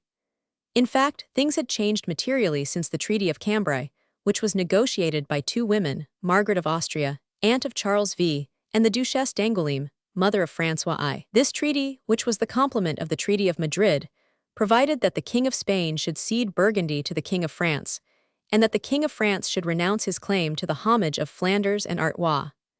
Furthermore, the two young princes, who served as hostages for their father, were to be sent back to him in exchange for the sum of 2 millions of golden crowns. Lastly, good Queen Eleonora, Charles V's sister, who was promised at first to the Constable Bourbon as a reward for his treachery, and was afterwards married to Francois as a pledge of peace, was to return to the court of France with the two children, to whom she had been as affectionate and devoted as any mother. These stipulations were carried out with equal good faith on both sides. But it will readily be believed that Francois's renunciation of his claim to the Duchy of Milan, exacted from him during his captivity, was only momentary. He was no sooner a free man once more, no sooner restored to power and health, than he turned his eyes again toward Italy. It was with the object of procuring countenance of his claims at the court of Rome that he had married his son Henry, become dauphin by the death of his elder brother Francois, to Catherine de Medicis, niece of Pope Clement Roman VII. Unfortunately, just at the moment when all the preparations for the king's meditated invasion were completed, Clement Roman VII died and was succeeded by Alexander Farnese, who ascended the throne of St. Peter under the name of Paul Roman III. Now Paul Roman III was determined not to allow himself to be inveigled into supporting the party of the emperor or of the King of France, but to adhere strictly to the policy of holding an equal balance between them. With his mind at ease in that direction, the emperor laid aside all anxiety on the subject of the preparations of France, and busied himself fitting out an expedition against Tunis, which had been seized by the corsair Sheridan, so famous under the name of Barbarossa, who, having driven out Muley Hassan, had taken possession of the country and was laying Sicily waste. The expedition was entirely successful, and Charles V, after destroying 3 or 4 ships, sailed into the Bay of Naples in triumph. There he received tidings which tended to encourage him still more. Charles Roman III, Duke of Savoy, although he was the maternal uncle of Francois I, had followed the counsel of his new wife, Beatrice, daughter of Emmanuel of Portugal, and had abandoned the party of the King of France, so that when Francois, by virtue of his former treaties with Charles Roman III, called upon him to receive his troops, the Duke of Savoy answered by refusing to do so, and Francois was reduced to the unenviable necessity of forcing the passage of the Alps, which he had hoped to find open to him by favor of his ally and kinsman. But Charles X was awakened from his feeling of security by a veritable thunderclap. The king marched an army into Savoy so promptly that the duke found his province actually under occupation by the French troops before he suspected that it was invaded. Bayern, who was in command of the army, seized Chambéry, appeared upon the Alpine passes, and threatened Piedmont just as Francesco Sforza, terror-stricken doubtless by the news of Bayern's success, died suddenly, leaving the Duchy of Milan without an heir, and thereby not only making its conquest an easy matter for Francois, but giving him a strong claim to it as well. Bayern marched down into Italy and seized Turin. There he halted, pitched his camp on the banks of the Sesia, and awaited developments. Charles V meanwhile had left Naples for Rome.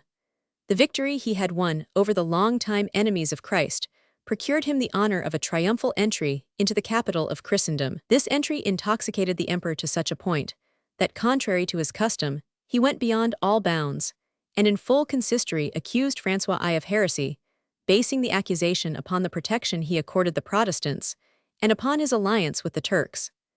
Having recapitulated all their former causes of disagreement, wherein, according to his view, Francois was always the first at fault, he swore to wage a war of extermination against his brother-in-law.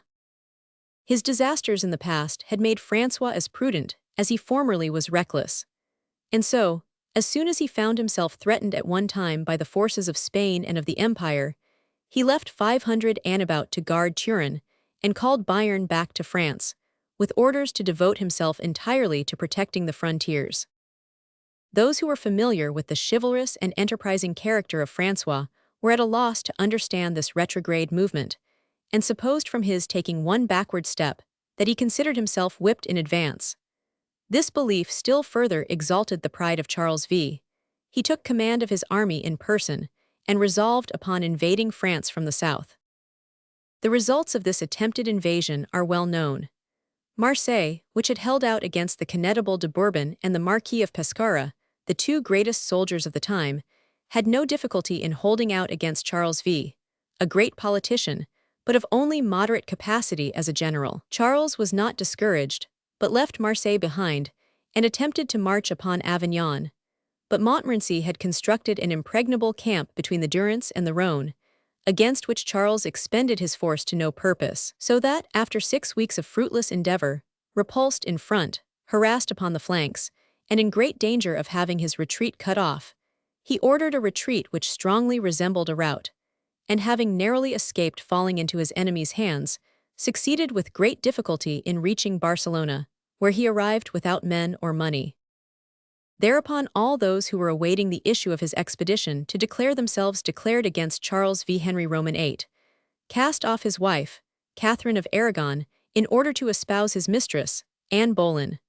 Solomon attacked the kingdom of Naples and Hungary. The Protestant princes of Germany entered into a secret league against the emperor. Lastly, the people of Ghent, weary of the incessant burdens imposed upon them to defray the expense of the war against France, suddenly rose in revolt and sent ambassadors to Francois to invite him to place himself at their head. But amid this universal upheaval, which threatened to destroy the emperor's fortunes, new negotiations were entered upon by the King of France and himself. The two monarchs had an interview at Aigues-Mortes, and Francois, bent upon peace, which he felt to be an absolute necessity for France, was determined thenceforth to rely upon friendly negotiations to effect his objects, and not upon an armed struggle. He therefore caused Charles to be informed of the proposition of the men of Ghent, offering him at the same time liberty to pass through France on his way to Flanders. The council had been called together to discuss this subject when Benvenuto knocked at the door, and Francois, true to his promise, as soon as he was advised of the great artist's presence, ordered that he be admitted. Benvenuto therefore heard the end of the discussion. "Yes, messieurs," Francois was saying, "yes, I agree with Monsieur de Montmorency, and it is my dream to conclude a lasting alliance with the Emperor-elect, to raise our two thrones above all the rest of Christendom, and to wipe out all these corporations, communes, and popular assemblies which assume to set bounds to our royal power by refusing us today the arms, tomorrow the money, of our subjects. My dream is to force back into the bosom of the true religion all the heresies which distress our Holy Mother Church. My dream is, lastly, to unite all our forces against the enemies of Christ, to drive the Turkish Sultan from Constantinople, were it only to prove that he is not, as he is alleged to be, my ally, and to establish at Constantinople a second empire rivaling the first in power, in splendor, and in extent. That is my dream, messieurs, and I have given it that name so that I may not allow myself to be unduly exalted by hope of success, nor unduly cast down if the future shall demonstrate, as it may, its impracticability. But if it should be fulfilled, Constable, if it should be fulfilled, if I were to have France and Turkey, Paris and Constantinople, the Occident and the Orient, confess, messieurs, that it would be grand, that it would be sublime."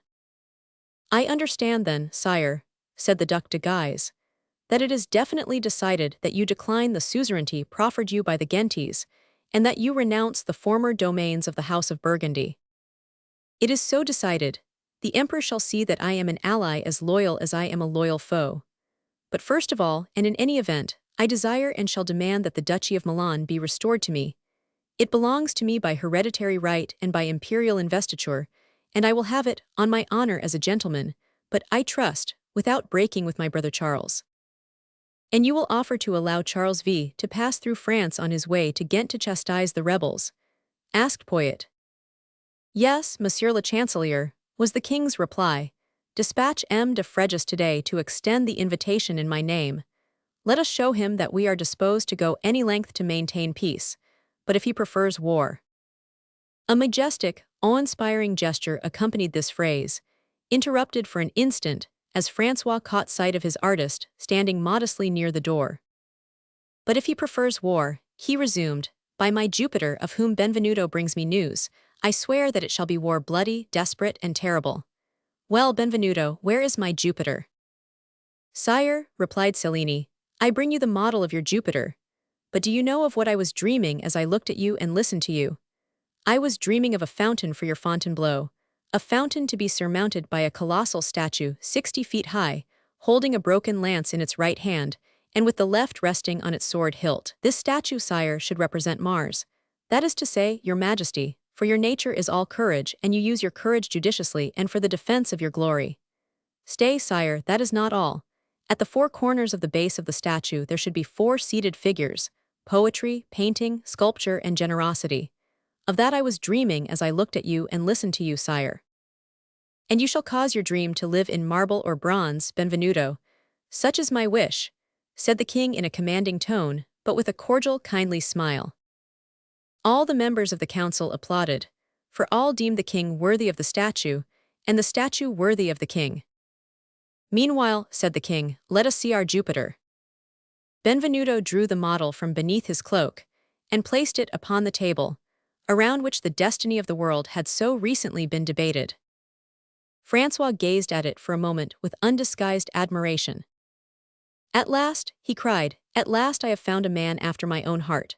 My friend, he continued, laying his hand upon Benvenuto's shoulder, I know not which of the two experiences the greater happiness, the prince who finds an artist who thoroughly sympathizes with and understands all his ideas, such an artist as yourself in short, or the artist who meets a prince capable of appreciating him. I think that my pleasure is the greater, upon my word.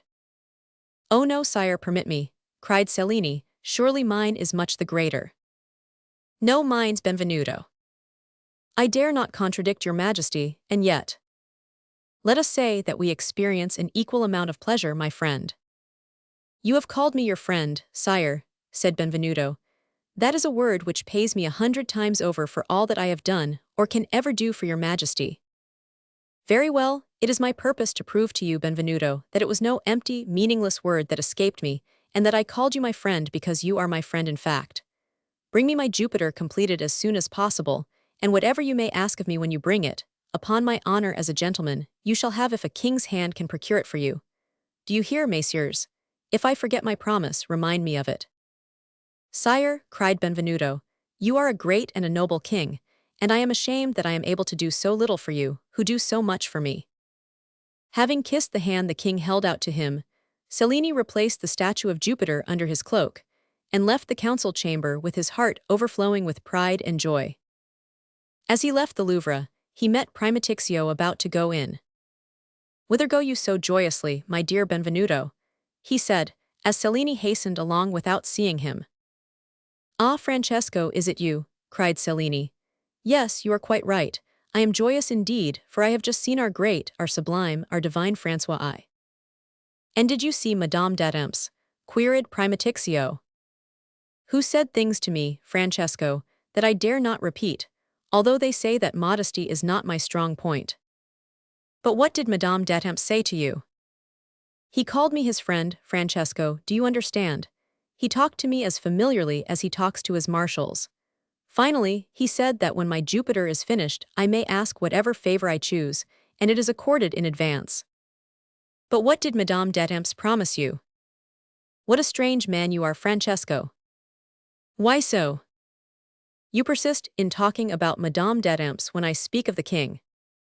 Because I know the court better than you do, Benvenuto. Because you are my countryman and my friend. Because you have brought me a breath of air from our dear Italy, and in my gratitude I desire to save you from a great danger. Mark what I say, Benvenuto. The Duchesse d'Adamps is your enemy, your mortal enemy. I have told you this before when I only feared it. I repeat it today when I am perfectly sure of it. You have offended her, and if you do not appease her, Benvenuto, she will ruin you. Benvenuto, mark well what I say. Madame d'Adamps is the king's queen. Mon Dieu, what is all this? Cried Cellini with a laugh. I have offended Madame d'Adamps. How so, in God's name? Oh, I know you, Benvenuto, and I suppose that you knew no more than I or the woman herself as to the cause of her aversion to you. But what can we do? Women are so constituted. They hate as they love, without knowing why, and the Duchesse d'Étampes hates you. What would you have me do? What would I have you do? I would have the courtier rescue the sculptor. I the courtier of a courtesan. You are wrong, Benvenuto, said Primatixio, smiling. Madame d'Étampes is very beautiful, as every artist must admit. I admit it, said Benvenuto. Very well, go and say so to herself, and not to me. I ask nothing more than that to make you the best friends in the world. You have wounded her by some artist's whim, and it is your place to make the first advances toward her. If I wounded her, said Cellini, I did it unintentionally, or rather without malice. She said some hitter words to me which I did not deserve. I put her back where she belonged, and she did deserve it. Never mind, never mind. Forget what she said, Benvenuto, and make her forget your reply. I tell you again, she is imperious and vindictive, and she has the king's heart in her hand. A king who loves art, it is true, but who loves love more. She will make you repent your audacity, Benvenuto. She will make enemies for you. She it was who inspired the provost with courage to resist you. And listen, I am just setting out for Italy. I am going to Rome by her command. And my journey, Benvenuto, is aimed at you. I, your friend, am compelled to become the instrument of her spleen. What are you to do at Rome?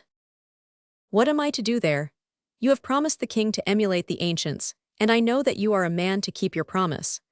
But the Duchess thinks you a braggart, and with a view of crushing you by the comparison, no doubt, she is sending me, a painter, to Rome to make casts of the most beautiful of the ancient statues, the Laocoon, the Venus, the knife grinder, and God knows what. That is, indeed, refinement of hatred, said Benvenuto, who, notwithstanding his good opinion of himself, was not altogether confident of the result of a comparison of his work with that of the great masters. But to yield to a woman, he added, clenching his fists, never, never. Who spoke of yielding? I will show you an excellent way to accomplish it. She is pleased with Ascanio, she wishes to employ him, and has instructed me to bid him call upon her. Now, nothing could be simpler than for you to accompany your pupil to the Hotel d'Étampes and introduce him yourself to the fair Duchess. Seize the opportunity. Take with you one of those marvelous jewels which you alone can make, Benvenuto, show it to her first, and when you see her eyes glisten as she looks at it, offer it to her as an unworthy tribute to her beauty. She will accept, will thank you gracefully, and will in return make you some present worthy of you and take you back into favor. If on the other hand, you have that woman for an enemy, abandon henceforth all the great things of which you are dreaming. Alas, I too have been compelled to stoop for a moment, only to rise to my full stature immediately. Until then that dauber Rossa was preferred to me, he was put forward everywhere and always over my head. They made him intendant of the crown. You are unjust to him, Francesco, said Cellini, unable to conceal his real thought. He is a great painter. Do you think so? I am sure of it. And so am I sure of it, said Primatixio, and that is just why I hate him. They were using him to crush me. I flattered their wretched vanity, and now I am the great Primatixio, and they are using me to crush you. Do as I did, therefore, Benvenuto. You will never repent having followed my advice. I implore you for your own sake and mine. I implore you in the name of your renown and your future, both of which you will compromise if you persist in your obstinacy. It is hard, said Cellini, who was, however, perceptibly weakening in his determination. If not for yourself, Benvenuto, for the sake of our great king. Do you wish to tear his heart by compelling him to choose between a mistress he adores and an artist he admires? Very well, so be it. For the king's sake I will do it, cried Cellini, overjoyed to find a pretext which would spare his self-esteem. E la bonne hura, said Primatixio. You understand, of course, that if a single word of this conversation should be repeated to the Duchess, it would cause my ruin. Oh, I trust that you have no fears on that score. If Benvenuto gives his word, all is said. You have it. In that case, adieu, brother. A pleasant journey to you. And good luck to you. The two friends, having exchanged a cordial grasp of the hand, parted, each with a gesture which summarized their whole conversation. Chapter 13. Souvent femme very. The Hotel d'Étampes was not far from the Hotel de Nesle. Our readers will not be surprised, therefore, at our rapid flight from one to the other. It was located near the Quai des Augustins and extended the whole length of Rue Gilles Legueux, which was at a later date sentimentally christened Rue Git le Coeur. The principal entrance was upon Rue de El Hirondelle. François I had presented it to his mistress to induce her to become the wife of Jacques Desbrosses, Comte de Penthièvre, as he had given the dukedom of Étampes and the government of Bretagne to Jacques Desbrosses, Comte de Penthièvre, to induce him to marry his mistress. The king had spared no pains to render his gift worthy of the lovely Anne de Hailly. He had caused the old edifice to be refurbished and made over according to the latest style. Upon its frowning facade the delicate flowers of the Renaissance sprang into life by magic, like so many thoughts of love. It was evident from the zeal displayed by the king in the decoration of this princely abode that he anticipated passing almost as much of his time there as the Duchess herself. The apartments were furnished with royal magnificence, and the whole establishment was upon the footing of that of a real queen, much more extensive and luxurious, indeed, than that of the chaste and kindly Eleonora, sister of Charles V and the lawful wife of François I, who was a personage of so little importance in the world, as well as at the French court. If we are so indiscreet as to make our way into the Duchess's sleeping apartment early in the morning, we shall find her half reclining upon a couch, her charming head supported by one of her lovely hands, and passing the other carelessly through her chestnut locks, which shone with a golden light. Her bare feet seem even smaller and whiter than they really are in her wide black velvet slippers, and her floating, negligee morning gown lends an irresistible charm to the coquette's fascinations. The king is in the room, standing by a window, but he is not looking at his duchess. He is tapping his fingers rhythmically against the glass and seems to be deep in meditation. He is thinking, no doubt, of the momentous question of Charles V's journey through France. "Pray, what are you doing there, sire, with your back turned?" the duchess finally asks, petulantly. "Making verses for you, my love, and they are finished at last, I believe." "Oh, repeat them to me quickly, I pray you, my gallant crowned poet." "That I will," the king replies with the confidence of a laurel-crowned rhymer. "Listen. Et un seul et opers d'une fenêtre. Par un matin comme le jour pénate. G regardis aurora main sinister. Quia phobos lechemen ensenate. Et daughter part mamicu pénate. Sun chef d'or, et vices luisens you. Don't ungetta, untrait si gracia. Quote vogifus contrint de dire. Dia immortals, rentres de dans vos sia. Car la butte decest vous empire. "Oh, the lovely verses," says the duchess, clapping her hands. "Look at Aurora to your heart's content. Henceforth I'll not be jealous of her, since to her I owe such charming verses. Say them to me once again, I beg." François obligingly repeated his flattering lines, for his own benefit as well as hers, but this time Anne said nothing. "What is the matter, my fair siren?" said François, who expected a second compliment. "The matter is, sire, that I am considering whether I will say to you again, even more emphatically, what I said last evening. A poet has even less pretext than a knightly king for allowing his mistress to be insulted, for she is at the same time his mistress and his muse." "Again, naughty one," rejoined the king with an impatient gesture. "An insult indeed, bon Dieu. Your wrath is implacable, in good sooth, my nymph of nymphs, when it leads you to neglect my verses. Monseigneur, I hate as warmly as I love. And yet suppose I were to beg you to lay aside your animosity to Benvenuto, a great fool, who knows not what he says, who talks just as he fights, heedless of consequences, and who had not, I swear, the slightest purpose to wound you. You know, moreover, that clemency's the attribute of goddesses, dear goddess mine, so pray forgive the simpleton for love of me." "Simpleton, indeed," muttered Anne. "Oh, a sublime simpleton, I grant you," said François. "I saw him yesterday, and he promised to do marvelous things. He is a man, I verily believe, who has no rival in his art, and will hereafter shed as much luster on my reign as Andrea del Sarto, Titian, and Leonardo da Vinci. You know how I love my artists, dearest Duchess, so be complacent and indulgent to him, I beg you. Mon Dieu, an April shower, a woman's caprice, and an artist's whim have more of fascination than of ennui for me. Come, come, do you, whom I do love so dearly, pardon at my bidding. I am your servant, sire, and I will obey you." "Thanks, In return for this favor accorded by the woman's kindly heart, you may demand such gift as pleases you that lies within the prince's power to bestow. But alas, tea is growing late, and I must leave you. The council meets again today. Tea is an insufferable bore. Ah, my good brother Charles makes the king's trade most irksome to me. With him cunning replaces chivalry, the pen the sword, and tea is a burning shame. Upon my soul, I think we need new words to be devised for all this science and erudition of government. Adieu, my poor beloved. I will do my best to be adroit and clever. You are very fortunate, my dear, for you have only to remain beautiful, and heaven has made that an easy task for you. Adieu, nay, do not rise, my page is waiting for me in the antechamber. Au revoir, and think of me. As always, sire.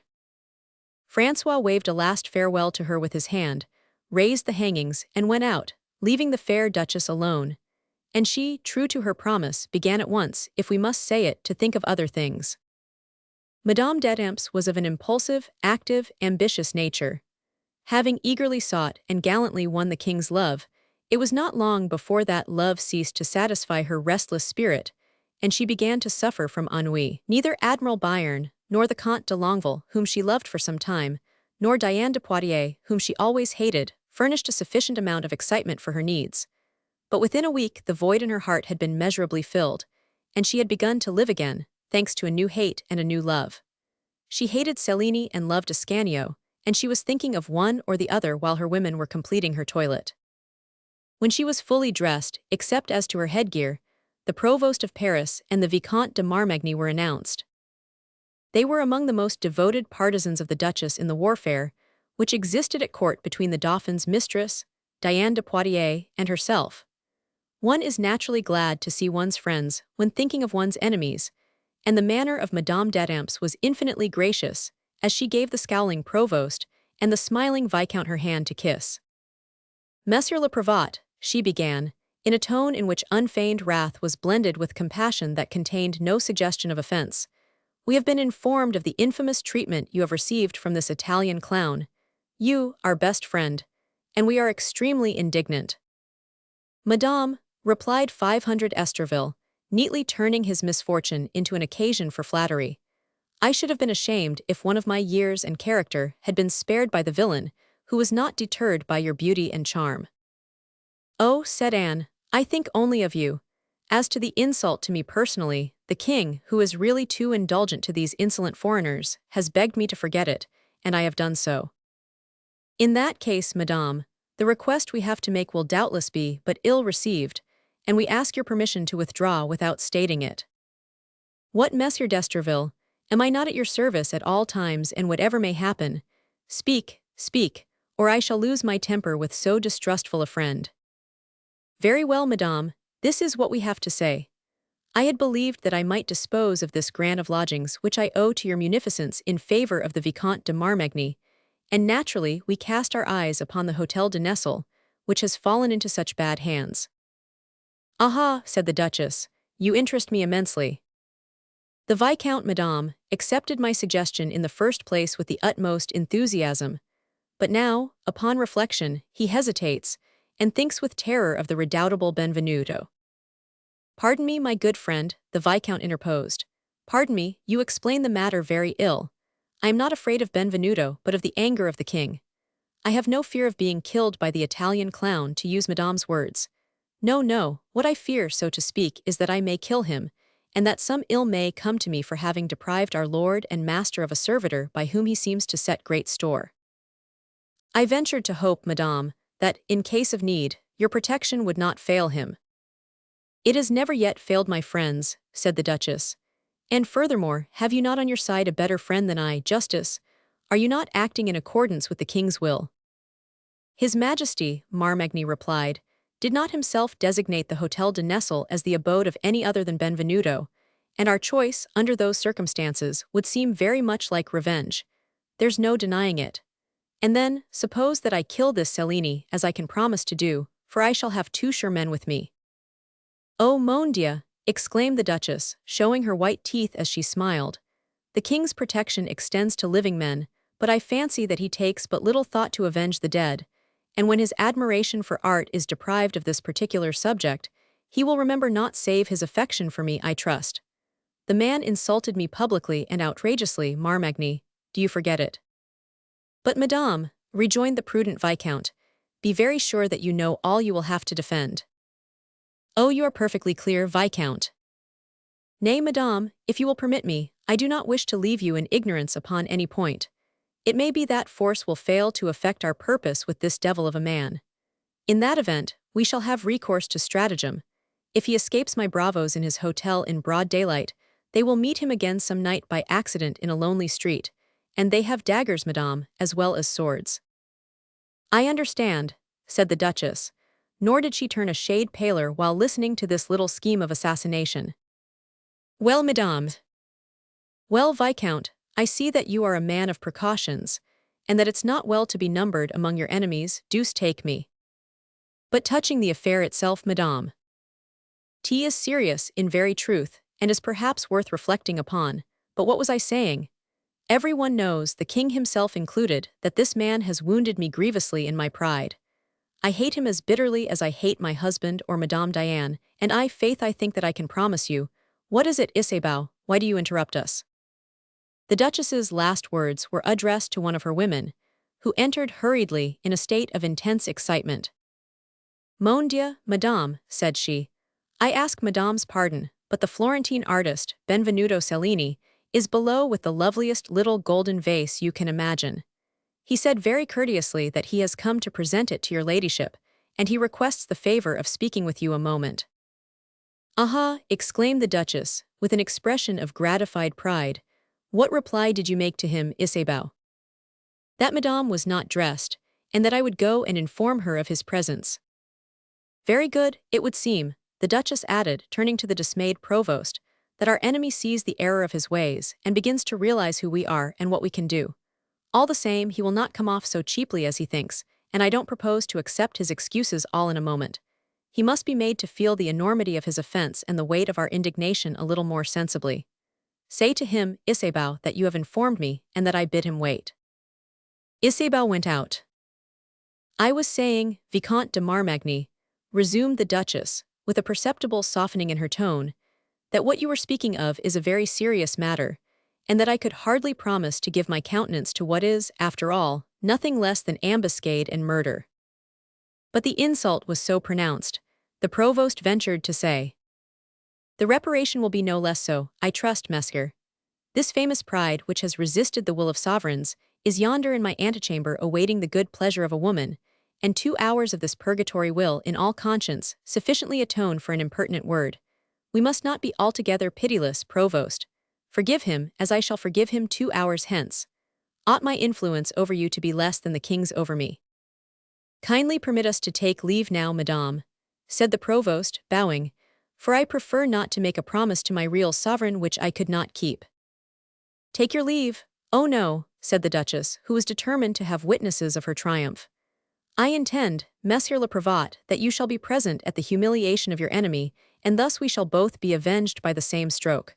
I devote the next 2 hours to you and the Viscount. Nay, do not thank me. They say that you are marrying your daughter to Comte d'Orbec, I believe. A beautiful party, in sooth. Fine, I should have said, not beautiful. Pray sit you down, Monsieur. Do you know that my consent is needful for this marriage, and you've not asked it yet, but I will give it you. 500 Orbec is as devoted to me as yourself. I hope that we are at last to see your lovely child, and have her for our own, and that her husband will not be so ill-advised as not to bring her to court. What is her name, Monsieur? Cala Madame. A sweet, pretty name. T is said that one's name has an influence upon one's destiny. If it be so, the poor child should have a tender heart, and be foredoomed to suffer. Well, Isabeau, what is it now? Nothing, madame. He said that he would wait. Ah yes, T is well. I had forgotten him already. Yes, Mesker, I say again, keep your eye on Colomb. The Count's a husband of the same sort as mine, as ambitious as the Duc d'Adamps is avaricious, and quite capable of exchanging his wife for some duchy. And then you must be beware of me as well, especially if she's as pretty as she's said to be. You will present her to me, will you not, Mesker? Tea will be no more than fair, so that I may be prepared to defend myself. The Duchess, exultant in anticipation of her triumph, ran on thus for a long while with apparent unconcern, although her impatient joy could be discerned in her every movement. Well, she said at last, another half hour and the 2 hours will have passed. Then we will release poor Benvenuto from his agony. Put yourselves in his place. He must suffer terribly, for he is little wanted to this sort of sentry go. To him the Louvre is always open and the king always visible. In truth, I pity him, although he well deserves it. He must be gnashing his teeth, must be not, and then to be unable to give vent to his anger. Ha, ha, ha, I shall have many a hearty laugh over this. But what is that I hear? Bon Dieu, all that shouting and uproar. May it not be that the soul of the damned is wearying of purgatory? Suggested the provost, with renewed hope. I propose to go and see, said the duchess, turning pale. Come with me, my masters, come. Benvenuto, persuaded by the arguments we have heard to make his peace with the all-powerful favorite, on the day following his conversation with Primatixio, took the little golden vase as a peace offering, and repaired to the Hotel d'Étampes, with Ascanio leaning on his arm, still very weak and very pale after a night of suffering. In the first place, the footman refused to announce him at so early an hour, and he lost a good half-hour parleying with them. He had already begun to lose his temper, when Isabeau at last made her appearance, and consented to announce him to her mistress. She returned to say to Benvenuto that the duchess was dressing, and he must wait a short time. He took patience, therefore, and sat himself down upon a stool beside Ascanio, who was considerably overdone, by the walk, in conjunction with his fever and his painful thoughts. An hour passed. Benvenuto began to count the minutes.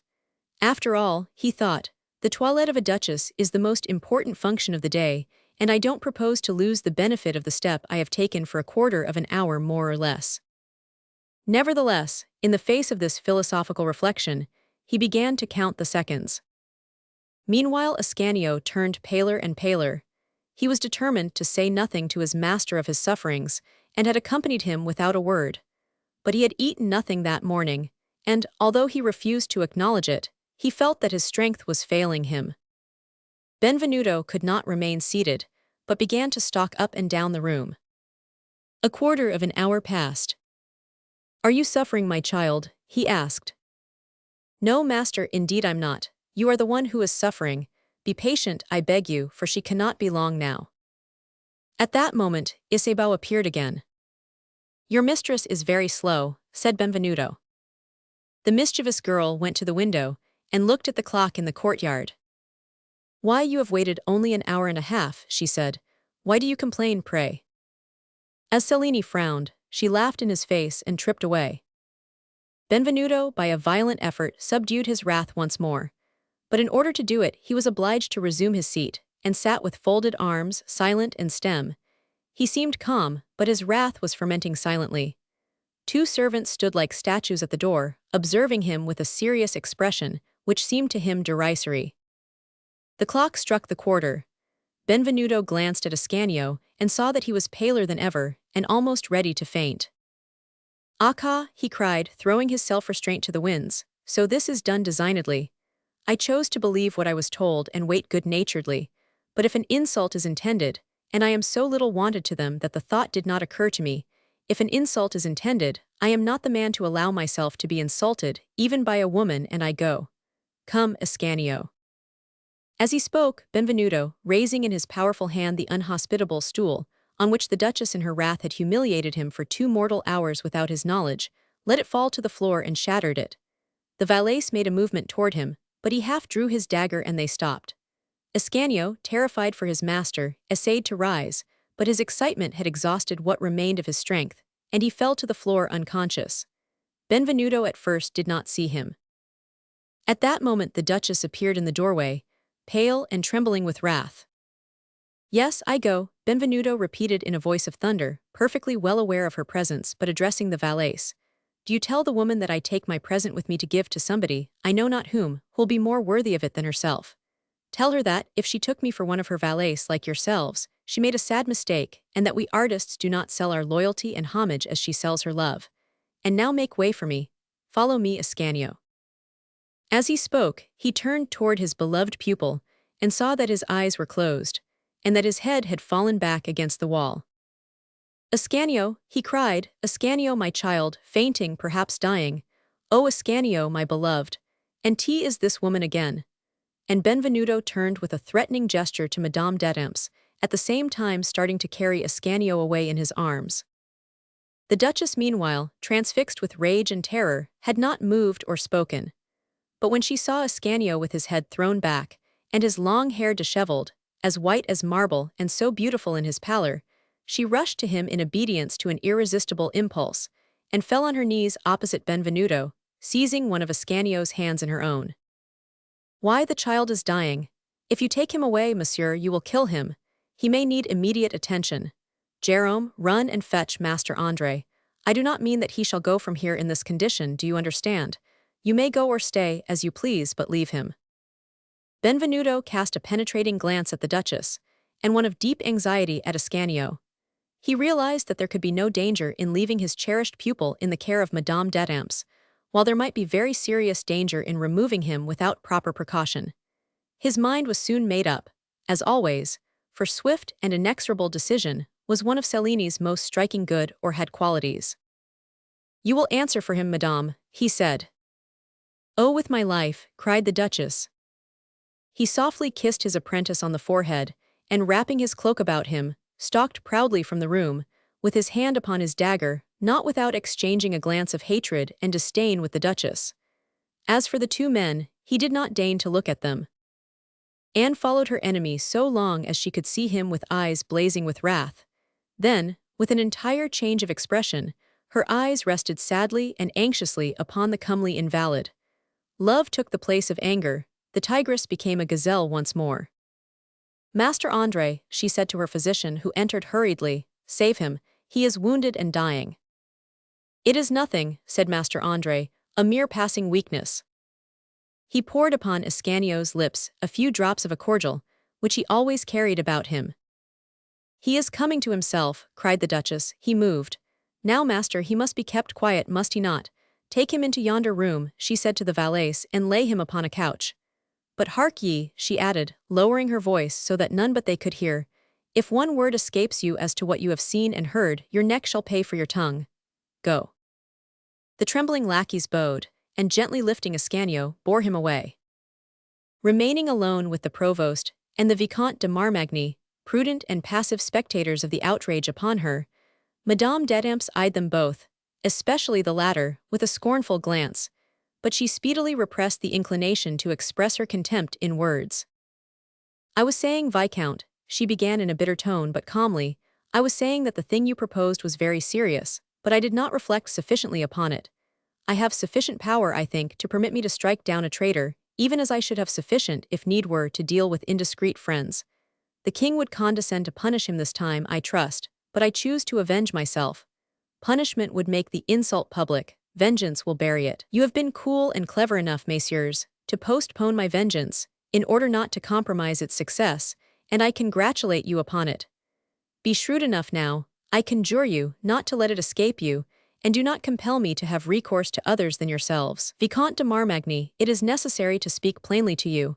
I guarantee you equal impunity with the executioner, but if you care for my advice, I advise you and your esbirri to lay aside the sword and trust to the dagger. Say nothing, but act, and that promptly. That is the most satisfactory response. Adieu, messieurs." With these words, uttered in a short, abrupt tone, the Duchess extended her hand as if to point out the door to the two noblemen. They bowed awkwardly, too confused to find words in which to frame an excuse, and left the room. "Oh, to think that I am only a woman, and am obliged to resort to such dastards!" exclaimed Anne, looking after them while her lips curled disdainfully. "Oh, how I despise them all, royal lover, venal husband, valet in silken doublet, valet in livery, all save a single one whom in my own despite I admire, and another whom I delight to love." She entered the room, to which the interesting invalid had been carried. As she approached the couch, Ascanio opened his eyes. "It was nothing," said Master Andre to the Duchess. "The young man has received a wound in the shoulder, and fatigue, some mental shock or hunger, it may be, caused a momentary faintness, from which he has completely recovered, as you see, by the use of cordials. He is fully restored now, and may safely be taken home in a litter." "Very good," said the Duchess, handing a purse to Master Andre, who bowed low and went out. "Where am I?" said Ascanio, seeking to collect his thoughts. "You are with me, at my home, Ascanio," the Duchess replied. "At your home, madame. Ah, yes, I recognize you. You are Madame d'Etampes, and I remember too. Where is Benvenuto? Where is my master? Do not stir, Ascanio. Your master is safe, never fear. He is dining peaceably at home at the present moment. But how does it happen that he left me here? You lost consciousness, and he trusted you to my care. And you assure me, madame, that he is in no danger, that he went from here unharmed. I tell you again, I promise you, Ascanio, that he has never been less exposed to danger than at this moment. Ungrateful boy, when I, Duchesse d'Etampes, am watching over him and caring for him with the tender solicitude of a sister, to persist in speaking of his master. Oh, madame, I pray you pardon me and accept my thanks, said Ascanio. Indeed, it's high time, rejoined the Duchess, shaking her pretty head with a sly smile. Thereupon she began to speak, giving to every word a tender intonation, and to the simplest phrases the subtlest of meanings, asking every question greedily and at the same time with respect, and listening to every reply as if her destiny depended upon it. She was humble, soft, and caressing as a cat, quick to grasp every cue, like a consummate actress, leading Ascanio gently back to the subject if he wandered from it, and giving him all the credit for ideas which she evolved and cunningly led up to, seeming to distrust herself, and listening to him as if he were an oracle, exerting to the utmost the cultivated, charming intellect which, as we have said, caused her to be called the loveliest of blue stockings and the most learned of beauties. In short, this interview became in her hands the most cajoling flattery and the cleverest of seductions. As the youth for the third or fourth time made ready to take his leave, she said, still detaining him, "You speak, Ascanio, with so much eloquence and fire of your goldsmith's art, that it is a perfect revelation to me, and henceforth I shall see the conception of a master where I have hitherto seen only an ornament. In your opinion, Benvenuto is the great master of the art." "Madame, he has surpassed the divine Michelangelo himself." "I am pleased to hear it. You lessen the ill will I bear him on account of his rude behavior to me." "Oh, you must not mind his roughness, madame. His brusque manner conceals a most ardent and devoted heart, but Benvenuto is at the same time the most impatient and fiery of men. He thought that you were making him wait in mere sport, and the insult." "Say the mischief," rejoined the Duchess with the simulated confusion of a spoiled child. "It is the truth that I was not dressed when your master arrived, and I simply prolonged my toilet a little. It was wrong, very wrong. You see that I confess my sins to you freely. I knew not that you were with him," she added eagerly.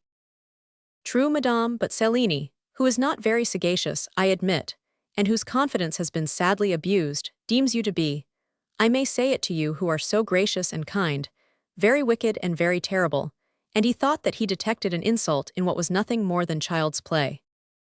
"Do you think so?" queried the Duchess, unable wholly to repress a mocking smile. "Oh, forgive him, madame. He is noble-hearted and generous, and if he knew you as you are, believe me, he would ask your pardon for his error on his knees." "Say no more, I pray you. Do you think to make me love him now? I bear him a grudge, I tell you, and to begin with I propose to raise up a rival." "That will be difficult, madame." "No, Ascanio, for you, his pupil, shall be the rival. Allow me, at least, if I must do homage to this great genius who detests me, to do it indirectly. Say, will you, of whose charming inventive talent Cellini himself boasts, refuse to place your talent at my service? And since you do not share your master's prejudices against my person, will you not prove it to me by consenting to assist in embellishing it?" "Madame, all that I am and all the power I have is at your service. You are so kind to me, you have inquired with so much interest concerning my past and my hopes for the future, that I am henceforth devoted to you heart and soul.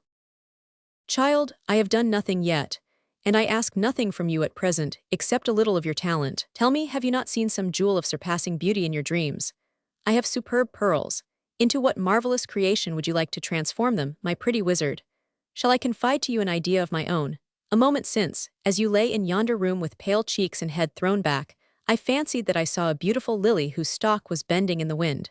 Make me a lily of pearls and silver to wear in my corsage," said the enchantress, placing her hand upon her heart. "Ah, madame, such kindness." "Ascanio, do you care to repay my kindness, as you call it? Promise me that you will take me for your confidant, your friend, that you will hide nothing from me of your acts, your plans, your sorrows, for I see that you are unhappy. promise to come to me when you stand in need of help or counsel. Why, madame, you bestow one favor more upon me, rather than ask a proof of my gratitude. However that may be, you promise.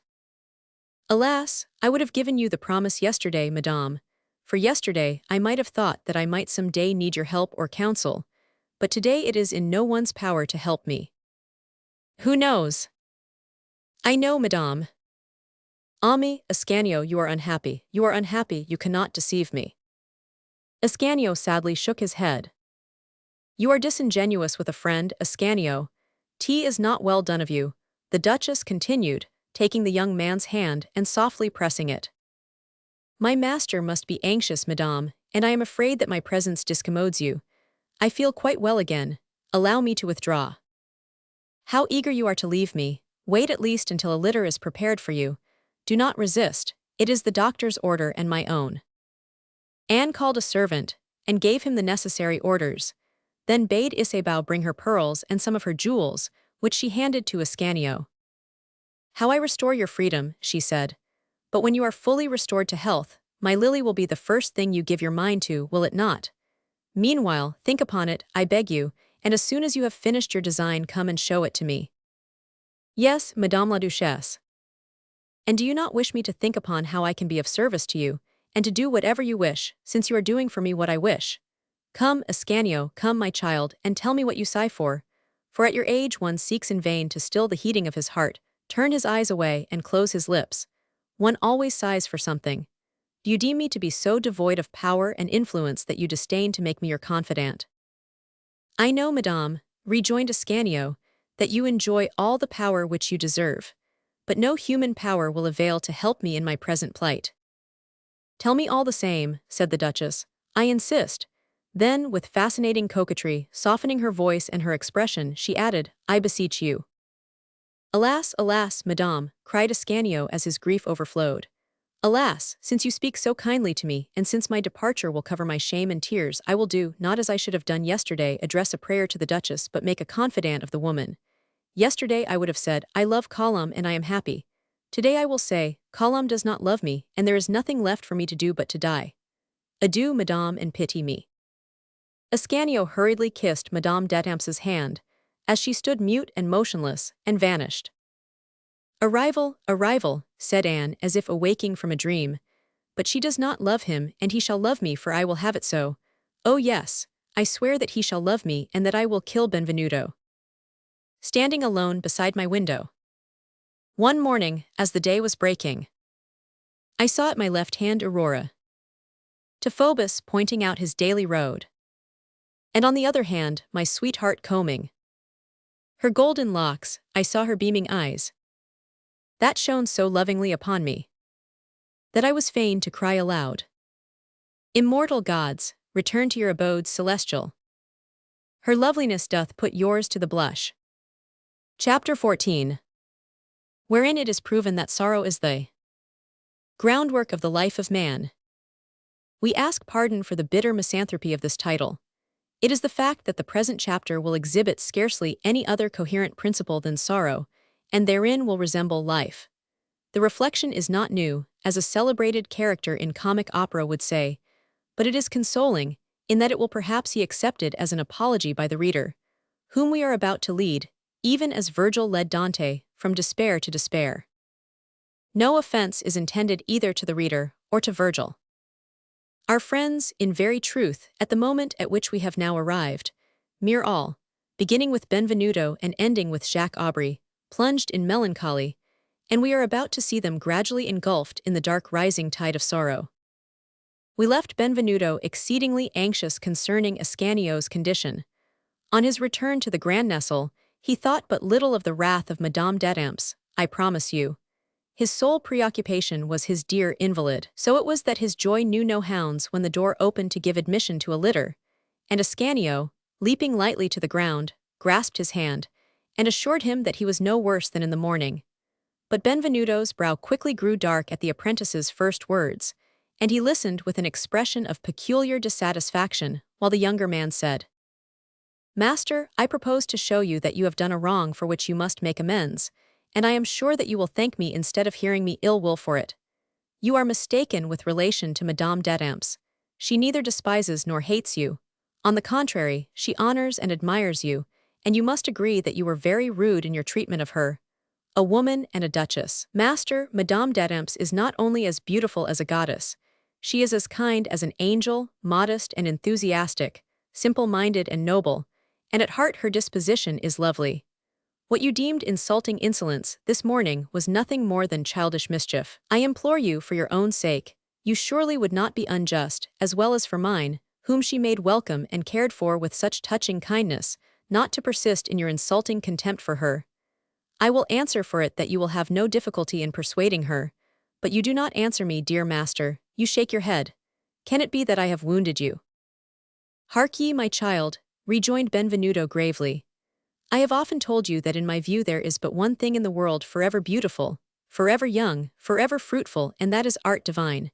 And yet I think, I hope, I know that in certain tender hearts love also counts for much, a deep and noble sentiment which may make happy a whole life, but it is very rare. For what is love in most cases?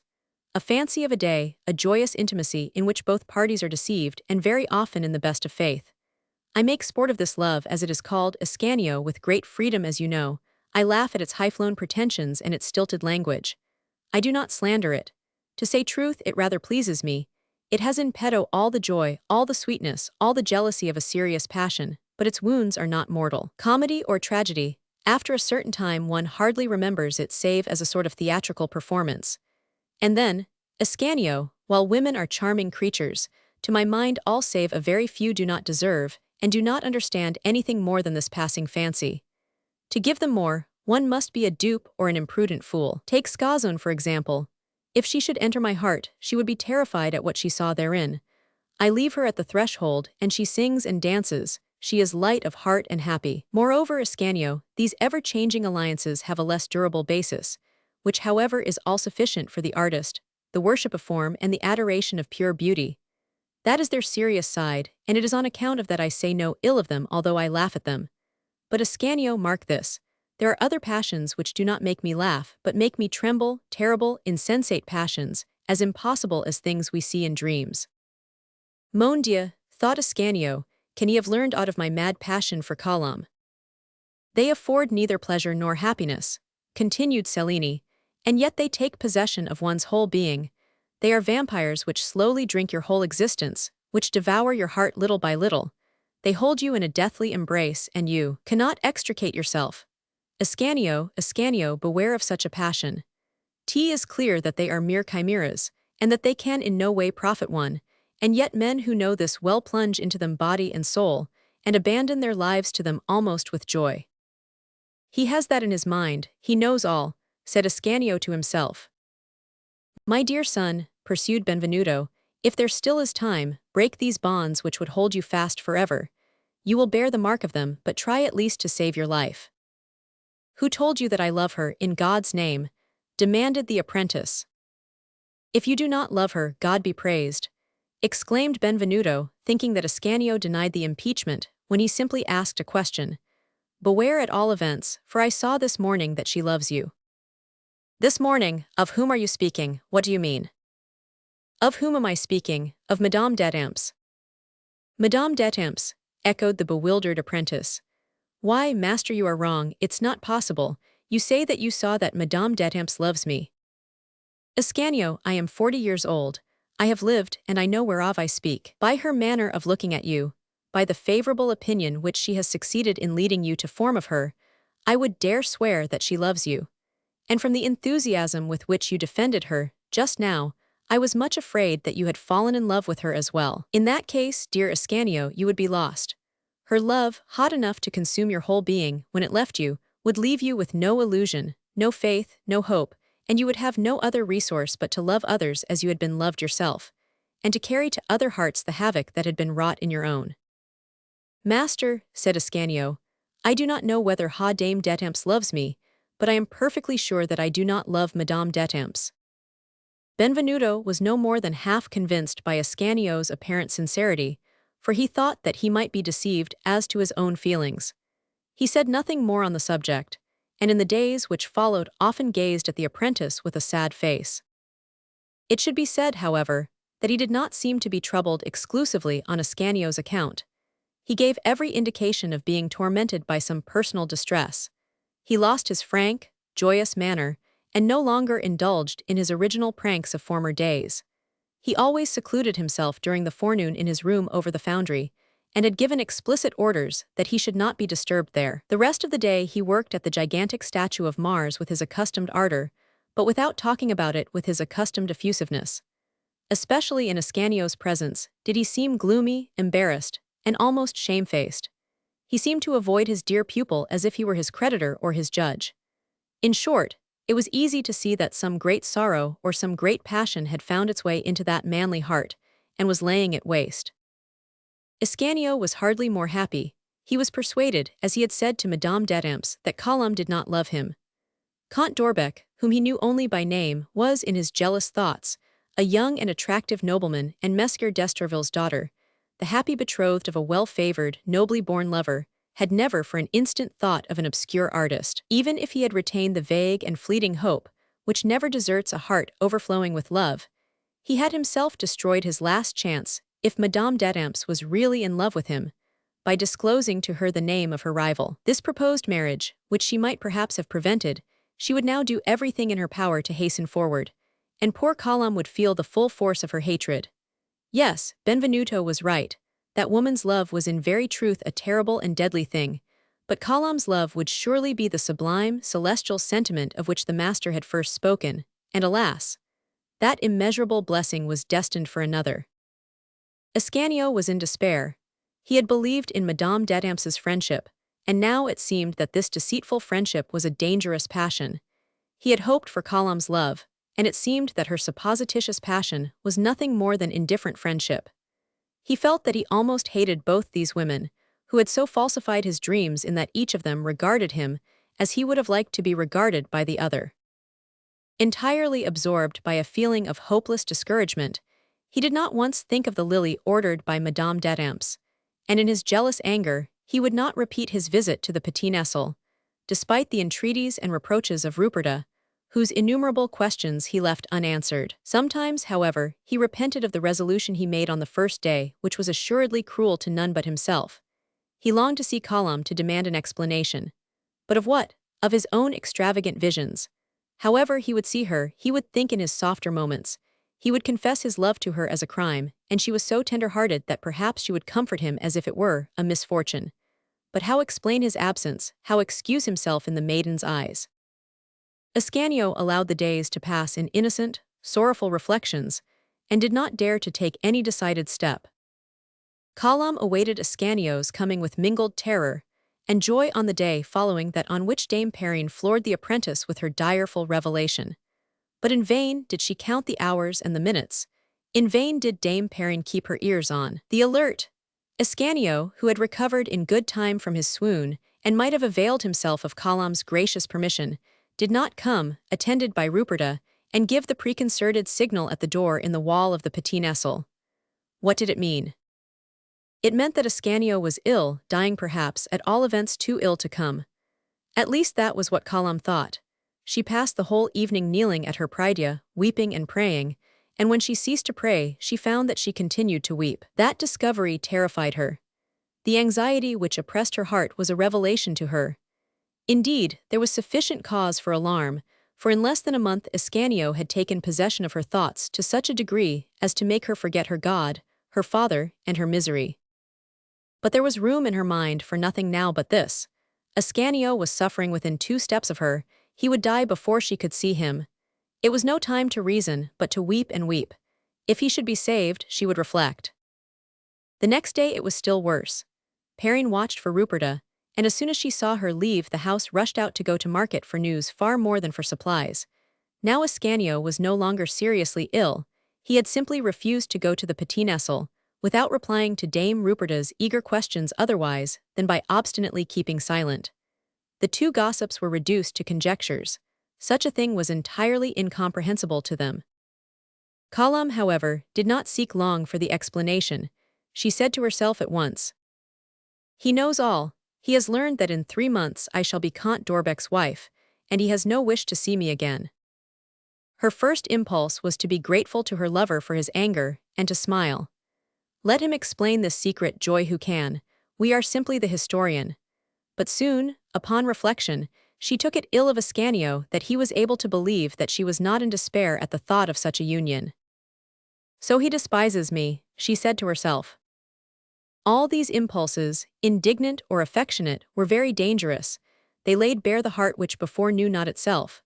Column said to herself aloud that she did not desire to see Ascanio, but she whispered that she awaited his coming to justify herself. She suffered in her timorous conscience, she suffered in her misapprehended love. It was not the only passion which Ascanio did not understand. There was another more powerful, more impatient to make itself known, and which dreamed darkly of happiness, as hatred dreams of vengeance. Madame d'Etampes did not believe, did not choose to believe, in Ascanio's profound passion for Column. A child who has no conception of what he really wants, she said to herself, who falls in love with the first pretty girl he sees, who has come in collision with the high and mighty airs of an empty-headed little fool, and whose pride takes offense at the least obstacle. Oh, when he realizes what true love is, ardent, clinging love, when he knows that I, Duchesse d'Etampes, whose caprice rules a kingdom, love him. Ah, but he must know it. The Vicomte de Marmagny and the Provost of Paris suffered in their hatred, as Anne and Colombe suffered in their love. They harbored mortal enmity to Benvenuto, Marmagny especially. Benvenuto had caused him to be despised and humiliated by a woman. Benvenuto constrained him to be brave, for before the scene at the Hôtel d'Etampes, the Viscount might have had him poniarded by his people on the street. But now, he must needs go and beard him in his own house, and Marmagny shuddered with dismay at the prospect. We do not readily pardon those who force us to realize that we are cowards. Thus all were suffering, even Scazon. Scazon the madcap laughed and sang no more, and her eyes were often red with weeping. Benvenuto did not love her. Benvenuto was always cold, and sometimes spoke sharply to her. Scazon had for a long time had a fixed idea, which had become a monomania with her. She was determined to become Benvenuto's wife. When she first went to him, expecting to serve him as a plaything, and he treated her with all the consideration due a wife, and not as a mere light o' love, the poor child was greatly exalted by such unlocked for respect and honor, and at the same time she felt profoundly grateful to her benefactor, and unaffectedly proud to find herself so highly esteemed. Afterward, not at Benvenuto's command, but in response to his entreaty, she gladly consented to serve him as model, and by dint of seeing her own form and features so often reproduced, and so often admired, in bronze, in silver, and in gold, she had simply attributed half of the goldsmith's success to herself. For the lovely outlines which were so loudly praised, belonged to her much more than to the master.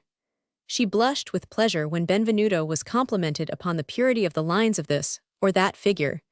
She complacently persuaded herself that she was indispensable to her lover's renown, and had become a part of his glory, even as she had become a part of his heart.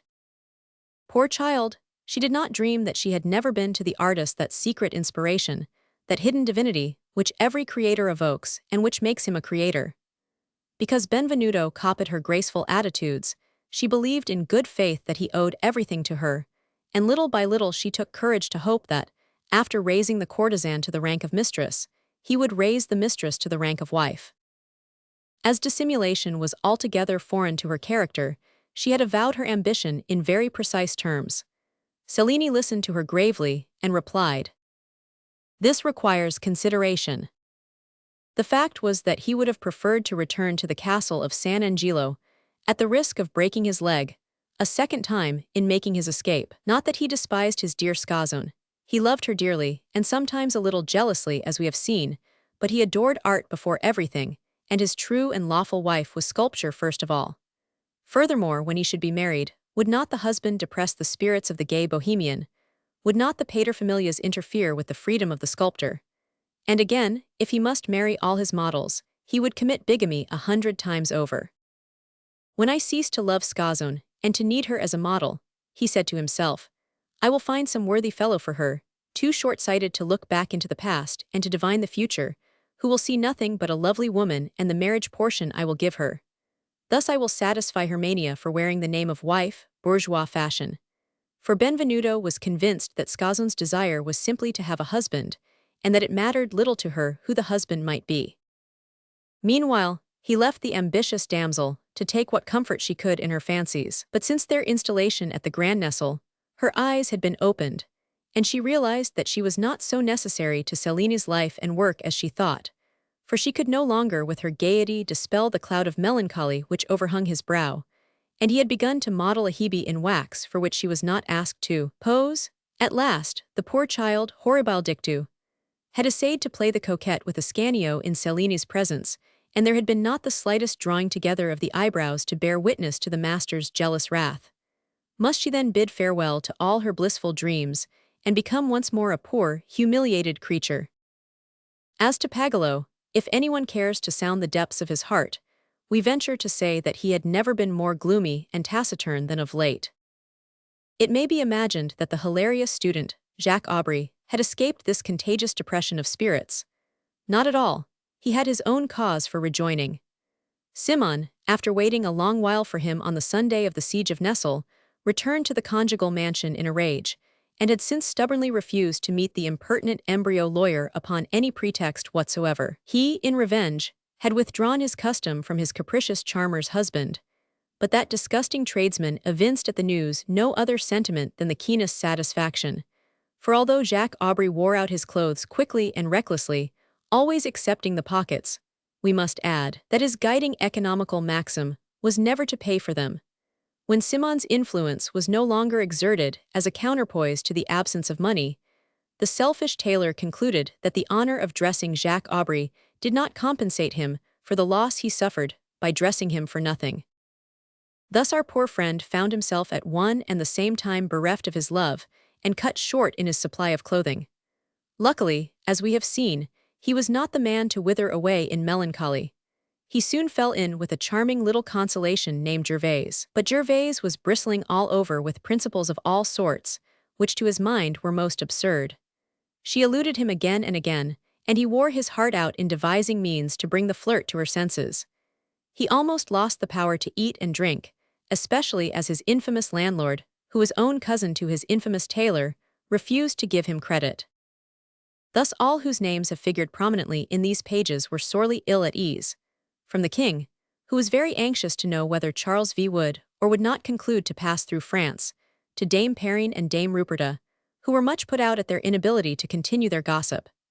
If our readers, like Jupiter of old, had the wearisome privilege of listening to all the complaints and all the wishes of mankind, they would hear a plaintive chorus something like this: Jacques Aubry, if Gervaise would only cease to laugh in my face. Scazon, if Benvenuto would only have one pang of jealousy. Pagolo, if Scazon could only bring herself to detest the master. Marmagny, if I might have the good fortune to surprise Cellini alone. Madame d'Etampes, if Ascanio only knew how I love him. Column, if I could see him for one moment, long enough to justify myself. Ascanio, if she would only explain. Benvenuto, if I dared confess my agony to Ascanio. Oh, alas, alas, alas. Chapter 15. Wherein it appears that joy is nothing more than sorrow in another form. All these longings were to be gratified before the end of the week, but their gratification was destined to leave those who had formed them more unhappy and more melancholy than ever. Such is the universal law. Every joy contains the germ of sorrow. In the first place, Gervaise ceased to laugh in Jacques Aubry's face, a change most ardently desired by the student, as the reader will remember. Jacques Aubry had discovered the golden fetters which were to bind the damsel to his chariot. They consisted in a lovely ring carved by Benvenuto himself and representing two clasped hands. It should be said that, since the day of the siege, Jacques Aubry had conceived a warm friendship for the outspoken and energetic nature of the Florentine artist. He did not interrupt him when he was speaking, an unheard of thing. He kept his eyes fixed upon him and listened to him with respect, which was more than he had ever consented to do for his professors. He admired his work with an enthusiasm which, if not very enlightened, was at least very warm and sincere. On the other hand, his loyalty, his courage, and his jovial disposition attracted Cellini. He was just strong enough at tennis to make a good fight, but to lose in the end. He was his match at table, within a bottle. In short, he and the goldsmith had become the best friends in the world. And Cellini, generous because his wealth was inexhaustible, had one day forced him to accept this little ring, which was carved with such marvelous skill that, in default of the apple, it would have tempted Eve, and sown discord between Peleus and Thetis. On the morrow of the day when the ring passed from Jacques Aubry's hands to those of Gervais, Gervais resumed a serious demeanor, and the student hoped that she was his. Poor fool, on the contrary, he was hers. Scazon succeeded, as she desired, in kindling a spark of jealousy in Benvenuto's heart. This is how it came about. One evening, when her wiles and coquetries had as usual failed to arouse the master from his imperturbable gravity, she assumed a solemn expression herself. "Benvenuto," said she, "it seems to me, do you know, as if you had forgotten your promise to me." "What promise is that, my dear child?" rejoined Benvenuto, apparently seeking an explanation of her reproach from the ceiling. "Haven't you promised 100 times to marry me?" "I don't remember it." "You don't remember it?" "No, I should say that my only reply was, 'This requires consideration.'" "Well, have you considered it?" "Yes." "With what result?" "That I am still too young to be anything else than your lover, Scazon. We will speak of it again later. And I am no longer foolish enough, monsieur, to be content with so vague a promise as that, and to wait for you forever. Do as you please, little one, and if you are in so great a hurry, go ahead. But what prejudice have you against marriage, after all? Why need it make any change in your life? You will have made a poor girl, who loves you, happy, that's all." "What change will it make in my life, Scazon?" said Benvenuto gravely. "You see yonder candle, whose pale flame but feebly lights this great room where we are. I place an extinguisher over it, and now it is quite dark. Marriage would do the same to my life. Light the candle again, Scazon, I detest the darkness." "I understand," cried Scazon volubly, bursting into tears. "You bear too illustrious a name to give to a poor girl, a nobody who has given you her heart and her life, all that she had to give, and is ready to suffer everything for you, who lives only in your life, who loves only you." "I know it, Scazon, and I assure you that I am as grateful as possible." "Who has gladly done her best to enliven your solitude, who, knowing your jealous disposition, never looks at the cavalcades of handsome archers and sergeants, who has always closed her ears to the soft words which she has not failed to hear, nevertheless, even here." "Even here," rejoined Benvenuto. "Yes, here, even here, do you understand?" "Scazon," cried Benvenuto, "it's not one of my comrades, I trust, who has dared so to insult his master." "He would marry me if I would let him," continued Scazon, attributing Celine's wrath to a rejuvenescence of his love for her. "Scazon, tell me the insolent varlet's name. It's not Ascanio, I hope." "There is a man who has said to me more than 100 times, 'Catherine, the master abuses you, he will never marry you, sweet and pretty as you are, he is too proud for that.' Oh, if he loved you as I love you, or if you would love me as you love him." "Give me his name, the traitor's name," cried Benvenuto. "But I simply would not listen to him," continued Scazon, enchanted at the success of her stratagem. "On the contrary, all his soft words were wasted, and I threatened to tell you all if he kept on. I loved only you. I was blind, and the gallant got nothing by his fine speeches and his languishing looks. Oh, put on your indifferent air and pretend not to believe me. It is all true, nonetheless." "I do not believe you, Scazon," said Benvenuto, who saw that, if he desired to know his rival's name, he must employ a very different method from any he had hitherto attempted. "What, you don't believe me?" "No." "You think that I am lying?" "I think that you are mistaken." "In your opinion, then, it's not possible for anyone to love me." "I don't say that." "But you think it." Benvenuto smiled, for he saw that he had found a way to make Catherine speak. "But there is someone who loves me, and that's the truth," continued Scazon. Benvenuto made another gesture, indicating incredulity. "He loves me more than you ever loved me, more than you ever will love me, monsieur, do you understand?" Benvenuto began to laugh heartily. "I am very curious to know who this gallant Medor is," he said. "His name is not Medor," retorted Catherine. "What then, Matties?" "Nora Matties, his name is." "Gallior." "His name is Pagolo, if you must know." "Aha, so it's Monsieur Pagolo," muttered Cellini. Yes, it's Monsieur Pagolo, rejoined Scazon, wounded by the contemptuous tone in which Cellini uttered his rival's name. A boy of good family, sedate, quiet, devout, and who would make a most excellent husband. Is that your opinion, Scazon? Yes, it is my opinion. And yet you have never given him any hope. I have never listened to him. Oh, I was a great fool, but after this. You are right, Scazon, you should listen to him and reply to him. How so? What's that you say? I bid you listen when he speaks to you of love and not turn him away. I will attend to the rest. But never fear, I have my plan. A la bonne hura. But I hope you don't propose to punish him very severely, poor devil. He acts as if he were confessing his sins when he says, I love you. Play him a trick if you choose, but not with your sword. I ask mercy for him. You will be content with my vengeance, Scazon, for it will turn to your advantage. In what way? It will help to gratify one of your fondest desires. What do you mean, Benvenuto? That is my secret. Oh, if you knew what an absurd figure he cuts when he tries to be tender, said the volatile creature, incapable of remaining sad 5 minutes in succession. And so, naughty man, you are still interested to know whether anyone is paying court to your giddy girl. You do still love poor Scazon a little. Yes, but do not fail to follow the instructions I give you in regard to Pagolo to the letter. Oh, don't be afraid, I can play a part as well as another. It won't be long before he will say to me, Catherine, are you still cruel? And I will reply, what again, Monsieur Pagolo? But in a not very indignant tone, you understand, encouraging rather. When he sees that I am no longer harsh, he will think he's conquered the world. But what shall you do to him, Benvenuto? When shall you begin to take your revenge upon him? Will it be long drawn out and very amusing? Shall we laugh? Yes, we shall laugh, Benvenuto replied. And you will always love me. Benvenuto imprinted an assenting kiss upon her forehead, the best of all answers, since it answers for everything without answering for anything. Poor Scazon did not suspect that Cellini's kiss was the beginning of his vengeance. The Vicomte de Marmagna's wish that he might find Benvenuto alone was also gratified.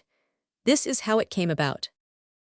Spurred on by the provost's anger, goaded by the memory of Madame d'Etampes' disdain, and influenced above all by his inordinate avarice, the Viscount, having resolved to attack the lion in his den with the aid of his 2 esbirri, selected for his enterprise St. Aloy's Day, when the studio was likely to be deserted, as it was a holiday in the Goldsmiths' Guild.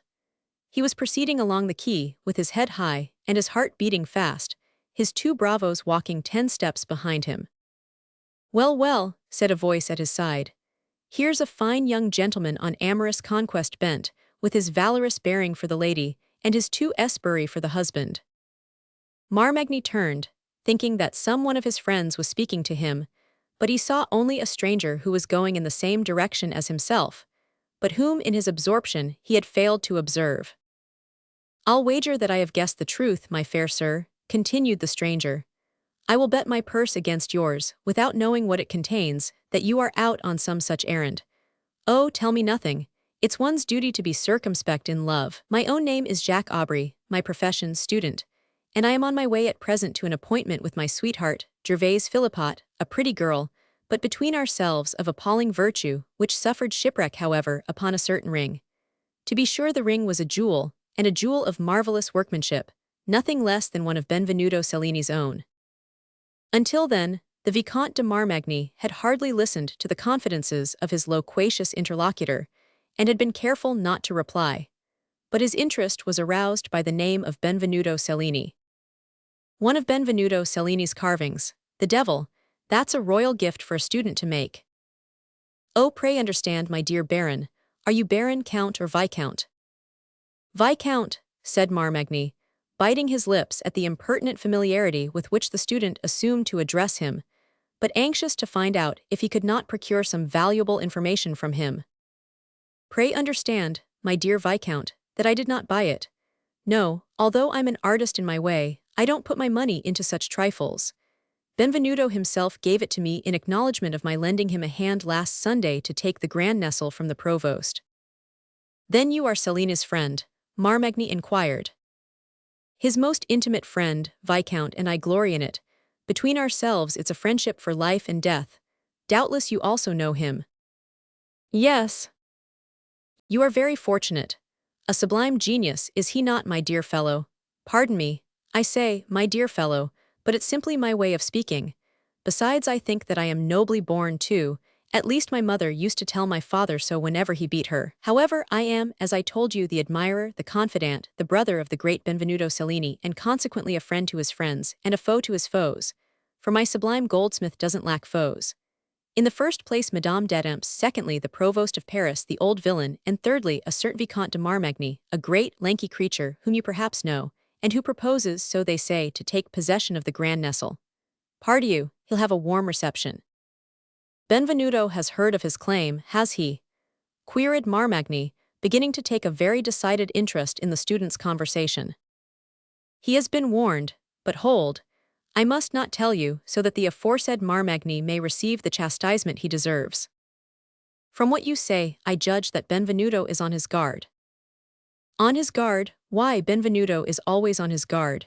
He has come within an ace of being assassinated, I don't know how many times, but thank God, he has always come safely out of it. What do you mean by on his guard? Oh, I don't mean that he has a garrison, as that old poltroon of a provost had. No, quite the contrary. Indeed, he is entirely alone at this moment, as all the fellows have gone to Vanvres for a holiday. I was to go myself and play a game of tennis with him, dear Benvenuto. Unluckily, Gervaise's convenience conflicted with the great artist's, and naturally, as you will agree, I gave the preference to Gervaise. In that case, I will take your place with Benvenuto, said Marmagny. Do so, it will be a meritorious action on your part. Go, my dear Viscount, and say to Benvenuto from me that he will see me this evening. 3 knocks, rather loud, is the signal, you know. He adopted that precaution on account of that great oaf of a Marmagny, who is likely, so he imagines, to try to play him some scurvy trick. Do you know this Vicomte de Marmagny? No. Ah, so much the worse. You might have described him to me. What for? So that I might suggest a little game with clubs to him if I should fall in with him. I don't know why it is, but although I never saw him, do you know I particularly detest your Marmagny, my dear fellow, and if he ever falls in my way, I propose to pummel him in fine shape. But pardon me, here we are at the Augustins, and I am compelled to leave you. By the way, what is your name, my friend? The Viscount walked away, as if he did not hear the question. Aha, said Jacques Aubry, it seems that we prefer to remain incog, that's the purest chivalry, or I don't know myself. As you please, my dear Viscount, as you please. And Jacques Aubry thrust his hands in his pockets and strutted down Rue de Battoir, at the end of which Gervaise lived, whistling a student's song. The Vicomte de Marmagny continued his journey toward the Grand Nestle. Benvenuto was in fact alone, as Jacques Aubry had said. Ascanio had wandered away, I know not where, to dream. Catherine had gone with Ruperta to visit one of her friends, and all the workmen and apprentices were holiday-making at Vanvres. The master was in the garden working at the clay model of his gigantic statue of Mars, whose colossal head could see the Louvre over the roofs of the Grand Nestle, when little Jehan, who was on guard at the door for the day, deceived by Marmagny's manner of knocking, took him for a friend, and admitted him with his 2 esbirri. If Benvenuto did not, like Titian, work with his coat of mail upon his back, he did, like Salvator Rosa, work with his sword at his side, and his carbine within reach of his hand. Marmagny therefore quickly discovered that life had gained very little by surprising him. He had simply surprised an armed man. The Viscount did not even try to dissemble his bravado born of poltroonery, and when Cellini, in an imperative tone which called for an immediate reply, demanded why he had come upon his premises. I have no business with you, was his answer. I am the Vicomte de Marmagny, I am the King's secretary, and here is an order from His Majesty, he added, holding a paper above his head, which allots a portion of the Grand Nestle to me. I am here to make provision for arranging to my taste that portion of the hotel which is allotted to me, and which I shall occupy henceforth. With that, Marmagny, still followed by his 2 esbirri, stalked toward the door of the chateau. Benvenuto seized his carbine, which was, as we have said, within his reach, and with one bound stood in front of the door on the stoop. Halt where you are, he cried in a terrible voice, stretching out his right arm in Marmagny's direction. 1 step more and you're a dead man. The Viscount at once stopped short, although after these preliminaries we might perhaps have anticipated a desperate conflict. But there are men to whom is given the power to strike terror to other men's hearts. There is an indescribable something in their look, their gestures, their attitude, as in the look, the gestures, and the attitude of the lion. The air about them is instinct with awe, their power is felt afar off. When they stamp upon the ground, clench their fists, knit their brows, or inflate their nostrils, the boldest hesitate to attack them. A wild beast whose young are attacked has but to bristle up and breathe noisily to make the assailant tremble. The men of whom we speak are living dangers. Valiant hearts recognize their like in them and go straight forward to meet them, despite their secret emotion. But the weak, the timid, the cowardly recoil at sight of them. Now Marmagny, as the reader has discovered, was not a valiant heart, and Benvenuto had all the appearance of a living danger. And so when the Viscount heard the redoubtable goldsmith's voice, and observed the imperial gesture of the arm extended toward him, he realized that death for himself and his 2 esbirri lay dormant in the carbine, the sword, and the dagger with which he was armed. Furthermore, little Jehan, seeing that his master was threatened, had armed himself with a pike. Marmagny felt that his game was up, and that he would be only too fortunate if he could extricate himself safe and sound from the wasp's nest he had stumbled upon. It's all right, Mester Goldsmith," he said. "All that we wanted was to know whether you were or were not disposed to obey His Majesty's orders. You scoff at them and refuse to abide by them. Very good, we shall apply to someone who will find a way to compel their execution. But do not hope that we shall do ourselves the honor of bargaining with you. Bonsoir." "Bonsoir," said Benvenuto with his hearty laugh. "Jehan, show these gentlemen out." The Viscount and his 2 esbirri shamefacedly retreated from the Grand Nestle, cowed by one man, and shown out by a mere boy. Such was the lamentable result of the fulfillment of the Viscount's wish. If only I could find Benvenuto alone. As he had been even more cruelly treated by fate in the matter of his desires than Jacques Aubry and Scazon, who did not even yet detect the irony of destiny, our valorous Viscount was furious. "Madame d'Etampes was right," he said to himself, "and I am fain to follow the advice she gave me. I must break my sword and sharpen my dagger. This devil of a man is just what he is said to be, very intolerant and not at all agreeable. I saw it written plainly enough in his eyes that if I took another step I was a dead man, but in every lost cause there is a possibility of revenge. Look well to yourself, Master Benvenuto, look well to yourself." He proceeded to lay the blame upon his companions, who were tried men, however, and would have asked nothing better than to earn their money honestly, by slaying or being themselves slain. In retiring, they had simply obeyed their master's orders. They promised to give a better account of themselves in an ambuscade, but as Marmagny, to shield his own honor, claimed that the check he had met with was due to them, he informed them that he did not propose to accompany them in their next undertaking, and that they must go through with it alone as best they could. It was the very thing they most desired. Having enjoined silence upon them concerning their recent experience, he called upon the Provost of Paris, and informed him that he had concluded that the surest way to avoid all suspicion was to postpone Benvenuto's punishment until some day when, as frequently happened, he ventured into a lonely, deserted street with a considerable sum of money or some valuable piece of his handiwork. Then it would be believed that he had been murdered by robbers. It now remains for us to see how the wishes of Madame d'Etampes, Ascanio, and Cellini were gratified to their increased sorrow. Chapter 16. A Court. Meanwhile Ascanio had completed the design for his lily, and perhaps from mere curiosity, perhaps under the influence of the magnet which attracts the wretched to those who sympathize with them, he at once repaired to the Hôtel d'Etampes. It was about 2 o'clock in the afternoon, and just at that hour the Duchess was sitting upon her throne, surrounded by a veritable court, but similar orders to those which were given at the Louvre relating to Benvenuto were given at the Hôtel d'Etampes for Ascanio. He was therefore at once escorted to a reception room, and his arrival was made known to the Duchess. She trembled with joy at the thought that the young man was about to see her in all her splendor, and gave certain orders in a low tone to Isabeau, who had brought her the message. Isabeau returned to Ascanio, took him by the hand without a word, led him into a corridor, raised a heavy curtain, and gently pushed him forward. He found himself in the Duchess's salon, immediately behind the armchair of the sovereign of the mansion, who guessed his presence more by the thrill which ran through her whole being than by the rustling of the curtain, and gave him her fair hand to kiss over her shoulder, which his lips almost touched in the position in which he stood. The lovely Duchess was, as we have said, surrounded by a veritable court.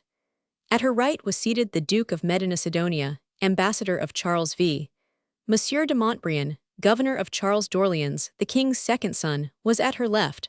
The rest of the company sat in a circle at her feet. With the leading personages of the kingdom, warriors, statesmen, magistrates, artists, were assembled the leaders of the Protestant sect, which Madame d'Etampes secretly favored, great nobles all, and much courted, who had constituted themselves courtiers of the favorite. It was a gorgeous throng, and dazzling to the eyes at first sight. The conversation was enlivened with satirical remarks of all sorts concerning Diane de Poitiers, mistress of the Dauphin, and the bitter enemy of Madame d'Etampes. But Anne took no part in this petty warfare of quips and cranks, save by a word or two thrown in at random now and then, as, softly, messieurs, softly. No abuse of Madame Diane, or Endymion will be angry. Or, poor Madame Diane. She was married the day I was born. Except for these sparks with which she lighted up the conversation, Madame d'Etampes hardly spoke to anybody beside her two neighbors. She talked with them in undertones, but with great animation, and not so low that Ascanio, who was humble and abashed among so many great men, could not hear her. "Yes, Monsieur de Montbrion," said she confidentially to her left-hand neighbor, "we must make an admirable prince of your pupil. He is the real king of the future, you know. I am ambitious for the dear child, and I am engaged at this moment in carving out an independent sovereignty for him in case God should take his father from us. Henry Roman II, a poor creature, between ourselves, will be king of France, so be it. Our king will be a French king, and we will leave Madame Diane and Paris to his elder brother. But we will take with us, with our Charles, the heart of Paris. The court will be where I am, Monsieur de Montbrion. I shall displace the sun. We shall have great painters like Primatixio, charming poets like Clement Marat, who is fidgeting about yonder in his corner without speaking, a sure proof that he would like an opportunity to repeat some verses to us. All these people are at heart more vain than selfish, and more thirsty for glory than for money. And he who has the greatest wealth, but he who will flatter them most freely, will have them on his side. And he who has them will be always great, for they will shed luster upon any place upon which their rays fall. The Dauphin cares for naught but jousting. Oh well, let him keep the lances and swords, and we will take the pens and the brushes with us. Never fear, Monsieur de Montbrion, I will never allow myself to be put down by Madame Diane, the queen in expectancy. Let her wait patiently, till time and chance give her kingdom. I shall have made one for myself twice over meanwhile. What say you to the Duchy of Milan? There you will not be very far from your friends at Geneva, for I know that you are not altogether indifferent to the new doctrine blown over from Germany. Hush, we will speak of this again, and I will tell you things that will surprise you. Why has Madame Diane assumed to set herself up as protectress of the Catholics? She protects, I protest, that's the difference between us." With an imperative gesture and a meaning glance, Madame d'Etampes brought her confidences upon this subject to a close, leaving the governor of Charles d'Orleans sadly bewildered. He was on the point of replying, nevertheless, but found that the Duchess had already turned to the Duke of Medina Sidonia. We have said that Ascanio could hear all. "Well, Monsieur l'Ambassadeur," so Madame d'Etampes began, "does the Emperor finally conclude to pass through France? He can hardly do otherwise, to tell the truth, and a net on land is always preferable to a yawning gulf at sea. His cousin Henry Roman VIII would have no scruples about kidnapping him, and if he escaped the English, he would fall into the hands of the Turk. By land the 3 Protestant princes would oppose his passage. What can he do? He must either proceed through France, or else, cruel sacrifice, forgo the chastisement of the rebels of Ghent, his dear compatriots. For our great Emperor Charles is a good burgher of Ghent. That is very evident in the slight respect which he has shown on occasion for royal majesty. Memories of that sort are what make him so timid and circumspect today, Monsieur de Medina. Oh, we understand it all.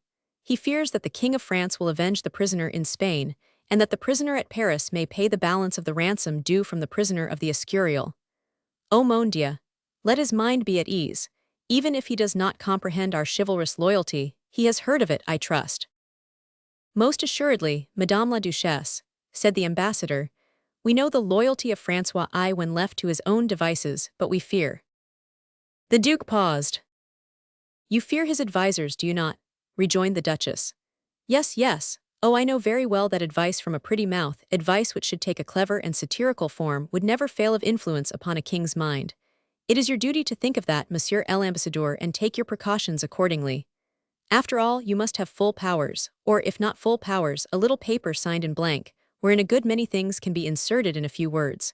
We know how it's done. We have studied diplomacy.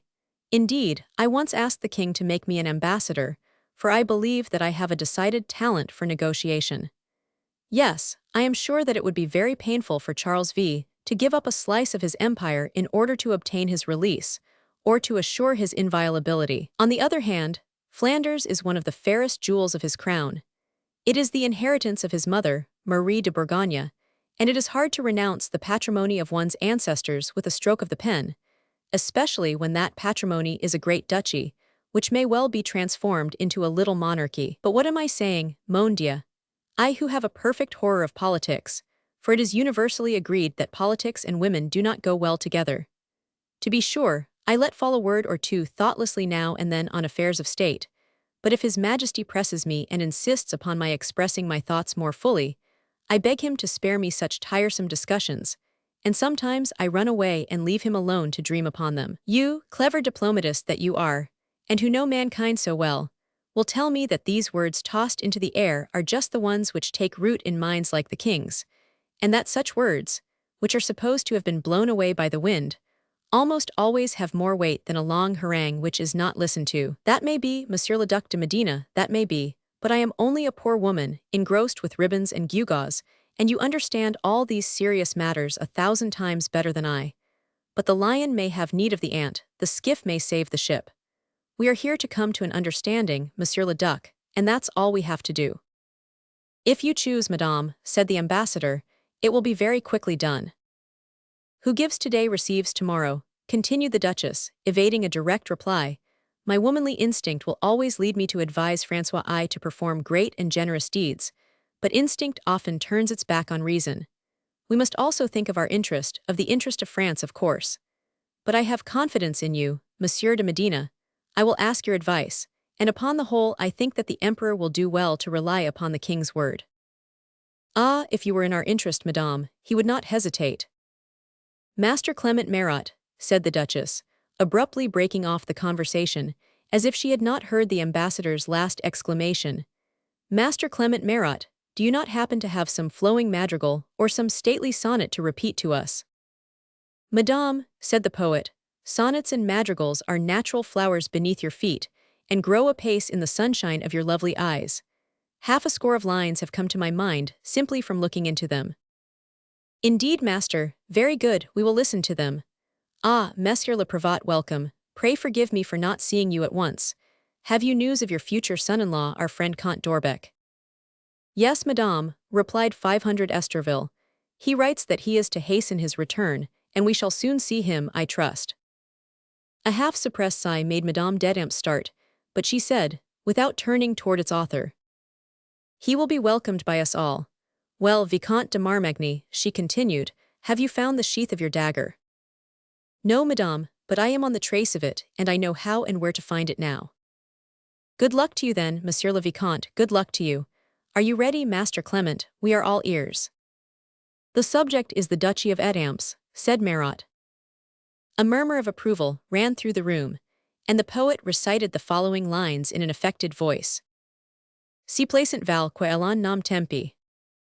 Don't mate histoire est encore embelli. Arrows do si du si a trempe. Sashes que plus il en est en Thessaly. Jupiter, roiculus curs gagniet li. 58 a Thessal en France remue. Et quelques puissant proper nom mieux. Car pour tempi vieux, quedams s'appelle. Ainsi lui plate, ainsi elle assidu. Pour y loger de France la plus belle. Madame d'Etampes clapped her hands and smiled, and all the hands and all the lips applauded after her. Faith, said she, I see that Jupiter transported Pindarus to France when he transported Tempe. With that the Duchess rose, and all the company followed suit. She was fully justified in deeming herself the veritable queen, and it was a true queenly gesture with which she took leave of her guests, and it was as a queen that all sainted her as they withdrew. "Remain," she said in a low voice to Ascanio. Ascanio obeyed. But when all the others had left the room, it was no haughty and disdainful queen, but an humble and passionate woman, who turned and confronted the young artist. Ascanio, born of humble parents, brought up far from the world, in the almost cloister-like twilight of the studio, and an unaccustomed guest in palaces, whither he had accompanied his master only on rare occasions, was already giddy, confused, dazzled by the light and noise and conversation. His mind was attacked by something very like vertigo when he heard Madame d'Etampes speak in such simple terms, or rather so coquettishly, of such grave subjects, and touch lightly in familiar phrase upon the destinies of kings and the dismemberment of kingdoms. The woman, like a very providence, had in some sort distributed to each one his portion of joy or sorrow. She had with the same hand rattled fetters and let crowns fall. And lo, this sovereign of the loftiest earthly things, proud as Lucifer with her noble flatterers, turned to him not only with the soft glance of the loving woman, but with the suppliant air of the slave who fears.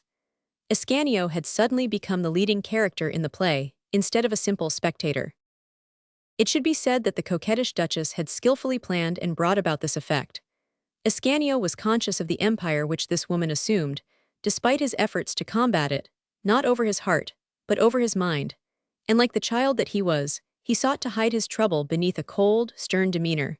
It may perhaps be that he had seen his spotless column pass like a ghost between the duchess and himself, column with her white robe and her luminous brow. That lovely valley called the Vale of Tempe, whose refreshing shade doth many a tale adorn, watered by cool and limpid streamlets, is no more to be found in Thessaly. For Jupiter, the king who conquers hearts and binds them, has bodily transported it from Thessaly to France, and in a slight degree has changed its name. For Tempe read Etampes, such is his will, and he hath so ordained, and placed it there, that there might dwell she who is France's loveliest. Chapter 17. Love as Passion. "Madame," said Ascanio, "you requested me to design a lily, do you remember? You ordered me to bring the design to you as soon as it should be completed. I completed it this morning, and I have it here." "We have time enough, Ascanio," said the duchess with a smile and in a siren's voice. "Sit you down, pray. Well, my bonny invalid, what of your wound?" "I am entirely recovered, madame, so far as your shoulder is concerned, but here," said the duchess, laying her hand upon the young man's heart, with a graceful gesture and a world of sentiment in her tone. "I beg you, madame, to forget all that nonsense. I am very angry with myself for having annoyed your ladyship with it." "Oh mon Dieu, what means this air of constraint? What means this clouded brow and this harsh voice? All those men wearied you, did they not, Ascanio? And as for myself, I hate and abhor them, but I fear them. Oh, how I long to be alone with you. Did you not see how quickly I dismissed them?" "You are right, madame. I felt sadly out of place in such a distinguished company. I, a poor artist, who am here simply to show you this lily." "Ah, mon Dieu, in a moment, Ascanio," continued the duchess, slinking her head. "You are very cold and very sober with a friend. The other day you were so expansive and so delightful. Why this change, Ascanio? Doubtless some speech of your master's, who cannot endure me. How could you listen to him, Ascanio? Come, be frank. You have discussed me with him, have you not? And he told you that it was dangerous to trust me, that the friendly feeling I had manifested for you concealed some snare. He told you, did he not, that I detest you?" "He told me that you loved me, madame," retorted Ascanio, looking earnestly into her face. Madame d'Etampes was speechless for a moment, in presence of the thoughts which rushed through her mind.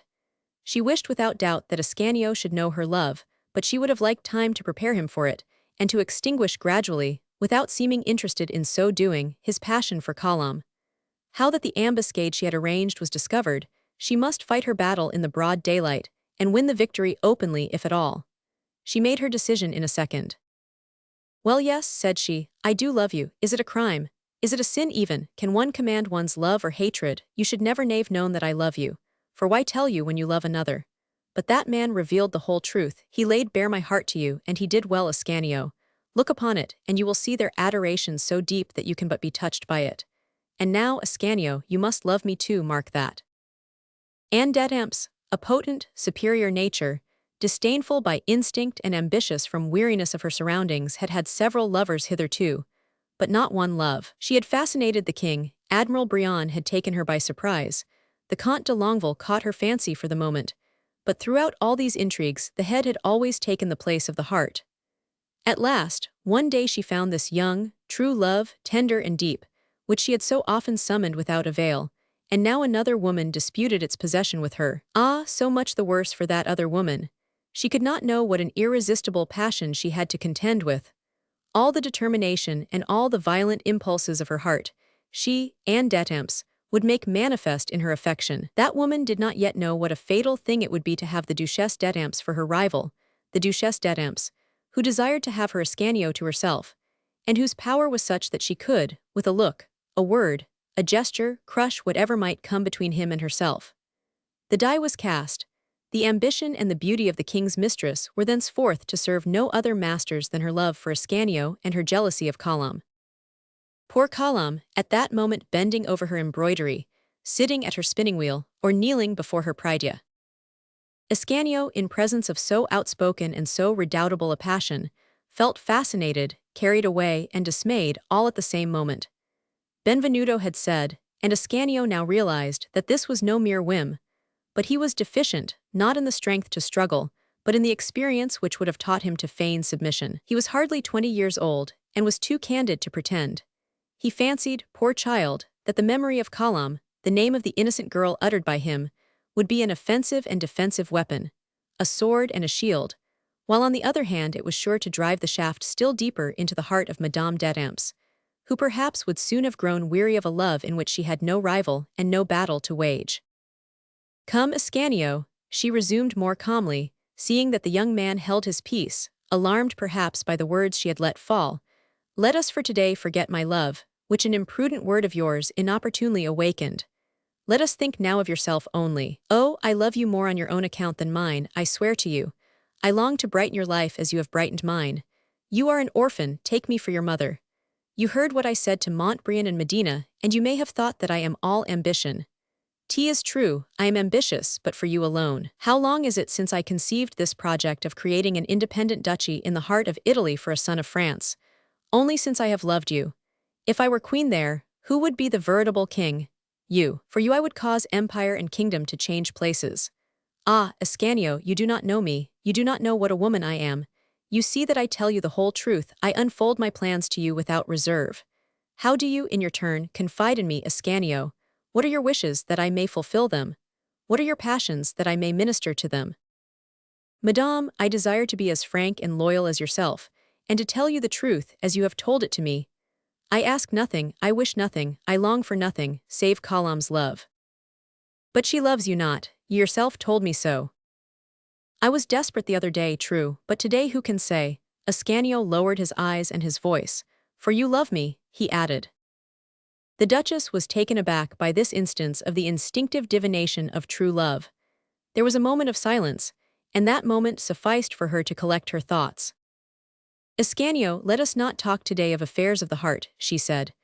"I made that request once before, I make it again. Love isn't the whole of life to you men. For instance, have you never thirsted for wealth, honors, glory?" "Oh, yes, yes. For a month past I have most ardently longed for them," replied Ascanio, always reverting to the same idea in spite of himself. Again there was a pause.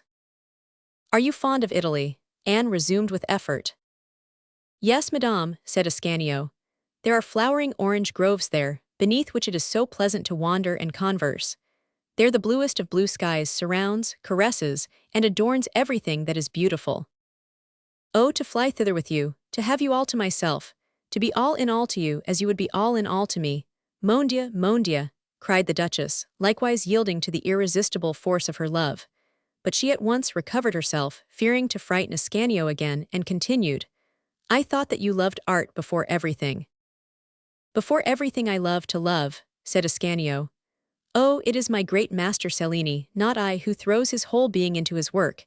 He is the great, the marvelous, the sublime artist. I am a poor apprentice, nothing more. I came to France with him, not to acquire wealth nor glory, but because I loved him, that's all, and it was impossible for me to part from him, for at that time he was everything to me. I have no personal will, no strength independent of his strength. I became a goldsmith to gratify him, and because he wished it, as I became a carver because of his enthusiasm for skillful and delicate carving. Very well, said the Duchess. Now listen, to live in Italy all-powerful, almost a king, to patronize artists, Cellini at their head, to give him bronze and silver and gold to carve and cast and mold, and beyond all that to love and be loved. Say, Ascanio, is it not a lovely dream? It would be paradise, madame, if it were Colum whom I loved and who loved me. Still Colum, always Colum, cried the Duchess. So be it, since the subject persistently forces itself into our words and our thoughts, since your Colum is here with us, constantly before your eyes and constantly in your heart, let us speak of her and of myself frankly and without hypocrisy. She does not love you, and you know it full well. Oh no, I do not know it now, madame. But how can she love you when she is to marry another? Cried the Duchess. Her father forces her, perhaps. Her father forces her. And do you think that if you loved me as you loved her, do you think that if I were in her place, there is in this wide world any force or will or power that could keep us apart? Oh, I would leave everything, I would fly from everything, I would run to your arms, and would give you my love, my honor, and my life to guard. No, no, I say she does not love you. And now would you have me tell you something else? You do not love her. What, I not love Colum? I think you said that I do not love her, madame. No, you do not love her, you deceive yourself. At your age, one mistakes the need of loving for love. If you had seen me first, you would love me instead of her. Oh, when I think that you might have loved me. But no, no, it is much better that you should choose me in preference to her. I do not know this Colum, she is lovely and pure, and whatever you choose, but these slips of girls know nothing about loving. Your Colum would never have told you what I, whom you despise, have just said. She would have too much vanity, too much diffidence, too much shame perhaps. But my love is simple and expresses itself in simple words. You despise me, you think that I forget my sex, and all because I don't dissemble. Some day, when you know the world better, when you have drunk so deeply of life that you have reached the dregs, sorrow, then you will think better of your present injustice, then you will admire me. But I do not choose to be admired, Ascanio, I choose to be loved. I say again, Ascanio, if I loved you less, I might be false, artful, coquettish, but I love you too well to try to fascinate you. I long to receive your heart as a gift, not to steal it. What will be the end of your love for that child? Tell me. You will suffer, my best beloved, and that's all. But I can serve you in many ways. In the first place, I have suffered for two, and perhaps God will permit my surplusage of suffering to be credited to you. And then I lay my wealth, my power, my experience, all at your feet. I will add my life to yours, and will save you from all sorts of missteps and from all forms of corruption. To arrive at fortune, or even to attain glory, an artist must often stoop to base, crawling expedients. You will be beyond all necessity for that with me. I will lift you ever higher and higher. I will be your stepping stone. With me you will continue to be the proud, the noble, the pure Ascanio. But Colum, madame, is not she too an immaculate pearl? My child, believe what I say, replied the Duchess, relapsing from feverish exaltation to melancholy. Your pure white, innocent Colum will make your life monotonous and dreary. You are both too divine. God didn't make angels to be joined together, but to make bad people better.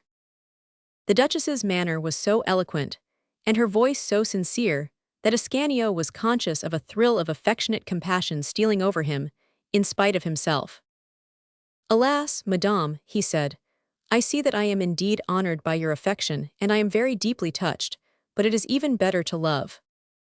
Oh, how true that is, I prefer your disdain to the king's softest words. Ah me, I love for the first time I swear. And the king, pray do you not love him, madame? No, I am his mistress, but he is not my master. But he loves you. Mon Dieu, cried Anne, gazing earnestly into Ascanio's face and seizing both his hands in hers. Am I so fortunate that you are jealous? Does the king's love offend you?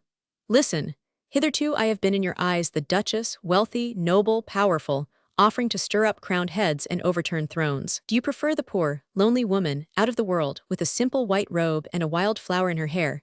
Do you prefer that, Ascanio? Let us leave Paris, the court, the world. Let us take refuge in some far-off nook in your sunny Italy, beneath the lofty pines of Rome, or on the shores of your lovely Bay of Naples. Here I am ready. Oh, Ascanio, Ascanio, does it really flatter your pride that I would sacrifice a crowned lover for your sake? Madame, said Ascanio, whose heart was beginning to melt in the flame of so great a passion. Madame, My heart is too proud and too exacting. You cannot give me the past. The past, oh you men, always cruel, the past. In God's name, ought an unfortunate woman to be compelled to answer for her past, when it has almost always been made what it was by events and circumstances stronger than herself. Suppose that a storm should arise and a whirlwind carry you off to Italy. When you return, 1 year, 2 years, 3 years hence, should you take it ill of your Colombe, whom you love so dearly today, because she had obeyed her parents and married Count d'Orbec? Would you make her virtue a subject of reproach? Would you punish her for obeying one of God's commandments? And if she had not your memory to feed upon, if she had never known you, if, in her deathly ennui, crushed with grief, forgotten for a moment by God, she had sought to gain some knowledge of that paradise called love, the door of which was closed to her, if she had loved another than her husband, whom she could not love, if in a moment of delirium she had given her heart in exchange for another, she would then be ruined in your eyes, dishonored in your heart. She could no longer hope to be blessed by your love, because she had not an unsullied past to give in exchange for your heart. Oh, I repeat, it is unjust, it is cruel.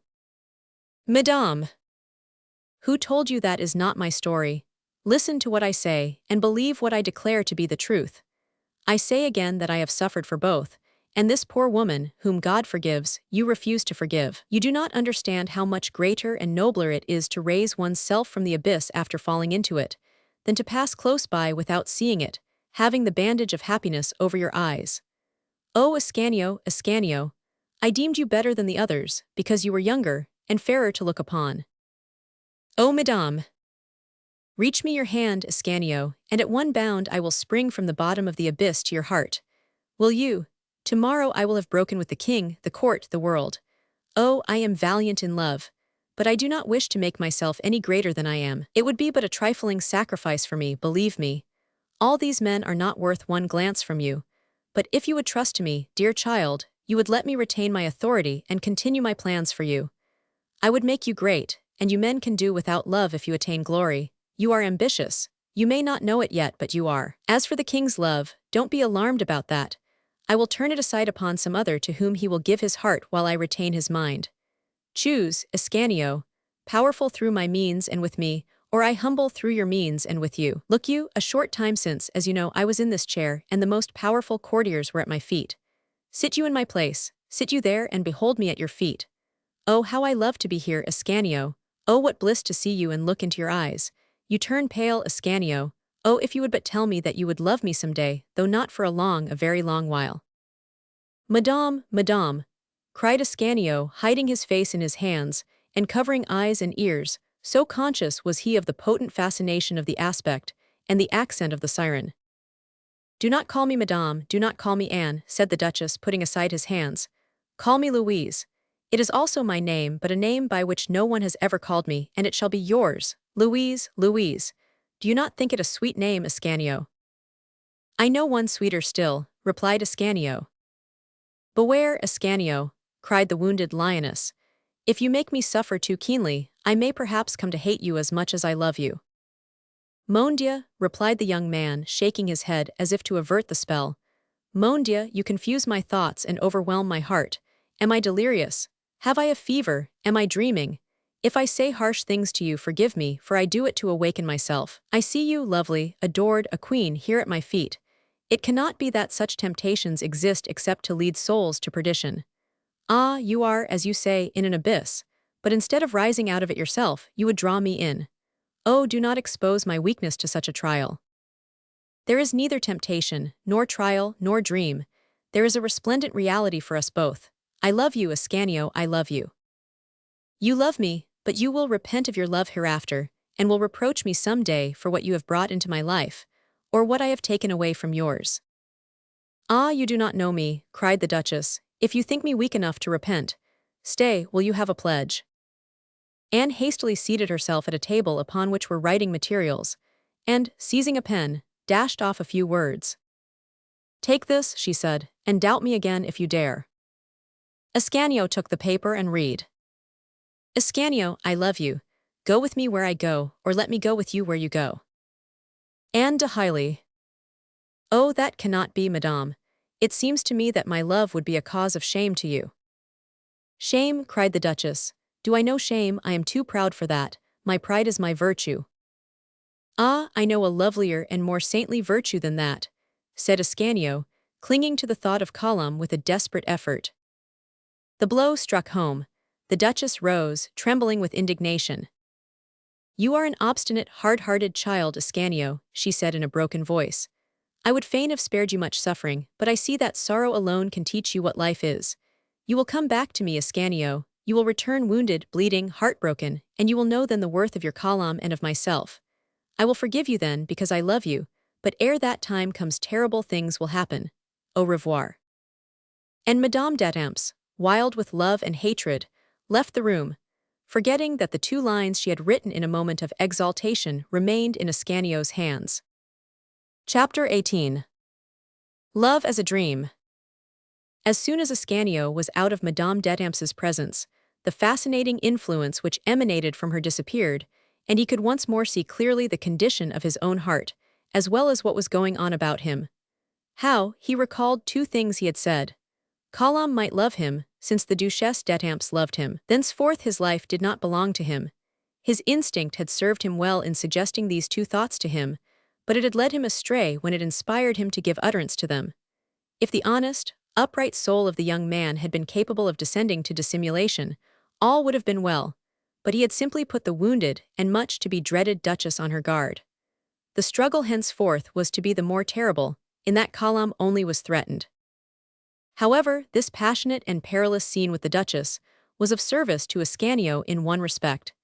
He carried away from it a newborn feeling of exaltation and confidence. His mind, excited by the spectacle it had witnessed as well as by its own efforts, was more active than ever, and more inclined to audacious deeds, so that he gallantly determined to find out what basis there might be for his hopes, and to sound the depths of Colum's heart, though he were to find nothing more than indifference there. If Colum really loved Comte d'Orbec, why contend longer against Madame d'Etampes?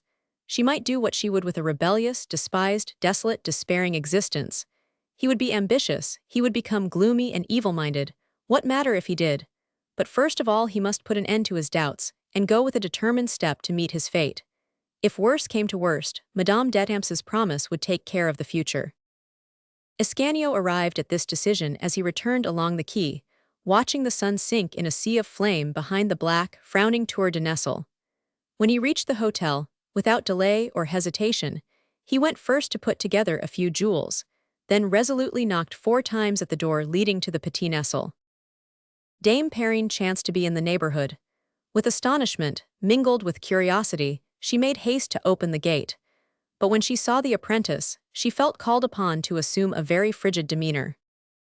"Ah, is it you, Monsieur Ascanio? What do you wish?" "I wish to show these jewels to Mademoiselle Colum immediately, good Dame Perrine. Is she in the garden?" "Yes, in her path, but wait, young man, wait for me." Ascanio, who had not forgotten the road, walked swiftly away without giving another thought to the governess. "Let us see," said she, stopping to reflect. "I think my best course is not to join them but to leave Colum free to select her purchases and her gifts. It would not be becoming for me to be there, if, as is probable, she puts something aside for me. I will arrive when she has completed her purchases, and then I should certainly be very ungrateful to refuse. That's what I'll do, stay here and not embarrass the dear, kind-hearted child." It will be seen that the good woman was not deficient in delicacy. For 10 days past, Colum had not found it necessary to ask herself if Ascanio had become her dearest thought. The pure-souled, unsophisticated child did not know what love was, but her heart was overflowing with love.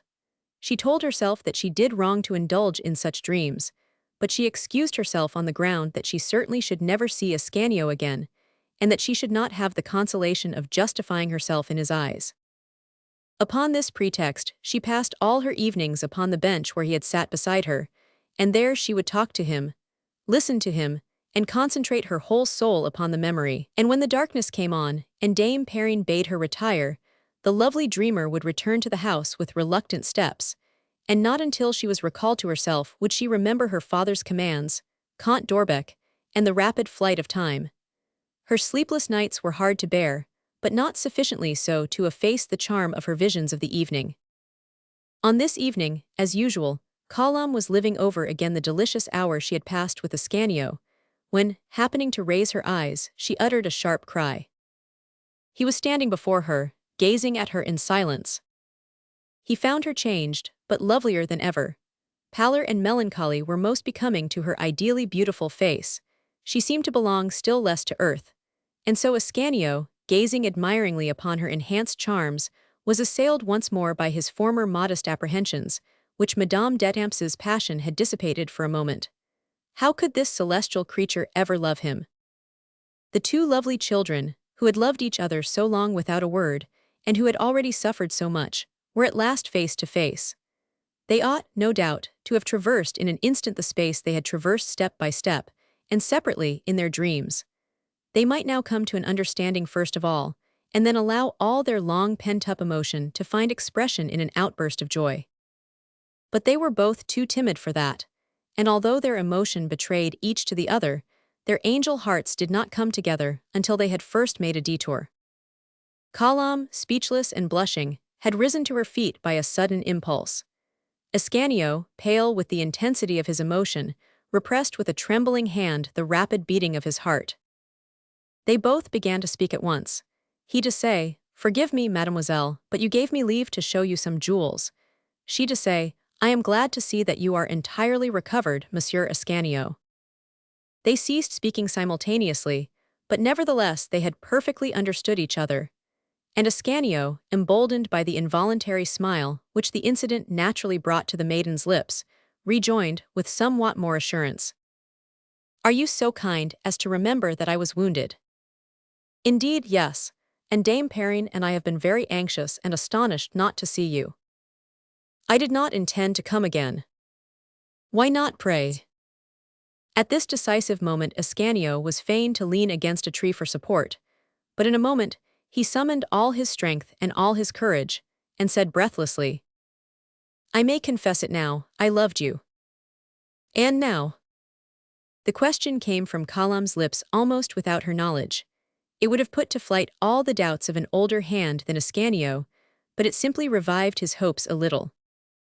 "Now, alas," he continued, "I have measured the distance that lies between us, and I know that you are happily betrothed to a noble count." "Happily," interposed Kalam with a bitter smile. "What, you do not love the count? Great God, pray tell me, is he not worthy of you?" "He is rich and powerful far above me, but you have seen him." "No, and I was afraid to inquire. Besides, I cannot say why, but I felt certain that he was young and attractive, and that he was agreeable to you." "He is older than my father, and he frightens me," said Kalam, hiding her fee in her hands with a gesture of abhorrence which she could not repress. Ascanio, beside himself with joy, fell on his knees with clasped hands, pale as death, his eyes half closed, but a sublime light shone out from beneath his eyelids, and a smile fit to rejoice God's heart played about his colorless lips. "What is the matter, Ascanio?" said Kalam in alarm. "What is the matter?" cried the young man, finding in the excess of his joy the audacity which sorrow first gave him. "What is the matter? Why, I love you, Kalam."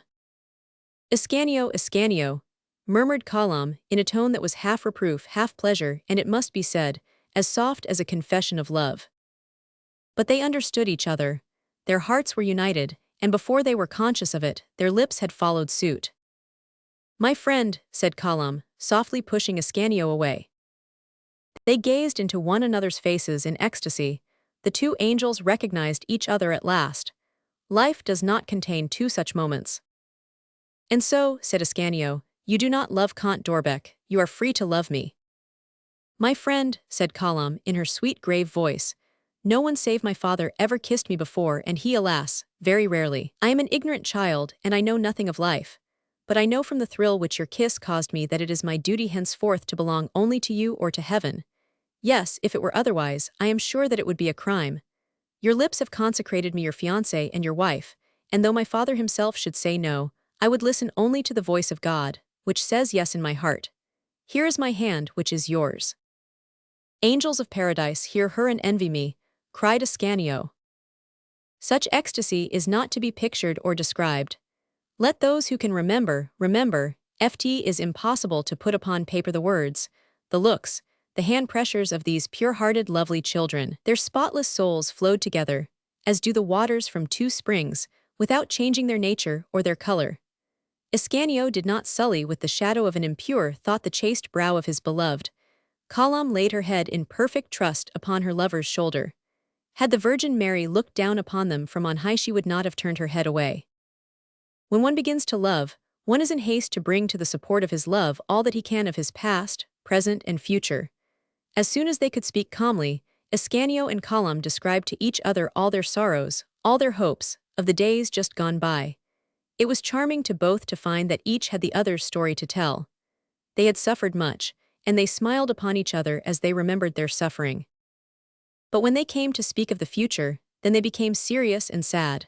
What had God in store for them for the morrow? According to all divine laws, they were made for each other, but human prejudices would declare their union ill-assorted, monstrous. What were they to do? How persuade Count d'Orbec to renounce his wife? How persuade the provost of Paris to give his daughter to an artisan? "Alas, my friend," said Column, "I promised you that I would belong to you or to heaven. I see that it must be to heaven." "No," said Ascanio, "to me. 2 children like ourselves cannot move the world alone, but I will speak to my dear master, Benvenuto Cellini. He is powerful, calm, and sees all things from a higher level. He acts on earth as God ordains in heaven, and whatever his will has undertaken he accomplishes. He will give you to me. I do not know how he will do it, but I am sure. He loves obstacles. He will speak to King Francois, he will persuade your father. The only thing he could not bring to pass you did without his intervention. You loved me. The rest ought to be very simple. You see that I believe in miracles now, my best beloved. Dear Ascanio, you hope and I hope. Would you like me also to try an experiment? There is a person whose influence over my father's mind is unbounded. Shall I not write to Madame d'Etampes?" "Madame d'Etampes," cried Ascanio, "Mon Dieu, I had forgotten her." Thereupon he told her, simply and without affectation, how he had seen the Duchess, how she had declared her love for him, and how, that very day, within an hour, she had pronounced herself the enemy of his beloved. But of what consequence was it? Benvenuto's task would be a little more difficult, that was all. One adversary more would not terrify him. "My dear," said Column, "you have faith in your master, and I have faith in you. Speak to Cellini as soon as possible, and let him decide our fate. Tomorrow I will tell him everything. He loves me so well that he will understand me instantly. But what is it, my Column? How sad you are." Each sentence of Ascanio's narrative had made Column doubly conscious of her love for him by forcing the sharp sting of jealousy into her heart. And more than once she convulsively pressed Ascanio's hand, which she held in her own. "Ascanio, Madame d'Etampes is very beautiful. She is beloved by a great king. Mon Dieu, did she make no impression upon your heart?" "I love you," said Ascanio. "Wait here for me." She returned a moment later, with a beautiful fresh white lily. "When you are working at that woman's lily of gold and jewels," said she, "glance sometimes at the simple lilies from your Column's garden." With that she put her lips to the flower, and handed it to the apprentice, as coquettishly as Madame d'Etampes herself could have done. At that moment, Dame Perrine appeared at the end of the path. "Adieu and au revoir," said Column, putting her hand to her lover's lips with a furtive, graceful gesture. The governess approached them. "Well, my child," she said to Column, "have you given the delinquent a good scolding and selected your jewels?" "Take this, Dame Perrine," said Ascanio, putting the box of trinkets in the good woman's hands still unopened. "Mademoiselle Column and I have decided that you shall yourself choose whatever suits you best, and I will come again tomorrow for the others." With that he ran off with his joy, darting a farewell glance at Column, which told her all that he had to tell.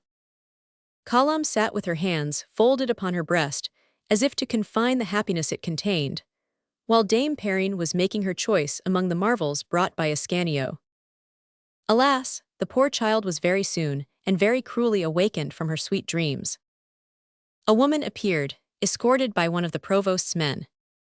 "Monseigneur le Comte d'Orbec, who is to return day after tomorrow," said this woman, "places me at Madame's service from today. I am familiar with the newest and prettiest styles, and I am commanded by Monsieur le Comte and Monsieur le Prévôt to make for Madame a magnificent brocade gown, as Madame la Duchesse d'Etampes is to present Madame to the Queen on the day of Her Majesty's departure for Saint-Germain, 4 days hence." After the scene we have described, the reader may imagine the despairing effect of this twofold news upon Column. Chapter 19. Love as an Idea.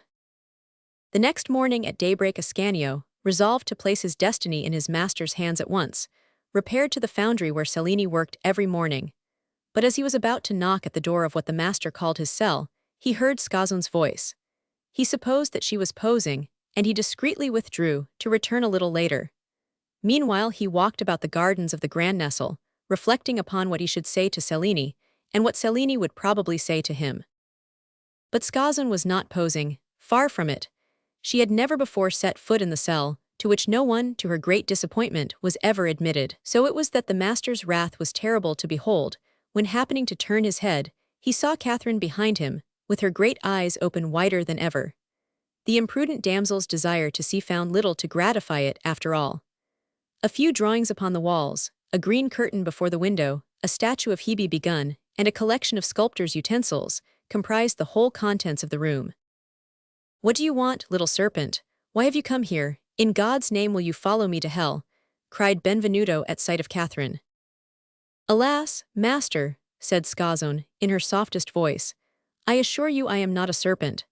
I confess that rather than part from you I would joyfully follow you to hell if necessary, and I come here because it is the only place where I can speak to you in secret." "Very well, make haste. What have you to say to me?" "Oh mon Dieu, Benvenuto," exclaimed Scazon, spying the outlined statue, "what an admirable figure! It is your Hebe. I had no idea it was so far advanced. How lovely it is!" "Is it not?" said Benvenuto. "Ah yes, very lovely, and I understand that you would not want me to pose for such a subject, but who is your model?" inquired Scazon, anxiously. "I have not seen any woman go in or out." "Hush, come my dear girl, you surely did not come here to talk of sculpture." "No, master, it's about our Pagolo. I did as you bade me, Benvenuto. He took advantage of your absence last evening to annoy me with his eternal love, and as you commanded, I listened to him to the end." "Aha, the traitor, what did he say to you?" "Oh, it's enough to make one die with laughing, and I would have given anything in the world could you have been there. Please understand that, in order not to arouse suspicion, the hypocrite finished the clasp you had given him to make, while he was speaking to me, and the phial that he held in his hand added not a little to the pathos of his speech. 'Dear Catherine,' said he, 'I am dying for love of you. When will you take pity on my martyrdom? One word, I only ask for one word. Just see to what I expose myself for your sake.' If I had not finished this clasp, the master might suspect something, and if he suspected anything he would kill me without mercy, but I defy everything for your lovely eyes. Jesu, this accursed work doesn't advance at all. After all, Catherine, what good does it do you to love Benvenuto? He doesn't thank you for it, he is always indifferent to you, and I would love you with a love which would be so ardent and so circumspect at the same time. No one would discover it, you would never be compromised, and you could rely on my discretion, whatever might happen. Look you," he added, made bold by my silence, "I have already found a safe retreat, hidden from every eye, where I could take you without fear." "Ha ha, you would never guess the place the sly rascal had selected, Benvenuto. I give you 100, 1,000 guesses, none but men with hangdog looks and eyes on the ground discover such out-of-the-way corners. He proposed to quarter me, where do you suppose? In the head of your great statue of Mars. 'We can go up,' he said, 'with a ladder.' He assured me that there is a very pretty apartment there, out of everyone's sight, and with a magnificent view of the surrounding country." "Faith, it's not a bad idea," said Benvenuto with a laugh. "And what reply did you make, Scazon?" I replied with a great burst of laughter, which I could not keep back, and which sorely disappointed Mons. Pagolo. He undertook then to be very pathetic, to reproach me with having no heart, and with wishing to cause his death, and so forth and so forth. All the time working away with hammer and file, he talked to me in that strain for a full half-hour, for he's a loquacious rascal when he gives his mind to it. "What reply did you give him finally, Scazon?" "What reply? Just as you knocked at the door and he placed his clasp, finished at last, upon the table, I took his hand, and said to him very soberly, 'Pagolo, you have talked like a jewel. That was why you found him looking so like an idiot when you came in.' You were wrong, Scazon, you should not have discouraged him so. You told me to listen to him, and I listened. Do you think it's so very easy for me to listen to handsome boys? Suppose something should happen some fine day. You should not only listen to him, my child, but you must give him an answer. It is indispensable to my plan. Speak to him at first without anger, then indulgently, and then encouragingly. When you have reached that point, I will tell you what else you must do. But that may have results you do not intend, do you know? At least you should be there. Never fear, Skazon, I will appear at the right moment. You have only to rely upon me and follow my instructions to the letter. Go now, little one, and leave me to my work. Catherine tripped lightly away, laughing in pleased anticipation of the fine trick Cellini proposed to play upon Pagolo, of the nature of which, however, she could not form the least conception. Benvenuto, when she had left him, did not resume his work, as he had said.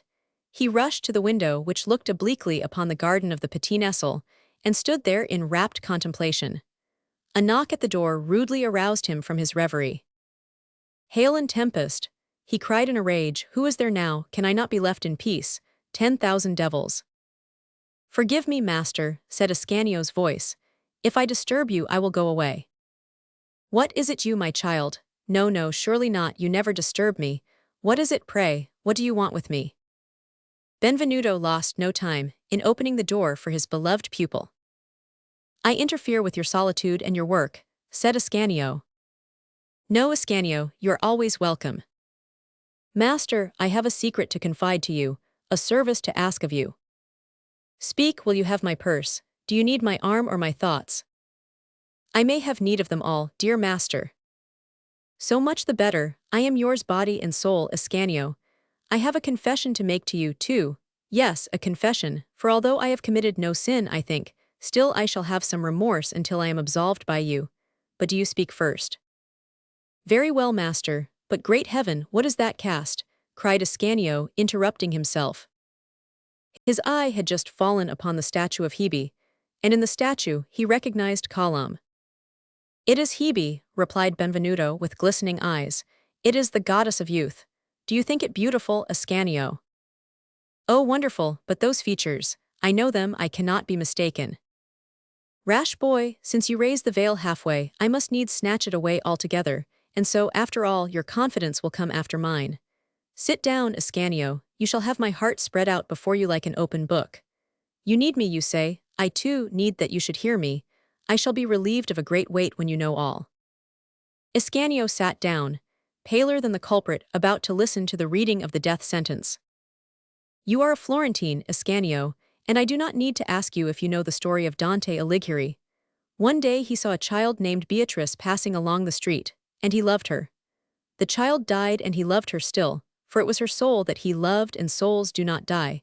But he crowned her with a crown of stars, and placed her in paradise. That done, he set about analyzing human passions, sounding the depths of poetry and philosophy.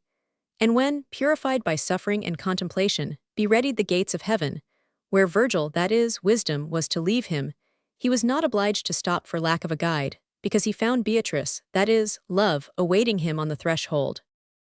"Ascanio, I have my Beatrice, dead like the other, and adored as she was. This has been hitherto a secret between God and her and myself. I am weak to resist temptation, but my adoration for her has remained intact amid all the impure passions to which I have yielded. I had placed my light too high for corruption to reach it. The man plunged heedlessly into dissipation. The artist remained true to his mysterious betrothal. And if I have done anything creditable, Ascanio, if inert matter, silver or clay, has been made to assume form and life under my fingers, if I have sometimes succeeded in imparting beauty to marble and life to bronze, it has been because my resplendent vision has given me counsel, support, and instruction for 20 years past. But I know not how it is, Ascanio. Perhaps there is a distinction between the poet and the goldsmith, between the molder of ideas and the molder of gold. Dante dreams, I need to see. The name of Maria is all sufficient to him. I must have before me the face of the Madonna. We divine his creations, we touch mine. That perhaps is why my Beatrice was not enough, or rather was too much for me, a sculptor. Her mind was ever present with me, but I was compelled to seek the human form. The angelic woman who shed a bright light upon my life had been beautiful, most certainly, beautiful above all in the qualities of her heart, but she did not realize the type of undying beauty upon which my imagination dwelt. I found myself constrained therefore to seek elsewhere, to invent. Now, tell me this, Ascanio.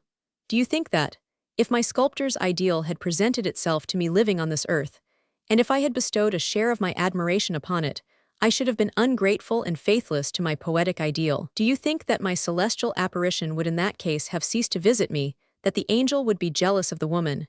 Do you think it? I ask you the question, Ascanio, and you will know someday why I ask it of you rather than of another, why I tremble as I await your reply, as if you were my Beatrice herself. Master, said Ascanio gravely and sadly, I am too young to have an opinion upon such lofty subjects. I think, however, in my heart, that you are one of the chosen men whom God leads, and that what you find upon your path has been placed there by God, not by chance. That is really your belief, is it not, Ascanio? You are of opinion that the terrestrial angel, the realization of my longing, would be sent by God, and that the other celestial angel would not be angry at my desertion.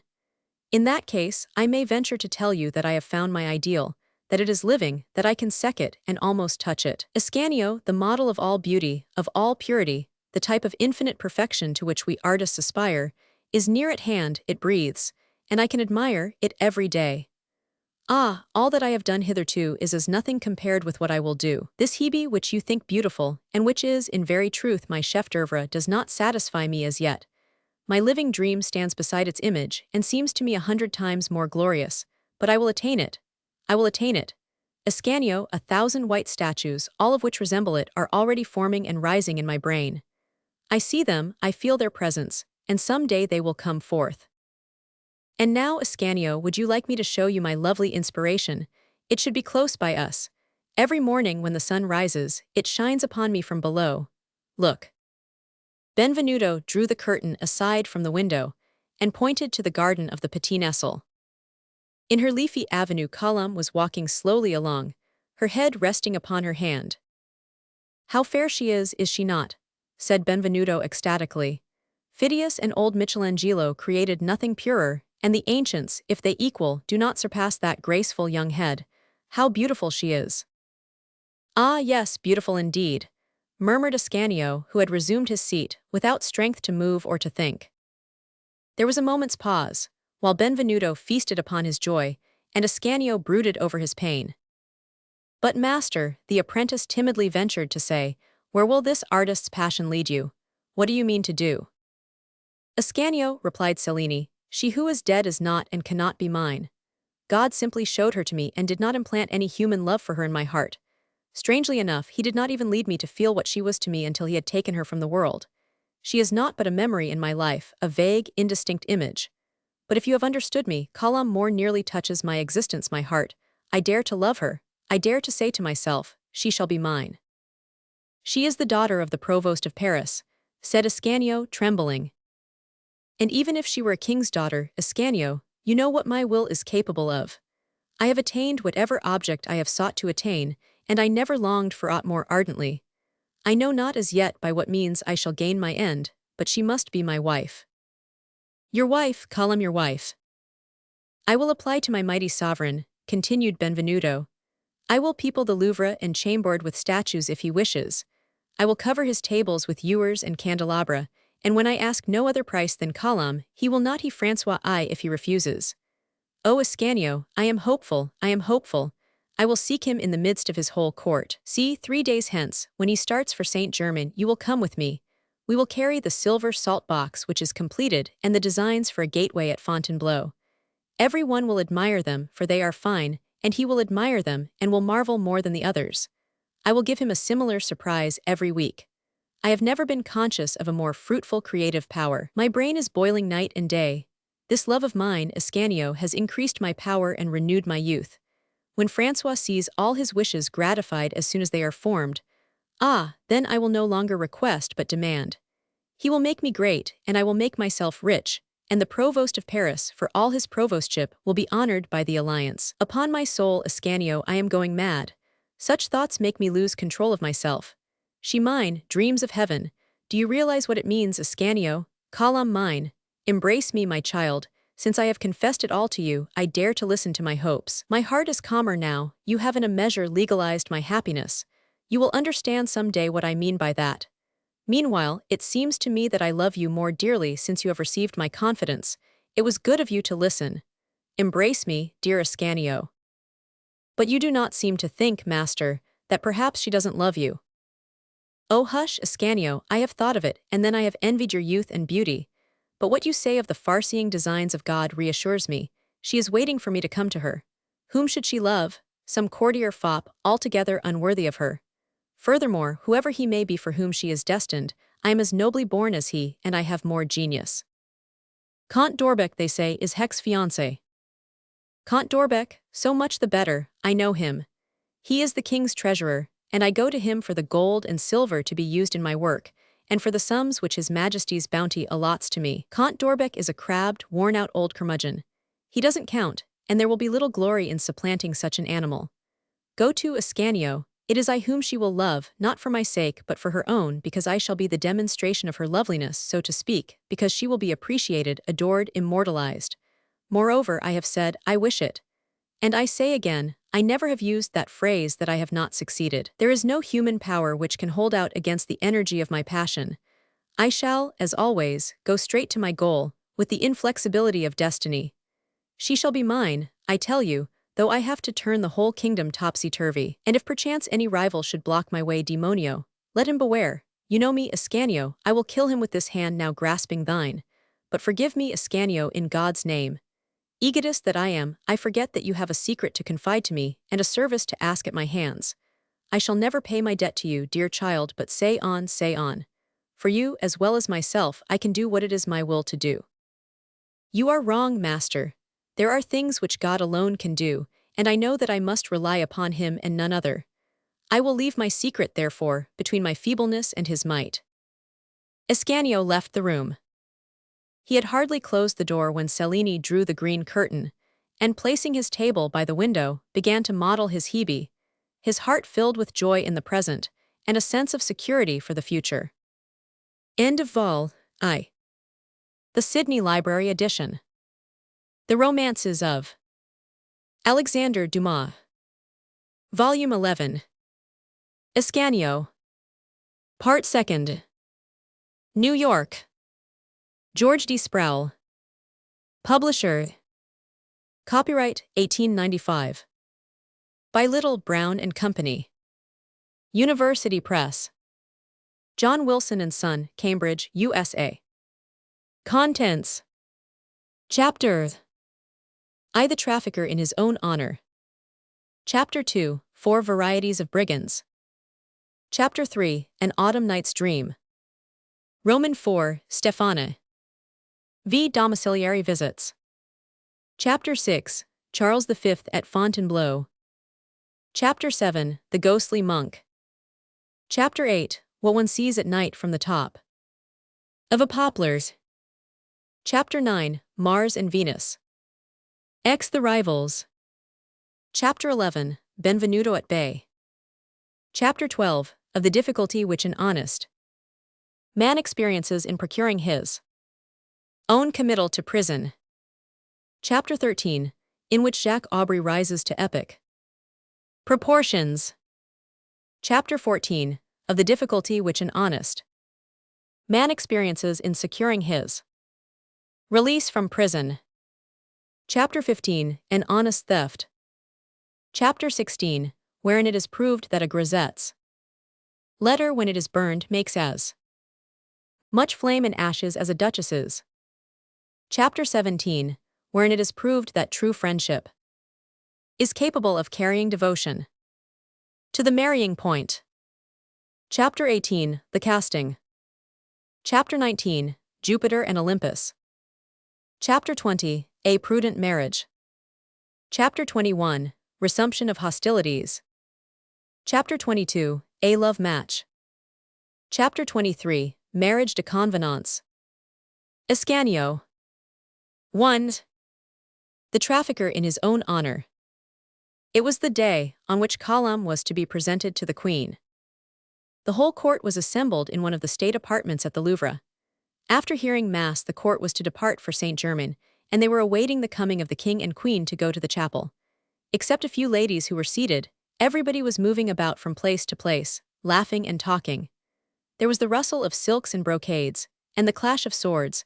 Loving and defiant glances were exchanged, together with arrangements for future meetings, of amorous or deadly purport. It was a dazzling, bewildering scene of confusion and splendor. The costumes were superb, and cut in the latest style. Among them, adding to the rich and interesting variety, were pages, dressed in the Italian or Spanish fashion, standing like statues, with arms akimbo and swords at their sides.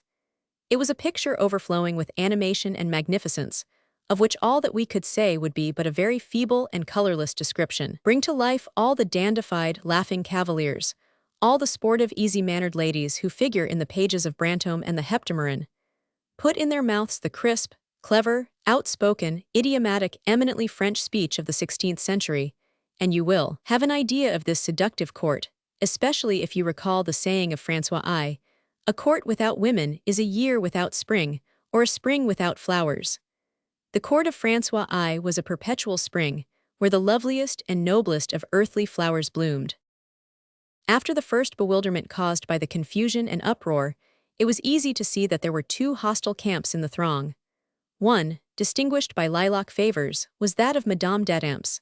The other, whose colors were blue, hoisted the flag of Diane de Poitiers. Those who secretly adhered to the Reformed religion belonged to the first faction, the unadulterated Catholics to the other. Among the latter could be seen the dull, uninteresting countenance of the Dauphin, the intelligent, winning, blonde features of Charles d'Orléans, the king's second son, flitted here and there through the ranks of the faction of Madame d'Etampes. Conceive these political and religious antipathies to be complicated by the jealousy of women and the rivalry of artists, and the result will be a grand total of hatred, which will sufficiently explain, if you're surprised at them, a myriad of scornful glances and threatening gestures, which all the courtier-like dissembling in the world cannot conceal from the observation of the spectator. The two deadly enemies, Anne and Diane, were seated at the opposite ends of the room, but notwithstanding the distance between them, not 5 seconds elapsed before every stinging quip uttered by one of them found its way to the ears of the other, and the retort, forwarded by the same couriers, returned as quickly by the same road. Amid all these silk and velvet-clad noblemen, in an atmosphere of clever sayings, in his long doctor's robe, stern-featured but indifferent, walked Henry Estienne, devotedly attached to the cause of the Reformation, while not 2 steps away, and equally oblivious of his surroundings, stood the Florentine refugee Pietro Strozzi, pale and melancholy, leaning against a pillar and gazing doubtless in his heart at far-off Italy, whither he was destined to return in chains, there to have no repose save in the tomb. We need not say that the nobly born Italian, a kinsman, through his mother, of Catherine de' Medicis, was heart and soul devoted to the Catholic party. There too, talking together of momentous affairs of state, and stopping frequently to look each other in the face as if to give more weight to what they were saying, were old Montmorency, to whom the king had given less than 2 years before the office of constable, vacant since the fall of Bourbon, and the chancellor, Poyet, bursting with pride over the new tax he had imposed, and the ordinance of Villers-Cotterets, just countersigned by him. Mingling with none of the various groups, taking part in no conversation, the Benedictine and Cordelier François Rabelais, with a smile which showed his white teeth, watched and listened and sneered, while Tribolet, his Majesty's favorite jester, rolled his humpback and his biting jests around between the legs of the guests, taking advantage of his pygmy-like stature to bite here and there without danger, if not without pain. Clement Marat, resplendent in a brand-new coat as valet-de-chamber to the king, seemed fully as uncomfortable as on the day of his reception at the Hôtel d'Etampes. It was evident that he had in his pocket some poor fatherless sonnet, which he was seeking to dress in the guise of an impromptu conception. But alas, we all know that inspiration comes from on high, and we cannot control it. A ravishing idea had come to his mind, unbidden upon the name of Madame Diane. He struggled against it, but the muse is a mistress, not a lover. The lines formed themselves without his assistance, the rhymes matched themselves to one another as if by some magic power which he could not control. In fine, the wretched verses tormented him more than we can say. He was devoted to Madame d'Etampes beyond question, and to Marguerite de Navarre. That, too, was incontestable, as was the fact that the Protestant party was the one toward which his sympathies leaned. It may even be that he was in search of an epigram against Madame Diane, when this madrigal in her honor came to his mind. But come it did. And how, we pray to know, when such superb lines were evolved in his brain in laudation of a Catholic, could he forbear, despite his zeal for the Protestant cause, to confide them in a whisper to some appreciative friend of literary tastes. That is what poor Marat did. But the injudicious Cardinal de Tournon, to whose bosom he entrusted his verses, deemed them so beautiful, so magnificent, that, in spite of himself, he passed them on to M. le Duc de Lorraine, who lost no time in telling Madame d'Anne of them. Instantly there was a great whispering among the partisans of the blue, in the midst of which Marat was imperatively summoned and called upon to repeat them. The lilacs, when they saw Marat making his way through the crowd toward Madame d'Anne, hastened in the same direction and crowded around the poet, enchanted and terrified at the same time. At last the Duchesse d'Étampes herself left her place, being curious, as she said, to see how that knave Marat, who had so much wit, would set about praising Madame d'Anne. Poor Clement Marat, as he was about to begin, after bowing low to Diane de Poitiers, who smiled upon him, turned his head slightly to glance about and caught the eye of Madame d'Étampes. She also smiled upon him, but the smile of the one was gracious, and of the other awe-inspiring. And so it was with a trembling and uncertain voice that poor Marat, burning up on one side and frozen on the other, repeated the following verses. Itra phobos bien souvent je desire. Non pour connaître herbes divinement. Car la douleur que mon cœur veut auxerre. Ni si garret par herbe occupant. Non pour avoir ma place au firmament. Non pour son arc encounter immorlacier. Car mon roi ni vu etre rebelle. Itra phobos seulement je desire. Pour etre aime de Diane la Belle. Marat had barely littered the last syllable of this charming madrigal, when the blues applauded vociferously, while the lilacs preserved a deathly silence. Thereupon, emboldened by the applause on the one hand, and chagrined by the frigid reception accorded his effusion on the other, he boldly presented the chef-d'œuvre to Madame de Poitiers. To Diane the Fair, he said in an undertone, bowing to the ground before her, "You understand, Madame, fair in your own right and by contrast." Diane thanked him with her sweetest smile, and Marat turned away. One may venture to write verses in praise of a fair one, after having done the same in honor of the fairest, said the ill-fated poet apologetically as he passed Madame d'Étampes. You remember Madame de France la plus belle. Anne replied with a withering glance. Two groups, composed of acquaintances of the reader, stood aloof from the throng during this incident. In one were Ascanio and Cellini. Benvenuto was weak enough to prefer the Divina Commedia to airy conceits. The other group consisted of Comte d'Orbec, the Vicomte de Marmagny, Messer d'Estreville, and Colombe, who had implored her father not to mingle with the crowd, with which she then came in contact for the first time, and which caused her no other sensation than terror. Comte d'Orbec gallantly refused to leave his fiancée, who was to be presented by the provost to the queen after Mass. Ascanio and Colombe, although they were equally bewildered by their strange surroundings, had spied each other at once, and from time to time stealthily exchanged glances. The two pure-hearted, timid children, both of whom had been reared in the solitude which makes noble hearts, would have been isolated and lost indeed in that gorgeous and corrupt throng, had they not been so situated that they could see and thereby mutually strengthen and encourage each other. They had not met since the day they confessed their love. Half a score of times Ascanio had tried to gain admission to the Petit Nestle, but always in vain. The new servant, presented to Colombe by Comte d'Orbec, invariably answered his knock instead of Dame Perrine, and dismissed him unceremoniously. Ascanio was neither rich enough nor bold enough to try to buy the woman. Furthermore, he had naught but sad news, which she would learn only too soon, to impart to his beloved. The news of the master's avowal of his own passion for Colombe, and the consequent necessity, not only of doing without his support, but perhaps of having to contend against him. As to the course to be pursued, Ascanio felt, as he had said to Cellini, that God alone could now save him, and being left to his own resources he had, in his innocence, resolved to attempt to soften Madame d'Étampes. When a hope upon which one has confidently relied is blasted, one is always tempted to have recourse to the most desperate expedients. The all-powerful energy of Benvenuto not only had failed Ascanio, but would undoubtedly be turned against him. Ascanio determined, therefore, with the trustfulness of youth, to appeal to what he believed he had discovered of grandeur and nobleness and generosity in the character of Madame d'Étampes, in an attempt to arouse the sympathy of her by whom he was beloved with his suffering. Afterward, if that last fragile branch slipped from his hand, what could he do? A poor, weak, friendless child, but wait. That was why he had accompanied Benvenuto to court. The Duchesse d'Étampes had returned to her place. He joined the throng of her courtiers, reached a position behind her, and finally succeeded in making his way to her chair. Chancing to turn her head, she saw him. "Ah, is it you, Ascanio?" she said coldly. "Yes, Madame la Duchesse. I came hither with my master, Benvenuto, and my excuse for venturing to address you is my desire to know if you were hopelessly dissatisfied with the drawing of the lily which you kindly ordered me to prepare, and which I left at the Hôtel d'Étampes the other day." "No, in very truth, I think it most beautiful," said Madame d'Étampes, somewhat mollified, "and connoisseurs to whom I have shown it, notably Monsieur de Guise here, are entirely of my opinion.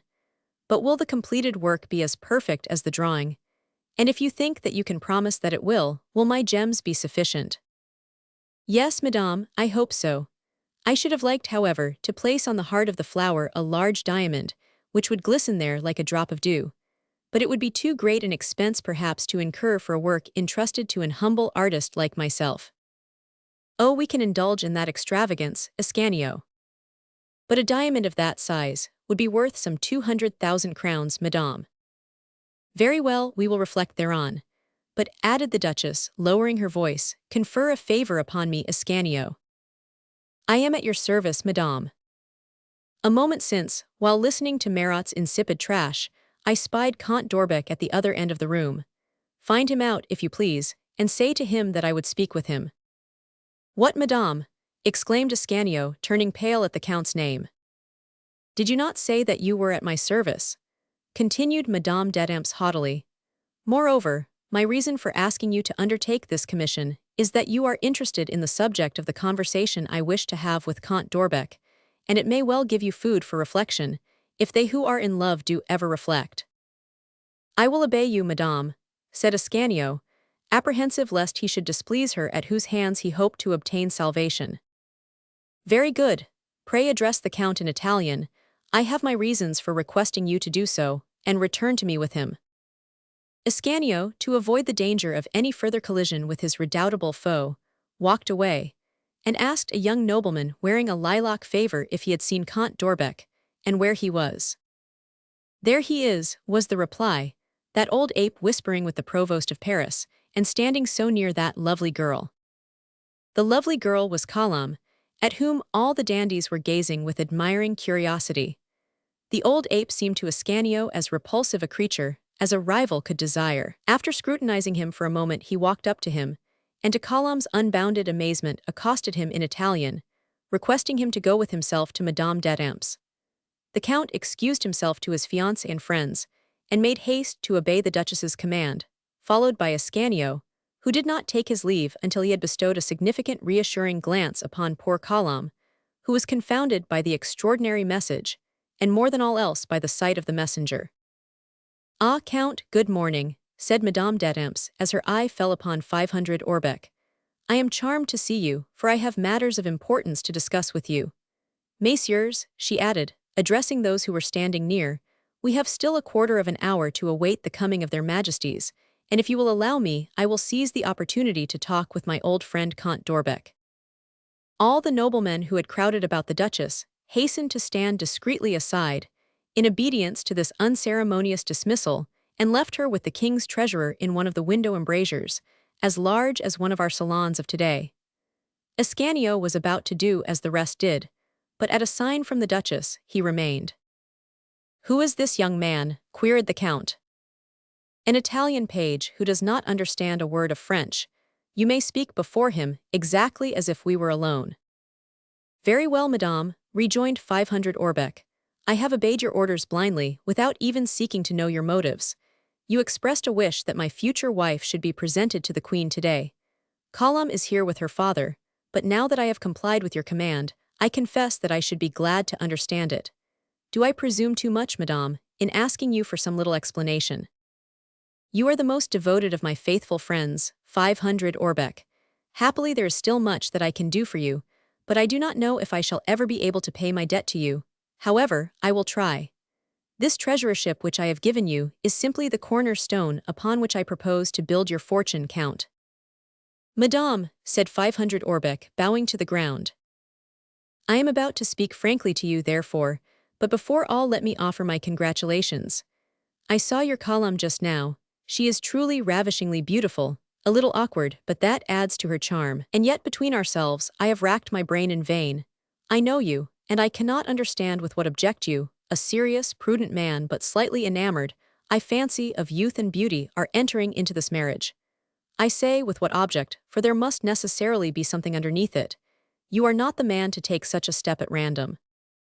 Dame, one must settle down, madame, and the father is an old villain who has ducats to leave to his daughter. But how old is he, pray? Oh, some 55 or 6 years. And you, Count? About the same age, but he is so used up. I begin to understand, and to recognize your fine hand. I knew that you were above mere vulgar sentiment, and that yonder child's fascinations did not constitute the attraction for you. Fie, madame, I have never even thought of them. If she had been ugly it would have been all the same. She happens to be pretty, so much the better. Oh, that's all right, Count, otherwise I should despair of you. And now that you have found me, madame, will you deign to inform me? Oh, it is simply that I am indulging in some beautiful dreams for you, the Duchess interposed. Where I would like to see you, 500 Orbeck, do you know, is in Poyet's place, for I detest him, she added, with a malevolent glance at the Chancellor, who was still walking with the constable. What, madame, one of the most exalted posts in the realm? Well, are you not yourself an eminent man, Count? But alas, my power is so precarious, my throne is upon the brink of an abyss. Even at this moment I am in mortal terror. The king has for a mistress the wife of a nobody, a petty judge named Pharaon. If the woman were ambitious, we should be ruined. I ought to have taken the initiative myself in this whim of His Majesty's. Ah, I shall never find another like the little Duchesse de Brissac, whom I presented to him, a sweet woman of no force of character, a mere child. I shall always weep for her. She was not dangerous, and talked to the king of nothing but my perfections. Poor Marie, she assumed all the burdens of my position and left me all the benefits. But this Ferronière, as they call her, why, it requires all my power to draw François I away from her. I have exhausted my whole arsenal of seductions, and am driven, alas, to my last entrenchment habit. How so, madame? Mon Dieu, yes, I devote myself almost exclusively to his mind now, for his heart is elsewhere. You can understand how much I need an auxiliary. Where can I find her? A devoted, sincere friend of whom I can be sure. Ah, I would repay her with such quantities of gold and such a host of honors. Seek out such a one for me, 500 Orbeck. You know how closely the king and the man are allied in the person of our sovereign, and to what lengths the man can lead the king on. If we could be, not rivals but allies, not mistresses but friends. If while one held sway over François, the other might hold sway over François I, France would be ours, Count, and at what a moment. Just as Charles V. is about to plunge into our net of his own free will, when we can hold him to ransom on such terms as we choose, and take advantage of his imprudence to assure ourselves a magnificent future in case of accident. I will explain my plans to you, 500 Orbeck. This Diane who pleases you so much would no longer threaten our fortunes, and the Chevalier de France might become. But here is the king. Such was the way of Madame d'Adamps. She rarely explained her meaning but left it to be guessed. She would sow ideas in a man's mind, and set avarice, ambition, and natural perversity at work, and then she would conveniently interrupt herself. A great and useful art, which cannot be too highly commended to many poets and innumerable lovers. So it was that Comte d'Orbeck, eager in the pursuit of gain and honors, corrupt to the last degree and worn out by years and dissipation, perfectly understood the Duchess, whose eyes more than once during the interview had wandered toward Colomb. Ascanio's noble and straightforward nature was quite incapable of sounding the depths of this mystery of iniquity and infamy, but he had a vague foreboding that this strange and ominous conversation concealed some terrible peril for his beloved, and he gazed at Madame d'Adamps in terror. An usher announced the king and queen. In an instant everybody was standing, hat in hand. God have you in his keeping, messieurs, said François as he entered the room. I have some weighty news which I must make known to you at once. Our dear brother, the Emperor Charles V., is at this moment en route for France, if he has not already passed the frontier. Let us prepare, messieurs, to welcome him worthily. I need not remind my loyal nobility of the obligations imposed upon us by the laws of hospitality at such a time. We proved at the Field of the Cloth of Gold that we knew how kings should be received. Within the month Charles V. will be at the Louvre. And I, my lords, said Queen Eleonora in her sweet voice, thank you in advance in my royal brother's name for the welcome you will accord him. The nobles replied with shouts of Vive le Roi, Vive la Reine, Vive l'Empereur. At that moment, something wriggled its way along between the legs of the courtiers toward the king. It was Tribalot. Sire, said the fool, will you permit me to dedicate to your majesty a work I am about to print? With all the pleasure in the world, fool, the king replied, but I must first know the title of the work and how far advanced it is. Sire, the work will be entitled The Almanac of Fools, and will contain a list of the greatest idiots that the world has ever seen. As to the progress I have made with it, I have already inscribed upon the first page the name of the king of all fools past and to come. Who might this illustrious worthy be, whom you give me for cousin, and select for king of fools? Charles V, sire. Charles V, cried the king, and why Charles V?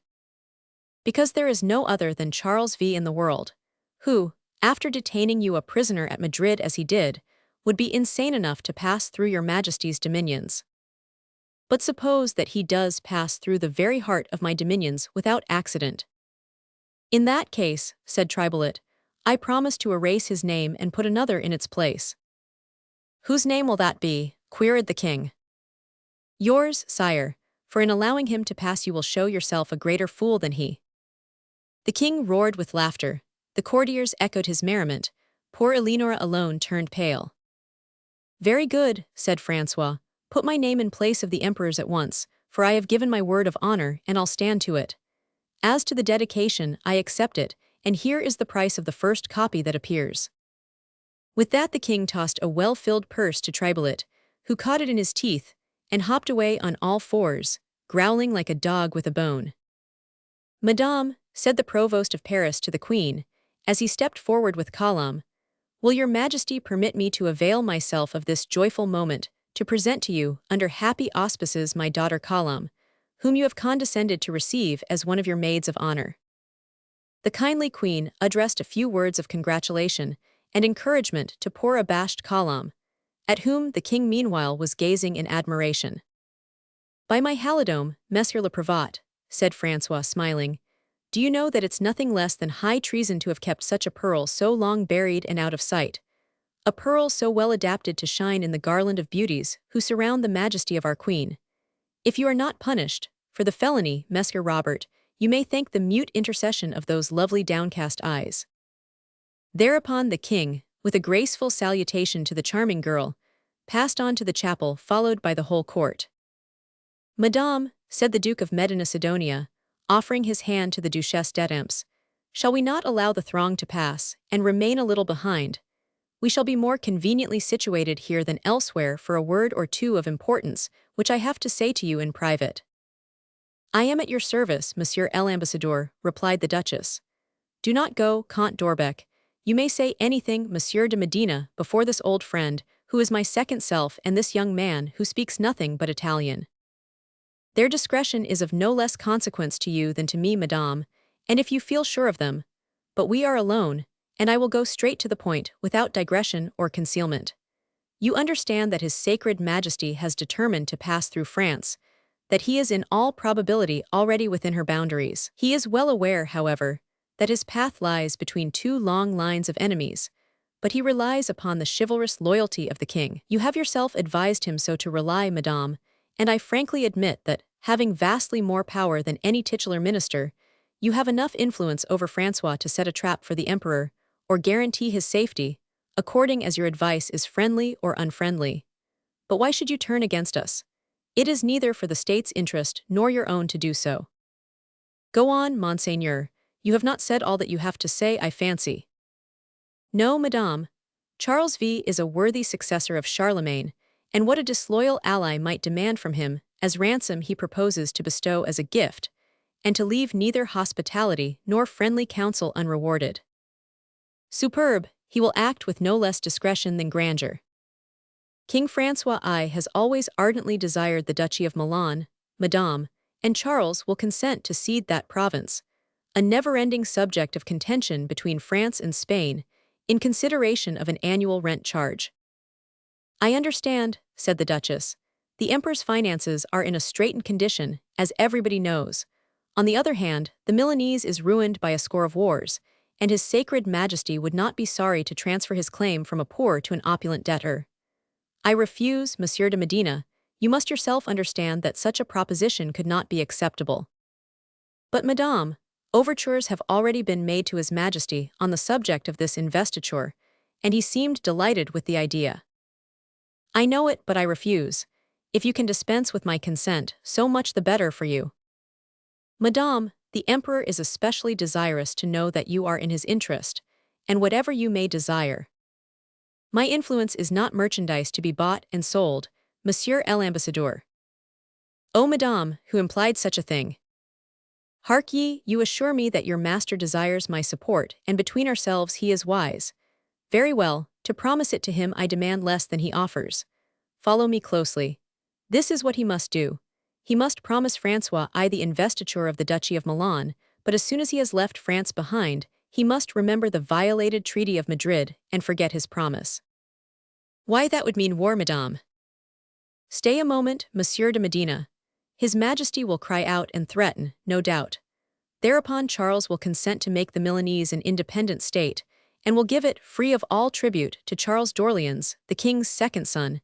In that way the Emperor will not aggrandize a rival. That will be worth a few crowns to him, Monseigneur, and I think that you can have nothing to say against it. As to any personal desires I may have, as you suggested a moment since, if His Sacred Majesty enters into my plans, he may let fall in my presence, at our first interview, a bauble of more or less brilliancy, which I will pick up, if it is worth the trouble, and retain as a souvenir of the glorious alliance concluded between the successor of the Caesars, King of Spain and the Indies, and myself. The Duchess turned to Ascanio, who was as terrified by her dark and mysterious schemes as the Duke of Medina was disturbed by them, and as Count d'Orbec seemed delighted. All this for you, Ascanio, she whispered. To win your heart I would sacrifice France. Well, Monsieur l'Ambassadeur, she continued aloud, what have you to say to that? The Emperor alone can decide upon a matter of such gravity, Madame. Nevertheless, everything leads me to believe that he will acquiesce in an arrangement which almost terrifies me. It seems so favorable to us. If it will set your mind at rest, I will say to you that it is in reality equally favorable to me, and that is why I undertake to make the king accept it. We women have our own political schemes, more profound sometimes than yours, but I can promise you that mine are in no wise inimical to your interests. Indeed, how could they be?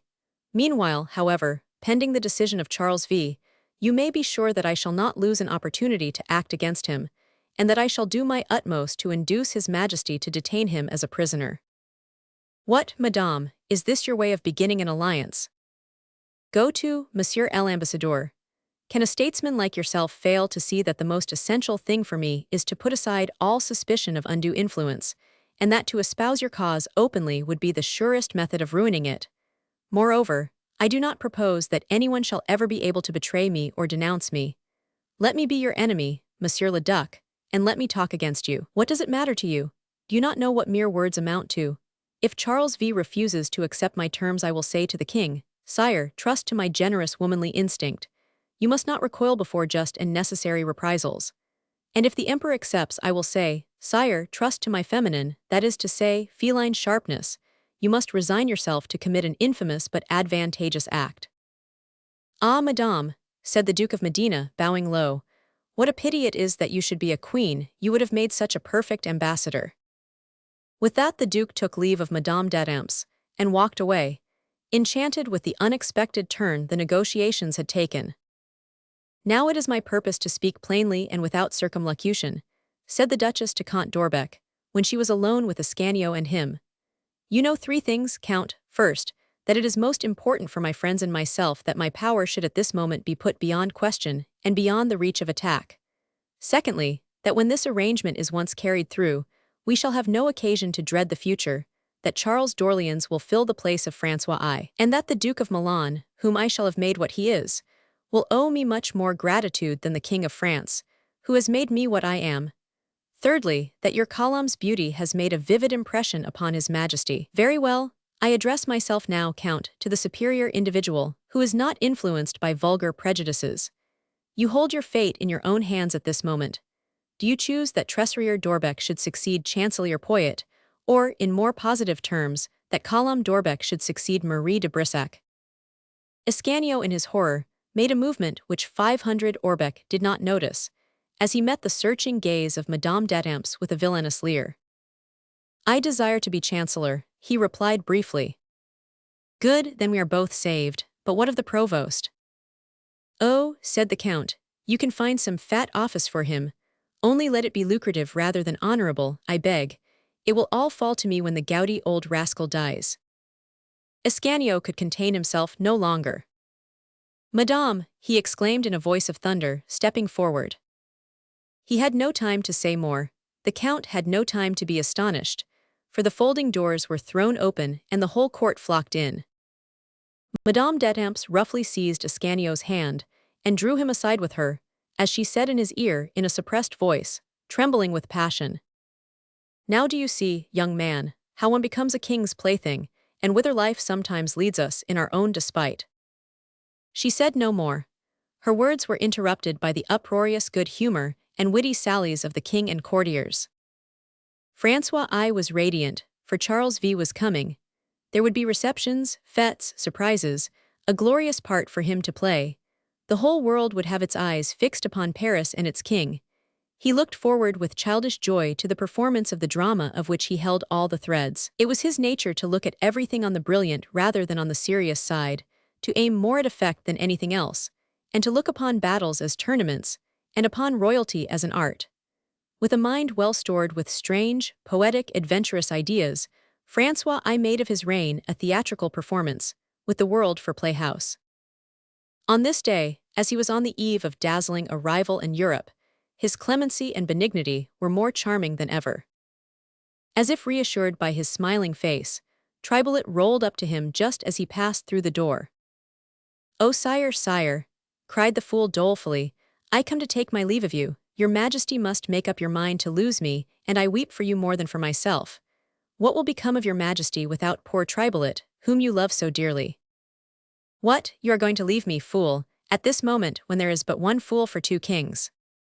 "Yes, sire, at this moment, when there are two kings for one fool." "But I do not propose to have it so, Tribolet. I order you to remain." "In that case pray see that Monsieur de Villeville is informed of your royal pleasure, for I but told him what people say of his wife, and for so simple a matter he swore that he would cut off my ears in the first place, and then tear out my soul. If I had one," added the impious villain, "whose tongue your Majesty should order to be cut out for such blasphemy." "La la," rejoined the king. "Have no fear, my poor fool. The man who should take your life would be very sure to be hanged a quarter of an hour after." "Oh, sire, if it makes no difference to you." "Well, what? Have him hanged a quarter of an hour before. I much prefer that." The whole assemblage roared with laughter, the king above all the others. As he walked on he passed Pietro Strozzi, the noble Florentine exile. "Signor Pietro Strozzi," he said, "it is a long time, altogether too long I confess, since you requested letters of naturalization at our hands. It is a disgrace to us that, after having fought so valiantly in Piedmont for the French and like a true Frenchman, you do not yet belong to us, since your country by birth denies you. This evening, Signor Pietro, Messer Lemakin, my secretary, will take steps to hasten the issuance of your letters of naturalization. Do not thank me, for my honor and your own Charles V must find you a Frenchman. Ah, there you are, Cellini, and you never come empty-handed. What have you under your arm, my friend? But stay a moment. It shall not be said, I faith, that I did not surpass you in munificence. Messer Anton Lemakin, you will see that letters of naturalization are issued to my good friend Benvenuto, at the same time with the great Pietro Strozzi's, and you will issue them without expense to him. A goldsmith cannot put his hand upon 500 ducats so readily as a Strozzi." "Sire," said Benvenuto, "I thank your Majesty, but I pray you to forgive my ignorance. What are these letters of naturalization?" "What?" exclaimed Anton Lemakin, with great gravity, while the king laughed like a madman at the question. "Do you not know, Master Benvenuto, that letters of naturalization are the greatest honor His Majesty can bestow upon a foreigner, that you thereby become a Frenchman?" I begin to understand, sire, and I thank you again, said Cellini. But pardon me, as I am already at heart your majesty's subject, of what use are these letters? Of what use are the letters? Rejoined Francois, still in the best of humor. Why they are of this use, Benvenuto, that now that you are a Frenchman, I can make you Seigneur du Grand Nesle, which was not possible before. Messer Lemakin, you will add to the letters of naturalization the definitive deed of the chateau. Do you understand now, Benvenuto, of what use the letters of naturalization are? Yes, sire, and I thank you 1,000 times. One would say that our hearts understood each other without words, for this favor which you bestow upon me today is a step toward a very, very great favor which I shall perhaps dare to ask at your hands some day, and is, so to say, a part of it. You know what I promised you, Benvenuto. Bring me my Jupiter and ask what you will. Yes, your majesty has a good memory, and I hope your word will prove to be as good. Yes, your majesty, you have it in your power to gratify a wish, upon which my life in a measure depends, and you have already, by a sublime instinct worthy of a king, made its gratification more easy. It shall be done, my eminent artist, according to your wish, but meanwhile allow us to see what you have in your hands. It is a silver salt dish, sire, to go with the ewer and the basin. Show it me quickly, Benvenuto. The king scrutinized, carefully and silently as always, the marvelous piece of work which Cellini handed him. What a blunder, he said at last, what a paradox. What, sire, cried Benvenuto, disappointed beyond measure, your majesty is not pleased with it. Certainly not, monsieur. Why you spoil a lovely idea by executing it in silver? It must be done in gold, Cellini. I am very sorry for you, but you must begin again. Alas, sire, said Benvenuto sadly, be not so ambitious for my poor works. The richness of the material will destroy these treasures of my thought, I greatly fear. More lasting glory is to be attained by working in clay than in gold, sire, and the names of us goldsmiths survive us but a little while. Necessity is sometimes a cruel master, sire, and men are always greedy and stupid. Who can say that a silver cup for which your majesty would give 10,000 ducats might not be melted down for 10 crowns? How now, do you think that the King of France will ever pawn the dishes from his table? Sire, the Emperor of Constantinople pawned our Saviour's crown of thorns with the Venetians. But a King of France took it out of pawn, monsieur.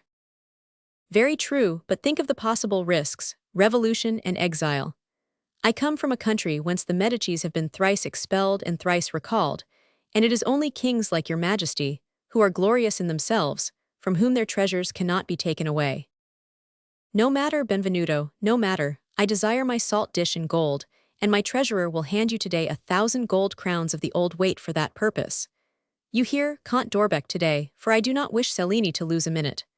Adieu, Benvenuto, go on with your work. The king does not forget his Jupiter. Adieu, messieurs, think of Charles V.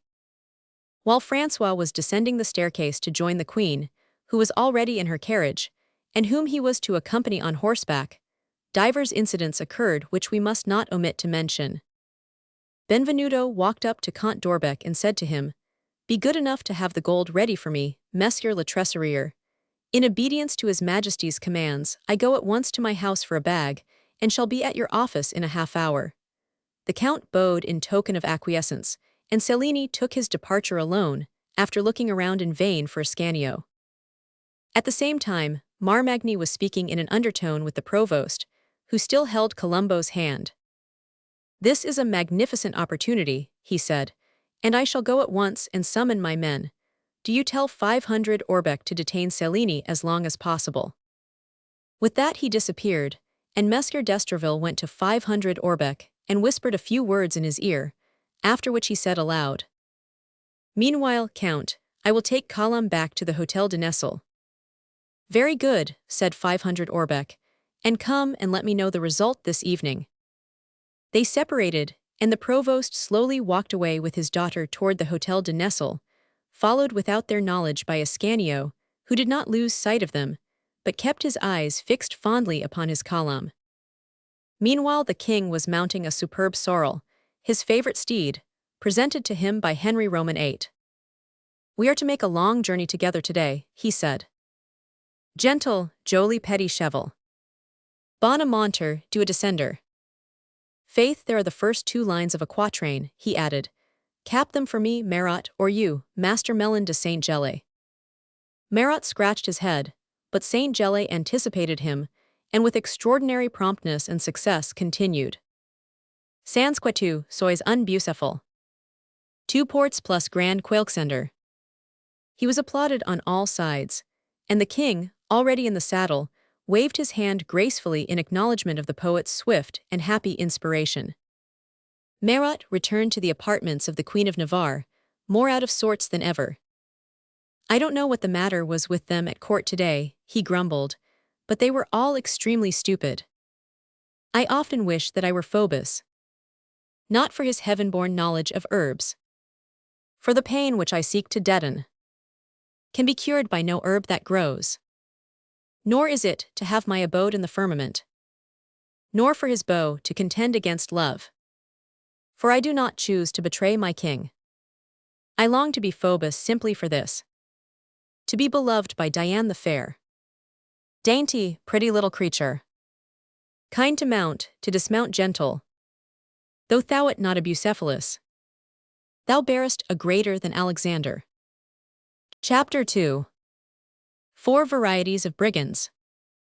Benvenuto crossed the Seine in all haste, and procured, not a bag as he had told Count d'Orbec that he should, but a small wicker basket given him by one of his cousins, a nun at Florence. As he was determined to make an end of the affair that day, and it was already 2 o'clock, he did not wait for Ascanio, whom he had completely lost sight of, nor his workmen, who had gone to dinner, but started at once for Rue Froidmanteau, where Count d'Orbec had his official residence, and although he kept his eyes open, he saw nothing on the way to cause him the least uneasiness. When he reached the treasurer's abode, that dignitary informed him that he could not deliver his gold to him at once, as there were certain indispensable formalities to be gone through with, a notary to be summoned, and a contract to be drawn up. The count apologized with 1,000 expressions of regret, knowing Cellini's impatient nature, and was so courteous withal that it was impossible to be angry, and Benvenuto resigned himself to wait, believing in the reality of these obstacles to a speedy delivery of the gold. Cellini desired to take advantage of the delay to send for some of his workmen, that they might accompany him home, and help him to carry the gold. 500 Orbec quickly volunteered to send one of his servants to the Hotel de Nesle with the message. Then he led the conversation around to Cellini's work, and the king's evident partiality for him, to anything in short likely to incline Benvenuto to be patient, which was the less difficult of accomplishment, as he had no reason for wishing ill to the count, and no suspicion that the count had any reason for being hostile to him. There was his desire to supplant him with Colomb, but no one knew of that desire save Ascanio and himself. He therefore met the treasurer's friendly overtures graciously enough. Further time was necessary to select gold of the degree of fineness which the king desired him to have. The notary was very slow in coming. A contract is not drawn up in a moment. In short, when, after the final exchange of courtesies, Benvenuto made ready to return to his studio, night was beginning to fall. He questioned the servant who was sent for his companions, and was told that they were unable to come, but that he would gladly carry the gold for him. Benvenuto's suspicions were aroused, and he declined the offer, courteous as it was. He placed the gold in his little basket, then passed his arm through the 2 handles, and as there was barely room for his arm, the cover was securely pressed down, and he carried it much more easily than if it had been in a bag. He had a stout coat of mail with sleeves beneath his coat, a short sword at his side, and a dagger in his belt. He set out on his homeward journey at a quick pace, but cautiously nevertheless. Just before he started, he noticed several servants speaking together in low tones, and that they left the house in a great hurry, but they made a show of going in a different direction from that taken by him. Today, when one can go from the Louvre to the Institute by the Pont des Arts, Benvenuto's homeward journey would be but a stride, but at that time it was a long walk. He was obliged, starting from Rue Froidmanteau, to follow the quay as far as the Chatelet, cross the Pont des Meuniers, go across the city by Rue Saint-Barthélemy, cross to the left bank by the Pont Saint-Michel, and from there go down the river to the Grand Nesle by the deserted quay. The reader need not wonder that, in those days of thieves and cutthroats, Benvenuto, notwithstanding his courage, felt some anxiety touching so considerable a sum as that he carried upon his arm, And if he will go forward with us 200 or 300 yards in advance of Benvenuto, he will see that his anxiety was not unjustifiable. When it began to grow dark, about an hour before, 4 men of forbidding appearance, wrapped in great cloaks, stationed themselves upon the Quai des Augustins, at a point abreast of the church. The river bank was bordered with walls only at that spot, and was absolutely deserted at that moment. While they stood there, they saw no one pass but the provost, on his way back to the chatelet after escorting Column to the Petit Nestle, and him they saluted with the respect due the constituted authorities. They were talking in low tones in a recess formed by the church, and their hats were pulled well down over their eyes. 2 of them are already known to us, the bravos employed by Vicomte de Marmagny in his ill-fated expedition against the Grand Nestle. Their names were Ferrante and Fracasso. Their companions, who earned their livelihood at the same honorable calling, were named Procope and Maledant. In order that posterity may not quarrel over the nationality of these 4 valiant captains, as it has done for 3,000 years over that of old Homer, we will add that Maledant was a Picard, Procope a Bohemian, and that Ferrante and Fracasso first saw the light beneath the soft skies of Italy. As to their distinctive callings in time of peace, Procope was a jurist, Ferrante a pedant, Fracasso a dreamer of dreams, and Maledant a fool. It will be seen that the fact that we are ourselves a Frenchman does not blind us to the character of the only one of these 4 toilers who happened to be our compatriot. In battle, all 4 were demons. Let us listen for a moment to their friendly and edifying conversation. We may be able to judge therefrom what manner of men they were, and what danger was impending over our good friend, Benvenuto. At all events, Fracasso, said Ferrante, we shan't be hampered today with that great red-faced viscount, and our poor swords can leave their scabbards without his crying, retreat, the coward, and forcing us to turn tail. Very true, rejoined Fracasso, but as he leaves us all the risk of the combat, for which I thank him, he ought to leave us all the profit too. By what right does the red-haired devil reserve 500 crowns for his own part? I admit that the 500 that remain make a very pretty prize. 125 for each of us does us honor. Indeed, when times are hard, I sometimes find it necessary to kill a man for 2 crowns. For 2 crowns, Holy Virgin, cried Maledant. Shame, that brings discredit on the profession.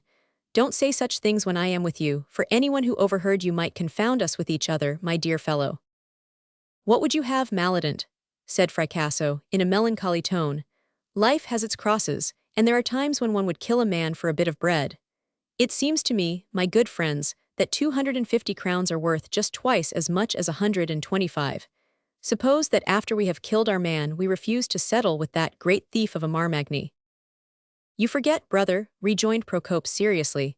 That would be to disregard our agreement to defraud our patron, and we must be loyal in everything.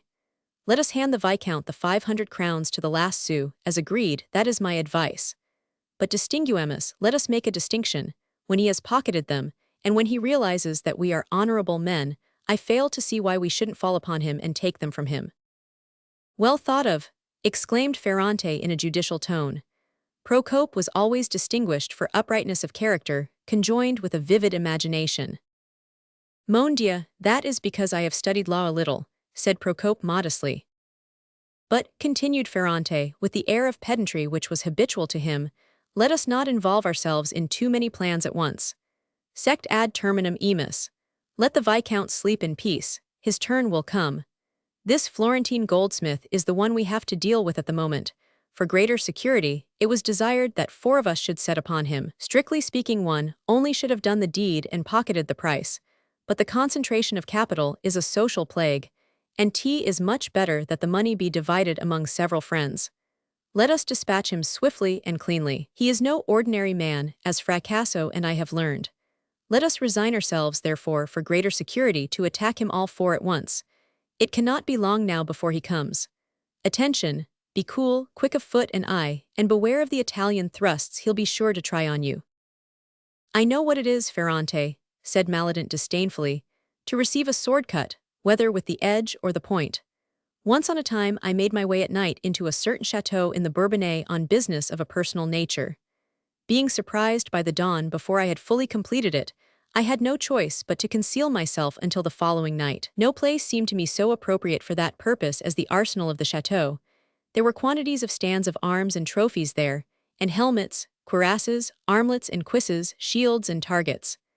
I removed the upright upon which one of the suits of armor hung, put myself in its place, and stood there, motionless upon my pedestal, with lowered visor. "This is very interesting," interposed Ferrante. "Go on, Maledant. How can we better employ this period of waiting to perform one exploit than in listening to tales of other feats of arms? Go on."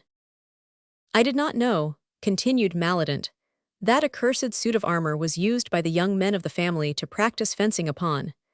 But soon 2 strapping fellows of 20 came in, took down a lance and a sword each, and began to cut and thrust at my casing with all their heart. Well, my friends, you may believe me or not, but under all their blows with lance and sword, I never flinched. I stood there as straight and immovable as if I had really been of wood, and riveted to my base. Fortunately, the young rascals were not of the first force. The father arrived in due time and urged them to aim at the joints in my armor. But Saint Maledant, my patron, whom I invoked in a whisper, turned their blows aside. At last that devil of a father, in order to show the youngsters how to carry away a visor, took a lance himself, and at the first blow uncovered my pale and terrified face. I thought I was lost." "Poor fellow," said Fracasso sadly, "how could it be otherwise? Fancy, if you please, that when they saw my colorless face they took me for the ghost of their great-grandfather, and father and sons scuttled away as if the devil was at their heels. Need I say more? I turned my back and did as much for my own part, and you see I came out of it with a whole skin." "Very good, but the important thing in our trade, friend Maledant," said Procope, "is not only to receive blows manfully, but to deal them handsomely. It's a fine thing when the victim falls without a sound. In one of my expeditions in Flanders, I had to rid one of my customers of 4 of his intimate friends, who were traveling in company. He proposed at first that I should take 3 comrades, but I told him that I would undertake it alone, or not at all. It was agreed that I should do as I chose, and that I should have the stipend 4 times over provided that I delivered 4 dead bodies. I knew the road they were to take, and I awaited their coming at an inn which they must of necessity pass. The innkeeper had formerly belonged to the fraternity, and had left it for his present occupation, which allowed him to plunder travelers without risk. But he retained some kindly sentiments for his former brethren, so that I had no great difficulty in winning him over to my interest in consideration of 1/10 of the reward. With that understanding, we awaited our 4 horsemen, who soon appeared around a bend in the road, and alighted in front of the inn, preparatory to filling their stomachs and resting their horses. The landlord said to them that his stable was so small that, unless they went in one at a time, they could hardly move there, and would be in each other's way. The first who entered was so slow about coming out, that the second lost patience and went to see what he was doing. He also was in no hurry to reappear, whereupon the third, weary of waiting, followed the other 2. After some little time, as the fourth was expressing his astonishment at their delay, mine host remarked, "Ah, I see what it is. The stable is so extremely small that they have gone out through the door at the rear." This explanation encouraged my last man to join his companions and myself, for you will have guessed that I was in the stable. I allowed him, however, the satisfaction of uttering one little cry, to say farewell to the world, as there was no longer any danger. In Roman law Ferrante would not that he called trucidatio per divisionum nessus, but deuce take it, added Procope, changing his tone, our man doesn't come. God grant that nothing has happened to him, it will he pitch dark very soon. Suadent cadentia caetera somnos, added Fracasso. And by the way, my friends, take care that Benvenuto doesn't in the dark resort to a trick which I once put in practice myself. It was during my sojourn on the banks of the Rhine. I always loved the banks of the Rhine. The country there is so picturesque and at the same time so melancholy. The Rhine is the river of dreamers. I was dreaming then upon the banks of the Rhine, and this was the subject of my dreams. A nobleman named Schreckenstein, if my memory serves me, was to be put to death. It was no easy matter, for he never went out without a strong escort. This is the plan upon which I finally resolved. I donned a costume like that worn by him, and one dark evening I lay in wait for him and his escort. When I saw them coming through the solitude and darkness, obscuri sub noct, I made a desperate attack upon Schreckenstein, who was walking a little ahead. But I was clever enough to strike off his hat with its waving plumes, and then to change my position so that I was standing where he should have been. Thereupon I stunned him with a violent blow with my sword hilt, and began to shout amid the clashing of swords and the shouts of the others. "Help! Help! Death to the brigands!" So that Schreckenstein's men fell furiously upon their master and left him dead upon the spot, while I glided away into the bushes. The worthy nobleman could at least say that he was killed by his friends. "It was a bold stroke," said Ferrante, "but if I were to cast a backward glance upon my vanished past, I could find a still more audacious exploit there. Like you, Fracasso, I had to deal with a chief of partisans, always well mounted and escorted. It was in a forest in the Abruzzi. I stationed myself in an enormous oak tree upon a great branch which stretched out over the road at a point which the personage in question must pass. And there I waited, musing. The sun was rising, and its first rays fell in long shafts of pale light down through the moss-grown branches. The morning air was fresh and keen, enlivened by the songs of birds. Suddenly, Procope interrupted him. "I hear footsteps. Attention, it's our man." "Good," muttered Maledant, glancing furtively about. "All is silent and deserted hereabout. Fortune is on our side." They stood without speaking or moving. Their dark, threatening faces could not be distinguished in the gathering gloom, but one might have seen their gleaming eyes, their hands playing nervously with their rapiers, and their attitude of breathless suspense. In the half-darkness, they formed a striking dramatic group, which no pencil but Salvator Rosa's could adequately reproduce. It was in fact Benvenuto coming on at a rapid pace. As we have said, his suspicions were aroused, and with his piercing glance he maintained a constant watch in the darkness. As his eyes were accustomed to the uncertain light, he saw the 4 bandits issue from their ambush when he was still 20 yards away, and had time to throw his cloak over his basket and draw his sword before they were upon him. Furthermore, with the self-possession which never abandoned him, he backed against the church wall, and thus faced all of his assailants. They attacked him savagely. He could not retreat, and it was useless to cry out as the chateau was 500 yards away. But Benvenuto was no novice in deeds of arms, and he received the cutthroats with vigor. His mind remained perfectly clear, and a sudden thought flashed through it as he plied his sword. It was evident that this ambuscade was directed against him, and no other. If therefore he could succeed in throwing them off the track, he was saved. He began therefore, as the blows rained down upon him, to joke them upon their pretended mistake. "What fit has seized you, my fine fellows? Are you mad? What do you expect to make out of an old soldier like me? Is it my cloak that you want? Does my sword tempt you? Stay, you. If you want my good sword, you must earn it. Sangdia, by my soul, for thieves who seem to have served their apprenticeship, your scent is bad, my children." With that he charged upon them, instead of falling back before them, but only took 1 or 2 steps away from the wall, and immediately placed his back against it once more, incessantly slashing and thrusting, taking pains to throw aside his cloak several times, so that, if they had been warned by Comte Dorbeck's servants, whom he had seen leave the house, and who had seen him count the money, they would at least conclude that he had not the gold upon him. Indeed, his assured manner of speaking, and the ease with which he handled his sword with 1,000 crowns under his arm, caused the bravos to entertain some doubts. "Damnation, do you suppose we have made a mistake, Ferrante?" said Fracasso. "I fear so. The man seemed not so tall to me, or even if it is he hasn't the gold, and that damned Viscount deceived us." "I have gold," cried Benvenuto, thrusting and parrying vigorously all the while. "I have no gold save a handful of gilded copper, but if you are ambitious to secure that, my children, you will pay dearer for it than if it were gold belonging to another, I promise you." "Deuce take him," said Procope. "He's really a soldier. Could any goldsmith fence so cleverly as he? Expend all your wind on him if you choose, you fellows, I don't light for glory." And Procope began to heat a retreat, grumbling to himself, while the attack of the others relaxed in vigor by reason of their doubts as well as of his absence. Benvenuto, with no such motive for weakening, seized the opportunity to drive them back, and to start for the chateau, backing before his assailants, but fighting all the time, and defending himself manfully. The savage boar was luring the hounds with him to his den. "Come, my brave fellows, come with me," he said. "Bear me company as far as the entrance to the Preux-Clercs, the Maison Rouge, where my sweetheart, whose father sells wine, is expecting me tonight. The road isn't very safe, so they say, and I should be glad to have an escort." Upon that pleasantry, Fracasso also abandoned the chase, and went to join Procope. "We are fools, Ferrante," said Maledant. "This isn't your Benvenuto." Yes, yes, I say it is himself, cried Ferrante, who had at last discovered the basket bulging out with money under Benvenuto's arm, as a too sudden movement disarranged his cloak. But it was too late. The chateau was within 100 feet or less, and Benvenuto was shouting in his powerful voice, "Hotel de Nesle, ho, help, help!" Fracasso had barely time to retrace his steps, Procope to hasten up, and Ferrante and Maledant to redouble their efforts.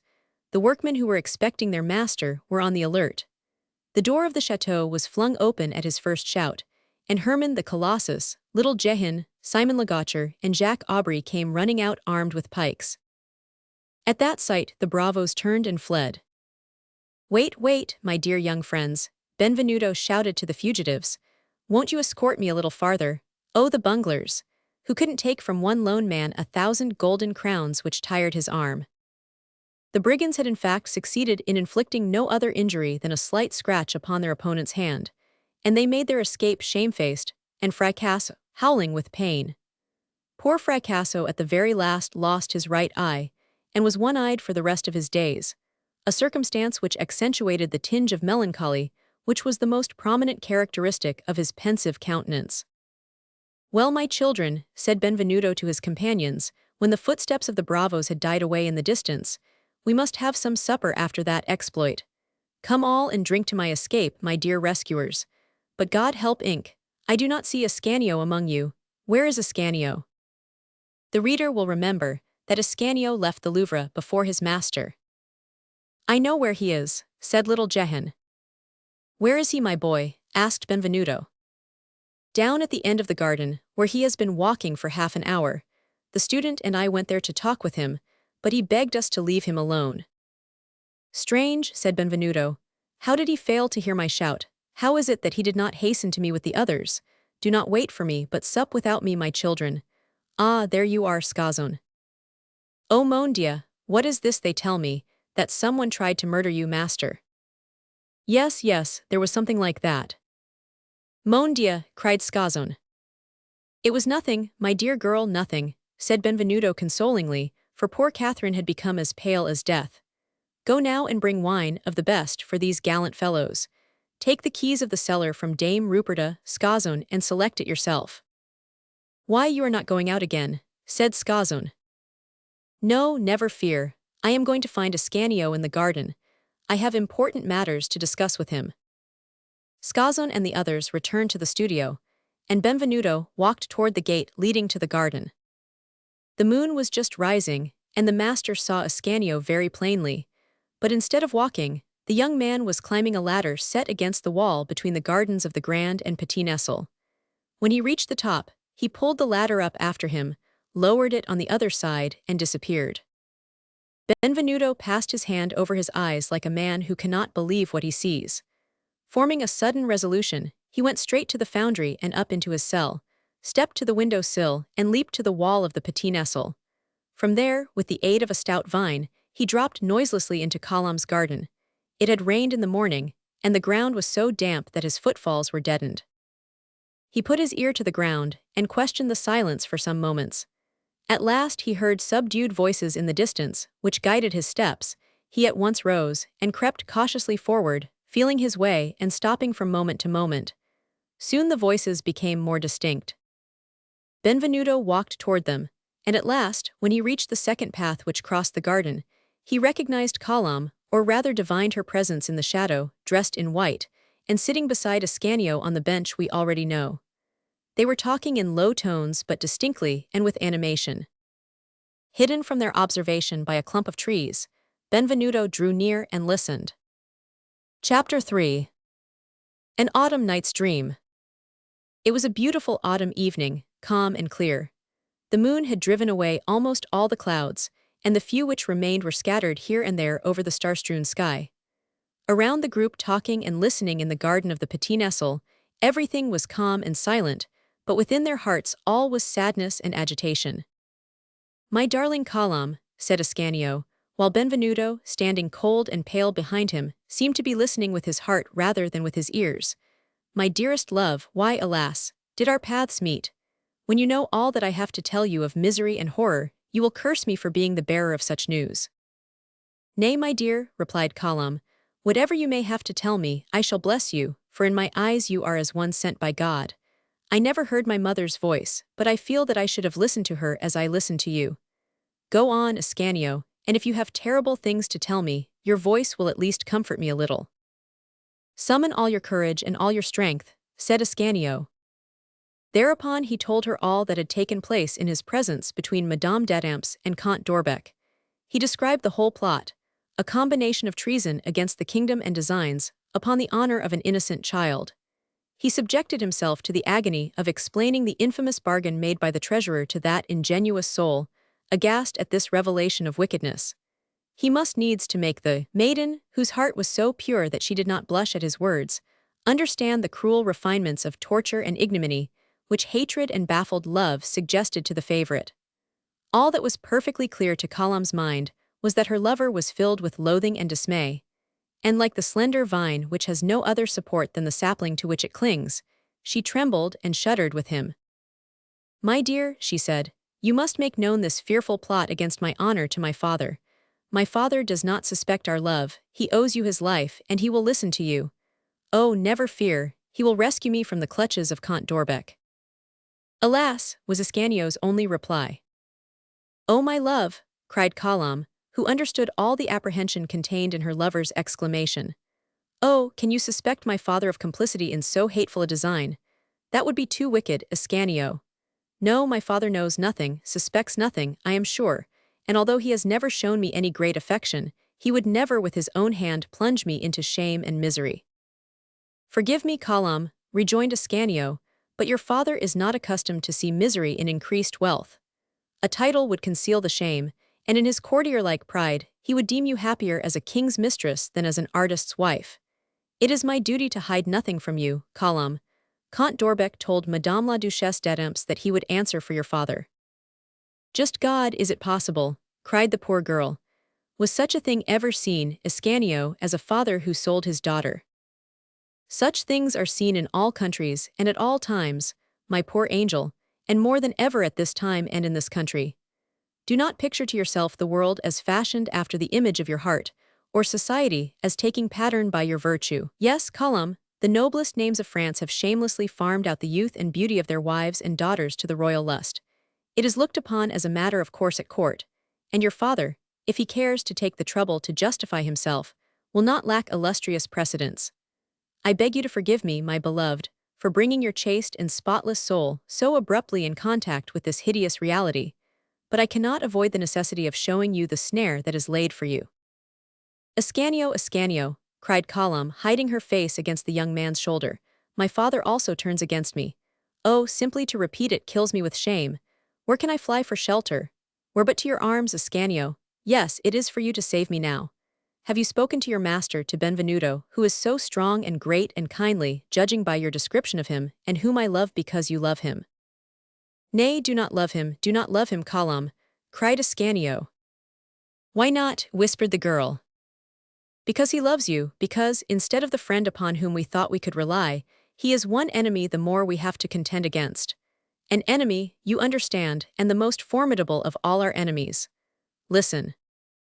Thereupon he told her how, as he was on the point of making a confidant of Benvenuto, the goldsmith described to him his ideal love, and added that the favorite sculptor of Francois I, by virtue of the king's word of honor to which he had never proved false, could obtain whatever he chose to ask after the statue of Jupiter was cast. As we know, the boon that Benvenuto proposed to ask was Colum's hand. O God, we have none to look to for succor but thee, said Colum, raising her white hands and her lovely eyes to heaven.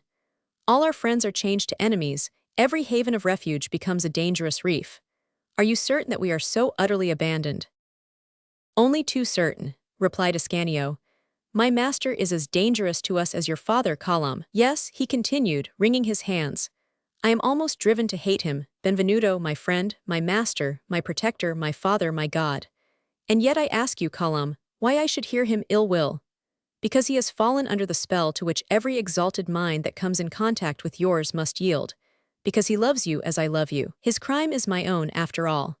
But you love me, Colum, and so I am absolved. What shall we do?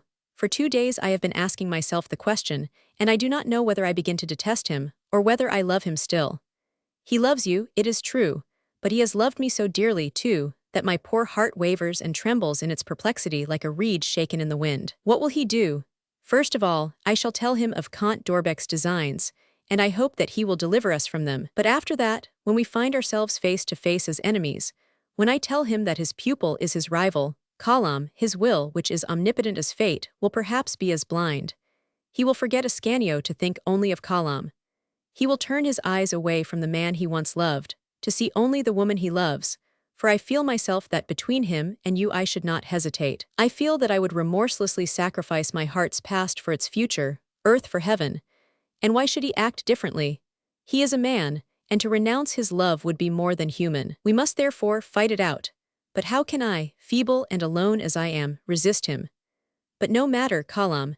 Even if I should come some day to hate him I have loved so long and so well, I tell you now that I would not for all the world subject him to the torture he inflicted upon me the other morning, when he declared his love for you.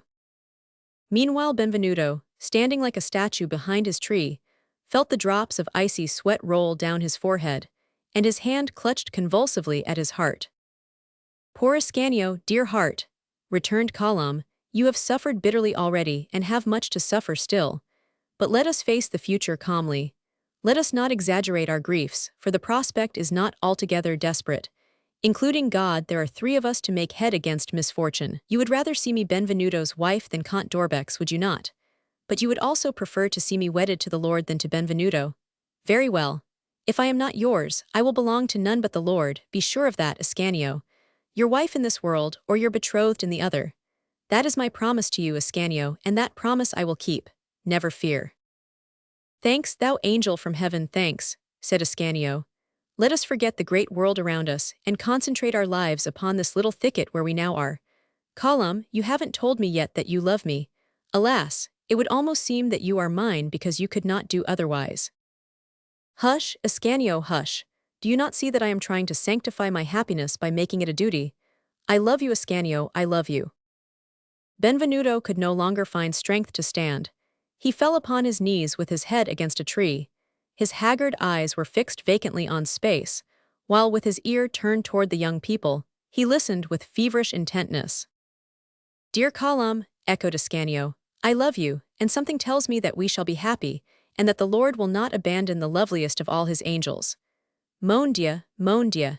In this atmosphere of joy which surrounds me, I forget the circle of grief which I must enter when I leave you. We must think of tomorrow, said Column. Let us help ourselves, Ascanio, so that God may help us. It would be disloyal, I think, to leave your master Benvenuto in ignorance of our love, for he would perhaps incur great risk in contending against Madame d'Etampes and Count d'Orbec. It would not be fair. You must tell him everything, Ascanio. I will obey you, dearest Column, for a word from you, as you must know, is law to me. My heart also tells me that you are right, always right. But it will be a terrible blow for him. Alas, I judge from my own heart. It is possible that his love for me may turn to hatred. It is possible that he will turn me out of doors. In that case, how can I, a stranger, without friends or shelter, resist such powerful enemies as the Duchesse d'Etampes and the king's treasurer? Who will help me to defeat the plans of that terrible couple? Who will fight on my side in this unequal struggle? Who will hold out a helping hand to me? I, said a deep, grave voice behind them. Benvenuto, cried the apprentice, without even turning round. Column shrieked and sprang to her feet. Ascanio gazed at his master, wavering between affection and wrath. Yes, it is I, Benvenuto Cellini, continued the goldsmith. I, whom you do not love, mademoiselle. I, whom you no longer love, Ascanio, and who come to save you both, nevertheless. What do you say? Cried Ascanio. I say that you must come and sit down again, here by my side, for we must understand one another. You have no need to tell me aught. I have not lost a word of your conversation. Forgive me for listening after I came upon you by chance, but you understand. It is much better that I should know all. You have said some things very sad and terrible for me to hear, but some kind things too. Ascanio was sometimes right and sometimes wrong. It is very true, mademoiselle, that I would have disputed you with him. But since you love him, that's the end of it, be happy. He has forbidden you to love me, but I will force you to it by giving you to him. Dear master, cried Ascanio. You suffer, monsieur, do you not? said Colum, clasping her hands. Ah, thanks, thanks, said Benvenuto, as his eyes filled with tears but restraining his feelings with a mighty effort. You see that I suffer. He would not have noticed it, ungrateful boy, but nothing escapes a woman's eyes. Yes, I will not tell you a falsehood, I do suffer, and why not, since you are lost to me? But at the same time I am happy because I am able to serve you. You will owe everything to me, and that thought comforts me a little. You were wrong, Ascanio, my Beatrice is jealous and will brook no rival. You, Ascanio, must finish the statue of Hebe. Adieu, my sweetest dream, the last. Benvenuto spoke with effort, in a broken voice. Colum leaned gracefully toward him and put her hand in his. Weep, my friend, weep, she said softly.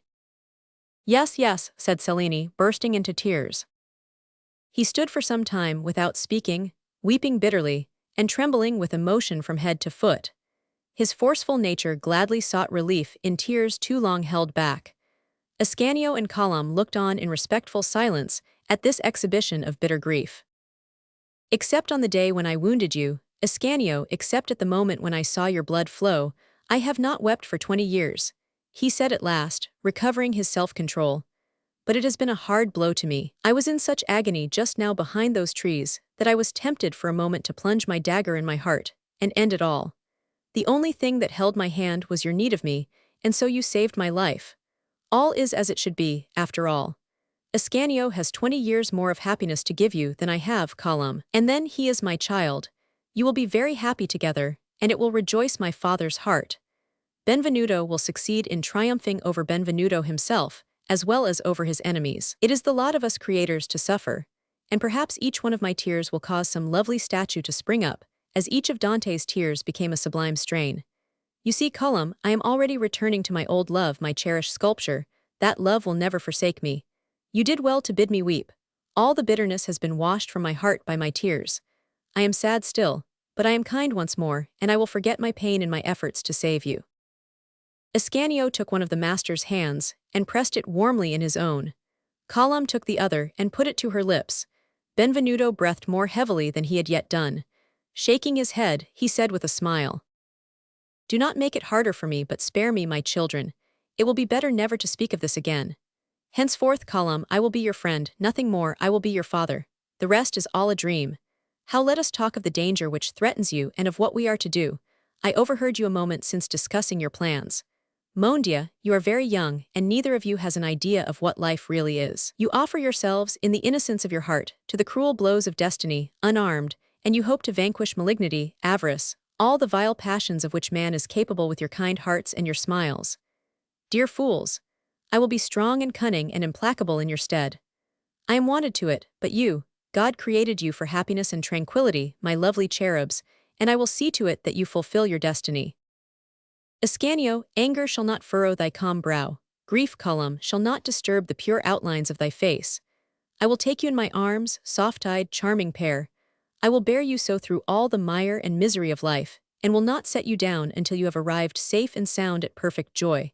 And then I'll gaze at you, and be happy in your happiness. But you must have blind confidence in me. I have my own peculiar ways, abrupt and hard to understand, and which may perhaps alarm you a little, Colum. I conduct myself somewhat after the manner of artillery, and I go straight to my goal, heedless of what I may meet on the road. Yes, I think more of the purity of my intentions, I confess, than of the morality of the means I use. When I set about modeling a beautiful figure, I care but little whether the clay soils my fingers. The figure finished, I wash my hands, and that's the end of it. Do you then, mademoiselle, with your refined and timorous heart, leave me to answer to God for my acts? He and I understand each other. I have a powerful combination to deal with. The Count is ambitious, the Provost avaricious, and the Duchess very subtle. They are each and all very powerful. You are in their power and in their hands, and two of them have rights over you. It may perhaps be necessary to resort to craft and violence. I shall arrange it, however, so that you and Ascanio will have no part in a contest in every way beneath you. Come, Colum, are you ready to close your eyes and allow yourself to be led? When I say, do this, will you do it? Remain there, will you remain? Go, will you go? What does Ascanio say? Asked Colum. Colum, returned the apprentice, Benvenuto is great and good. He loves us and forgives the injury we have done him. Let us obey him, I implore you. Command me, master, said Colum, and I will obey you as if you were sent by God himself. Very well, my child. I have but one thing more to ask you. It will cost you dear, perhaps, but you must make up your mind to it. Thereafter your part will be confined to waiting, and allowing circumstances and myself to do our work. In order that both of you may have more perfect faith in me, and that you may confide unhesitatingly in one whose life may not be unspotted, but whose heart has remained pure, I am about to tell you the story of my youth. All stories resemble one another, alas, and sorrow lies at the heart of every one. Ascanio, I propose to tell you how my Beatrice, the angel of whom I have spoken to you, came to be associated with my existence. You shall know who she was, and you will wonder less no doubt at my determination to abandon Column to you, when you realize that by that sacrifice I am but beginning to pay to the child the debt I owe the mother. Your mother, a saint in paradise, Ascanio, Beatrice would say blessed, Stefana would say crowned. You have always told me, master, that you would tell me your whole story some day. Yes, and the moment has come to redeem my promise.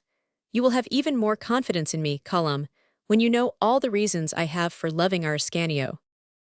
Thereupon Benvenuto took a hand of each of his children in his own, and told them what follows, in his grave, melodious voice, beneath the glimmering stars in the peaceful silence of the night. 4. Stefana. 20 years since, I was 20 years old, as you are now, Ascanio, and I was at work with a Florentine goldsmith named Raphael del Maro. He was a good workman and did not lack taste, but he cared more for rest than for work, allowing himself to be inveigled into attending parties with disheartening facility, and although he had little money, himself leading astray those who were in his studio. Very often I was left alone in the house, singing over some piece of work I had in hand. In those days I sang as Scazon does. All the sluggards in the city came as a matter of course to Master Raphael for employment, or rather in quest of pleasure, for he had the reputation of being too weak ever to quarrel. One grows rich slowly with such habits as his, so he was always hard up, and soon came to be the most discredited goldsmith in Florence. I am wrong. He had a conferrer who had even less custom than he, although he was of a noble family. But it was not for irregularity in meeting his obligations that Gismondo Gaddi was cried down, but for his notorious lack of talent and his sordid avarice. As everything entrusted to him left his hands imperfect or spoiled, and not a customer, unless he happened to be a stranger, ventured into his shop, Gismondo undertook to earn his living by usury, and to loan money at enormous interest to young men desirous of discounting their future prospects. This profession succeeded better than the other, as Gaddi always demanded good security and went into nothing without reliable guarantees. With that exception, he was, as he himself said, very considerate and long-suffering. He loaned to everybody, compatriots and foreigners, Jews and Christians. He would have loaned to St. Peter upon the keys of paradise, or to Satan upon his estates in hell. Need I say that he loaned to my poor Raphael del Maro, who consumed every day his provision for the morrow, but whose sterling integrity never wavered? Their constant connection in business, and the social ostracism to which both were subjected, tended to bring the two goldsmiths together. Del Maro was deeply grateful for his conferrer's untiring amiability in the matter of advancing money. Gaddi thoroughly esteemed an honest and accommodating debtor. They were, in a word, the best friends in the world, and Gismondo would not have missed for an empire one of the parties with which Del Maro regaled him. Del Maro was a widower, but he had a daughter of 16 named Stefana. From a sculptor's point of view, Stefana was not beautiful, and yet her appearance was most striking. Beneath her forehead, which was almost too high and not smooth enough for a woman, one could see her brain at work, so to speak. Her great, moist eyes, of a velvety black hue, moved you to respect and deep emotion as they rested upon you. An ivory pallor overspread her face, which was lightened by a melancholy yet charming expression, like the faint sunshine of an autumn morning. I forget a crown of luxurious raven locks, and hands a queen might have envied. Stefana ordinarily stood bending slightly forward, like a lily swayed by the wind. You might at times have taken her for a statue of melancholy. When she stood erect, when her lovely eyes sparkled, when her nostrils dilated, when her arm was outstretched to emphasize a command, you would have adored her as the Archangel Gabriel. She resembled you, Ascanio, but you have less weakness of resolution and capacity for suffering. The immortality of the soul was never more clearly revealed to my eyes than in that slender, graceful body. Del Maro, who feared his daughter almost as much as he loved her, was accustomed to say that he had consigned to the tomb only the body of his wife, that Stefana was her dead mother's soul. I was at this time an adventurous youth, an impulsive giddy-pated creature. I loved liberty before everything. I was bubbling over with life, and I expended my surplus energy in foolish quarrels and foolish love affairs. I worked nevertheless with no less passion than I put into my pleasures, and despite my vagaries I was Raphael's best workman, and the only one in the establishment who earned any money. But what I did well, I did by instinct, almost by chance. I had studied the ancients, to good purpose. For whole days I had gazed upon the bas-reliefs and statues of Athens and Rome, making studies with pencil and chisel, and constant contact with these sublime artists of former days gave me purity and precision of outline. But I was simply a successful imitator. I did not create. Still, I say again, I was incontestably and easily the cleverest and most hardworking of Del Moro's comrades. I have since learned that the master's secret wish was that I should marry his daughter. But I was thinking little of settling down. I was enamored of independence, freedom from care, and an outdoor life. I was absent from the workshop whole days at a time. I would return completely overdone with fatigue, and yet in a few hours I would have overtaken and passed Raphael's other workmen. I would fight for a word, fall in love at a glance. A fine husband I should have made. Moreover, my feelings when I was with Stefana in no wise resembled those aroused by the pretty girls of Porta del Prato or Borgo Pinti. She almost overawed me. If I had been told that I loved her otherwise than as an elder sister, I should have laughed. When I returned from one of my escapades, I dared not look Stefana in the face. She was more than stern, she was sad. On the other hand, when fatigue or a praiseworthy zealous impulse had detained me at home, I always sought Stefana's companionship, her sweet face, and her sweet voice. My affection for her had in it something serious and sacred, which I did not at the time fully understand, but which was very pleasant to me. Very often, amid my wildest excesses, the thought of Stefana would pass through my mind, and my companions would ask me why I had suddenly become thoughtful. Sometimes, when I was in the act of drawing my sword or my dagger, I would pronounce her name as it were that of my patron saint, and I noticed that whenever that occurred I retired from the contest unhurt. But this tender feeling for the dear child, innocent, lovely, and affectionate as she was, lay dormant at the bottom of my heart as in a sanctuary. For her part, it is certain that she was as full of indulgence and kindly feeling for me as she was cold and dignified with my slothful comrades. She sometimes came to sit in the studio beside her father, and I would sometimes feel her eyes fixed on my face as she bent over my work. I was proud and happy in her preference, although I did not explain my feeling to myself. If one of my comrades indulged in a little vulgar flattery and informed me that my master's daughter was in love with me, I received his insolence so wrathfully that he never repeated it. An accident which befell Stefana proved to me how deeply she had become rooted in my heart. One day when she was in the studio looking at a piece of work, she did not take away her little white hand quickly enough, and a bungling workman, who was tipsy, I think, struck the little finger and the finger beside it with his chisel. The poor child shrieked at first, then, as if ashamed of it, smiled to reassure us, but her hand as she held it up was covered with blood. I think I should have killed the fellow had my mind not been concentrated upon her. Gismondo Gatti, who was present, said that he knew a surgeon in the neighborhood and ran to fetch him. The villainous medicaster dressed the wound and came every day to see Stefana, but he was so ignorant and careless that gangrene set in. Thereupon the ass pompously declared that, despite his efforts, Stefana's right arm would always be paralyzed. Raphael del Moro was in too straitened circumstances to be able to consult another physician, but when I heard the imbecile announce his decision, I refused to abide by it. I hurried to my room, emptied the purse which contained all my savings, and ran off to Giacomo Rasselli of Paros, the Pope's surgeon, and the most eminent practitioner in all Italy. At my earnest entreaty, and as the sum I offered him was by no means contemptible, he came at once, exclaiming, "Oh, these lovers!"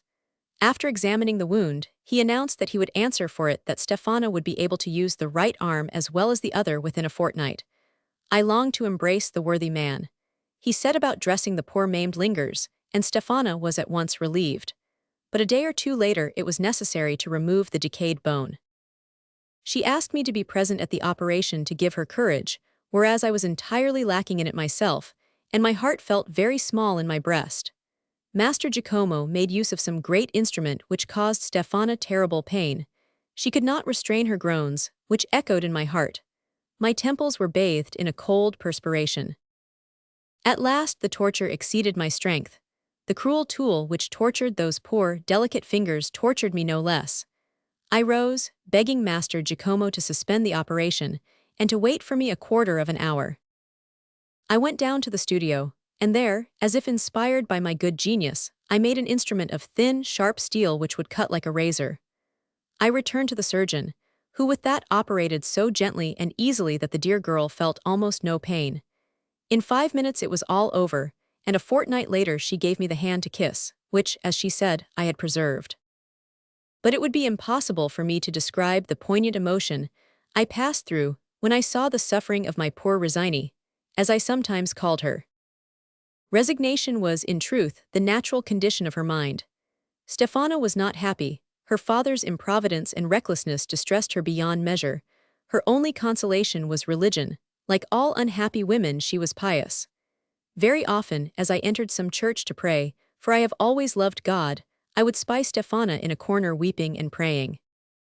Whenever, as too frequently happened, Master Del Moro's reckless extravagance left her penniless, she would appeal to me with a simple, trustful confidence which went to my heart.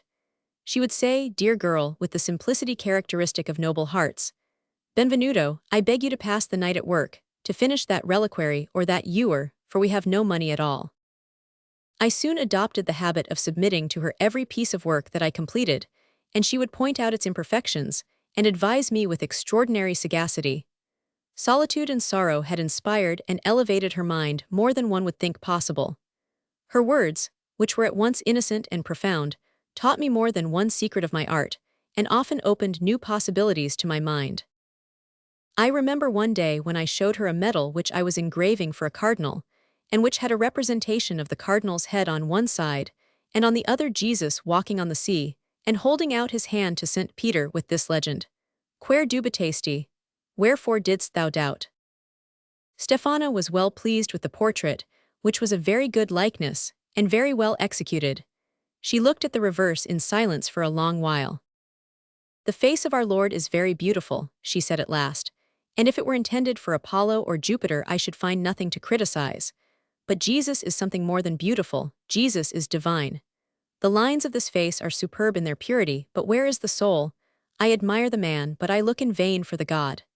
Consider, Benvenuto, that you are not an artist simply, but a Christian as well. My heart, has often bled, that is to say, alas, my heart has often doubted, and I too have shaken off my depression when I saw Jesus holding out his hand to me and have heard the sublime words, 'Wherefore hast thou doubted?' Ah, Benvenuto, your image of him is less beautiful than he. In his celestial countenance there was the sadness of the afflicted father and the clemency of the king who pardons. His forehead shone, but his mouth smiled. He was more than great, he was good." "Wait a moment, Stefana," said I. I effaced what I had done, and in a few moments I once more began upon the Saviour's face under her eyes. "Is that better?" I asked as I handed it to her. "Oh yes," she replied with tears in her eyes. "So our blessed Lord appeared to me when I was heavy-hearted. Yes, I recognize him now by his expression of compassion and majesty. Ah, Benvenuto, I advise you always henceforth to follow this course. Before taking the wax in hand, be sure of the thought. You possess the instrument, master the expression. You have the material part, seek the spiritual part. Let your fingers never be aught but the servants of your mind." Such was the counsel given me by that child of 16, in her sublime good sense. When I was alone, I reflected upon what she had said to me, and realized that she was right. Thus did she guide and enlighten my instinct. Having the form in my mind, I sought the idea, and to combine the form and the idea in such wise that they would issue from my hands a perfectly blended whole, as Minerva came forth all armed from the brain of Jupiter. Mondia, how lovely is youth, and how its memories do overpower one. Ascanio Colum, this lovely evening we are passing together reminds me of all those I passed by Stefana's side sitting upon a bench outside her father's house. She would gaze up at the sky, and I would gaze at her. It was 20 years ago, but it seems only yesterday. I put out my hand and fancy that I can feel hers, but it is yours, my children. What God does is well done. Oh, simply to see her in her white dress was to feel tranquility steal over my soul.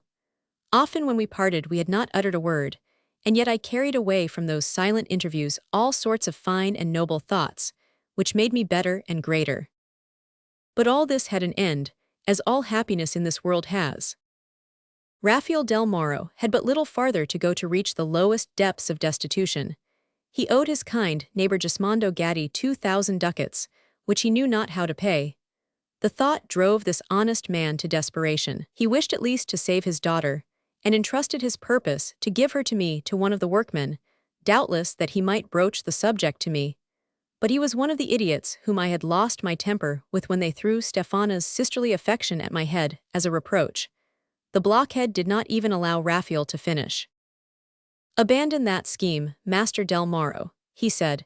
"The suggestion would not be favorably received, my word for it." The goldsmith was proud. He believed that I despised him on account of his poverty, and he never referred to the subject again. Some time after, Gismondo Gatti came to demand payment of his debt, and when Raphael asked for more time, "Hark ye," said Gismondo, "give me your daughter's hand, and I will give you a receipt in full." Del Moro was transported with joy. To be sure, Gatti had the reputation of being a little covetous, a little high-tempered, and a little jealous, but he was rich, and what the poor esteem and envy most, alas, is wealth. When Raphael mentioned this unexpected proposition to his daughter, she made no reply. But that evening, as we left the bench where we had been sitting together to return to the house, she said to me, "Benvenuto, Gismondo Gatti has asked my hand in marriage, and my father has given his consent." With those simple words she left me. I leaped to my feet, and in a sort of frenzy I went out of the city and wandered about over the fields. Throughout the night, now running like a madman, and again lying at full length upon the grass and weeping, a myriad of mad, desperate, frenzied thoughts chased one another through my disordered brain. She, Stefana, the wife of that odious Gismondo, I said to myself, when I had in some degree recovered my self-control and was seeking to collect my wits. The thought overpowers me and terrifies me as well, and as she would certainly prefer me, she makes a mute appeal to my friendship, to my jealousy. Ah yes, I am jealous, furiously jealous, but have I the right to be? Gatti is morose and violent-tempered, but let us be just to one another. What woman would be happy with me? Am I not brutal, capricious, restless, forever involved in dangerous quarrels and unholy intrigues? Could I conquer myself? No, never. So long as the blood boils in my veins as at present, I shall always have my hand on my dagger, and my foot outside the house. Poor Stefana, I should make her weep and suffer, I should see her lose color and pine away. I should hate myself, and should soon come to hate her as well as a living reproach.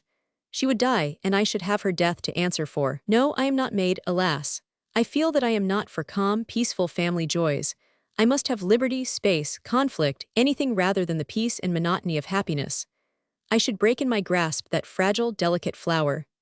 I should torture that dear, loving heart by my insults, and my own existence, my own heart would be blighted by remorse. But would she be happier with this Gismondo Gatti? Why should she marry him? We were so happy together. After all, Stefana must know that an artist's instincts and temperament do not easily accommodate themselves to the rigid bonds, the commonplace necessities of family life. I must say farewell to all my dreams of glory, renounce the thought of making my name famous, and abandon art which thrives on liberty and power. How can one create when held a prisoner at the domestic fireside? Say, O Dante Alighieri, O Michelangelo, my master, how you would laugh to see your pupil rocking his children to sleep, and asking his wife's pardon. No, I will be brave in my own behalf, and generous to Stefana. Sad and alone, I will dream out my dream and fulfill my destiny. You see, my children, that I make myself no better than I am. There was some selfishness in my decision, but there was also much deep and sincere affection for Stefana, and my raving seemed to border closely on common sense. The next morning I returned to the workshop in a reasonably tranquil frame of mind. Stefana also seemed calm, but she was paler than usual. A month passed thus. One evening Stefana said, as we parted, "In a week, Benvenuto, I shall be Gismondo Gatti's wife." As she did not leave me at once, I had time to look at her. She stood with her hand on her heart, bending beneath her burden of sorrow, and her sweet smile was sad enough to make one weep. She gazed at me with a sorrowful expression, but without the least indication of reproach. It seemed to me as if my angel, ready to leave earth behind, was saying farewell to me. She stood thus, mute and motionless for a moment, then entered the house. I was destined never to see her more in this world. This time again, I left the city bareheaded and running like a madman, but I did not return the next day or the next. I kept on until I reached Rome. I remained at Rome 5 years. I laid the foundation of my reputation, I won the friendship of the rope, I had duels and love affairs and artistic success. But I was not contented. Something was lacking. Amid my engrossing occupations, I never passed a day without turning my eyes toward Florence. There was no night when I did not see in my dreams Stefana, pale-faced and sad, standing in the doorway of her father's house and gazing at me. After 5 years, I received a letter from Florence, sealed with black. I read and reread it so many times that I know it now by heart. It ran thus. Benvenuto, I am dying. Benvenuto, I loved you. Listen to the dreams I dreamed. I knew you as well as I knew myself. I foresaw the power that is in you, and that will make you great some day. Your genius, which I read upon your broad forehead, in your ardent glance and your passionate gestures, would impose grave duties on her who should bear your name. I was ready to undertake them. Happiness had for me the solemnity of a divine mission. I would not have been your wife, Benvenuto. I would have been your friend, your sister, your mother. Your noble existence belongs to all mankind, I know, and I would have assumed no other right than that of diverting you in your ennui, of uplifting you in your moments of depression. You would have been free, my friend, always and everywhere. Alas, I had long since become accustomed to your lamentable absences from home, to all the exactions of your impulsive nature, to all the whims of your tempest-loving heart. Every powerful temperament has pressing needs. The longer the eagle has soared aloft, the longer he is obliged to rest on earth. But when you had torn yourself free from the feverish dreams of your genius, I would have found once more at the awakening my sublime Benvenuto, whom I love so dearly, and who would have belonged to me alone. I would never have reproached you for the hours of neglect, for they would have contained no insult for me. For my own part, knowing you to be jealous, as is every noble heart, jealous as the God of Holy Writ, I would have remained in seclusion when you were away, in the solitude which I love, awaiting your return and praying for you. Such would my life have been. But when I saw that you abandoned me, I bowed submissively to God's will and yours, closed my eyes, and placed my fate in the hands of duty. My father ordered me to enter into a marriage which would save him from dishonor, and I obeyed. My husband has been harsh, stern, pitiless. He has not been content with my docile submission, but demanded a love beyond my power to give, and punished me brutally for my involuntary sadness. I resign myself to endure everything. I have been, I trust, a pure and dignified spouse, but always very sad at heart, Benvenuto. God has rewarded me, however, even in this world, by giving me a son. My child's kisses have for 4 years past prevented me from feeling insults, blows, and last of all poverty, for my husband ruined himself trying to gain too much, and he died last month from chagrin at his ruin. May God forgive him as I do. I shall be dead myself within the hour, dead from the effects of my accumulated suffering, and I bequeath my son to you, Benvenuto. Perhaps all is for the best. Who can say if my womanly weakness would have been equal to the task I would have undertaken with you? He, my Ascanio, he is like me, will be a stronger and more submissive companion for you. He will love you better, if not more dearly. I am not jealous of him. Do for my child what I would have done for you. Adieu, my friend. I loved you and I love you still, and I tell you without shame or remorse at the very doors of eternity, for my love was holy. Adieu, be great, and I shall be happy. Raise your eyes sometimes to heaven that I may see you. Your Stefana. Now, Colum and Ascanio, will you have confidence in me, and are you ready to do what I advise? The young people replied with a single exclamation. 5. Domiciliary visits. On the day following that on which this story was told in the garden of the Patronage, by the moon's pale light, Benvenuto's studio wore its accustomed aspect. The master was working at the gold salt dish, the material for which he had so valiantly defended against the 4 bravos, who strove to take it from him, and his life with it. Ascanio was chiseling Madame d'Etampes's lily. Jacques Aubry, reclining lazily on a lounging chair, was putting question after question to Cellini, who paid no attention to him, and imposed upon the inquisitive student the necessity of framing his own replies. Pagolo was gazing at Catherine, who was busy with some woman's work. Herman and the others were filing, welding, chiseling, and Scazzone's joyous singing furnished the element of cheerfulness in this tranquil, busy scene. The Patronage was by no means so tranquil, for Colum had disappeared. There all was excitement and apprehension. They were seeking her everywhere and calling her name. Dame Perrine was shrieking at the top of her voice, and the provost, who had been sent for in hot haste, was trying to lay hold upon something, in the midst of the good woman's lamentations, which might put him on the track of the absent one, who was in all probability a fugitive. "Look you, Dame Perrine, do you say that you last saw her a few moments after I went away last night?" demanded the provost. "Alas, yes, Monsieur Jesus Dieu, what a misfortune!" The poor, dear child seemed a bit cast down as she went to take off all her beautiful court fixings. She put on a simple white dress. "Saints in paradise, have pity on us." And then she said to me, "Dame Perrine, it's a lovely evening, and I will go and take a turn or two in my path." It might have been about 7 o'clock. "Madame here," added Perrine, pointing to Pulchery, the woman who had been installed as her assistant or superior. Madame here had already gone to her room, doubtless to work at those lovely dresses which she makes so well, and I was at work sewing in the room below. I don't know how long I remained there. It is possible that after a while my poor tired eyes closed in spite of me, and that I lost myself a moment. "As usual," interposed Pulchery sharply. "At all events," continued Dame Perrine, not deigning to reply to this insidious slander, "about 10 o'clock I left my chair and went to the garden to see if Colombe had not forgotten herself. I called and found no one. I supposed then that she had gone to her own room and to bed without disturbing me, as the dear child has done 1,000 times. Merciful heaven, who would have thought? Ah, Monsieur le Prévôt, I can safely say that she followed no lover but some ravisher. I reared her in the way." "And this morning," the provost broke in impatiently, "this morning. This morning when I found that she didn't come down, Holy Virgin help us." "To the devil with your litanies," cried Monsieur d'Estreville. "Say what you have to say simply and without all these jeremiads. This morning." "Ah, Monsieur le Prévôt, you can't prevent my weeping until she is found. This morning, Monsieur, being alarmed at not seeing her, she is always so early. I knocked at her door to wake her, and as she did not answer, I opened the door. No one. The bed was not even rumpled, Monsieur. With that I called and cried and lost my head, and you want me not to weep." "Dame Perrine," said the provost sternly, "have you admitted anyone here during my absence?" "I admit anyone, the idea," rejoined the governess with every indication of stupefaction, feeling a little conscience-stricken in that regard. "Didn't you forbid me, Monsieur? Since when, pray, have I allowed myself to disobey your orders? Admit someone? Oh yes, of course. This Benvenuto, for instance, who had the assurance to deem my daughter so fair, has he never tried to buy you?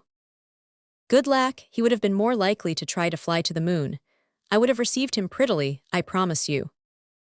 I am to understand, then, that you have never admitted a young man to the petit Nessel.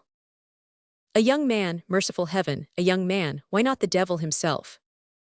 Pray, who is the handsome boy," said Pulchery, "who has knocked at the door at least 10 times since I have been here, and in whose face I have shut the door as often?" "A handsome boy? Your sight must be poor, my dear, unless it was Count d'Orbec. Ah, bon Dieu, I know, you may mean Ascanio. You know Ascanio, Monsieur, the young fellow who saved your life. Yes, I did give him my shoe buckles to repair. But he, that apprentice, wear glasses, my love. May these walls and pavements speak if they ever saw him here." "Enough," interposed the provost severely. "If you have betrayed my confidence, Dame Perrine, I swear that you shall pay me for it. I am going now to this Benvenuto. God knows how the clown will receive me, but go I must." Contrary to his expectation, Benvenuto received the provost with perfect civility. In the face of his cool and easy manner, and his good humor, Monsieur d'Estreville did not dare mention his suspicions, but he said that his daughter, having been unnecessarily alarmed the evening before, had fled in her panic terror like a mad girl, that it was possible that she might have taken refuge in the Grand Nessel without Benvenuto's knowledge, or else that she might have fainted somewhere in the grounds as she was passing through. In short, he lied in the most bungling way imaginable. But Cellini courteously accepted all his fables and all his excuses. Indeed, he was so obliging as to appear to notice nothing out of the way. He did more, he sympathized with the provost with all his heart, declaring that he would be happy to assist in restoring his daughter to a father who had always hedged her around with such touching affection. To hear him, one might suppose the fugitive was very much in the wrong, and could not too soon return to so pleasant a home and so loving a parent. Moreover, to prove the sincerity of his interest in Monsieur d'Estreville's affliction, he placed himself at his disposal to assist him in his search in the Grand Nessel and elsewhere. The provost, half convinced, and the more deeply affected by these eulogiums, in that he knew in his heart that he did not deserve them, began a careful search of his former property, of which he knew all the ins and outs. There was not a door that he did not open, not a wardrobe nor a chest into which he did not peer, as if by inadvertence. Having inspected every nook and corner of the hotel itself, he went into the garden, and searched the arsenal, foundry, stables, and cellar, scrutinizing everything most rigorously. Benvenuto, faithful to his first offer, accompanied him throughout his investigations, and assisted him to the utmost of his ability, offering him all the keys, and calling his attention to this or that corridor or closet which the provost overlooked. He advised him to leave one of his people on guard in each spot as he left it, lest the fugitive should evade him by stealing from place to place. Having continued his perquisitions for 2 hours to no purpose, Messer d'Estreville, feeling sure that he had omitted nothing, and overwhelmed by his host's politeness, left the Grand Nestle, with profuse thanks and apologies to its master.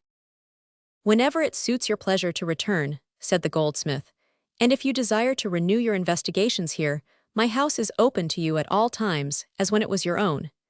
Indeed it is your right, Messer. Did we not sign a treaty whereby we agreed to live on neighborly terms?" The provost thanked Benvenuto, and as he knew not how to return his courtesy, he loudly praised, as he went away, the colossal statue of Mars, which the artist was at work upon, as we have said. Benvenuto led him around it, and complacently called his attention to its amazing proportions. It was more than 60 feet high and nearly 20 in circumference at its base. Messer d'Estreville withdrew much dejected. As he had failed to find his daughter in the precincts of the Grand Nestle, he was convinced that she had found shelter somewhere in the city. But even at that time the city was sufficiently large to make his own task as chief officer of the police an embarrassing one. Then, too, there was this question to be solved. Had she been kidnapped, or had she fled? Was she the victim of some other person's violence, or had she yielded to her own impulse? There was nothing to set at rest his uncertainty upon this point. He hoped that in the first event she would succeed in escaping, and in the second would return of her own volition. He therefore waited with what patience he could muster, none the less questioning Dame Perrine 20 times a day, who passed her time calling upon the saints in paradise, and swearing by all the gods that she had admitted no one. And indeed, she was no more suspicious than Messer d'Estreville himself of Ascanio. That day and the next passed without news. The provost thereupon put all his agents in the field, a thing he had hitherto omitted to do, in order that the unfortunate occurrence, in which his reputation was so deeply interested, might not be noised abroad. To be sure, he simply gave them Colombe's description, without giving them her name, and their investigations were made upon an entirely different pretext from the real one. But although he resorted to all his secret sources of information, all their searching was without result. Surely he had never been an affectionate or gentle father, but if he was not in despair, he was in a bad temper, and his pride suffered if his heart did not. He thought indignantly of the fine match which the little fool would perhaps miss by reason of this escapade, and with furious rage of the witticisms and sarcasms with which his misadventure would be greeted at court. He had to make up his mind at last to confide his woeful tale to Count d'Orbec. Colombe's fiancée was grieved by the news, in the same way as a merchant is grieved who learns that part of his cargo has been jettisoned, and not otherwise. He was a philosopher, was the dear Count, and promised his worthy friend that, if the affair did not make too much noise, the marriage should come off none the less. And, as he was a man who knew how to strike when the iron was hot, he seized the opportunity to whisper to the provost a few words as to the plans of Madame d'Etampes regarding Colombe. The provost was dazzled at the honor which might be in store for him. His anger redoubled, and he cursed the ungrateful girl who was ruining her own chances of such a noble destiny. We spare our readers the details of the conversation between the two old courtiers, to which this avowal of Count d'Orbec led. We will say simply that grief and hope were combined therein, in a curiously touching way. As misfortune brings men together, the prospective father-in-law and son-in-law parted more closely united than ever, and without making up their minds, to renounce the brilliant prospects of which they had caught a glimpse. They agreed to keep the occurrence secret from everybody, but the Duchesse d'Etampes was too intimate a friend, and too deeply interested as an accomplice, not to be let into their confidence. It was a wise move on their part, for she took the thing much more to heart than the father and husband had done, and, as we know, she was better qualified than any other to give the provost information and direct his search. She knew of Ascanio's love for Colum, and she had herself forced him, so to speak, to listen to the whole conspiracy. The young man, realizing that a blow was to be aimed at the honor of his beloved, had perhaps resolved upon some desperate act. But Ascanio had himself told her that Colum did not love him, and not loving him, she would be unlikely to lend herself to such a design. Now the Duchesse d'Etampes knew him, upon whom her suspicion first fell sufficiently well to be sure that he would never have the courage to defy his mistress's scorn and her resistance. And yet, despite all her reasoning, and although in her eyes all the probabilities pointed to Ascanio's innocence, her jealous instinct told her that Colum must be sought at the Hôtel de Nesle, and that they must make sure of Ascanio before everything. But on the other hand, Madame d'Etampes could not tell her friends the source of that conviction, for she must in that case confess her love for Ascanio, and that, in the imprudence of her passion, she had made known to him all her designs upon Colum. She simply said to them that she would be very much mistaken if Benvenuto were not the culprit, Ascanio his accomplice, and the Grand Nesle the place of concealment. To no purpose did the provost argue with her, and swear that he had inspected and searched every corner. She would not yield her point, saying that she had her reasons for the faith that was in her, and she was so obstinate in her opinion that she ended by arousing suspicion in the mind of Messer d'Estreville, who was certain nevertheless that he had made a thorough search. "However," said the Duchess, "I will send for Ascanio, I will see him and question him myself, never fear." "Oh, madame, you are too kind," said the provost. "And you too stupid," muttered the Duchess between her teeth. She dismissed them, and set about reflecting upon the method she should adopt to induce the young man to come to her, but before she had decided upon any, Ascanio was announced. It was as if he had anticipated her wish. He was cold and calm. The gaze with which Madame d'Etampes received him was so piercing that you would have said she wished to read to the very bottom of his heart, but Ascanio did not seem to notice it. "Madame," said he, as he saluted her, "I have come to show you your lily, which is almost finished. Almost nothing is lacking to complete it save the 200,000 crown dewdrop you promised to furnish me." "Very well, and your Colum," was the only reply vouchsafed by Madame d'Etampes. "If you mean Mademoiselle d'Estreville, madame," rejoined Ascanio gravely, "I will beg you on my knees not to pronounce her name again before me.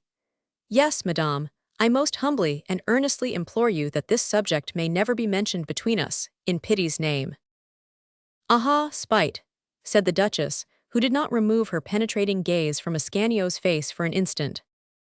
"Whatever the feeling which influences me, madame, and though I were to be disgraced in your eyes, I shall venture to decline hereafter to talk with you upon this subject. I have sworn a solemn oath that everything connected with that memory shall be dead and buried in my heart." "Am I mistaken?"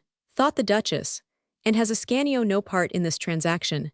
Can it be that the child has followed some other adorer, voluntarily or perforce, and although lost to my ambitious schemes, has served the interests of my passion by her flight?"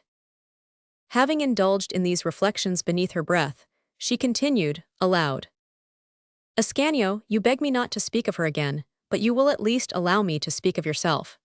You see that in obedience to your entreaty I do not insist, but who knows if this second subject will not be even more disagreeable to you than the first?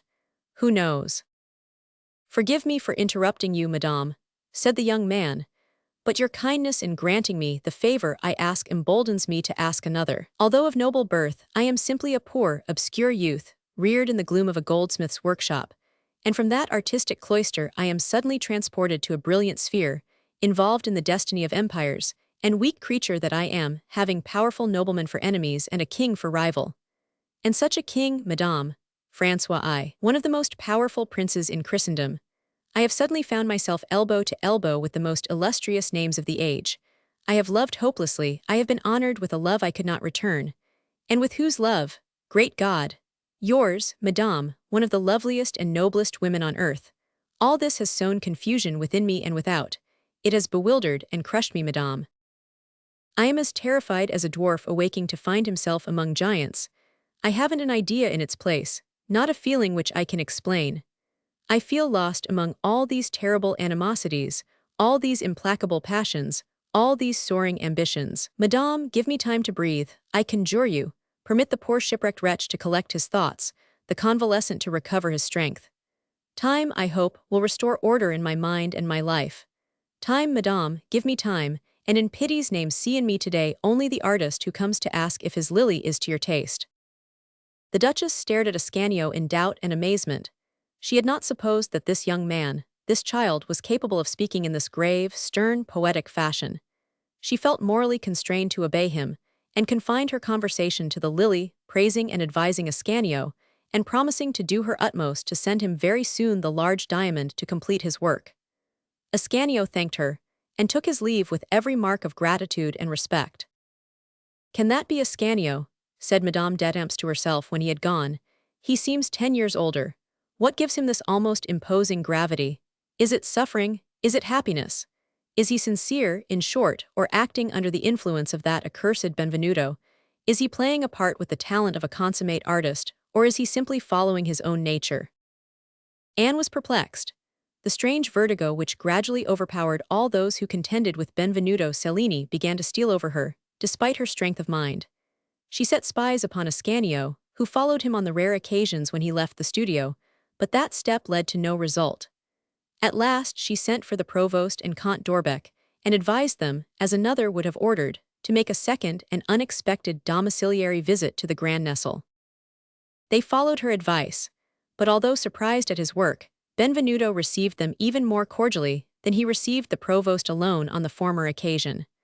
One would have said, so courteous and expansive was he, that their presence implied no suspicions that were insulting to him. He told Count d'Orbec good-humoredly of the ambush that he fell into as he left his house with his golden burden a few days before. On the same day, he observed, on which Mademoiselle d'Estreville disappeared. This time as before he offered to accompany his visitors through the chateau, and to assist the provost in recovering his authority as a father, whose sacred duties he understood so well. He was very happy that he happened to be at home to do honor to his guests, for he was to start that same day within 2 hours for Romorantin, having been named by François I, in his condescension, as one of the artists who were to go to meet the emperor. For events in the world of politics had moved on as rapidly as those of our humble narrative. Charles V, emboldened by his rival's public promise, and by the secret undertaking of Madame d'Etampes, was within a few days' journey of Paris. A deputation had been selected to go out to receive him, and 500 Orbec and the provost found Cellini in traveling costume. "If he leaves Paris with the rest of the escort," 500 Orbec whispered to the provost, "in all probability he didn't carry off Colomb, and we have no business here." "I told you so before we came," retorted the provost. However, they decided to go through with their perquisition, and set about it with painstaking minuteness. Benvenuto accompanied them at first, but as he saw that their investigations were likely to be very prolonged, he asked their permission to leave them, and returned to the studio to give some orders to his workmen, as he was to take his leave very soon, and desired to find the preparations for casting his Jupiter finished at his return. He did in fact return to the studio, and distributed the work among his men, bidding them obey Ascanio as if he were himself. He then said a few words in Italian in Ascanio's ear, bade them all adieu, and prepared to take his departure. A horse all saddled, and held by little Jehan, awaited him in the outer courtyard. At that moment, Scazon went up to Benvenuto and took him aside. "Do you know, master," she said with a sober face, "that your departure leaves me in a very difficult position." "How so, my child?" "Pagolo is becoming fonder of me all the time." "Ah, is it so? And he is forever talking to me about his love." "What do you reply?" "Dame, as you bade me, master, I say that I will see, and that perhaps it may be arranged." "Very well." "How is it very well? You don't understand, Benvenuto, that he takes everything that I say to him most seriously, and that I may be entering into a real engagement with him. It's a fortnight since you laid down a rule of conduct for me to adopt, is it not?" "Yes, I think so, I hardly remember." "But I have a better memory than you. During the first 5 days I replied by reasoning gently with him. I told him he must try to conquer his passion and love me no more. The next 5 days I listened in silence, and that was a very compromising kind of an answer, but you bade me do it, so I did it. Since then I have been driven to talk of my duty to you, and yesterday, master, I reached a point where I besought him to be generous, while he pressed me to confess my love for him. If that is so, it puts a different face on the matter, said Benvenuto. Ah, at last, said Scazone. Yes, now listen, little one. During the first 3 days of my absence, you will let him think that you love him. During the next 3, you will confess your love. What, you bid me do that, Benvenuto? Cried Scazone, deeply wounded at the master's too great confidence in her. Never you fear. What have you to reproach yourself for when I authorize you to do it? Mon Dieu, nothing, I know, said Scazone. But being placed as I am between your indifference and his love, I may end by falling in love with him outright. Nonsense, in 6 days. Aren't you strong enough to remain indifferent to him 6 days? Yes, indeed, I give you 6 days, but don't remain away 7, I beg you. No fear, my child, I will return in time. Adieu, Scazone. Adieu, master, returned Scazone, sulking, smiling, and weeping all at once.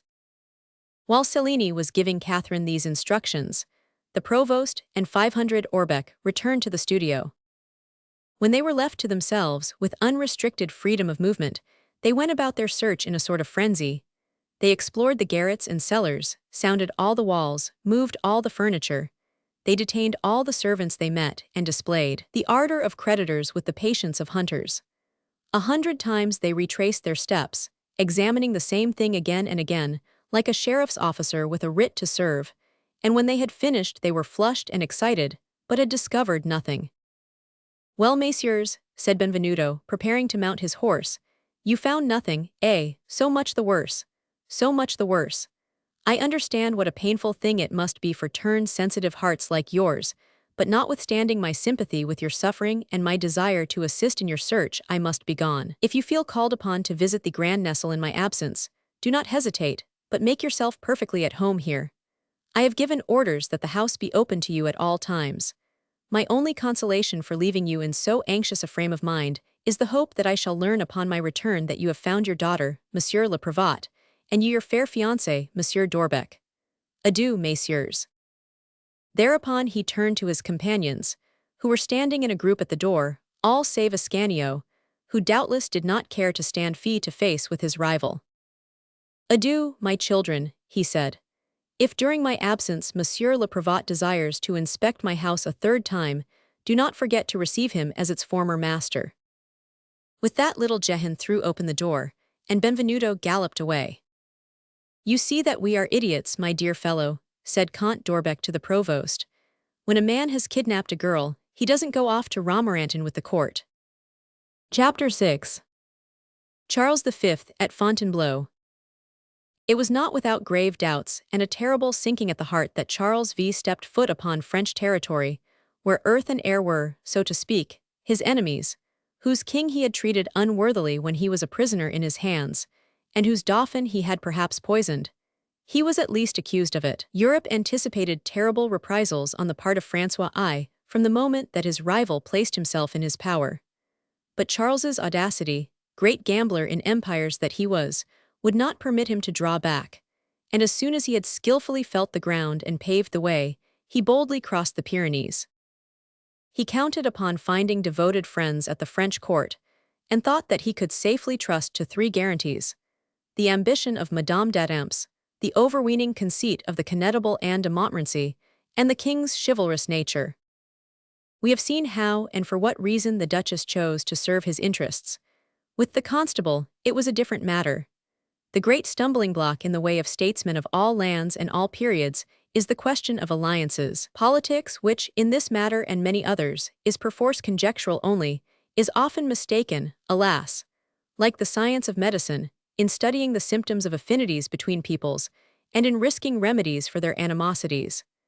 Now the Constable was a monomaniac on the subject of the Spanish alliance. He had got it into his head that France's salvation lay in that direction, and provided that he could satisfy Charles V, who had been at war with his master 20 years out of 25, he cared but little how much he displeased his other allies, the Turks and the Protestants, or let slip the most magnificent opportunities, like that which gave Flanders to François I.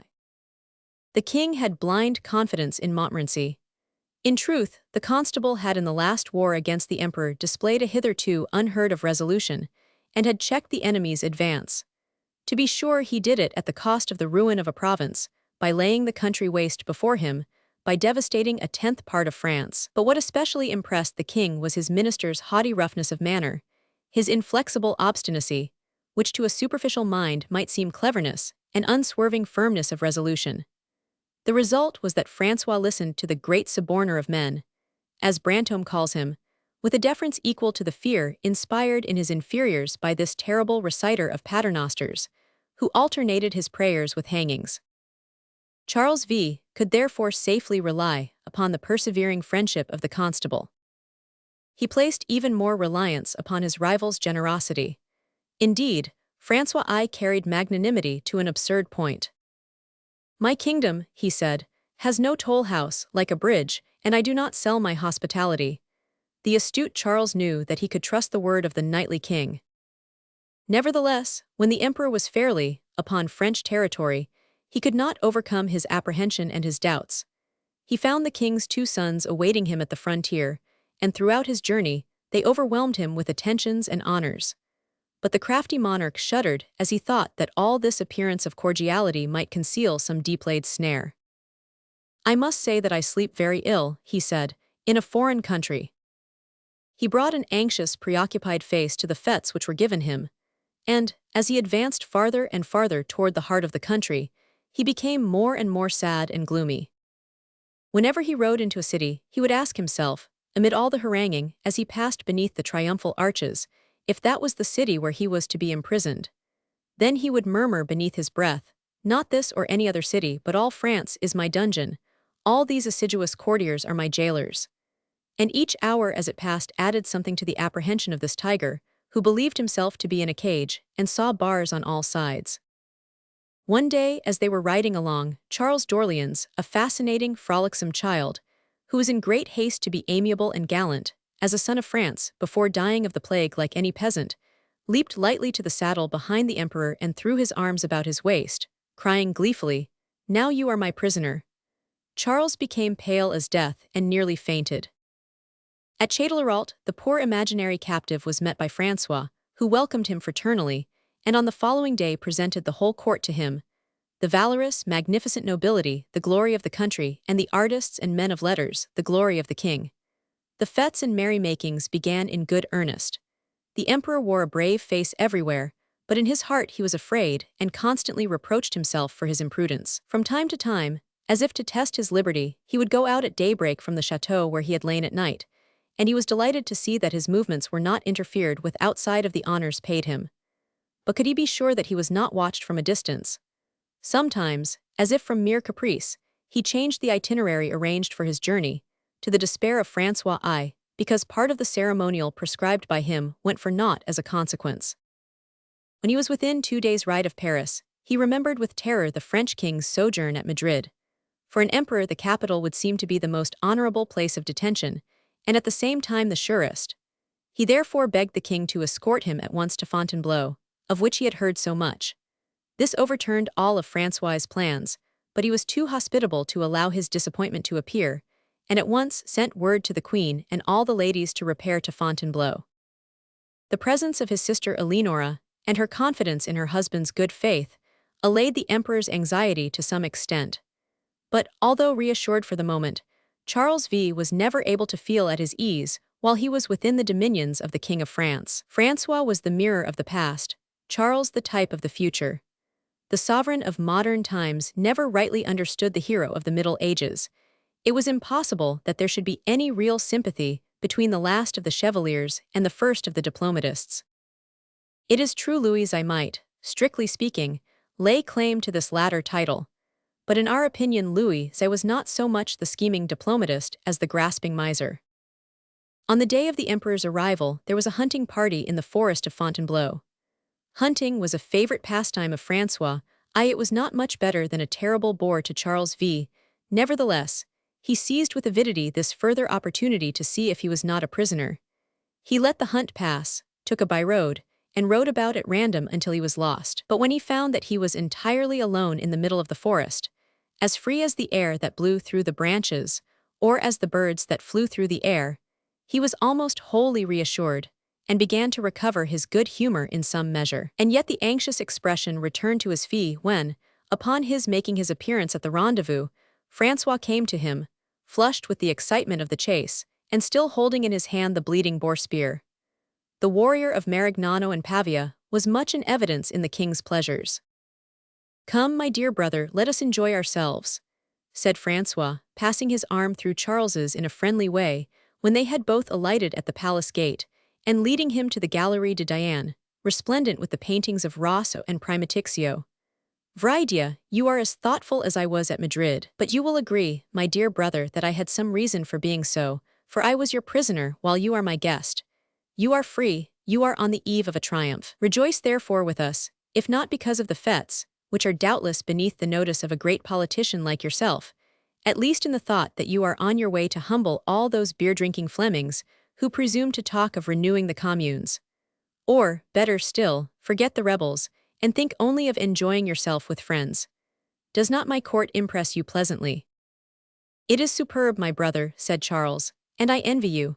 I too have a court, you have seen it, but a stern, joyless court, a gloomy assemblage of statesmen and generals like Lani, Peschiara, and Antonio de Lara. But you have, beside your warriors and statesmen, beside your Montmorencys and Dubelays, beside your scholars, beside Beauty, Duchatel, and Lascaris, beside all these you have your poets and your artists, Marat, Jean Goujon, Primatixio, Benvenuto, and above all your adorable women, Marguerite de Navarre, Diane de Poitiers, Catherine de Medicis, and so many others.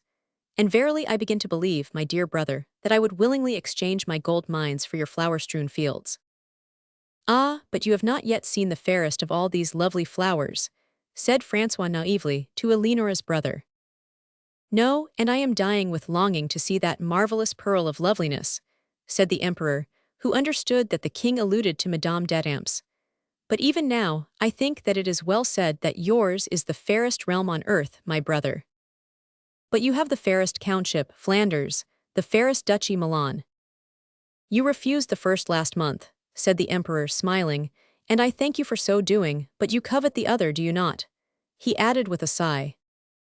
"Ah, let us not talk of serious matters today, my cousin, I beg you," said Francois. "After the pleasures of war there is nothing, I confess, which I like less to disturb than the pleasures of a festal occasion like the present." "It is the truth," rejoined Charles, with the grimace of a miser, who realizes that he must pay a debt. "It is the truth that the Milanese is very dear to my heart, and that it would be like tearing my heart out to give it to you. Say rather to return it to me, my brother. That word would be more accurate, and would perhaps soften your disappointment. But that is not the matter in hand now, we must enjoy ourselves. We will talk of the Milanese later." "Gift or restitution, given or returned," said the emperor, "you will none the less possess one of the finest lordships in the world, for you shall have it, my brother. It is decided, and I will keep my engagements with you as faithfully as you keep yours with me." "Mon Dieu," cried Francois, beginning to be vexed at this everlasting recurrence to serious matters. "What do you regret, my brother? Are you not king of the Spains, emperor of Germany, count of Flanders, and lord, either by influence or by right of your sword, of all Italy, from the foot of the Alps to the farthest point of Calabria?" "But you have France," rejoined Charles with a sigh. "You have the Indies and their golden treasures, you have Peru and the mines. But you have France. You reign over an empire so vast that the sun never sets upon it. But you have France. What would your majesty say, if I should cast an eye on this diamond among kingdoms, as fondly and gloatingly as you gaze upon that pearl of duchies, Milan?" "Look you, my brother," said Francois gravely, "I have instincts rather than ideas upon these momentous questions, but as they say in your country, do not touch the queen. So I say to you, do not touch France." "Mon Dieu," exclaimed Charles, "are we not cousins and allies?" "Most certainly," was Francois's reply, "and I most earnestly hope that nothing will happen henceforth to embitter our relationship or disturb our alliance." "I too hope so," said the emperor. "But," he continued with his cunning smile and hypocritical expression, "can I answer for the future, and prevent my son Philip, for instance, from falling out with your son Henry? Such a quarrel would not be dangerous for France, if Augustus is succeeded by Tiberius." "What matter who the master is?" said Charles, waxing warm. The empire will still be the empire, and the Rome of the Caesars was still Rome when the Caesars had ceased to be Caesars in everything save name. True, but the empire of Charles V is not the empire of Octavius, my brother, said Francois, a little piqued. Pavia was a glorious battle, but it was no Actium. Then too, Octavius was very wealthy, while notwithstanding your Indian treasures and your Peruvian mines, you are well known to be in straitened circumstances financially. Your unpaid troops were driven to sack Rome to procure means of subsistence, and now that Rome is sacked they are in revolt. And you, my brother, said Charles, have alienated the royal domains, as I am informed, and are driven to treat Luther very tenderly, so that the German princes may consent to loan you money. Not to mention the fact, retorted Francois, that your Cortes is very far from being so manageable as the Senate, while I can boast that I have freed the kings of France from their dependence forever. Beware that your parliaments don't put you back into leading strings some fine day. The discussion was growing warm, both monarchs were getting excited, and the long-standing antipathy which had kept them apart so long was beginning to glow afresh. Francois was on the point of forgetting the duties of hospitality, and Charles the dictates of prudence, when the former suddenly remembered that he was beneath his own roof. On my word, my good brother, he exclaimed abruptly, laughing aloud, I believe by Mahomet's belly that we were near losing our tempers. I told you that we must not talk of serious matters, but must leave such discussions to our ministers, and keep for ourselves only our good friendship. Come, let us agree once for all that you are to have the world less France and drop the subject. And less the Milanese, my brother, said Charles, realizing the imprudence he had been guilty of and seeking at once to avoid its effects. For the Milanese is yours. I have promised it to you, and I renew my promise. As they exchanged these mutual assurances of continuing goodwill, the door of the gallery opened, and Madame d'Etampes appeared. The king walked quickly to meet her, took her hand, and led her to where the emperor stood, who, seeing her then for the first time, and being fully informed as to what had taken place between her and Monsieur de Medina, fixed his most penetrating gaze upon her as she approached. My brother, said the king smiling, do you see this fair dame? Not only do I see her, replied Charles, but I admire her. Very well, you do not know what she wants. Is it one of my Spains? I will give it her.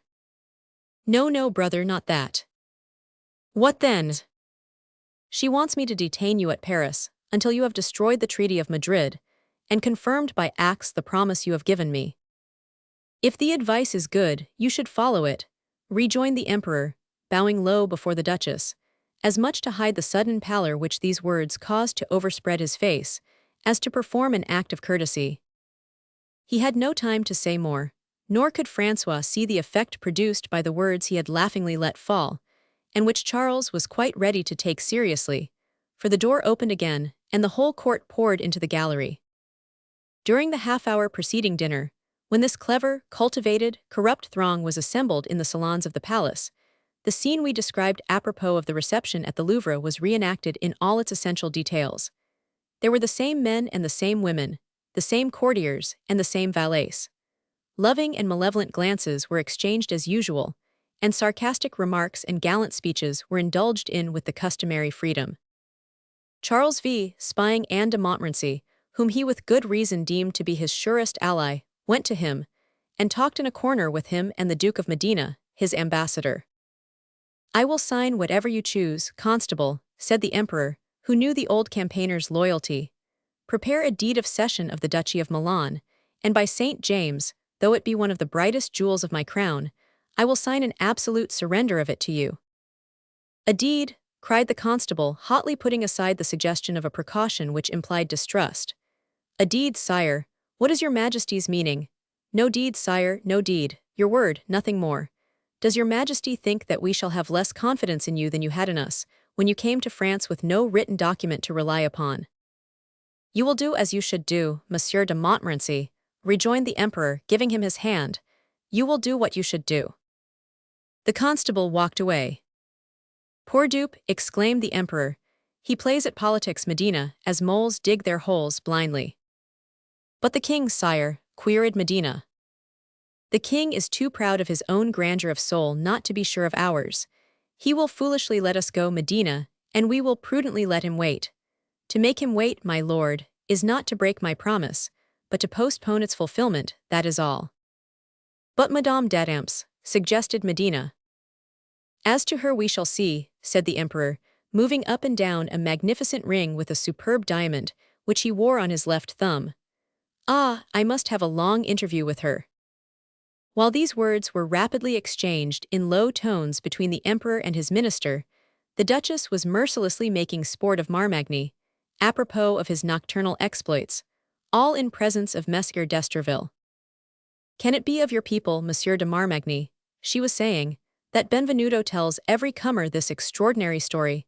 Attacked by 4 bandits, and with but one arm free to defend himself, he simply made these gentry escort him home.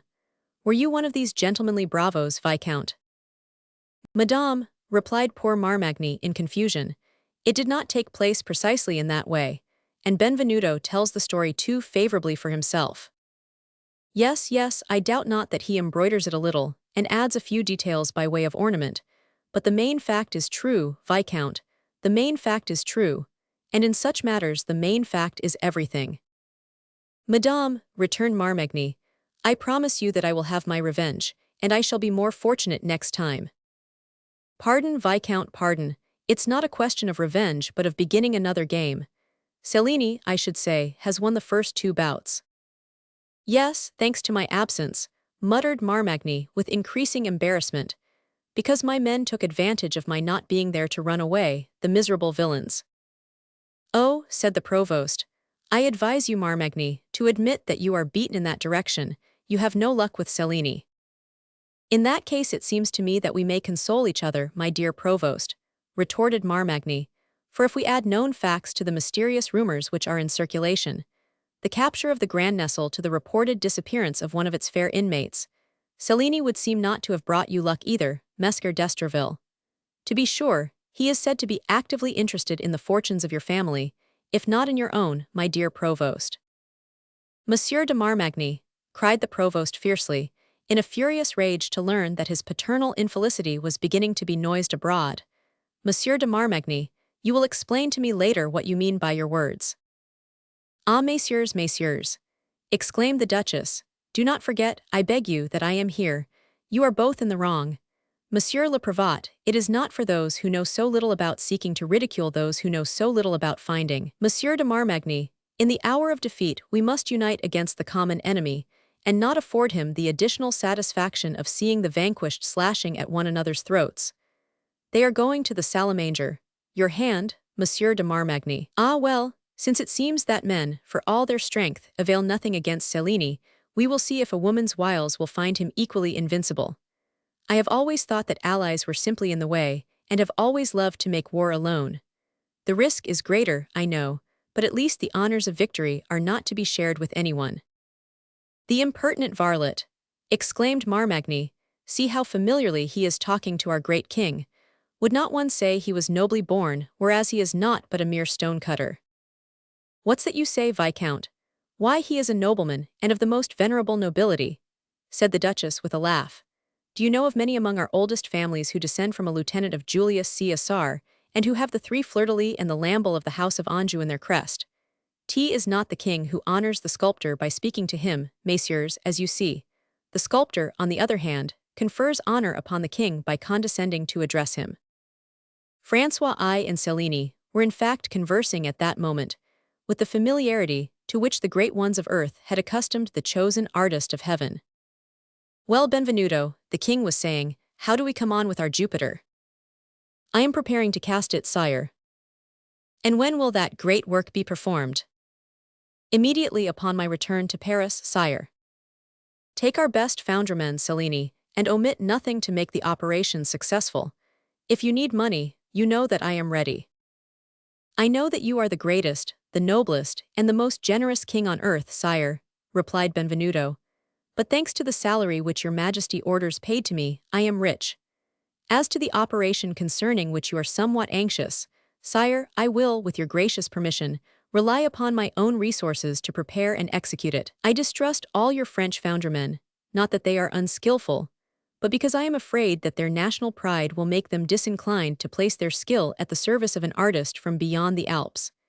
And I confess, sire, that I attach too much importance to the success of my Jupiter to allow any other than myself to lay hand to it."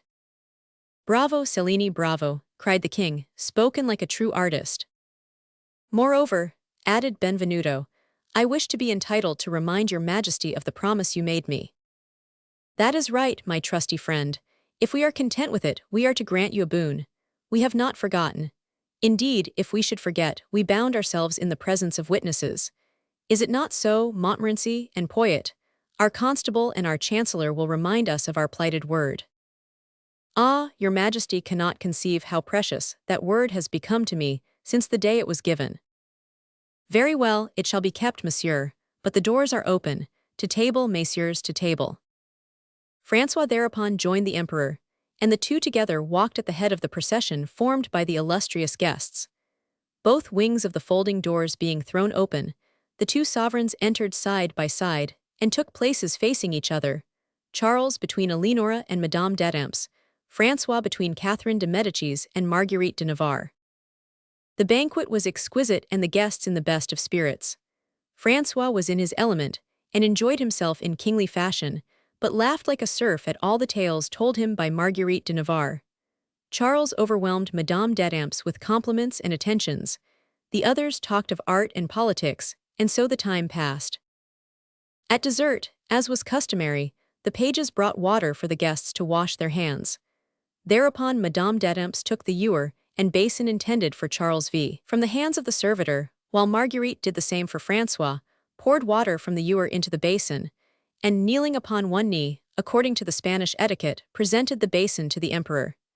He dipped the ends of his fingers, gazing at his noble and beautiful attendant the while, and laughingly dropped the superb ring, of which we have spoken, into the water.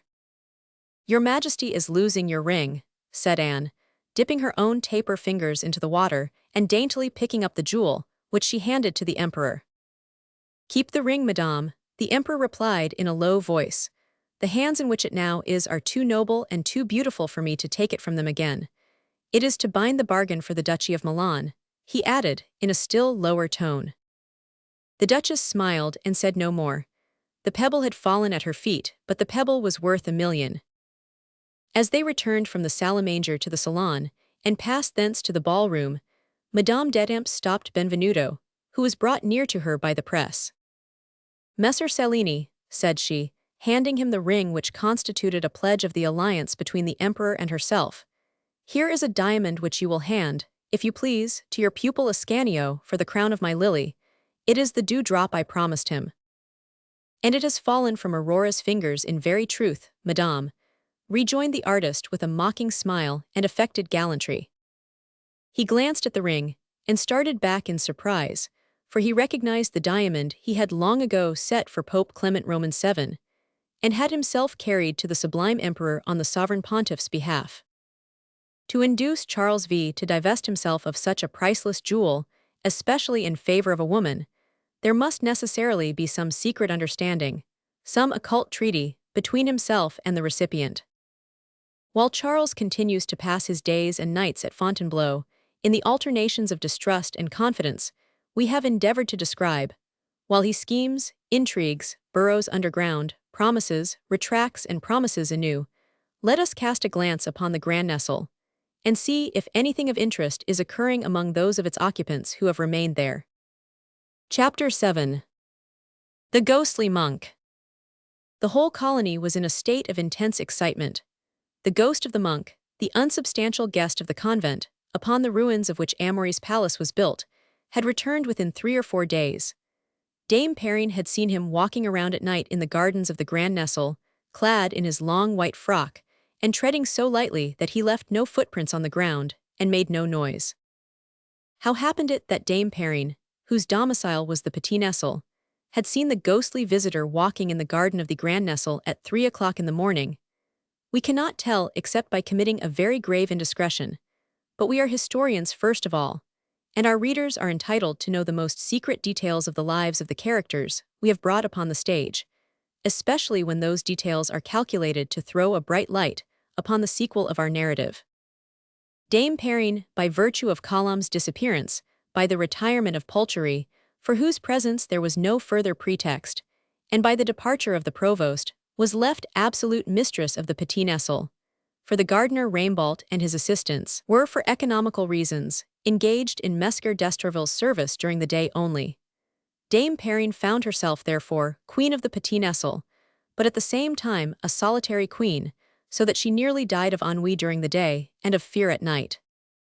It occurred to her that there was a remedy for this unfortunate condition of affairs, during the day at least. Her friendly relations with Dame Ruperta opened the doors of the Grand Nestle to her. She asked permission to visit her neighbors, and it was most cordially granted. But upon availing herself of this permission, Dame Perrine was naturally brought in contact with her neighbors of the other sex. Dame Perrine was a buxom creature of 36 years, who confessed to 29 of them. Plump and rosy still and always prepossessing, her coming was quite an event in the studio, where 10 or 12 worthy fellows were forging, cutting, filing, hammering, chiseling, good livers all, fond of play on Sundays, of wine on Sundays and holidays, and of the fair sex all the time. 3 of our old acquaintances, after 3 or 4 days had passed, were all brought down with the same arrow. They were little Jehan, Simon Lagacher, and Herman the German. Ascanio, Jacques Aubry, and Pagelot escaped the charm, having their minds on other things. The other comrades may well have felt some sparks of this Greek fire, but they realized their inferior position, no doubt, and poured the water of their humility upon the first sparks before they became a conflagration. Little Jehan loved after the manner of Cherubino, that is to say, he was in love with loving. Dame Perrine, as the reader will readily understand, had too much common sense to respond to such an ignis fatuus as that. Simon Lagacher could offer more reliable future prospects, and his flame promised to be more enduring, but Dame Perrine was a very superstitious person. She had seen Simon cross himself with his left hand, and she reflected that it would be necessary for him to sign the marriage contract with his left hand. Dame Perrine was convinced that the sign of the cross executed with the left hand was calculated to destroy rather than to save a soul, and in like manner, no one could have persuaded her that a marriage contract signed with the left hand could have any other result than an unhappy marriage. She therefore, but without disclosing the reasons for her repugnance, received Simon Lagacher's first advances in a way to make him renounce all hope. Herman remained. Herman, that was a different matter. Herman was no coxcomb, like little Jehan, nor a man with the seal of nature's displeasure upon him, like left-handed Simon. In Herman's personality, there was something honest and outspoken which appealed to Dame Perrine's heart. Moreover, Herman, instead of having a left hand for the right and vice versa, made use of either or both so energetically that he seemed to have 2 right hands. He was a magnificent man too, according to all vulgar ideas. Dame Perrine therefore had fixed her choice upon Herman. But as we know, Herman was as innocent as Celadon. The result was that Dame Perrine's first broadsides, the pouting and sighs and sidelong glances, were utterly powerless against the naive timidity of the honest German. He contented himself with staring at Dame Perrine out of his great round eyes, but like the blind men of the gospel, eyes had he, but he saw not, or if he did see, he saw the buxom governess as a whole simply, without noting details. Dame Perrine repeatedly proposed that they should go for a walk on the Quai des Augustins, or in the gardens of the Grand or Petit Nestle, and on every occasion she selected Herman for her cavalier. This made Herman very happy internally. His great Teutonic heart beat 5 or 6 extra pulsations a minute when Dame Perrine was hanging upon his arm, but either because he found some difficulty in pronouncing the French language, or because it gave him greater pleasure to hear the object of his secret thoughts talk, Dame Perrine could rarely extract anything more from him than these 2 sacramental phrases, "Poncher, mademoiselle," and "Adieu, mademoiselle," which Herman generally pronounced at an interval of 2 hours, the first when Dame Perrine took his arm, the second when she let it go. Now, although this title of mademoiselle was immensely flattering to Dame Perrine, and although there was something very agreeable in talking 2 hours without fear of interruption, she would have been glad to have her monologue broken in upon by an occasional interjection, which might give her some idea of the progress she was making in the heart of her mute attendant. Her progress, however, was none the less real for not being expressed in words or by play of feature. The fire was kindled in the honest German's heart, and being fanned every day by Dame Perrine's presence, became a veritable volcano. Herman began at last to be conscious of the preference Dame Perrine accorded him, and he was only waiting until he was a little more certain of it to declare himself. Dame Perrine understood his hesitation. One evening, as he parted from her at the door of the Petit Nestle, she saw that he was so agitated that she thought it would be a real kindness on her part to press his hand. Herman, transported with delight, responded by a similar demonstration, but to his great amazement Dame Perrine gave a piercing shriek. In his delirious bliss, Herman did not measure his pressure. He thought that the tighter he squeezed her hand, the more accurate idea he would convey of the violence of his passion, and he very nearly crushed the poor governess's fingers.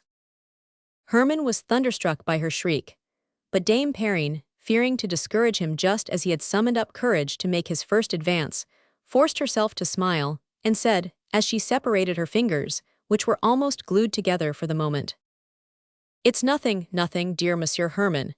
It's nothing, absolutely nothing." "Tausend pardons, Mademoiselle Perrine," said the German, "but I loaf you sayer veal, and I half pressed your hand as I loaf you.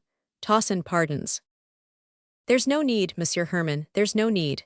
Your love is an honorable love, I trust, which a woman need not blush to win." "Oh to you," cried Herman, "indeed my loaf is honorable, Mademoiselle Perrine, but I have not yet dared to speak to you of it.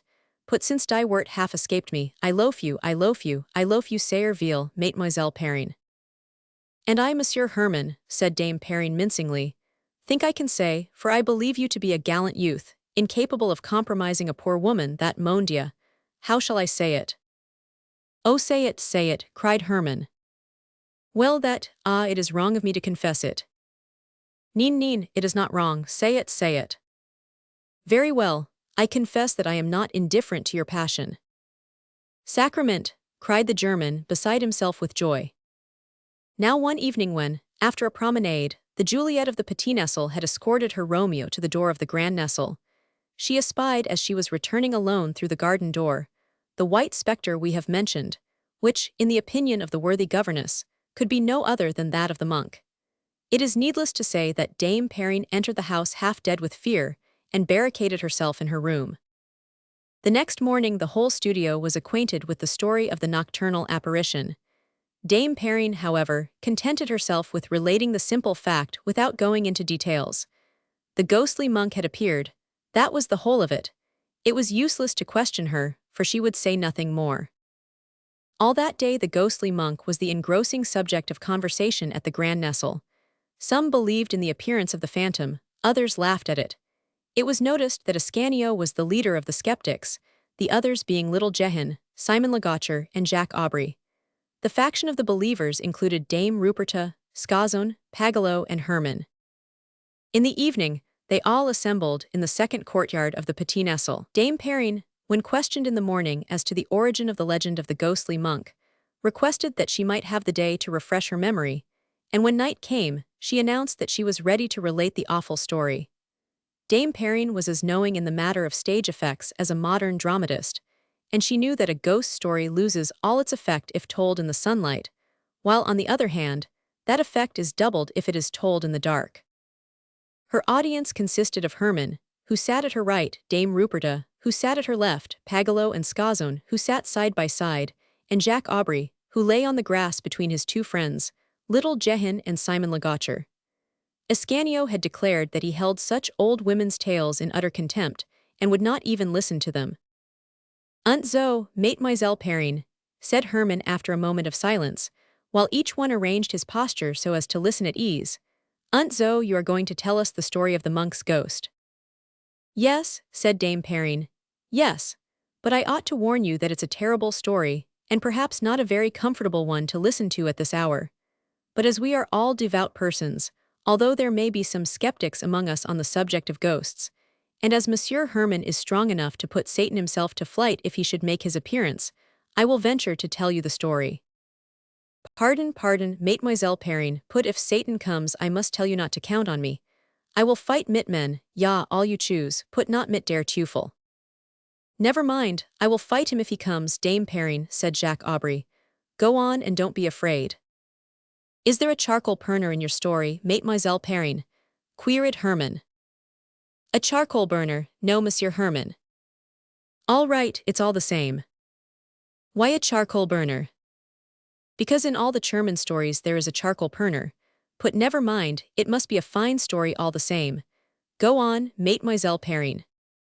You must know then, began Dame Perrine, that there was formerly on this spot where we now sit, and before the Hotel de Nesle was built, a community of monks, composed of the handsomest men ever seen, the shortest of whom was as tall as Monsieur Herman. Peste, what a community that must have been, cried Jacques Aubry. Be quiet, babbler, said Scazon. Yes, be quiet, Papler, echoed Herman. I'll be quiet, said the student. Go on, Dame Perrine. The prior, whose name was Enguerrand, was a particularly fine specimen. They all had glossy black beards, with black and gleaming eyes, but the prior had the blackest beard and the brightest eyes of all. Moreover, the worthy brethren were devout and austere in their devotion to an unparalleled degree, and their voices were so melodious and sweet that people came from leagues around simply to hear them sing the vesper service. At least so I have been told. Oh, the poor monks, said Ruperta. It's extremely interesting, said Jacques Aubry. Es ist sehr wunderbar, said Herman.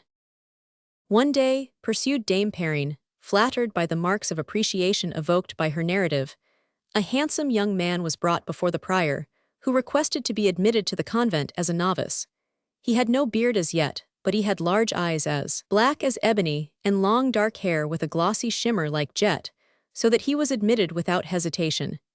He said that his name was Antonio, and requested to be attached to the personal service of the prior, a request which was granted without hesitation. I spoke of voices just now, but Antonio's was the fresh and melodious voice par excellence. Everybody who heard him sing on the following Sunday was carried away by it, and yet there was a something in the voice which distressed even while it fascinated you, a quality which aroused worldly rather than celestial ideas in the hearts of those who listened to it. But all the monks were so pure of heart that none but strangers experienced this singular emotion, and Don Enguerrand, who was utterly unconscious of anything of the sort, was so enchanted with Antonio's voice that he appointed him thenceforth to sing the responses in the anthems alone, alternately with the organ. The conduct of the young novice was most exemplary, and he waited upon the prior with incredible zeal and earnestness. The only thing for which he could possibly be reproved was his constant fits of distraction from his devotions. Always and everywhere his glowing eyes were fastened upon the prior. What are you looking at, Antonio? Don Enguerrand would say to him. I am looking at you, my father, would be the reply. Look at your prayer book, Antonio. Now what are you looking at?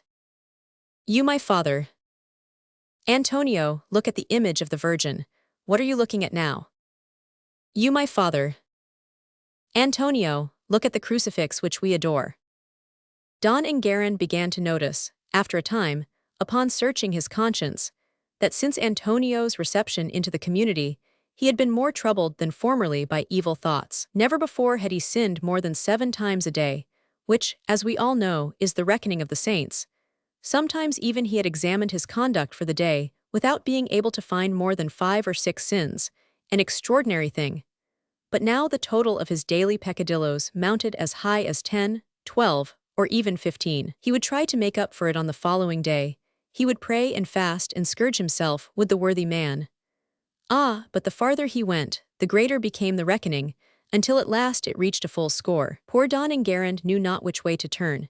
He felt that he was damned in spite of all he could do, and he noticed an observation which might have comforted another, but which increased his consternation, that his most austere monks were under the same strange, incredible, incomprehensible influence, so that their confession, which formerly lasted 20 minutes, half an hour, or an hour at most, now occupied several hours.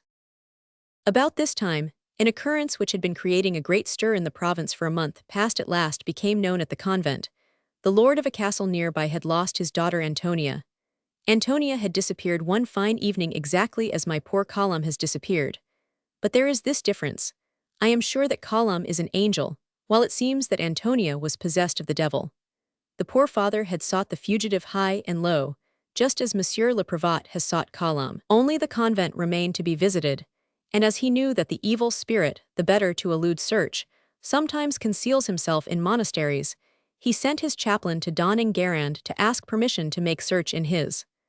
The prior assented, with the best possible grace. Perhaps, he thought, he might by means of this visit discover something concerning the magic influence which had been weighing upon him and his brethren for a month past. But no, the search had no result whatever, and the nobleman was about to retire more despairing than ever, when all the monks passed in procession before him and Don and Gerand, on their way to the chapel for the evening service.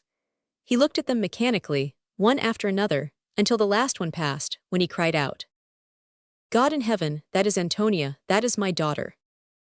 Antonia, for it was she, became as pale as a lily. "What are you doing in this sacred garb?" continued the father. "What am I doing, father?" said Antonia. "I am loving Don and Gerand with all my heart." "Leave this convent instantly, wretched girl," cried her father. "I will go out only as a corpse, father," replied Antonia. Thereupon, despite her father's outcries, she darted into the chapel on the heels of the monks, and took her place in her accustomed stall. The prior stood as if turned to stone. The furious nobleman would have pursued his daughter, but Don and Gerand begged him not to profane the holy place by such a scandalous scene, and to wait until the service was at an end. The father consented, and followed Don and Gerand into the chapel.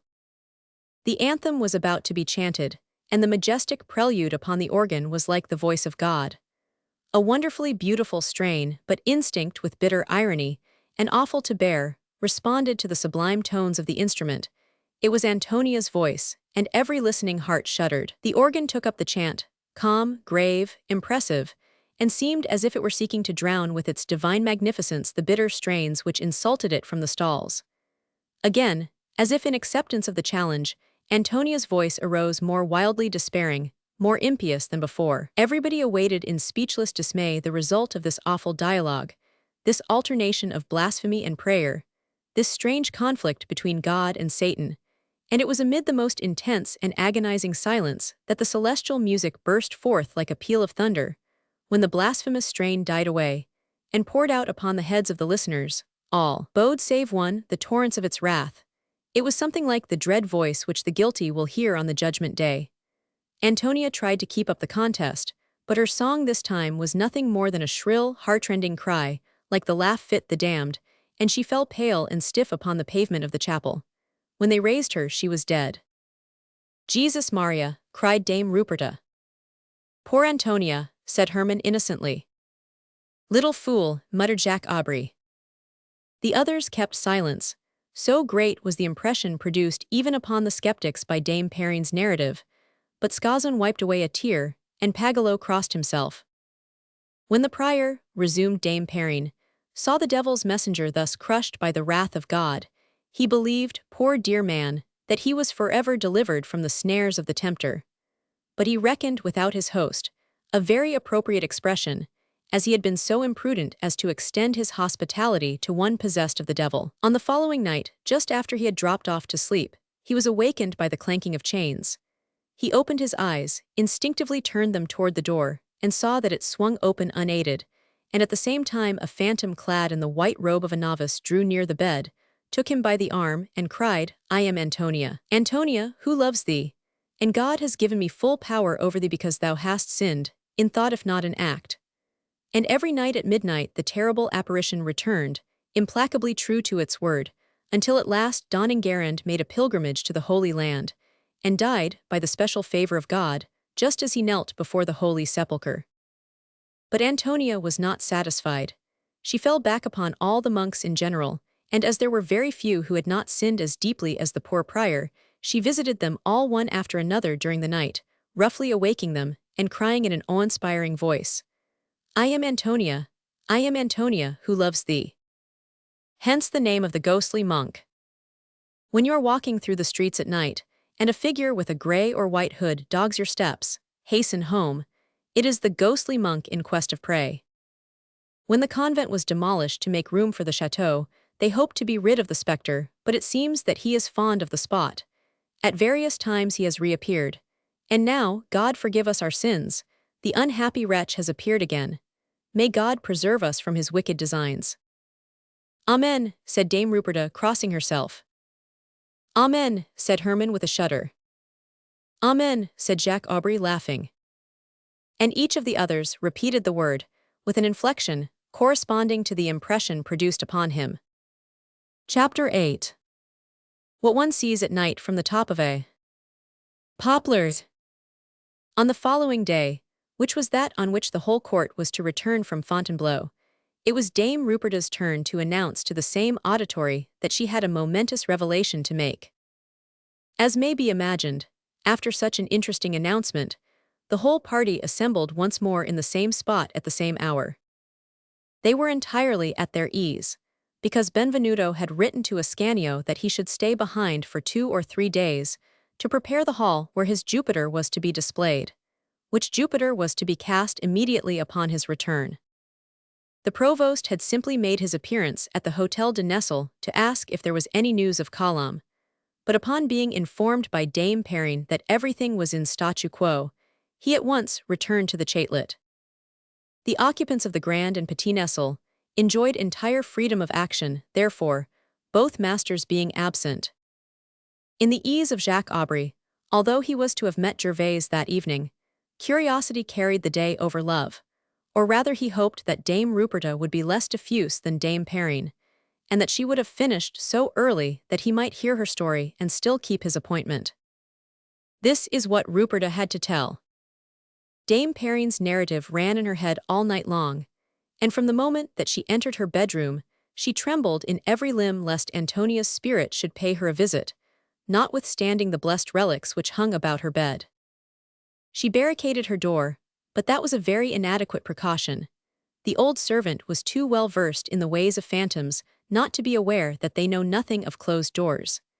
Nevertheless, she would have liked also to barricade the window looking upon the garden of the Grand Nesle, but the original proprietor had neglected to provide the window with shutters, and the present proprietor deemed it useless to burden himself with that expense. Ordinarily there were curtains at the window, but at this time, as luck would have it, they were at the laundry. The window offered no protection, therefore, save an unpretentious pane of glass, as transparent as the air that it excluded.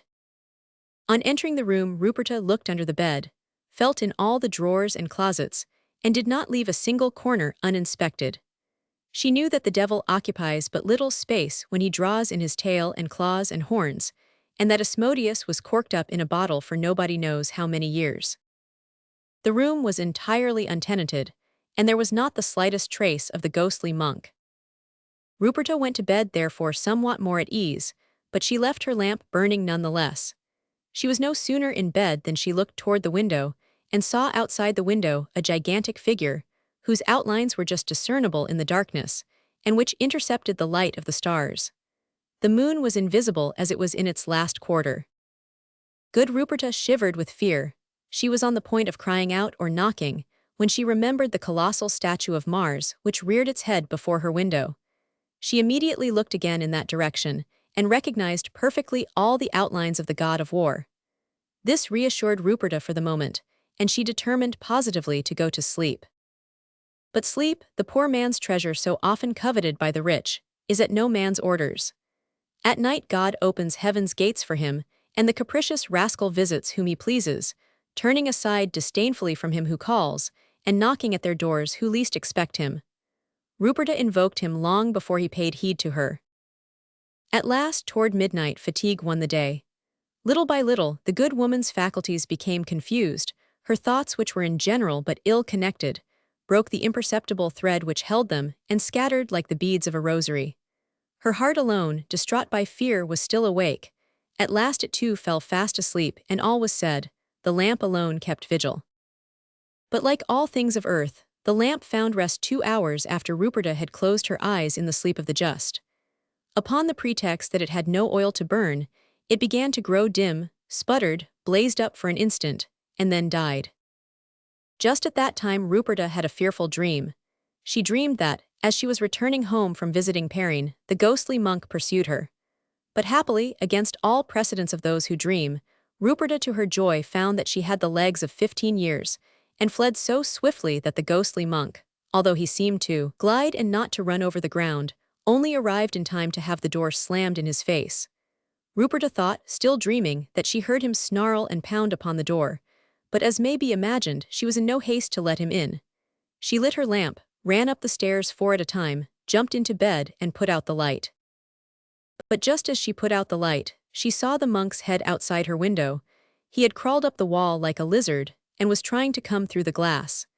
In her dream, she heard the grinding of his nails against it. Sleep can be so sound as to hold out against a dream of that sort. Ruperta awoke with her hair standing on end and dripping with icy perspiration. Her eyes were open, staring wildly around, and in spite of her they sought the window. With that she uttered a fearful shriek, for this is what she saw. She saw the head of the colossal Mars, shooting forth flame from its eyes and nose, and mouth and ears. She thought at first that she was still asleep, and that it was a continuation of her dream, but she pinched herself till the blood came to make sure that she was really awake. She crossed herself, and repeated mentally 3 paters and 2 aves, and the extraordinary phenomena did not disappear. Ruperta summoned strength enough to put out her hand, seize her broom, and pound against the ceiling with the handle thereof. Hermann slept in the room above hers, and she hoped that the sturdy Teuton would be aroused and hurry to her assistance. But in vain did Ruperta knock. Hermann gave no sign of life. Thereupon she changed the direction of her blows, and instead of knocking on the ceiling to arouse Hermann, began to knock on the floor to arouse Pagolo, who slept in the room below. But Pagolo was as deaf as Hermann, and Ruperta pounded to no purpose. She then abandoned the vertical for the horizontal line. Ascanio was her neighbor, and she knocked on the partition with her broom handle. But all was silence in Ascanio's quarters, as in those of Hermann and Pagolo. It was evident that neither of the 3 was at home. In an instant it occurred to Ruperta that the monk had carried off all 3 of them. As there was little consolation in this idea, Ruperta's terror waxed greater and greater, and as she was certain that no one would come to her assistance, she thrust her head beneath the bedclothes and waited. She waited an hour and a half, 2 hours perhaps, and as she heard no noise, she regained her courage in a measure, softly removed the sheet from her head, and ventured to look with one eye, then with both. The vision had disappeared. The head of Mars had gone out, and all was dark once more. Although the silence and darkness were calculated to set her mind at rest, it will readily be understood that Dame Ruperta and slumber were at odds for the balance of the night. The poor woman lay, with her ear on the alert and both eyes wide open, until the first rays of dawn reflected on her window announced that the time for ghosts to walk had passed. Now this is what Ruperta had to tell, and it must be said in her honor that her narrative produced an even deeper impression than that of the preceding night. Its effect upon Dame Perrine and Hermann, Scazon and Pagolo, was particularly noticeable. 2 men essayed to make excuses for not hearing Ruperta, but their voices trembled so, and their embarrassment was so great that Jacques Aubry roared with laughter. Dame Perrine and Scazon, on the other hand, did not breathe a word. They turned red and pale by turns, so that, if it had been daylight and you could have followed upon their faces the reflection of what was taking place in their minds, you would have believed them at the point of death from apoplexy, and again from inanition, all within 10 seconds. And so, Dame Perrine, said Scazon, who was the first to recover her self-possession, you claim to have seen the monk's ghost walking in the garden of the Grand Nestle. As plainly as I see you, my child, was Dame Perrine's reply. And you, Ruperta, saw the head of the Mars on fire. I can see it still. Look you, said Dame Perrine, the accursed ghost must have chosen the head of the statue for his domicile, and as a ghost must of course take a little exercise now and then like a natural being, he comes down at certain hours, walks hither and thither, and when he's tired goes back into the head. Idols and spirits, you see, understand one another, like thieves on market day. They live in hell together, and this horrible false god Mars naturally enough offers his hospitality to the infernal monk. Parlez-vous so, Dame Perrine? Queried the innocent German. I am sure of it, Monsieur Hermann, sure of it. It makes my flesh to creep on my vord, muttered Hermann with a shudder. So you believe in ghosts, Hermann? Asked Aubry. Ja, I do believe in them. Jacques Aubry shrugged his shoulders, but as he did so he determined to solve the mystery. It was the easiest thing in the world for one who, like himself, went in and out of the house as familiarly as if he were one of the family. He made up his mind, therefore, that he would go and see Gervais the next day, but that on this evening he would remain at the Grand Nestle until 10 o'clock. At 10 o'clock he would say good night to everybody and pretend to go away, but that he would remain within the precincts, climb a poplar, and make the acquaintance of the phantom from a hiding place among the branches. Everything fell out as the student planned. He left the studio alone as usual, shut the door leading into the quay with a great noise to indicate that he had gone out, then ran rapidly to the foot of the poplar, seized the lowest branch, drew himself up to it by his wrists, and in an instant was at the top of the tree. There he was just on a level with the head of the statue, and overlooked both the grand and petit nestle, so that nothing could take place in the courtyard or garden of either unseen by him. While Jacques Aubry was taking up his position on his lofty perch, a grand soirée was in progress at the Louvre, and all the windows were ablaze with light. Charles V had finally decided to leave Fontainebleau and venture within the walls of the capital, and the two sovereigns had entered Paris that same evening. A gorgeous welcoming fete awaited the emperor there. There was a banquet, gaming, and a ball. Gondolas lighted by colored lanterns glided up and down the Seine, laden with musicians, and made melodious pauses in front of the famous balcony, from which, 30 years later, Charles Roman IX was to fire upon his people, while boats gaily decked with flowers conveyed from one bank of the river to the other those guests who were on their way from the Faubourg Saint-Germain to the Louvre, or who were returning to the Faubourg Saint-Germain. Among the guests, the Vicomte de Marmagny was naturally included. As we have said, the Vicomte de Marmagny, a tall, pink-cheeked, insipid dandy, claimed to be a great destroyer of hearts. On this occasion he thought that a certain pretty little countess, whose husband happened to be with the army in Savoy, cast meaning glances at him.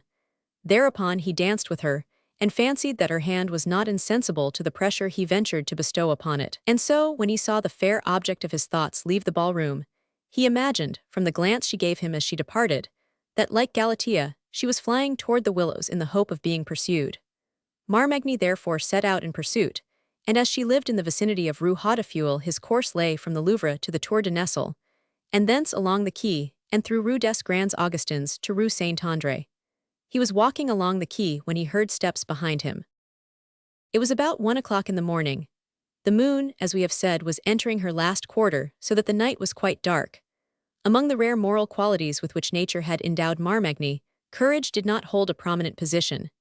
He began therefore after a while to be somewhat disturbed by these footsteps, which seemed to be following his own, and quickened his gait, wrapping himself more closely than ever in his cloak, and instinctively grasping the hilt of his sword. But the acceleration of speed profited him not. The steps behind governed themselves by his, and even seemed to gain upon him, so that, just as he passed the doorway of the Church of the Augustins, he realized that he should very soon be overtaken by his fellow traveler, unless he quickened his pace still more to a racing speed. He was just about to adopt that extreme course, when the sound of a voice mingled with the sound of the footsteps. "Pardieu, my fine sir, you do well to walk fast," said the voice, "for this isn't a very safe place, especially at this hour. Right here, you know of course, is where my worthy friend Benvenuto was attacked.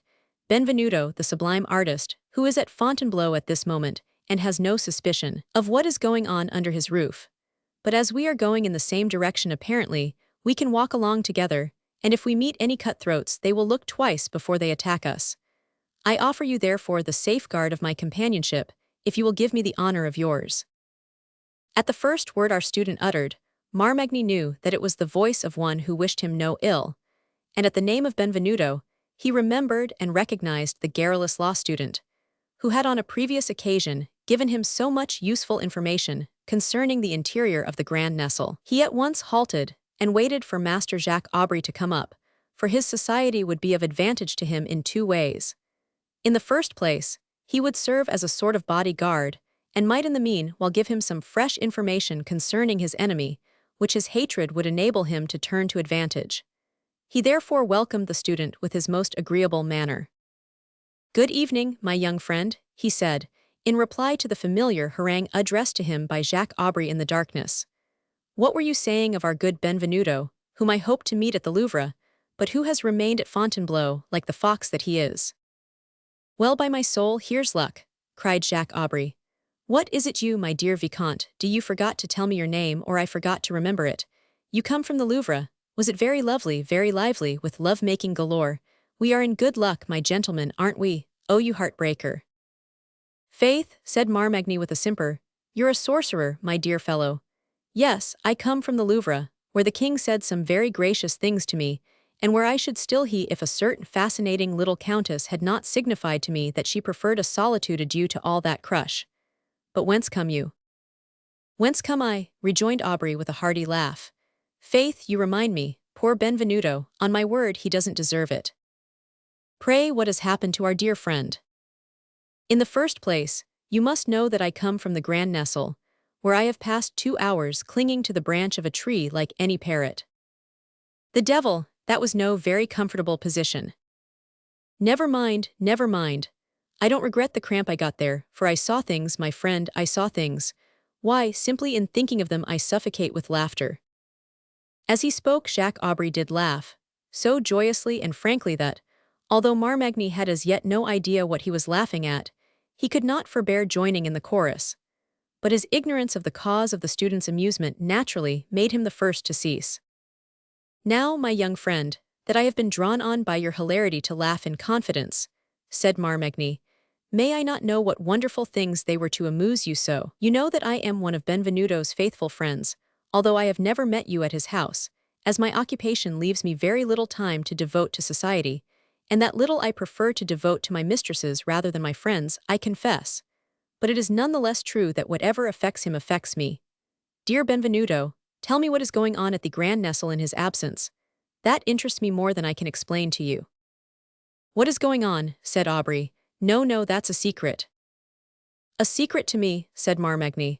A secret to me, who love Benvenuto so dearly, and who this very evening outdid King Francois I in eulogizing him. Ah, that is too bad, added the Viscount with an injured expression. If I were only sure that you would mention it to nobody, my dear. What the devil is your name, my dear friend? I would tell you about it, for I confess that I am as anxious to tell my story as King Midas's reeds were to tell theirs. Tell it then, tell it, said Marmagny. You won't repeat it to anybody. To nobody, I swear. On your word of honor. On the faith of a nobleman. Fancy then, but in the first place, my dear friend, you know the story of the monk's ghost, don't you? Yes, I've heard of it, a phantom that is said to haunt the Grand Nestle. Just so, well, if you know that I can tell you the rest. Fancy that Dame Perrine. Colombe's governess. Just so, well, it's easy to see that you're a friend of the family. Fancy then that Dame Perrine, in a nocturnal walk which she was taking for her health, thought that she saw the ghostly monk also taking a walk in the garden of the Grand Nestle, while at the same time Dame Ruperta, you know Dame Ruperta. Isn't she Cellini's old servant? Just so, while Dame Ruperta, during one of her fits of sleeplessness, saw flames darting from the eyes, nose, and mouth of the great statue of Mars, which you have seen in the gardens of the Grand Nestle. Yes, a veritable chef d'oeuvre, said Marmagny. Chef d'oeuvre is the word. Cellini makes nothing else. Flo, these two respectable ladies, I speak of Dame Perrine and Dame Ruperta, agreed between themselves that the two apparitions had the same cause, and that the demon, who stalked abroad at night in the guise of the ghostly monk, ascended at cock-crow into the head of the god Mars, a fitting retreat for a lost soul like him, and was there consumed by such fierce flames that they came out through the statue's eyes, nose, and ears. What sort of a fairy tale is this, my dear man? Said Marmagny, unable to tell whether the student was joking or talking seriously.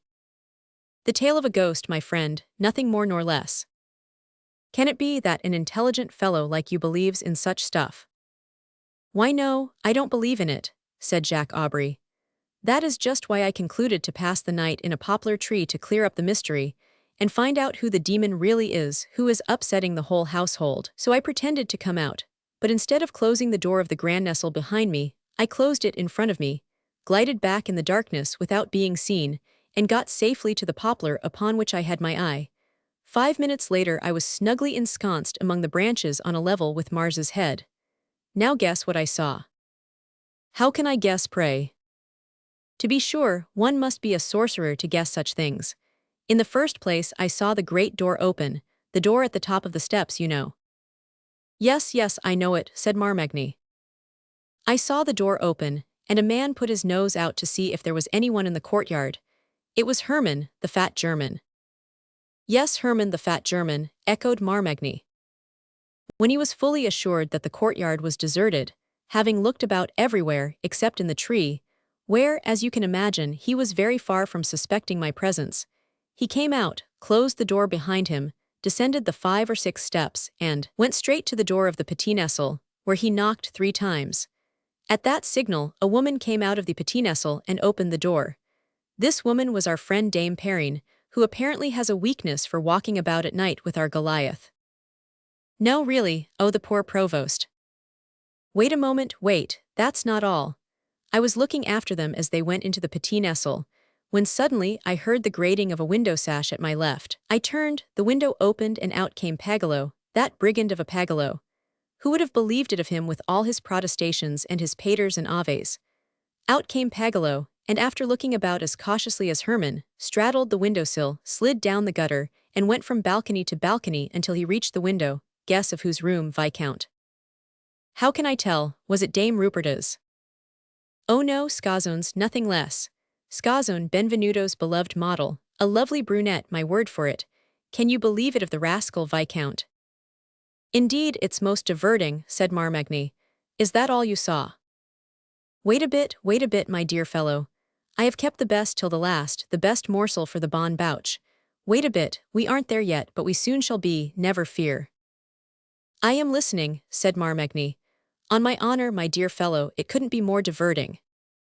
Wait a bit, I say, wait a bit. I was watching my Pagello running from balcony to balcony at the risk of breaking his neck, when I heard another noise, which came almost from the foot of the tree in which I was sitting. I looked down and saw Ascanio creeping stealthily along from the foundry. Ascanio, Benvenuto's beloved pupil. Himself, my friend himself, a sort of choir boy to whom one would give absolution without confession. Oh yes, that comes of trusting to appearances. Why had Ascanio come out? Ah, that's just it. Why had he? That's what I asked myself at first, but soon I had no occasion to ask it. For Ascanio, after having made sure, as Herman and Pagello had done, that nobody could see him, took from the foundry a long ladder, which he rested against the shoulders of Mars, and up he climbed. As the ladder was on the opposite side from myself, I lost sight of him as he went up, and was just wondering what had become of him when I saw a light in the eyes of the statue. What's that you say? Cried Marmagny. The exact truth, my friend, and I confess that, if it had happened without any knowledge on my part of what had happened previously, I should not have been altogether at my ease. But I had seen Ascanio disappear, and I suspected that the light was caused by him. But what was Ascanio doing at that hour in the head of the god Mars? Ah, that is just the question I asked myself, and as there was no one to answer me, I determined to find out for myself. I gazed with all my eyes, and succeeded in discovering, through those of the statue, a ghost, I faith. Yes, dressed all in white. The ghost of a woman, at whose feet Ascanio was kneeling as respectfully as before a Madonna. Unfortunately, the Madonna's back was turned to me, and I could not see her face, but I saw her neck. Oh, what lovely necks ghosts have, my dear Viscount. Imagine a perfect swan's neck, white as snow. And Ascanio was gazing at it, the impious varlet, with a degree of adoration which convinced me that the ghost was a woman. What do you say to that, my dear fellow? Gad. It's a neat trick, to conceal one's mistress in the head of a statue. Yes, it's most ingenious, rejoined Marmagny, laughing and reflecting at the same time. Very ingenious, in good sooth. And you have no suspicion who the woman can be. Upon my honor, I have no idea, and you? No more than you. What did you do, pray, when you saw all this? What did I do? I laughed so that I lost my balance, and if I hadn't caught on a branch, I should have broken my neck. As there was nothing more to see, and I had fallen halfway to the ground, I climbed down the rest of the way, crept to the door, and was on my way home, still laughing all by myself when I met you, and you compelled me to tell you the story. Now give me your advice, as you are of Benvenuto's friends. What must I do about telling him? As for Dame Perrine, that doesn't concern him. The dear woman is of age and consequently mistress of her actions. But as to Scazone, and the Venus who lodges in the head of Mars, it's a different matter. And you want me to advise you, as to what you ought to do? Yes, I do indeed. I am much perplexed, my dear, I always forget your name. My advice is to say nothing to him. So much the worse for those who are foolish enough to allow themselves to be deceived. I am obliged to you, Master Jacques Aubry, for your company and your agreeable conversation. But here we are at Rue Hautefeuille, and to return confidence for confidence, this is where my charmer dwells. Adieu, my dear, my excellent friend, said Jacques Aubry, pressing the Viscount's hand. Your advice is good and I will follow it. Good luck, and may Cupid watch over you." Thereupon they parted, Marmagny taking Rue Hautefeuille, and Jacques Aubry Rue Poupy, on his way to Rue de la Harpe, at the far end of which he had taken up his abode. The Viscount lied to the unlucky student when he declared that he had no suspicion as to the identity of the female demon whom Ascanio adored on his knees.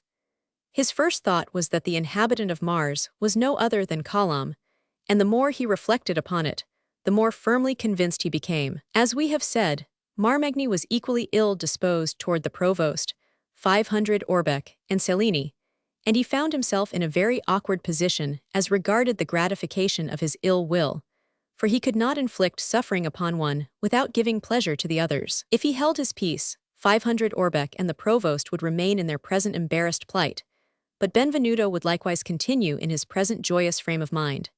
If, on the other hand, he disclosed what he had learned, Benvenuto would be in despair, but the provost would recover his child, 500 Orbec his betrothed. He determined, therefore, to turn the thing over in his mind until it should be made clear to him what was the most advantageous course for him to follow. His indecision did not long endure. Without knowing the real motive for her interest, he was aware that Madame d'Etampes was deeply interested in the marriage of Comte d'Orbec with Colomb. He thought that, by revealing his secret to the Duchess, he might gain sufficient credit for perspicacity to make up for what he had lost in the matter of courage. He resolved, therefore, to appear at her morning reception on the following day and tell her everything. Having formed that resolution, he punctually put it in execution. By one of those fortunate chances which sometimes serve the purpose of evil deeds so well, all the courtiers were at the Louvre, paying court to François I and the Emperor, and there was nobody at Madame d'Etampes' reception save her two faithful servants, the Provost and Comte d'Orbec, when the Vicomte de Marmagny was announced. The Viscount respectfully saluted the Duchess, who acknowledged his salutation with one of those smiles which belonged to her alone, and in which she could express pride, condescension, and disdain all at the same time. But Marmagny did not worry about this smile, with which he was well acquainted from having seen it upon the Duchess's lips, not only for his own benefit, but for the benefit of many another. He knew, moreover, that he possessed a certain means of transforming that smile of contempt into a smile of good will by a single word. "Aha, Monsieur d'Estreville," he said, turning to the provost, "so the prodigal child has returned." "Still the same pleasantry, Viscount," cried Monsieur d'Estreville with a threatening gesture, and flushing with anger. "Oh, don't lose your temper, my good friend, don't lose your temper," returned Marmagny. "I tell you this because, if you haven't yet found your vanished dove, I know where she has built her nest." "You do?" cried the Duchess in the most charmingly friendly way. "Where is it, pray? Tell me quickly, I beg, my dear Marmagny." "In the head of the statue of Mars, which Benvenuto has modelled in the garden of the Grand Nestle." Chapter 9. Mars and Venus. The reader will doubtless have guessed the truth, no less accurately than Marmagny, strange as it may have appeared at first glance. The head of the Colossus was Colomb's place of retreat. Mars furnished apartments for Venus, as Jacques Aubry said. For the second time, Benvenuto gave his handiwork a part to play in his life, summoned the artist to the assistance of the man, and embodied his fate in his statues, as well as his thought and his genius. He had on an earlier occasion concealed his means of escape in one of his figures. He was now concealing Colomb's freedom and Ascanio's happiness in another. But having reached this point in our narrative, it becomes necessary for greater clearness to retrace our steps a moment. When Cellini finished the story of Stefana, there was a brief pause. Benvenuto saw, among the phantoms which stood out vividly in his painful, obtrusive memories of the past, the melancholy but serene features of Stefana, 20 years dead. Ascanio, with head bent forward, was trying to recall the pale face of the woman who had leaned over his cradle and often awoke him in his infancy, while the tears fell from her sad eyes upon his chubby cheeks. Colomb was gazing with deep emotion at Benvenuto, whom another woman, young and pure like herself, had loved so dearly. At that moment, his voice seemed to her almost as soft as Ascanio's, and between the two, both of whom loved her devotedly, she felt instinctively that she was as safe as a child could be upon its mother's knee. Benvenuto was the first to break the silence. "Well," he said, "will Colomb trust herself to the man to whom Stefana entrusted Ascanio?" "You are my father, he my brother," replied Colum, giving a hand to each of them with modest grace and dignity, "and I place myself blindly in your hands to keep me for my husband." "Thanks," said Ascanio, "thanks, my beloved, for your trust in him." "You promise to obey me in everything, Colum," said Benvenuto. "In everything." "Then listen, my children. I have always been convinced that man could do what he would, but only with the assistance of God on high and time here below. To save you from Count d'Orbec and infamy, and to give you to my Ascanio, I must have time, Colum, and in a very few days you are to be the Count's wife. First of all then, the essential thing is to delay this unholy union. Is it not, Colum, my sister, my child, my daughter? There are times in this sad life when it is necessary to do wrong in order to prevent a crime. Will you be courageous and resolute? Will your love, which is so pure and devoted, be brave and strong as well? Tell me." "Ascanio will answer for me," said Colum, with a smile, turning to the youth. "It is his right to dispose of me." "Have no fear, master. Colum will be brave," said Ascanio. "In that case, Colum, will you, trusting in our loyalty and your own innocence, boldly leave this house and go with us?" Ascanio started in surprise.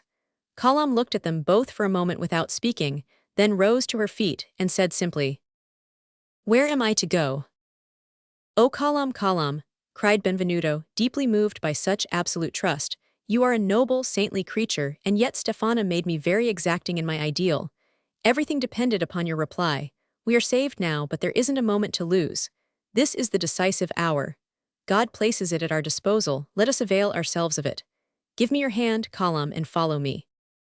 The maiden lowered her veil as if to hide her blush from itself, then followed the master and Ascanio. The door between the grand and petit nestle was locked, but the key was in the lock. Benvenuto opened it noiselessly. When they were passing through, Colum stopped. "Wait a moment," she said in a voice trembling with emotion, and upon the threshold of the house which she was leaving because it had ceased to be a sanctuary for her, the child knelt and prayed. Her prayer remained a secret between God and herself, but doubtless she prayed that he would forgive her father for what she was driven to do. Then she rose, calm and strong, and went on under the guidance of Cellini. Ascanio with troubled heart followed them in silence, gazing fondly at the white dress which fled before him in the shadow. They walked in this way across the garden of the Grand Nestle. The songs and heedless, joyous laughter of the workmen at their supper, for it will be remembered that it was a holiday at the chateau, reached the ears of our friends, who were anxious and nervous as people ordinarily are at supreme moments. When they reached the foot of the statue, Benvenuto left Colum a moment, went to the foundry, and reappeared, laden with a long ladder which he leaned against the colossus. The moon, the celestial watcher, eased her pale light upon the scene. Having made sure that the ladder was firmly fixed in its place, the master knelt upon one knee in front of Colum. The most touching respect softened the sternness of his expression. "My child," said he, "put your arms around me and hold fast." Colum obeyed without a word, and Benvenuto lifted her, as if she had been a feather. "The brother," he said to Ascanio as he drew near, "must allow the father to carry his beloved daughter." The powerful goldsmith, laden with the most precious of all burdens, started up the ladder as lightly as if he were carrying nothing heavier than a bird. As her head lay upon the master's shoulder, Colum could watch his manly, good-humored fee, and felt a degree of filial trust in him which was unlike anything she had ever experienced. As to Cellini, so powerful was the will of this man of iron, that he was able to hold her in his arms, for whom he would have given his life 2 hours earlier, with a hand that did not tremble, nor did his heart heat more rapidly, or a single one of his muscles of steel weaken for an instant. He had ordered his heart to be calm, and his heart had obeyed. When he reached the neck of the statue, he opened a small door, entered the head, and deposited Colum therein. The interior of this colossal head of a statue, nearly 60 feet high, formed a small round room some 8 feet in diameter, and 10 feet high. Air and light made their way in through the openings for the eyes, nose, mouth, and ears. This miniature apartment Benvenuto made when he was working at the head. He used it as a receptacle for the tools he was using, so that he need not be at the trouble of taking them up and down 5 or 6 times a day. Often, too, he carried up his lunch with him, and set it out upon a table which stood in the center of this unique dining room, so that he had not to leave his scaffolding to take his morning meal. This innovation, which was so convenient for him, made the place attractive to him. He followed up the table with a cot bed, and latterly he had formed the habit of taking his noonday siesta in the head of his Mars, as well as of breakfasting there. It was quite natural, therefore, that it should occur to him to ensconce Colombe in what was clearly the most secure hiding place of all he could offer her. "This is where you must remain, Colombe," said Benvenuto, "and you must make up your mind to go down only after dark. Await here in this retreat, under God's eye and our watchful care, the result of my efforts. Jupiter," he added with a smile, alluding to the king's promise, "will finish, I trust, what Mars has begun. You don't understand, but I know what I mean. We have Olympus on our side, and you have paradise. How can we not succeed? Come, smile a little, Colombe, for the future at least, if not for the present. I tell you in all seriousness that we have ground for hope. Hope therefore with confidence, in God, if not in me. I have been in a sterner prison than yours, believe me, and my hope made me indifferent to my captivity. From now until the day that success crowns my efforts, Colombe, you will see me no more. Your brother Ascanio, who is less suspected and less closely watched than I am, will come to see you and will stand guard over you. I rely upon him to transform this workman's chamber into a nun's cell. Now that I am about to leave you, mark well and remember my words. You have done all that you had to do, trustful and courageous child. The rest concerns me. We have now only to allow Providence time to do its part, Colombe. Now listen. Whatever happens, remember this. However desperate your situation may seem to be or may really be, even though you stand at the altar and have not left to say but the terrible yes which would unite you forever to Count d'Orbec, do not doubt your friend, Colombe. Do not doubt your father, my child. Rely upon God and upon us. I will arrive in time, I promise you. Will you have the requisite faith and resolution? Tell me." "Yes," said the girl confidently. "'Tis well," said Cellini. "Adieu, I leave you now in your solitude. When everybody is asleep, Ascanio will come and bring you what you need. Adieu, Colombe." He held out his hand, but Colombe gave him her forehead to kiss as she was accustomed to do with her father. Benvenuto started, but passing his hand over his eyes, he mastered the thoughts which came to his mind and the passions which raged in his heart, and deposited upon that spotless forehead the most paternal of kisses. "Adieu, dear child of Stefana," he whispered, and went quickly down the ladder to Ascanio, with whom he joined the workmen, who had finished eating, but were drinking still. A new life, a strange, dreamlike life, thereupon began for Colombe, and she accommodated herself to it as she would have done to the life of a queen. Let us see how the aerial chamber was furnished. It had already, as we know, a bed and a table. Ascanio added a low velvet chair, a Venetian mirror, a collection of religious books selected by Colombe herself, a crucifix, a marvelous piece of carving, and a silver vase, also from the master's hand, which was filled every night with fresh flowers. There was room for nothing more in the white shell, which contained so much of innocence and charm. Colombe ordinarily slept during the day. Ascanio had advised that course for fear that, if she were awake, she might thoughtlessly do something that would betray her presence. She awoke with the stars and the nightingale's song, knelt upon her bed, in front of her crucifix, and remained for some time absorbed in fervent prayer. Then she made her toilet, dressed her lovely, luxuriant hair, and sat and mused. Ere long a ladder would be placed against the statue, and Ascanio would knock at the little door.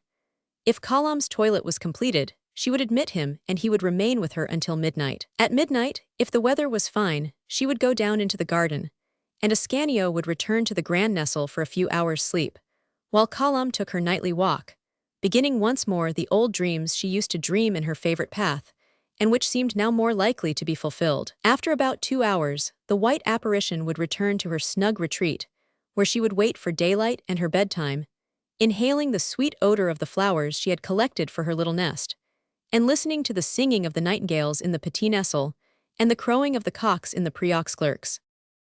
Just before dawn, Ascanio would return to his beloved once more, bringing her daily supply of provisions, adroitly subtracted from Dame Ruperta's larder by virtue of Cellini's complicity. Then they would sit for a while, conversing as only lovers can converse, evoking memories of the past, and forming plans for the future when they should be man and wife. Sometimes Ascanio would sit silently contemplating Colombe, and Colombe would meet his earnest gaze with her sweet smile. Often when they parted they had not exchanged a single word, but those were the occasions on which they said most. Had not each of them in his or her heart all that the other could have said, in addition to what the heart cannot say, but God reads? Grief and solitude have this advantage in youth, that, While they make the heart nobler and greater, they preserve its freshness. Kalam, a proud, dignified maiden, was at the same time a light-hearted young madcap. So there were days when they laughed as well as days when they dreamed, days when they played together like children, and most astonishing thing of all, those days or nights, for as we have seen, the young people had inverted the order of nature, were not the ones that passed most quickly. Love, like every other shining thing, needs a little darkness to make its light shine the brighter. Never did Ascanio utter a word that could alarm the timid, innocent child who called him brother. They were alone, and they loved each other. But for the very reason that they were alone, they were the more conscious of the presence of God, whose heaven they saw nearer at hand, and for the very reason that they loved each other, they respected their love as a divinity.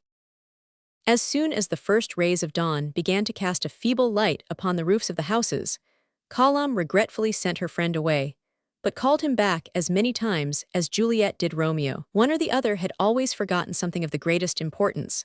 However, they had to part at last, and Kalam, up to the moment, toward noon, when she committed her heart to God, and slept the sleep of the angels, would sit alone, and dream, listening to the voices whispering in her heart, and to the little birds singing under the lindens in her old garden. It goes without saying that Ascanio always carried the ladder away with him. Every morning she strewed bread around the mouth of the statue for the little birds. The bold-faced little fellows would come and seize it, and fly quickly away again at first, but they gradually grew tame. Birds seem to understand the hearts of young girls, who are winged like themselves. They finally would remain for a long while, and would pay in song for the banquet with which Kalam regaled them. There was one audacious goldfinch who ventured within the room, and finally acquired the habit of eating from Kalam's hand at morning and evening. When the nights began to be a little cool, one night he allowed himself to be taken captive by the young prisoner, who put him in her bosom, and there he slept until morning, notwithstanding Ascanio's visit and Kalam's nightly promenade.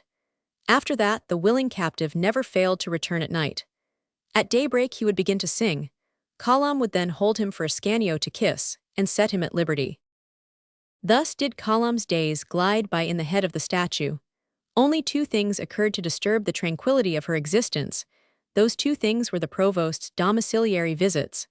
Once Kalam awoke with a start at the sound of her father's voice. It was no dream. He was down in the garden beneath her, and Benvenuto was saying to him, "You ask what this colossal figure is, Monsieur d'Estreville. It is the statue of Mars, which His Majesty condescended to order for Fontainebleau. A little bauble 60 feet high, as you see. It is of noble proportions, and very beautiful," replied 500 Estreville. "But let us go on, this is not what I am in search of. No, it would be too easy to find." And they passed on. Kalam, kneeling with outstretched arms, felt an intense longing to cry out, "Father, father, I am here." The old man was seeking his child, weeping for her perhaps, but the thought of Count d'Orbec, the hateful schemes of Madame d'Adamps, and the memory of the conversation Ascanio overheard, paralyzed her impulse. And on the second visit the same impulse did not come to her when the voice of the odious count was mingled with the provost's. "There's a curious statue built just like a house," said 500 Orbec, as he halted at the foot of the colossus.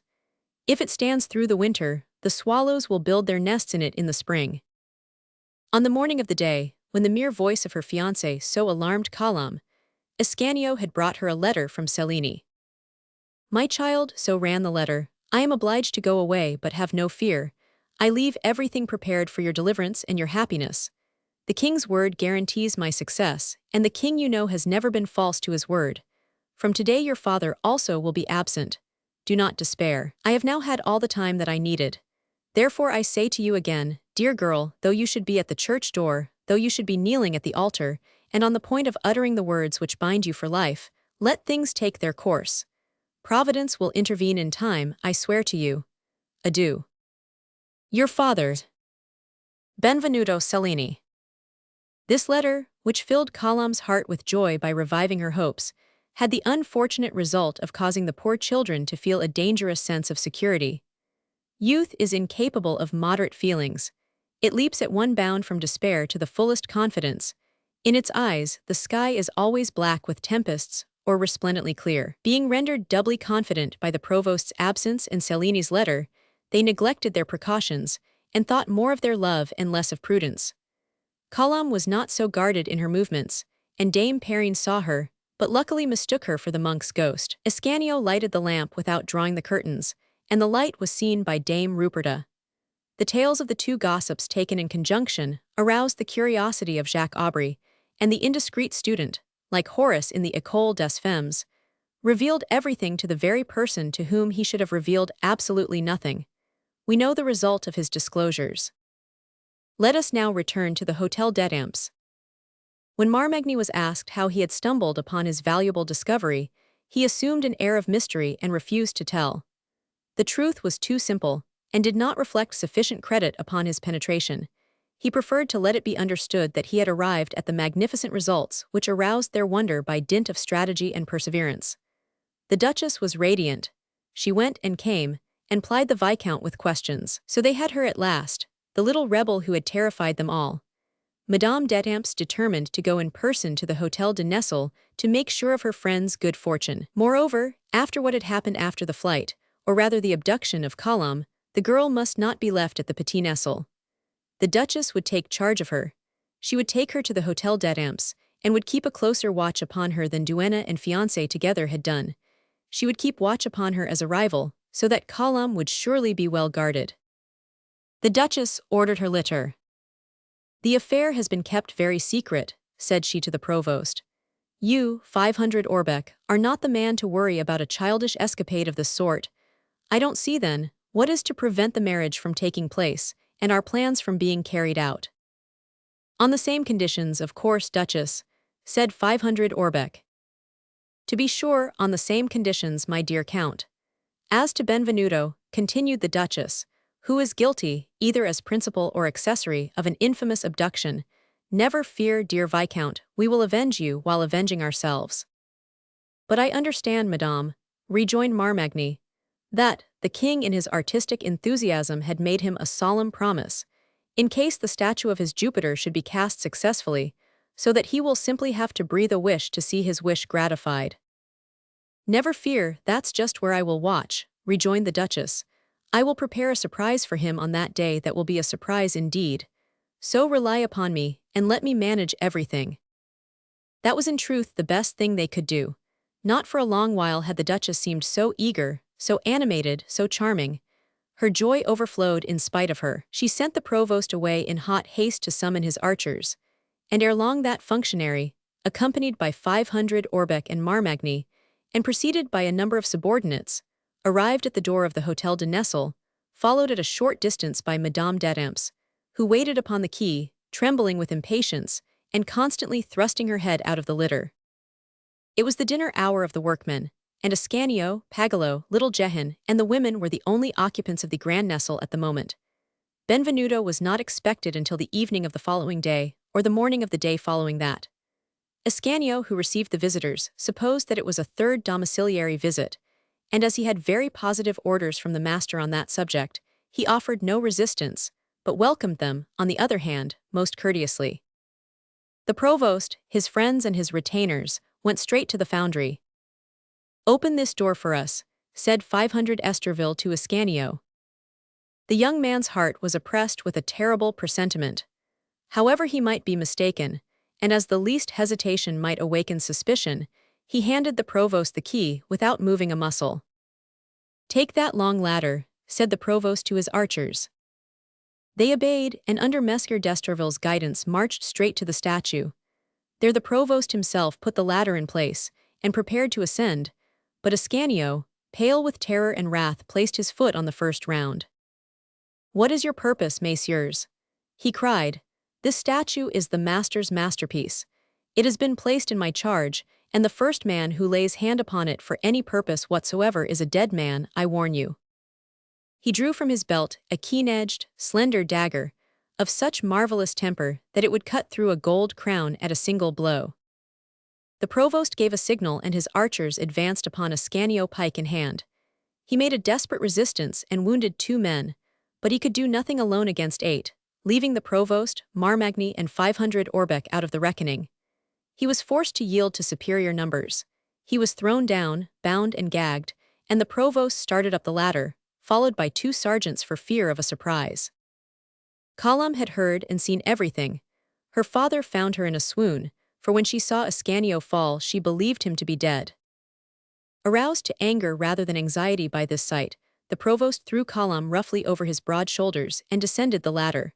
The whole party then returned to the quay, the archers escorting Ascanio, at whom 500 Orbeck gazed most earnestly. Pagolo saw his comrade pass and did not stir. Little Jehan had disappeared. Skazon alone, understanding nothing of what had taken place, tried to bar the door, crying, "What means this violence, messieurs? Why are you taking Ascanio away? Who is this woman?" But at that moment, the veil which covered Column's face fell off, and Skazon recognized the model for the statue of Hebe. Thereupon she stood aside, pale with jealousy, and allowed the provost and his people, as well as their prisoners, to pass without another word. "What does this mean, and why have you abused this boy so?" demanded Madame d'Etampes when she saw Ascanio bound and pale and covered with blood. "Unbind him, unbind him." "Madame," said the provost, "this same boy resisted us desperately. He wounded 2 of my men. He is his master's accomplice without doubt, and it seems to me advisable to take him to some safe place." "And furthermore," said 500 Orbeck in an undertone to the Duchess, "he so strongly resembles the Italian page I saw at your reception, and who was present throughout our conversation, that, if he were not dressed differently, and if I had not heard him speak the language which you assured me the page could not understand, upon my honor, Madame la Duchesse, I would swear it was he." "You are right, Monsieur le Prévôt," said Madame d'Etampes hastily, thinking better of the order she had given to set Ascanio at liberty. "You are right, this young man may be dangerous. Make sure of his person." "To the chatelet with the prisoner," said the provost.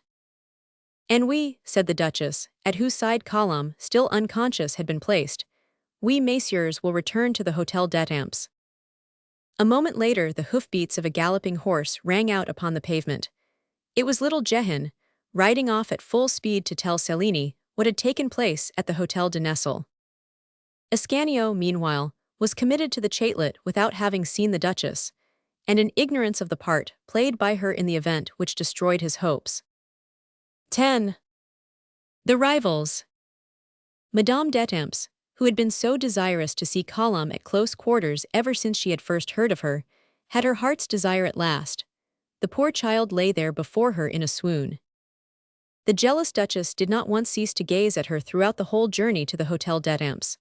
Her eyes, blazing with anger when she saw how beautiful she was, scrutinized each of her charms, analyzed each feature, and passed in review one after another all the elements which went to make up the perfect beauty of the pale-cheeked girl, who was at last in her power and under her hand. The 2 women, who were inspired with the same passion and disputing possession of the same heart, were face to face at last. One all-powerful and malevolent, the other weak but beloved, one with her splendor, the other with her youth, one with her passion, the other with her innocence. Separated by so many obstacles, they had finally come roughly in contact, and the Duchess's velvet robe brushed against Column's simple white gown. Though Column was in a swoon, Anne was not the least pale of the 2. Doubtless her mute contemplation of her companion's loveliness caused her pride to despair and destroyed her hopes, for while in her own despite she murmured, "They told me truly, she is lovely, very lovely." Her hand, which held Column's, pressed it so convulsively that the young girl was brought to her senses by the pain, and opened her great eyes, saying, "Oh, madame, you hurt me." As soon as the Duchess saw that Column's eyes were open, she let her hand fall. But the consciousness of pain preceded the return of the faculty of thought. For some seconds after she uttered the words, she continued to gaze wonderingly at the Duchess, as if she could not collect her thoughts. "Who are you, madame?" she said at last, "and whither are you taking me?" Then she suddenly drew away from her, crying, "Ah, you are the Duchesse d'Etampes. I remember, I remember." "Hush," returned Anne imperiously. "Hush, soon we shall be alone, and you can wonder and cry out at your ease." These words were accompanied by a stern, haughty glance, but it was a sense of her own dignity, and not the glance, which imposed silence upon Column. She said not another word until they reached the Hôtel d'Etampes, where, at a sign from the Duchess, she followed her to her oratory. When the rivals were at last alone and face to face, they eyed each other for 1 or 2 minutes without speaking, but with very different expressions. Column was calm, for her trust in Providence and in Benvenuto sustained her. Anne was furious at her calmness, But although her fury was clearly evidenced by the contortion of her features, she did not give expression to it, for she relied upon her imperious will and her unbounded power to crush the feeble creature before her. She was the first to break the silence. "Well, my young friend," she said, in a tone which left no doubt as to the bitterness of the thought, although the words were soft, "you are restored to your father at last. It is well, but allow me first of all to compliment you upon your courage. You are bold for your age, my child." "I have God on my side, madame," rejoined Colombe simply. "What God do you refer to, mademoiselle?" "Oh, the god Mars, of course," returned the Duchess with one of those impertinent winks which she so often had occasion to resort to at court. "I know but one God, madame, the eternal God, merciful and protecting, who teaches charity in prosperity and humility in grandeur. Woe to them who know not the God of whom I speak, for there will come a day when he will not know them." "Very good, mademoiselle, very good," said the Duchess. "The situation is admirably adapted for a moral lecture, and I would congratulate you upon your happy choice of a subject if I did not prefer to think that you are trying to excuse your wantonness by impudence." "In truth, madame," replied Colombe without bitterness but with a slight shrug of the shoulders, "I do not seek to excuse myself to you, because I am as yet ignorant of any right on your part to accuse me. When my father chooses to question me, I shall reply with respect and sorrow. If he reproves me, I will try to justify myself. But until then, Madame la Duchesse, permit me to hold my peace. I understand that my voice annoys you, and you would prefer, would you not, to remain alone with your thoughts and think at leisure of the man you love. No noise, however annoying it may be, can prevent me from thinking of him, madame, especially when he is unhappy. You dare confess that you love him. That is the difference between us, madame. You love him and dare not confess it." "Impudent hussy," cried the Duchess, "upon my word I believe she defies me." "Alas, no," replied Colombe softly. "I do not defy you, I reply, simply because you force me to reply. Leave me alone with my thoughts, and I will leave you alone with your schemes." "Very good, since you drive me to it, child, since you imagine that you are strong enough to contend with me, since you confess your love, I will confess mine, but at the same time I will confess my hatred. Yes, I love Ascanio and I hate you. After all, why should I dissemble with you, the only person to whom I may say whatever I choose? For you are the only one who, whatever you say, will not be believed. Yes, I love Ascanio." "In that case I pity you, madame," rejoined Colombe softly, "for Ascanio loves me." "Yes, it is true, Ascanio does love you. But by seduction if I can, by falsehood if I must, by a crime if it becomes necessary, I will steal his love away from you, mark that. I am Anne de Hailey, Duchesse d'Adams. Ascanio, madame, will love the one who loves him best."